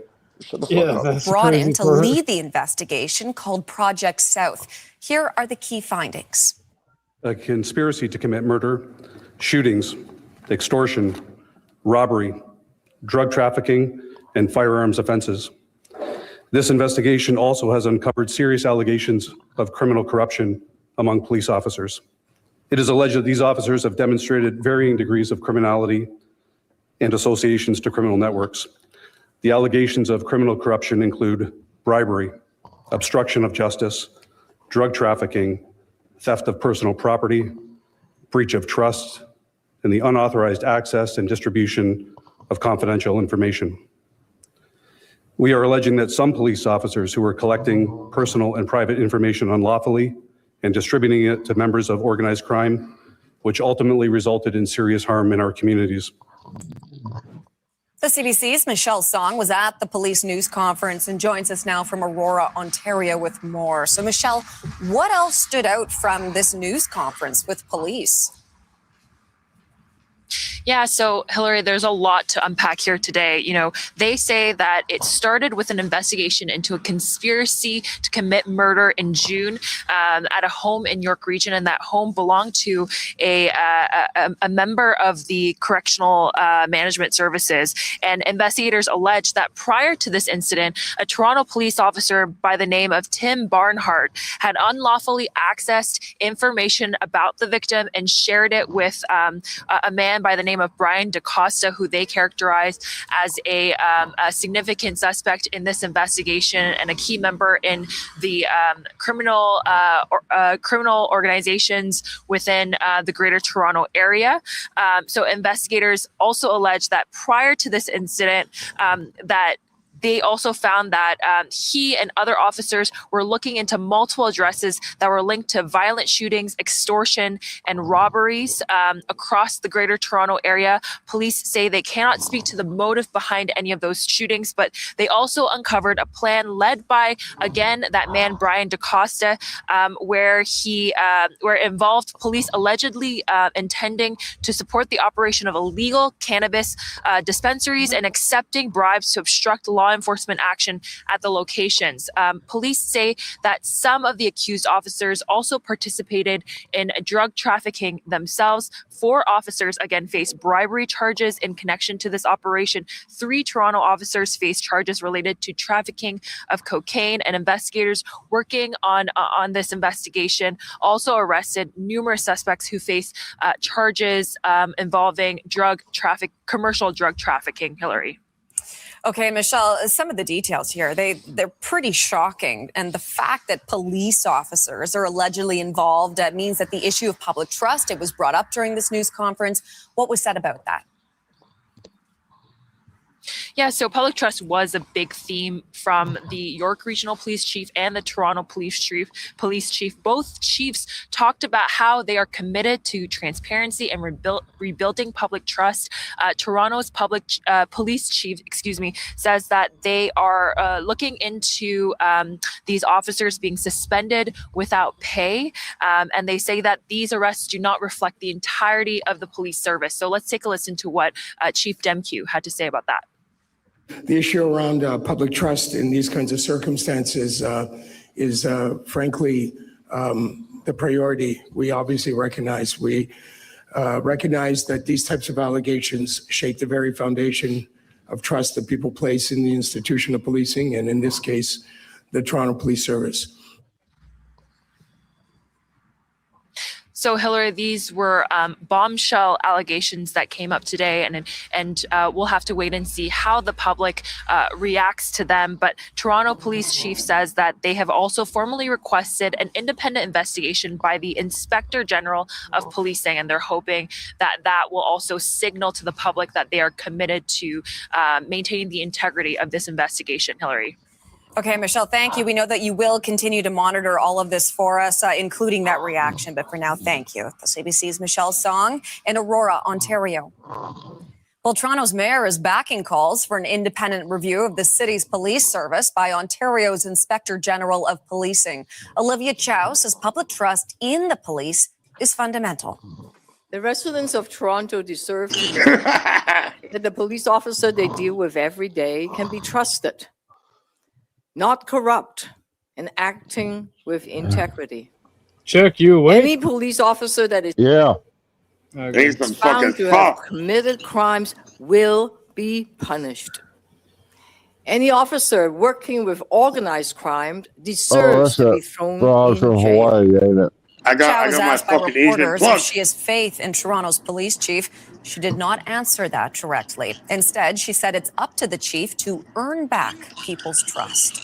You fucking goofy motherfuckers. That shit's funny as fuck. That is crazy. You never see Rob Ford? He was like a crackhead mayor. Now his brother runs the entire province, which is like the state. He's like the governor. That is crazy. You want to see some funny ass shit? You want to laugh? Well, actually, we got 15 minutes. I'm not gonna run a goal. We got 15 minutes. If you guys want an extension after this one, somebody extend it, man. Where's the donation at? We're gonna do 5 donations of any color to extend it. I'd say 30 minutes to an hour. If we get $20, I'll extend it for 30 minutes. If we get 50, I'll extend it an hour. Where's the Ike? In Marshfield, Wisconsin. A distressing 911 call was received from a female urgently requesting an officer's assistance, but refusing to provide further information. The call was accompanied by the sounds of a male shouting in the background. In response, officers were promptly dispatched to the location traced through the ping of the female's cell phone.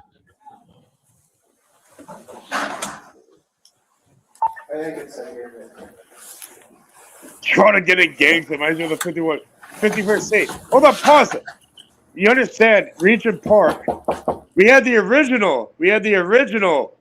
Section 8, or the original, what they call the projects over here. Actually, buddy, Project Originals. Yeah, go talk to PO about that. What the fuck? Most of your goddamn movies and most of the stuff that comes out. Oh, The Matrix. Oh, guess what? Toronto. Oh, guess what? Biggest artist in the world. Toronto. Guess what? It all comes from over here. And yeah, they run game and they move it to you over there. What are you talking about? You think we're fucking pussies over here? Are you kidding me? I'm from the Jane. Welcome back. Dr. Chapman, apparently. He's dead. Regardless, like, oh, you want to see something funny? Our best mayor ever was Rob Ford. And, the Dixon Bloods went and fucking, filmed him smoking crack and extorted them for millions and millions of dollars. Now his brother is running the whole goddamn province. That was a long time ago, but These people- anyway, this shit's pretty damn funny too. It is. Police department. No. You should have dogged differently. Police department, open the door.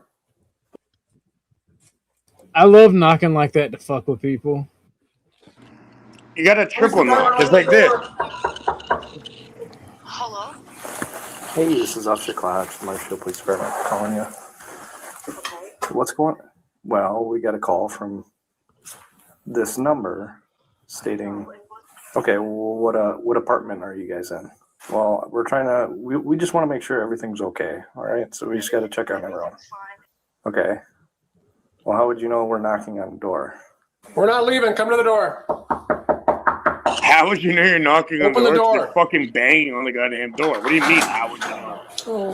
What's going on? I have to go to work.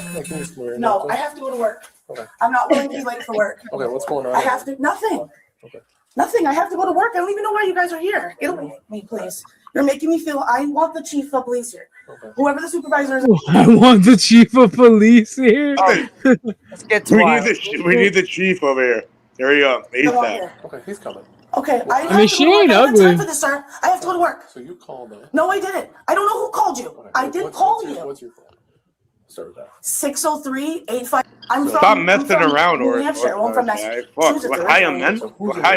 Don't fucking mess around. Me? Okay, who else? Me? Because there's someone else. I have to get ready, sir. Okay.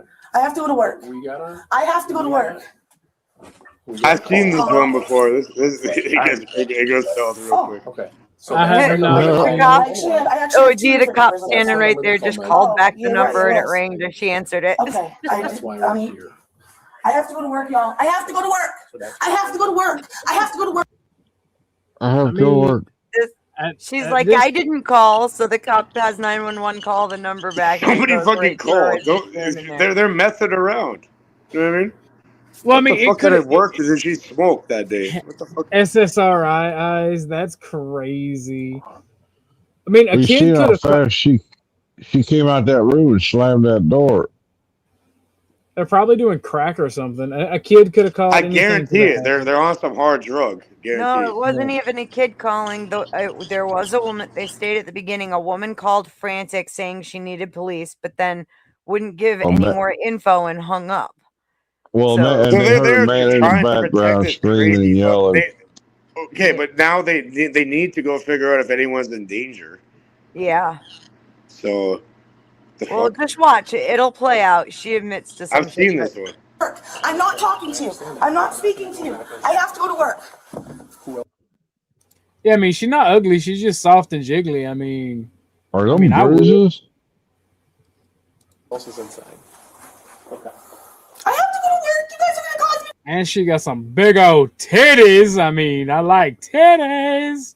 to lose my job. Please let me go to work. There's no one inside. Please let me go home. Please, I have to go to work. Oh my god. And Bring she's back the in the- asylums. She's in the state. This is one of them states where she needs some good old dicking. The fuck are you doing? Oh my god, stop! Get the fuck away from her. Get over here. Get the fuck away from her. Get on the. I mean, honestly, perfectly reasonable crash out. If I heard my partner screaming That's and fucking crying, disgusting. I seen my partner screaming. If I heard my partner screaming and crying from outside, I That's would literally rush out of the disgusting. door. Like, what the fuck? What do you mean? Real shit. Just wait, What do you dude. big? What do you mean, big fat? She's overweight. She's fucking obese and fucking mentally insane. And look what she has in her fucking home. Calm down. What the hell is up with your internet? I don't know. Stop.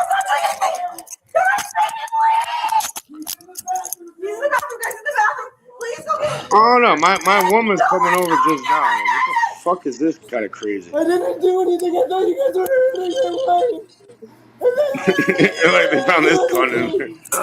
I mean, they didn't have a right to taser him so far. Like, Officer! I can't breathe! You just Wait, I can't breathe. What is she, George Floyd? What do you mean you can't breathe? No one's fucking doing shit. He's standing in a hallway. I can't breathe.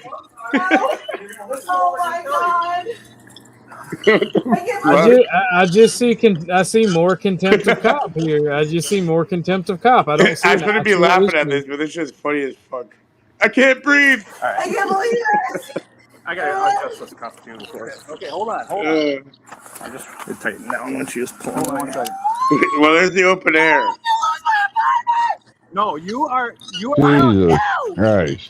That's disgusting. Oh Lord, he's crying. Where's he see him? There's a fucking baby 3 feet away from him. Can we sit you up? They just tased him for no fucking reason. It works out. It does work out. He's a tweaker. What if he pulls it? What if he draws the goddamn fire on you? It's got to work out very good. It's got to work out very good. Yeah, we want to sit you up. He's got a weapon in his butthole. Check it. do anything wrong. But you came out tense up at us, man. You can't be doing that. With your fist I didn't leave my apartment. I did not. I'm not trying to like defend the police or anything, but in this situation, they're retarded. Well, I mean, he heard his partner screaming in the hallway. I would have reacted the same, except for I would have been dumb and had a gun, because of my constitutional right. No shit. What the fuck? What's wrong with these people? Seriously, look at this. Lose my job. Please I can't afford to lose my dog. Please! I think I own a dog. Please. You think you own a goddamn animal? I mean, Darwin. He literally come out of his front door because of his partner screaming in the hallway. Isn't that funny though? How people think they claim to own a different fucking being? Like you can own a being. Okay, what if there's people higher up, or beings higher up than a human, and they think they own you? Like, what the fuck? What do you mean you own a cat or a dog? If I can't stop them, I guess Fucking they goldfish. Have a seat in here. I'm gonna lose my job. Please don't. Please, I'm not gonna run. Why would you guys handcuff me? Oh my boys. Hey, listen, you called 911. Oh my god, that's another type of nuts. I called 911 because she was being a douchebag. I was just trying to find him with the fucking It's like a cop. child. Like no one cares. I Fuck off. understand that. He wasn't doing anything. I wasn't doing anything. Okay, you got every police officer over here because we thought someone was being murdered, beat up, and No, I'm fine. You guys did all of this. He thought that you were hurting me. Of course, he came out here to help me. He thought you guys were hurting me. She called them and it backfired. What the fuck? Now she's gonna cry like a little child? Because he was being a douchebag and she wanted to scare him. Yeah, trying to tempt people with fucking weapons and bulletproof armor. Put your legs inside the vehicle right now. What a dumb bitch. No, put your legs Can you inside. put the window down? We can roll the window down. Can I please be in the know? I want to know what's happening. Guys, please. I have to work. I'm under arrest? Yep. Why? What do you mean? If you're under arrest or handcuffed in the goddamn back of the vehicle, they're being nice to you. right now. I have to work. Quiet, Guys, dude. I can't afford to lose my job. I'm sorry, you shouldn't have called 911 and I didn't Yeah. do anything, sir. yes you did. You called 911 Work at noon. Please. for no goddamn emergency. Now you're the fucking issue. How Yeah, but retarded is this this is fucking- literally just contempt of cop and more cop fuckery bullshit. You're gonna waste people's time? Like there's real shit going on. Please, come on, man. Oh my god. What It's a like dealing with a screamer. retarded child that never grew up. Put your leg in the car. Please put the window got a little Put your leg in the car. It's just a little bit. Tell you don't attention, she'll put that lady in the car. That was weird. She's lucky she's a woman and shit because they wouldn't treat her like that. Here, buddy. I hope there's not going to be anything stupid from this. Nobody's hurt. I don't feel like I'm not going to make paperwork out of it. So, Dolphin and Wales are thinking we have family over there. That's crazy. I'll put the window down a little bit. Stop yelling. Talk to me. I need to know what's going on, please, sir. You're being arrested for 1, disorderly conduct. 2, resisting an officer. I wasn't 3, resisting, sir. I have to go to work at noon, please. that is resisting an officer. Sir, I have to go to work at noon. And 3, for obstructing an officer by filing a false police report, which caused us. Hey, wasn't I called the police because he was He's straight up making shit up with that last one. yelling? Okay. No, she called 911 for no reason, pretending not to. It would be abuse of 911. Yeah, anyone can call up the fucking police, and they're gonna come fully armed. And you know what? This stupid fucking child went and did that shit, and they showed up. Like, what's really going on? Nothing. You just ruined everybody's day for no reason. You fuck. You know, there's real shit that needs to be happening. You know how many people I know that I grew up with? They get shot in their fucking head, and the police are nowhere to be found. Don't call 911 unless there's a goddamn emergency, for real. The only time I ever, in my entire goddamn life, call 911, I live right by a hospital. Right by, where you pull onto the fucking highway. I'm driving a car, and somebody tried jumping in front of my car. I'm like, what the fuck do I get out? How am I going to do anything? So I called them. I'm like, there's somebody right here at this entrance to the highway jumping in front of people's cars. I'm like, go deal with that right inside the goddamn hospital. You can look at it.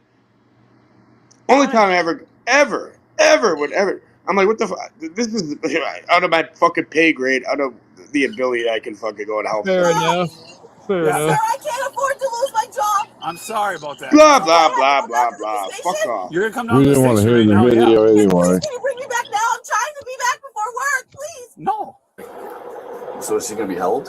So I called them. I was put on hold, and they didn't shit. They didn't give a fuck. Baby, I have to take care of. Where's your baby right now? In there. In there? Yes, sir. I have to go to work. Okay. Please, I have to go to work, please. So who's gonna watch the baby? I'll call out. I just have to be there for my baby. Please don't take him away from me. Your baby Well, alcohol. we gotta find somebody for him right Alcohol. now. We have to What? go through what just happened right here, and Sir. we're gonna go do that at the police department. Okay, well, can we go now? I have to work. You want to call them and just let them know you're gonna be late? I can't. I'm the one that opens. Well, I'm sorry, but that's not gonna happen right at this exact moment. So. Okay, well, yeah, can I please He's call literally laughing at her. Like, this is literally just a fucking power trip. I don't care what anybody says. This is just a fucking douchebag on a power trip. On the same note, she's. Okay, but no, if they're calling them up, what do you expect? To me, it'd be funny as fuck. I'm like, shut up. No one cares. They're not a They little don't child. have anything on Okay. her. They're wasting more resources by arresting her. No, she committed crime, calling 911 for no goddamn reason. But my brother in Christ, do you know how many times that kids accidentally call 911 and they don't arrest the parents? She's not a child. She's not a kid. She's a grown ass woman. Well, And not only that, oh gee, this was malicious. Like just because she wanted to fucking, her boyfriend was being a douche, so she wanted. Oh no, I get. Yeah, try calling him, and then yelling now in it backfired on Who's her. got the feedback? It's driving me nuts. And Okay, Kate, Could be me. Sorry. you keep get talking. feedback. You keep talking a whole lot. Well, I'm trying to hear what they're saying to the man inside, because I'm pretty sure they cut him loose. Okay. Well, we'll have to go get that in a second here. Sir, what's going on with my boyfriend? I don't know. I'm out here talking to you. Do you think I know? Okay, your decisions got you here. My decision? I didn't do anything besides try getting her to calm down and cook her breakfast this morning. I didn't do anything besides cook bacon and sausages for us. What part of cooking has you stepping through a doorway with your fist raised at police? We have to. Nigga, when I hear my partner out there screaming and crying, that's what a fucking man does. Like, I'm getting fucking angry with these police.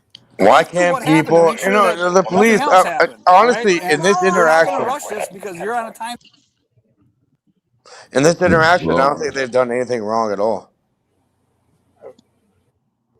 Schedule. Sir, Like you're being called to somebody's residence for no fucking reason. Okay, you were screaming that You guys just look that for we need to get there. reason to arrest me. I don't get it. I don't even know who you are. I'm not telling you. Okay, well then that's another reason we're not gonna let you go then. She said that her boyfriend was being a douchebag and that she wanted him to get scared. Yep, that's basically what he said. Obstructing, disorderly conduct, and resisting, in my opinion. Yeah. So when she started screaming like she's being right now, he came to the door like we were hurting. Yeah. Yeah, like we were hurting her. Fist up, ready to go. Does he need to go to jail over this? There's a baby in the room in there? God. So fucking annoying. Okay, so if Shut he's up. rational You're a grown and capable, fucking adult. let's leave him there based on the circumstances. Okay. Are you going to stay calm? Yes, I promise. Okay. She I feels like need going to you. work. I need you to stay calm and cooperative at this point. All right. I'm going to have Officer Fox unhandcuff you so you can tend to your baby.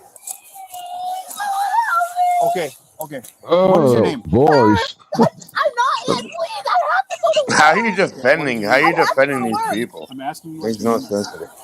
Why? You're So I can fucked. address you. Listen to this bitch. Shakira. Okay, is that your name? Shakira? Oh, just wait. It gets worse. This chick. Oh my god. I've seen this before, like Shakira, years you call me ago. Shakira what? Shakira flabbergasted. Shakira flabbergasted. What? Flabbergasted. Do you have any mental illness? We got 4 minutes on the grift. $20 to extend it 30 minutes, 50 to extend it an hour. Where's some of we got your 4 fucking minutes. whales, man? Where are they at? I don't know. I'm just chilling. People don't have to give. I mean, if they don't Should I enjoy it, harpoon one of them? We can hit him with like a harpoon. I don't know.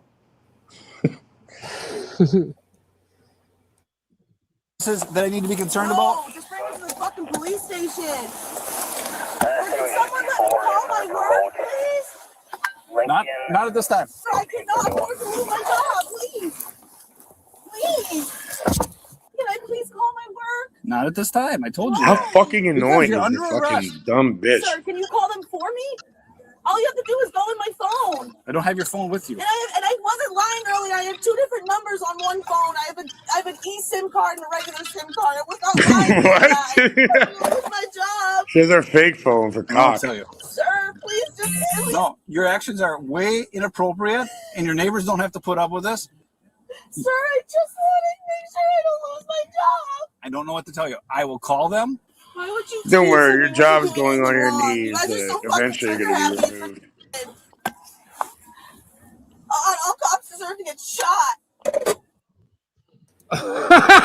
All cops deserve to get shot. This bitch is like this dumb fucking bitch. I'm gonna lose my job. Don't worry, you have a job. You still have. Hopefully, you have like knee pads or something. The fuck? Oh shit! I actually don't have my phone. I had an emergency. Ashley. An emergency. I have an emergency eSIM card too. No. I'm not joking. I had an emergency, and my friend doesn't have minutes, so I had to give him my phone. Give me 1 second, Ashton. I'm gonna try to log in on my computer. You okay, bud? Everything all right? Yeah, no, everything's okay. A mutual friend of me and my homie's car broke down, and they didn't have any minutes, so I don't like to leave. I don't like people to leave the house without a way to call. Yeah, there's always going to check in and a way to check in on the road. Yeah, right? we got a phone that works here, and I just let them take my phone. So give me 1 second. I'm trying to log in. I'm gonna let the video play while I'm trying to log in. It's all good, man. Okay. Fucking tease my fucking husband? What the fuck kind of shit is that? There's fucking 6 of you. You guys could have bum rushed him, you fucking loser. Yeah. Bring me to the hospital. For what? Bring me to I the would hospital. tase her. Bring me to the hospital. I want to kill myself, and I feel like I want to kill myself. Bring me to the hospital. Okay. Duly noted. Bring me to the hospital. I want to kill myself. I'm having thoughts of suicide. Bring me to the hospital. Bring me to the hospital. What? I'm having thoughts of suicide. I want to kill myself. I'd like to talk to an officer. Okay. What would you like to talk about? I would like to go to the hospital. I'm feeling. We're not gonna take you to the hospital because you're gonna go to jail. So. Really? Yep. Wait, what is he doing then? We're still working through that, but Wait, why am I going to jail? I told you that already. Can I just get bailed out? No. Oh my god, it's like a retarded goddamn truck. I'm going to sleep in a prison. Sir, why am I getting arrested? For disorderly conduct, obstructing an officer. He's not getting arrested? Huh? He's not? We may arrest them too, yeah. But Well, what about my baby? we'll take care of the baby. Oh my God, This is way too annoying, man. Take your baby. You guys coming to get my baby? Did I say that? No, I did not say that at all. Okay. Why can't I just get bailed out? Because in Oh my God, please, sir, please, no, please. I'll be 1095. Hey, you should have fucking looked at God. And not move like a fucking dumb cunt. What's going on with my baby? Is he getting arrested? Sir, why am I getting arrested? Because you created a giant disturbance here. I didn't do anything. I didn't know that I was resisting. I was just trying to see if he was okay. Sir, please don't do this. I kind of feel bad for this person. Like, how retarded do you have to be? Please. Please. No part of your actions have Sir, caused me to believe you. I'm trying to talk to you like a normal person right now, sir, please. Okay. You have not identified yourself yet either. My birthday is 10. My social security number is. Please, sir, don't arrest me, please. I guess I'm already arrested. You are arrested, yes. I can do anything I want, but God forbid that you don't have accountability. Welcome to the show, Mr. Illumitami. How are you doing? Hey, yo, this is Reynolds. And earlier in my stream, we were watching a really good portion from back in like 7 or 8 months ago where you were trying to go in rightfully on Paul Enslaved, and this cut cage was getting in your way when any Shut other the fuck up, Tommy. Who you talking to? Enslaved. And this Tommy, dude don't start with me, man. This dude comes to my stream Shut wanting the to fuck up, console. bitch. This dude comes to my stream wanting to console about dead canines, and here he is laughing at this bitch saying, "Who cares You don't about fucking your know dad? me, and Who cares don't about put your me and dad?" group me up with these fucking idiots, man. Enough. No, I group you all by yourself, and I do know you, Good. and you've Who do you just think I am? Are you dumb? You've just helped dox your location so we can serve you access papers easier. I don't give a fuck, you idiot. Mm-hmm. I'm right here. Look at McElroy, you fucking cunt. Go look. Mm-hmm. Well, gentlemen, I appreciate both of you, but I'm not going to have this on my panel. Thank you both for coming. I have no issue with either one of you, but I don't do this shit. Thank you both for coming. We want the content. I don't do that. They can take that. I was being funny. Oh, I have not, and I want to be very clear. I have nothing against either one of them. They are welcome back another time. Ashton, I saw that. Thank you. We are $10 away from an extension if you guys want it, and I appreciate it very much, Ashton. Thank you, sir. And again, Mr. Tommy and Mr. Cage, I have no issue with you guys. I just don't do that on my panel. So please take that somewhere else. God bless you both. I hope you have a wonderful day. Be safe. And y'all are welcome back on the next one if you wish to. Okay. I don't know why I'm the one getting arrested. Because of your behaviors after it. Sir, please don't arrest me. You are arrested right Okay, now. well, please don't let me stay over the night. I promise my actions will change. Right. I'm not seeing a significant change in your behavior, but Okay, I'm sorry. I'll stop. I'm sorry. just take a couple breaths. We'll talk. Hey, just take it. You're not listening. Take a couple breaths, and we'll talk when we're at the PD. Just breathe for a couple minutes. That's all I'm asking you to do.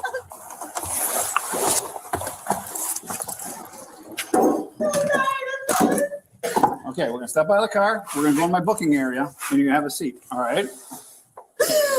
Officer, I really Since Ashton did donate half, we will go 15 minutes extra. Thank you again, Ashton. Okay. Yeah. I saw a longer version of that one. The boyfriend was not charged. And Well, I'm glad we got to hear the video. right? Every time you hit play, oh my god. I think he was hitting the wrong play button. He was hitting Cage's play button. Yeah. I don't like talking to I don't mind talking to Cage. He's sometimes he's funny, but like trying to watch the video is very difficult. Yes. But It is what it is. I don't mind talking to Cage. And Ashton paid. Oh, hold on. Oh, hey, did you watch the Nephilim thing I sent you? I did not. Can you send it again? Because I don't. This guy, there's a whole playlist. He does a lot of work on it, and he actually addresses Enoch and the other non-canonical texts and shit, and puts it together and shows you how they line up, and it's brilliant work. I'll resend it to you though. Check that again. All right. I hear the kitty. Yeah. Love the pussy. Such a brat.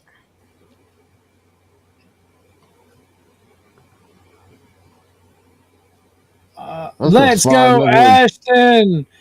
Ashton bought a 30-minute extension. Nice. Let's go, and that covers us for this video. Based Ashton, Is thank you, that a sir. female cop in that reflection?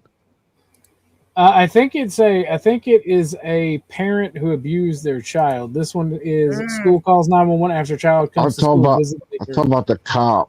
Oh, in the reflection of the window? Yes, I believe so. Yeah. That's what I was looking at. Abuse involving the disciplining of a child, but when officers attempted to question the father, the situation quickly escalated. Christian, come on, we're just gonna talk to you, man. We just gotta talk to you. Huh? Don't make this worse than it needs to be, dude. Well, it doesn't matter now. You made this worse. But whatever happened with her? She's the one pushing.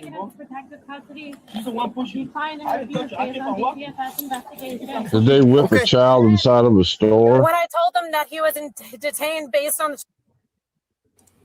He got whooped at school. Oh, at school. By who? I guess Or the dad. Parent? I think he told the school that he got whooped. I think that's what I'm understanding. Because if he got whooped at school, why would they be going to detain the parent or question the parent? You know. I thought he was. I got you. when I told him that he was detained based on the investigation, he started pushing and shoving me to get past, accusing me of putting my hands on him when I only stepped in his path, and then continued to try to leave with the. Hey, Christian, we got to talk to you guys, okay? I know. I want to talk to you, not her. You don't have to talk to this officer. I will talk to you. We talked before. Let's work this out. You're gonna make this way worse. You're gonna get your kid taken away. Let's just talk this out, man. What's your name? Lisa. Lisa? Hey, Jess. Yeah. Can you just go by my car, let Stephanie talk? You're making this exponentially worse for your kids. She didn't even have to say that. She could have just done what her superior or her partner said. Did she just say they're making it worse? Yeah, they're making it worse for their kids, is what she said. Oh my god. No. Ha. Yeah, Just talk to this officer. You can talk to her and we'll figure this out. Huh? It doesn't, we have to talk now. Christian, we have to talk. We can't just leave now. We can't just leave. Based on what happened, we got to figure this out. Do you have spikes in your car? Block the exit. Come on out. Even after a long wait, officers refuse to give up. Eventually, the father realizes there's no option but to comply. But during the investigation, officers uncover the reality. This wasn't just about pushing an officer. The situation was far more serious. I was saying just block the exit for them. Come on out. Just come out, Christian. She's coming. She's coming right here. Okay, then come out. Just come on out. Just come out, man. Yeah, man. I'm not. You know I'm cool with you. I'm not gonna rip you out of the car unless you're gonna make me. Okay, come on. I don't want to break your window. Just come on. Let me pay you down for weapons. All right.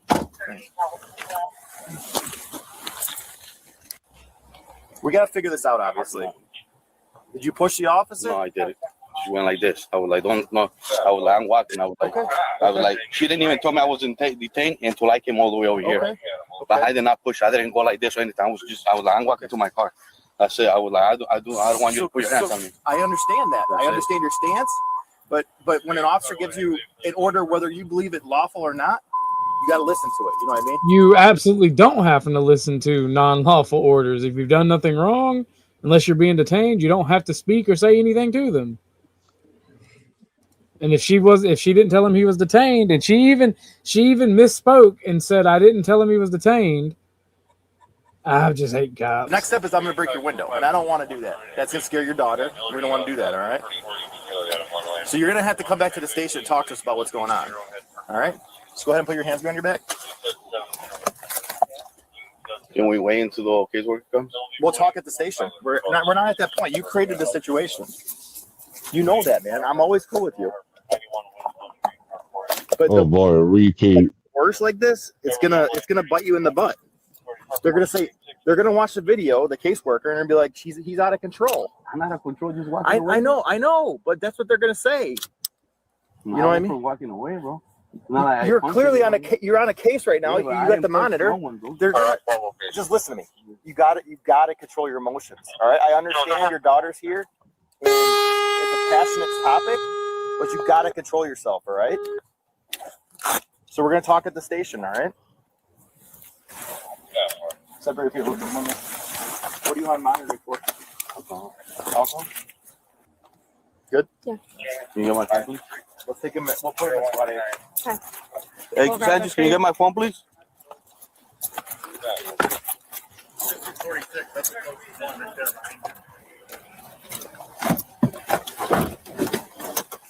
He's done this walk a few times. Yeah, at least that one cop seems to know him and be pretty chill with him. Well, I'm just saying, he threw his hands up immediately, and the way he got in that car, you could tell he's done this a few times. Well, that bitch cop just has to get her final words in. This is why women shouldn't be police officers, just being honest. I agree. Well, I'm not going to argue with it. He's not trying to argue with you. Shut the fuck up. Like, seriously. Over there for me.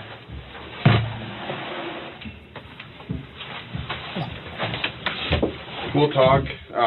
Just because you were arrested, though, I got to read you your rights. Just let me know if you understand them. If you don't understand them, I'll read them back to you. I'll give you a chance to read them if you want. And then if you want to sign it, you can sign it. If you don't want to sign it, you don't want to sign it. It's up to you. All right?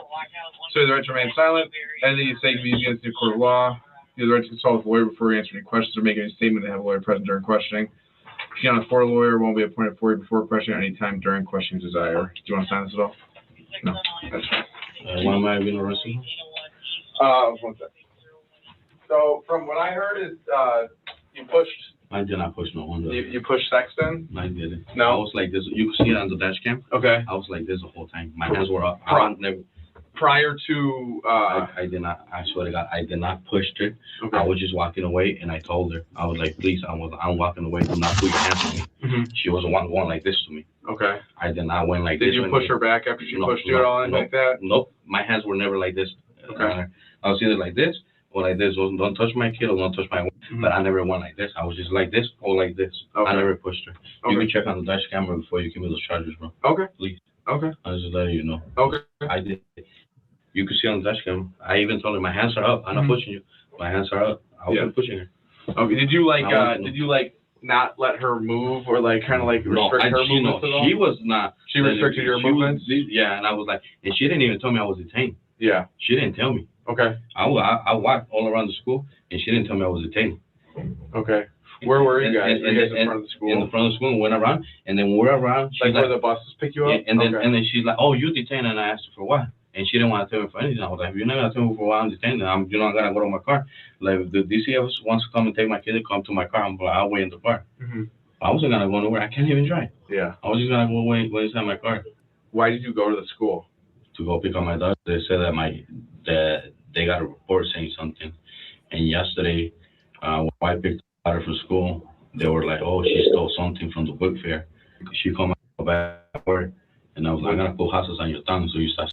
– That's what I'm saying. Women never lie, even cops. That's crazy. if he's abusing his kid, obviously they got to step in.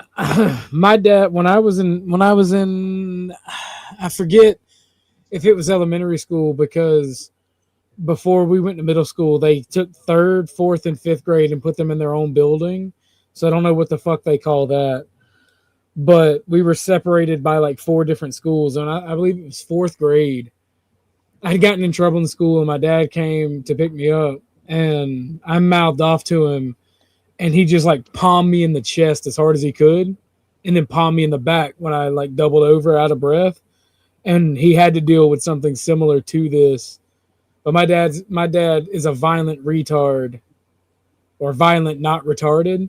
So he didn't have to get arrested and all this. We just had a defects case that lasted like 3 days. So I mean, it's weird. So like I have experience with stuff like this.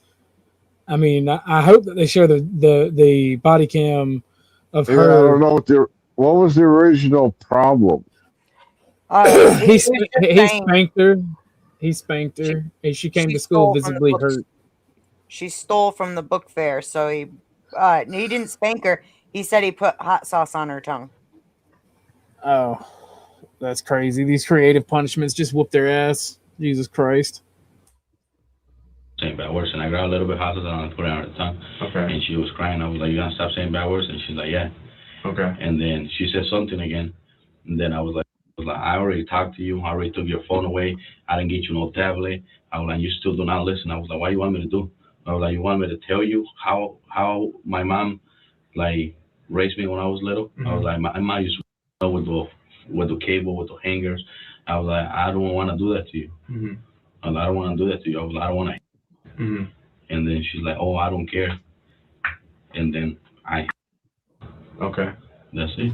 How many times? Like once. Just one time in the butt. Yeah, but not hurt. Okay. What did DCFS say? Because like I said, I don't know. I don't know what they say, bro. But I swear to God, you gotta check your camera, bro. I did not push your officer. Okay. Well, I'll talk to Jessica about that. We'll check the camera and everything, and then we'll go from there. I did say you're not taking my kid away. Yeah. So how you gonna react in a situation like that and say, "Oh, we gotta take the kid away"? Right. No, I'd be pissed off too. Yeah. So I understand. You know, like I did not push the officer, bro. If I would have pushed it, I would have put it down to the ground. Right. No, I agree. So DCFS. So who told you that the kids were being taken? The lady said, "Oh, your kids were taken into custody." The DCFS said that? No, the officer. Oh, okay. And then and then when I told her, I was like, "But the school's supposed to call us." I was like, "They didn't even call us or tell us anything." And then I was like, "Okay, you dismissed." I was like, "I don't want to talk to you." And we're leaving, and she's like, "Oh, you're not leaving." She, like she was putting her hands on me. I told her, I was like, "Do not put your hands on me." I was like, "Don't put your hands on me." Did you like move her hands off you at all or anything like that? I only went like that. I'm just saying natural reaction. If someone puts their hands on me, I'm gonna just wipe their hands. I didn't push her. I didn't do anything. I was just like this. I was like.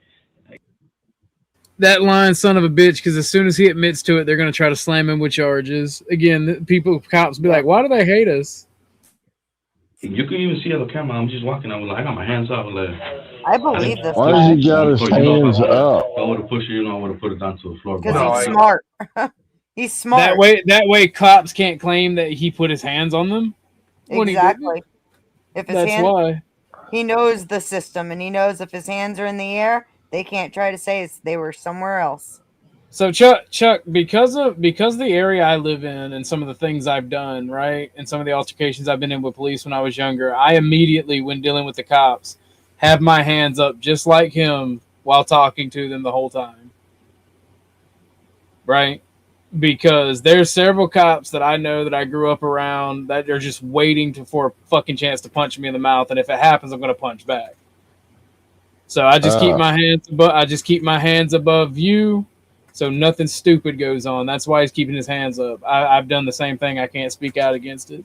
Now, if he's hurting his daughter, by all means, they need to arrest him and charge him.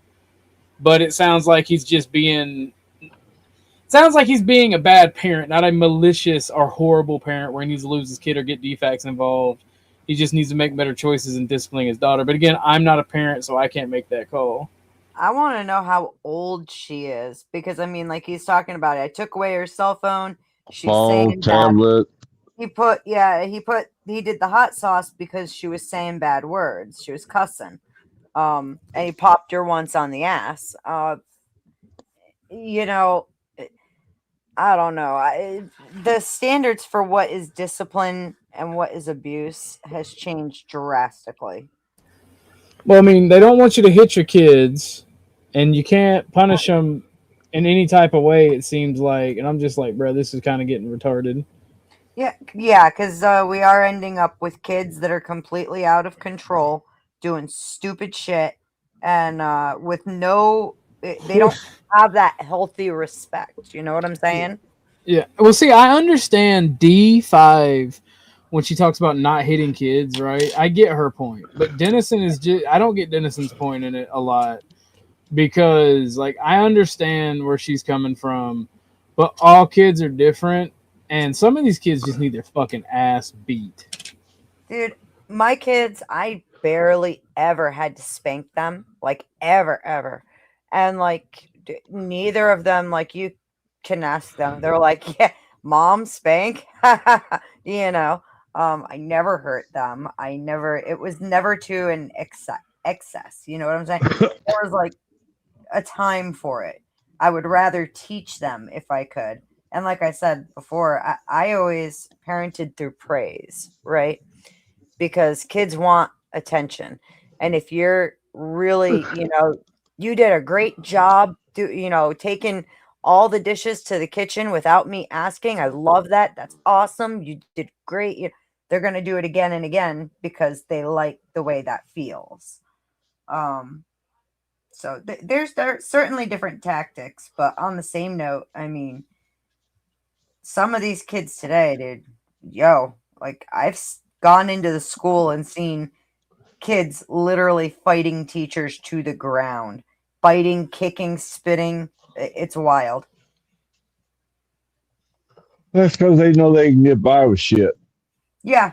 If you had done that, if I had done that back in my day, holy shit, my parents would have whooped my ass in front of the principal. But yeah, sorry, I'm done.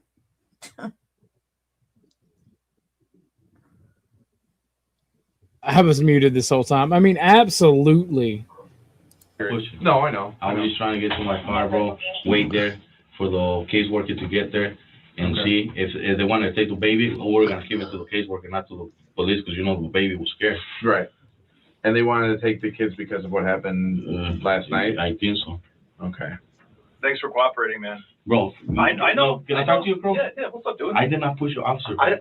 Dude, yeah. I didn't see shit. So it's whatever she says, that's what you say. You know what I mean? I'm telling you, McCoy, can you guys please check the camera so you can see I didn't. So you can see that those charges, bro. I swear to God, I did not push her, bro. All I can say is whatever happened today. Like I said, you gotta control your emotions, man. You let yourself get too hyped. Bro, how you want to? I got it. But I did not push her, bro. Like I didn't go nothing like that. Listen. It's not. Even if your kid gets taken away for a little bit for protected, it's not permanent. It only becomes permanent if you act a fool and you're showing yourself as a risk to this kid. You know what I mean? Nobody wants to take your kid away. Quite honestly, there's so many kids in this world that don't have fathers. So. You gotta help me out, bro.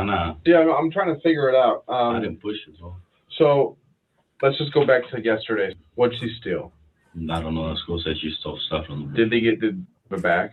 I don't know. Okay, so you don't know if it's at home or not? I think the school took it. Okay. Because the principal was the one that told me. Okay. Yeah. So principal told you, and then they come home. And they told me about it. And then I told him, why did I tell you about taking stuff? So, hold on one sec. So, it happened during school? Yeah. And then the principal, was it like during pickup or something that you found out about it from the principal? Or did they call it? They called.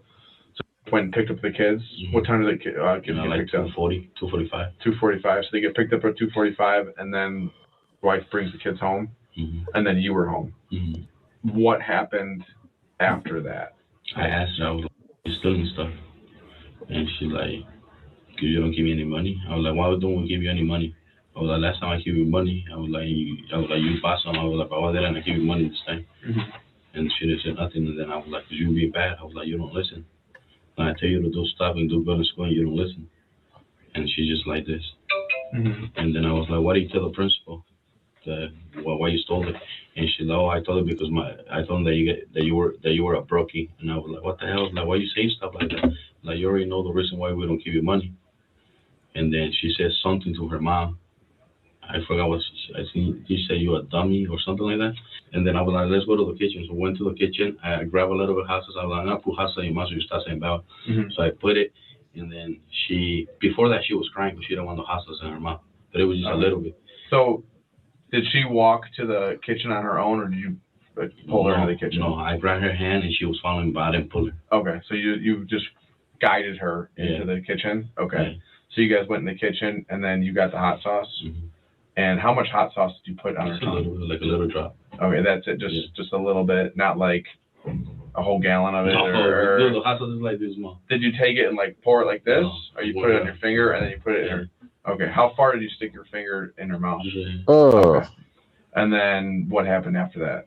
Nothing. She was just there, and she's like, can I have water? I was like, no. I was like, you're gonna keep on saying bad words, and she's like, okay, so she asked for water because her mouth was hot. Okay. And then you said no. Yeah, I told her. Okay. And then keep going. Sorry. And then that's it. And then I just told her, I was like, you gonna listen? She's like, yeah, I will listen. I was like, okay. And then, but before that, I told her, I was like, I just went not hard. I just went like this. I was like over there, like right here. Okay. Right here. So like kind of like lower back, upper butt kind of. Yeah. Did you like the butt cheek, or was it kind of more like the back fat area? Okay, so like kind of okay. I was like, go over there. I was like, you better stop. How hard did you? Like this. Oh, the kid went to school and ratted him out. Like 2. Okay. I don't really. Yeah. Oh boy. That's what it sounds like. He's got a brat for a kid, and they try to get him in trouble. Yep. And here's the thing. Actually, the hot sauce treatment, I'm not saying it's good or bad, but like that is actually a very common punishment in this like group of people, like Latino families. That sounded racist.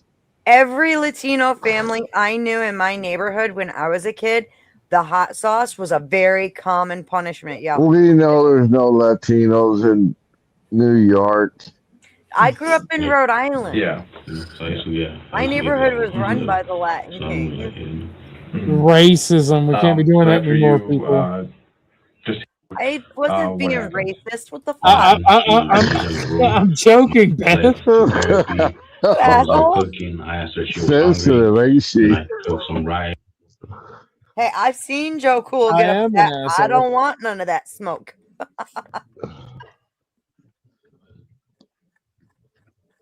But yeah, no, I can remember. Eggs, some chicken. I was just gonna say, I remember one boy. He was a little younger than me, and we were all outside and playing. It was a big group of kids, and like he called somebody in the group a stupid bitch, and he didn't realize his mom was like coming out of the apartment building, and she was standing just feet away and heard him. She fucking yelled his name. I saw his soul leave his body. And she was like, what's that you just said? And like, oh yeah, his soul left his body. She's like, get your ass in here. It's, we're getting the hot sauce. Yo, he was sobbing. He turned, walked into the house crying because he knew he was going to get the hot sauce for calling someone a bitch. It was very common.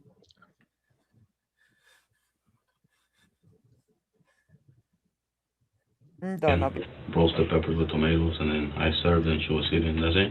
And then she was playing. Then the DCFS lady came and knocked on the door, and she's like, "Oh, how you guys doing?" And I'm like, "Oh, good." I was like, "All the babies are not here." She's like, "Okay, then I'll come back tomorrow at 4:30." So she was gonna come today at 4:30. Yes. Okay. During the event of the hot sauce, and like, was she like, was her mouth and face closed, anything like that? No. Okay. You didn't see any. Did she complain about anything like that? No. Okay. So you can't drink anymore? When was the last time you drank? Like a month. No, more than a month ago. More than a month ago? Okay. So you were completely sober last night? Yeah. Okay. What happens if you drink? Does that just... I get violated and I get locked up. Okay. Would that document if you were drinking last night? Like if we went and pulled like the... Yeah. Because we can call and be like, hey, we're investigating this. We just want to make sure he wasn't drinking. Yeah. And they'd say, yeah, he was, zeros. Okay. Okay. If, God forbid, you said you were drinking or your kids say you were drinking last night and you're telling me you're not, it's one really easy way to figure that out, and that's just calling them like, hey, I'm getting two different stories here. What does the device say? And if they say, says he wasn't drinking, like, well, then I believe, it just shows that you're being truthful, which is good for, your credibility talking to the police. You know what I mean? I give my permission for you to call my probation officer or the guy you call, okay. From Scram. Scram, alcohol, monitor. Okay. So completely sober last night. As officers leave him alone in the interview room and step away to hear the children's side of the story, Christian's anxiety begins to build. Every passing moment feels heavier as he waits, unsure of what officers are about to uncover. I'll let you do that, okay? Just sit tight. Give me like 20 minutes, okay? Just give me 20 minutes. They got him on top after they put him under arrest. I think he's just detained. Let me make a phone call, but I need my medicine, bro. What medicine? My anxiety medicine. What to do? Okay. All right. Just relax, all right? Give me a minute. You're not close the door, bro. You just leave it like that? Yeah, I can leave it. I hope he's telling the truth. Have a seat over there. So yeah, the reason you're still here is because your kids are giving us a different story than what you're telling me. So I mean, they're saying that hot sauce was used, that you hit her, but they're saying a little more hot sauce than what you're telling me. No, I didn't put more hot sauce in that, bro. I mean, how big is the and how much did you use? Did you like put it on her mouth like this? No, bro. No. That's the only one I have open. I used it on my hot dog. Mm-hmm. It's not even. It's more than halfway full, bro. Mm-hmm. Did she go to the bathroom after you put the hot sauce on her? Yeah, she just went to go get some toilet paper. That's it. Okay. And then she went back to the kitchen and drank some. She tried drinking some water. That's it. I didn't hit him hard, bro. Okay. Was she? Did she puke at all? I didn't see her puking. Did you hear her puke at all? I just seen her spitting on the sink. That's it. Okay. In the bathroom? Not in the bathroom, in the kitchen. In the kitchen. All right. We'll call your mom and put her on speaker. All right. You speak Spanish, right? Yeah. I don't understand Spanish, so. We'll call you the ambulance. We need an ambulance, but if you want the medicine before that, it's up to you. Hello? Hey. Hey. What? Where are you? The police station. They arrested me. The one in the line? Yeah. What did they say? I don't know. They're talking to the girls. Hey, you don't think you could bring my medicine? Not the blue ones or the pink ones. It's the little white ones. I don't know if you're going to be able to find them because I hit them. They let you out already or not yet? No, they're going to keep me. I'm probably going to go to jail, dude. Yeah. I don't know. The girls making up stuff. They're saying that I hit them hard, that I made them bleed, and then only put, I wonder if that's his stepdaughter. put a little drop of hot sauce on her mouth, and then I only hit her in her butt once. It's nothing personal. It's we have to do. So I got a good one that I've been trying to play for the last few days, and I don't want to give YouTube my ID because I've already given it to AdSense. I've already given it to Google once. I just try to use my credit card, and like, oh, this credit card's not accepted for age verification. So they're really trying to get people's IDs. Between YouTube and Discord, it's really pissing me off. Yep. It's coming. Yeah. Discord's what, first of the month? Yeah, it's sometime. I got a really good one in the back. If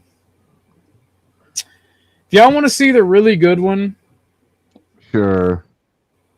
Drop a $30 Cash App, and I'll give fucking Google my ID so we can watch the really good one. Either Cash App or Super Chat.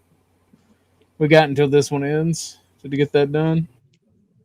Our due diligence, and we have laws that we have to abide by, and when children are saying this stuff, we have to take it. And then the girls, when there's people right there talking to them, bro, then like they get all cheesy or like, oh yeah, like they start making shit up, bro.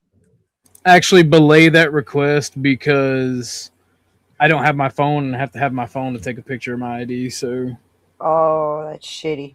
Belay that, yeah. I know. I believe. I know. We deal with this all the I time. wonder if this is the stepdaughter. And then that's what I'm thinking. Yeah, because he keeps talking. He's calling her that girl, or girl. I think he said the girls because there's more than one. Yeah, I think he said girls, but it could still be a stepkids. Oh, okay.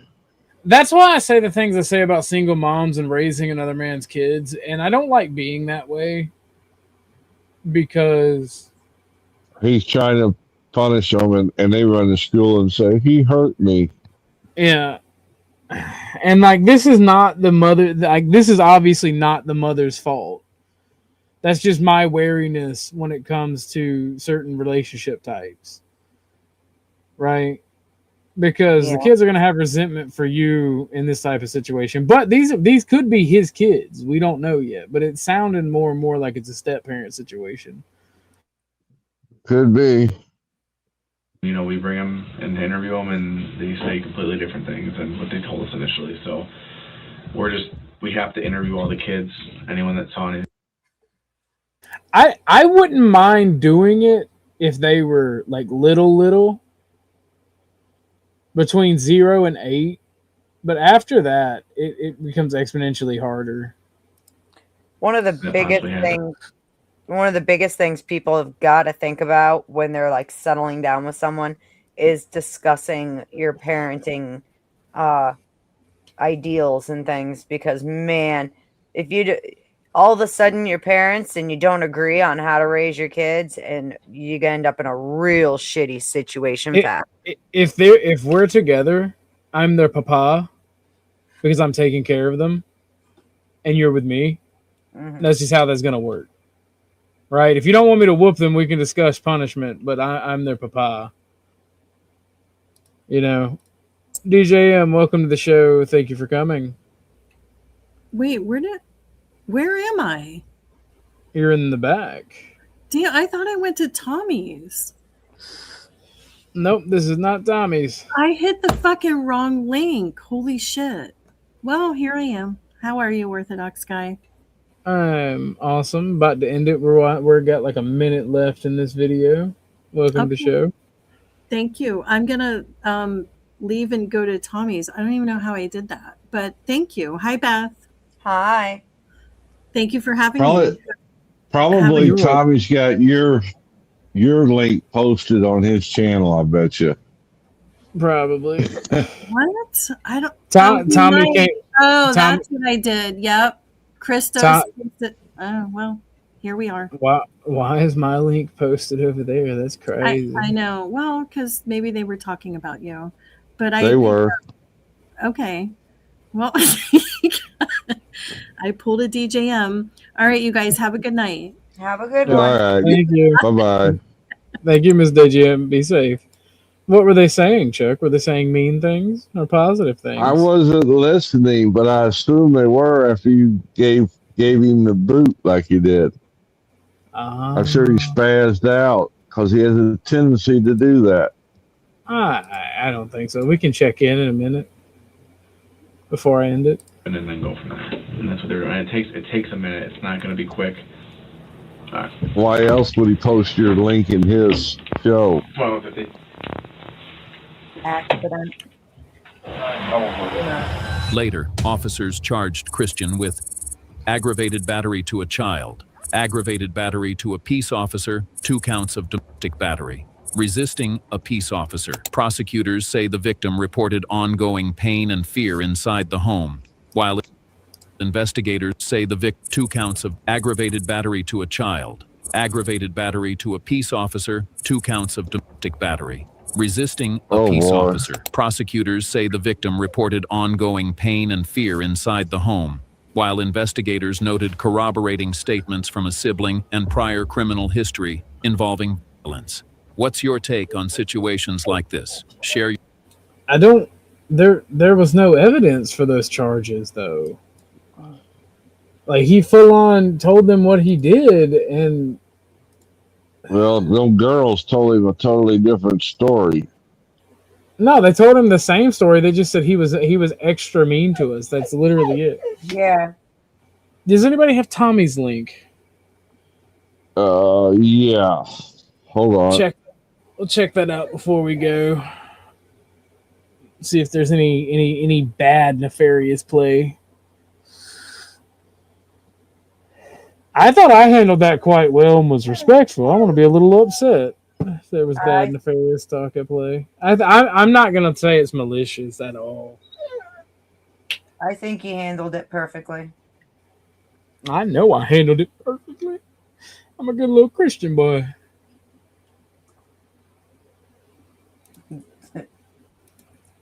Why are you laughing? We're talking about Illumitami, Darwin. I know.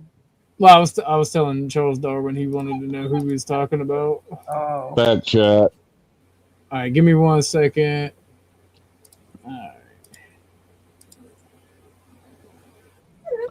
Took me a minute to find it.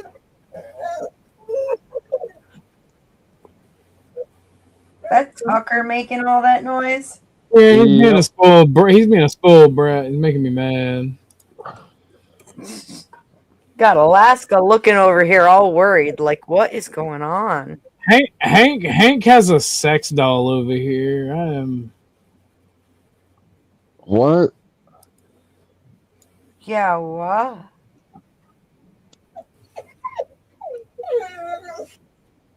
Give me one. Doggy got in trouble.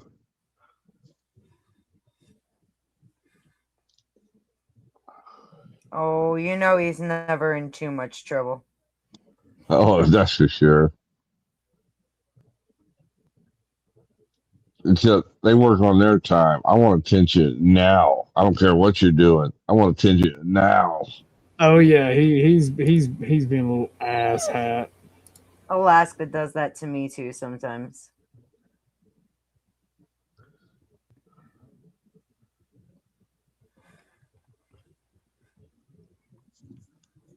I did drop that. I put that link in your. I sent it to you on Discord. It's a nice watch. With like if you're gonna lay down and get ready to go to bed and unwind, it's only like 30 minutes. Well, that little maggot blocked me yesterday. Who blocked you? Tommy. Oh. Out of his chat. He doesn't like me.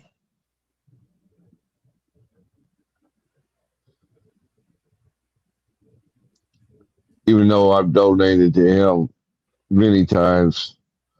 Nope. Illumitami didn't talk any shit. He was pretty chill. Yeah. Didn't Which say anything surprised about me. I mean, I wasn't doing it. I wasn't doing it to be malicious. I just don't want people to take out their beef on my channel. Yeah, because that's what it was. It was the beef from over there. He followed him over here. I don't know how he knew he was over here. Unless Cage went back and told him or something. I don't know. Yeah, all he's got to do is look around a little bit. Pops up pretty easily. You think? Yeah. But how would they know Cage came here, though? Literally, I don't think there's a whole lot of people on. You just pull up the live. Scanning the channels, yeah. Yeah. Well, any final thoughts, ladies and gentlemen? I'm looking forward to bed. That's my You're final looking forward thought. to bed? Oh, yeah. All right. I'm in my nice, soft blankies and curling up with my pillow. Shit, you need some company? Goddamn, making it sound fun as hell. Oh, there you go. And close my eyes. You can make a YouTube live like Majestic or whatever her name was. Oh, Jesus Christ. That was crazy. I wouldn't be able to do that. I'm sorry. I'd beat the shit out of it too bad. They'd be able to see everything. They wouldn't get no fun in. That's the thing. They had that bitch's ankles in the air though. That was fun. Yeah, it was. All right. Well, everyone have a good night if you're closing out. Thanks for having me, OG. You're welcome. I hope you have a good night. Get some good sleep yourself. I'm gonna take Tucker out, work out, take a shower, and go to bed. Badass. Look forward to talking to you tomorrow or something. Thank you, Beth. Good night, darling. Good night, babe. All right, everybody. thank you for coming and hanging with me. We had an awesome conversation for the first 3 hours about friendship and the duty therefore, and I went 6 more hours just talking and hanging out. Thank you guys for showing up and showing out. I appreciate you. I'll see you on the next one.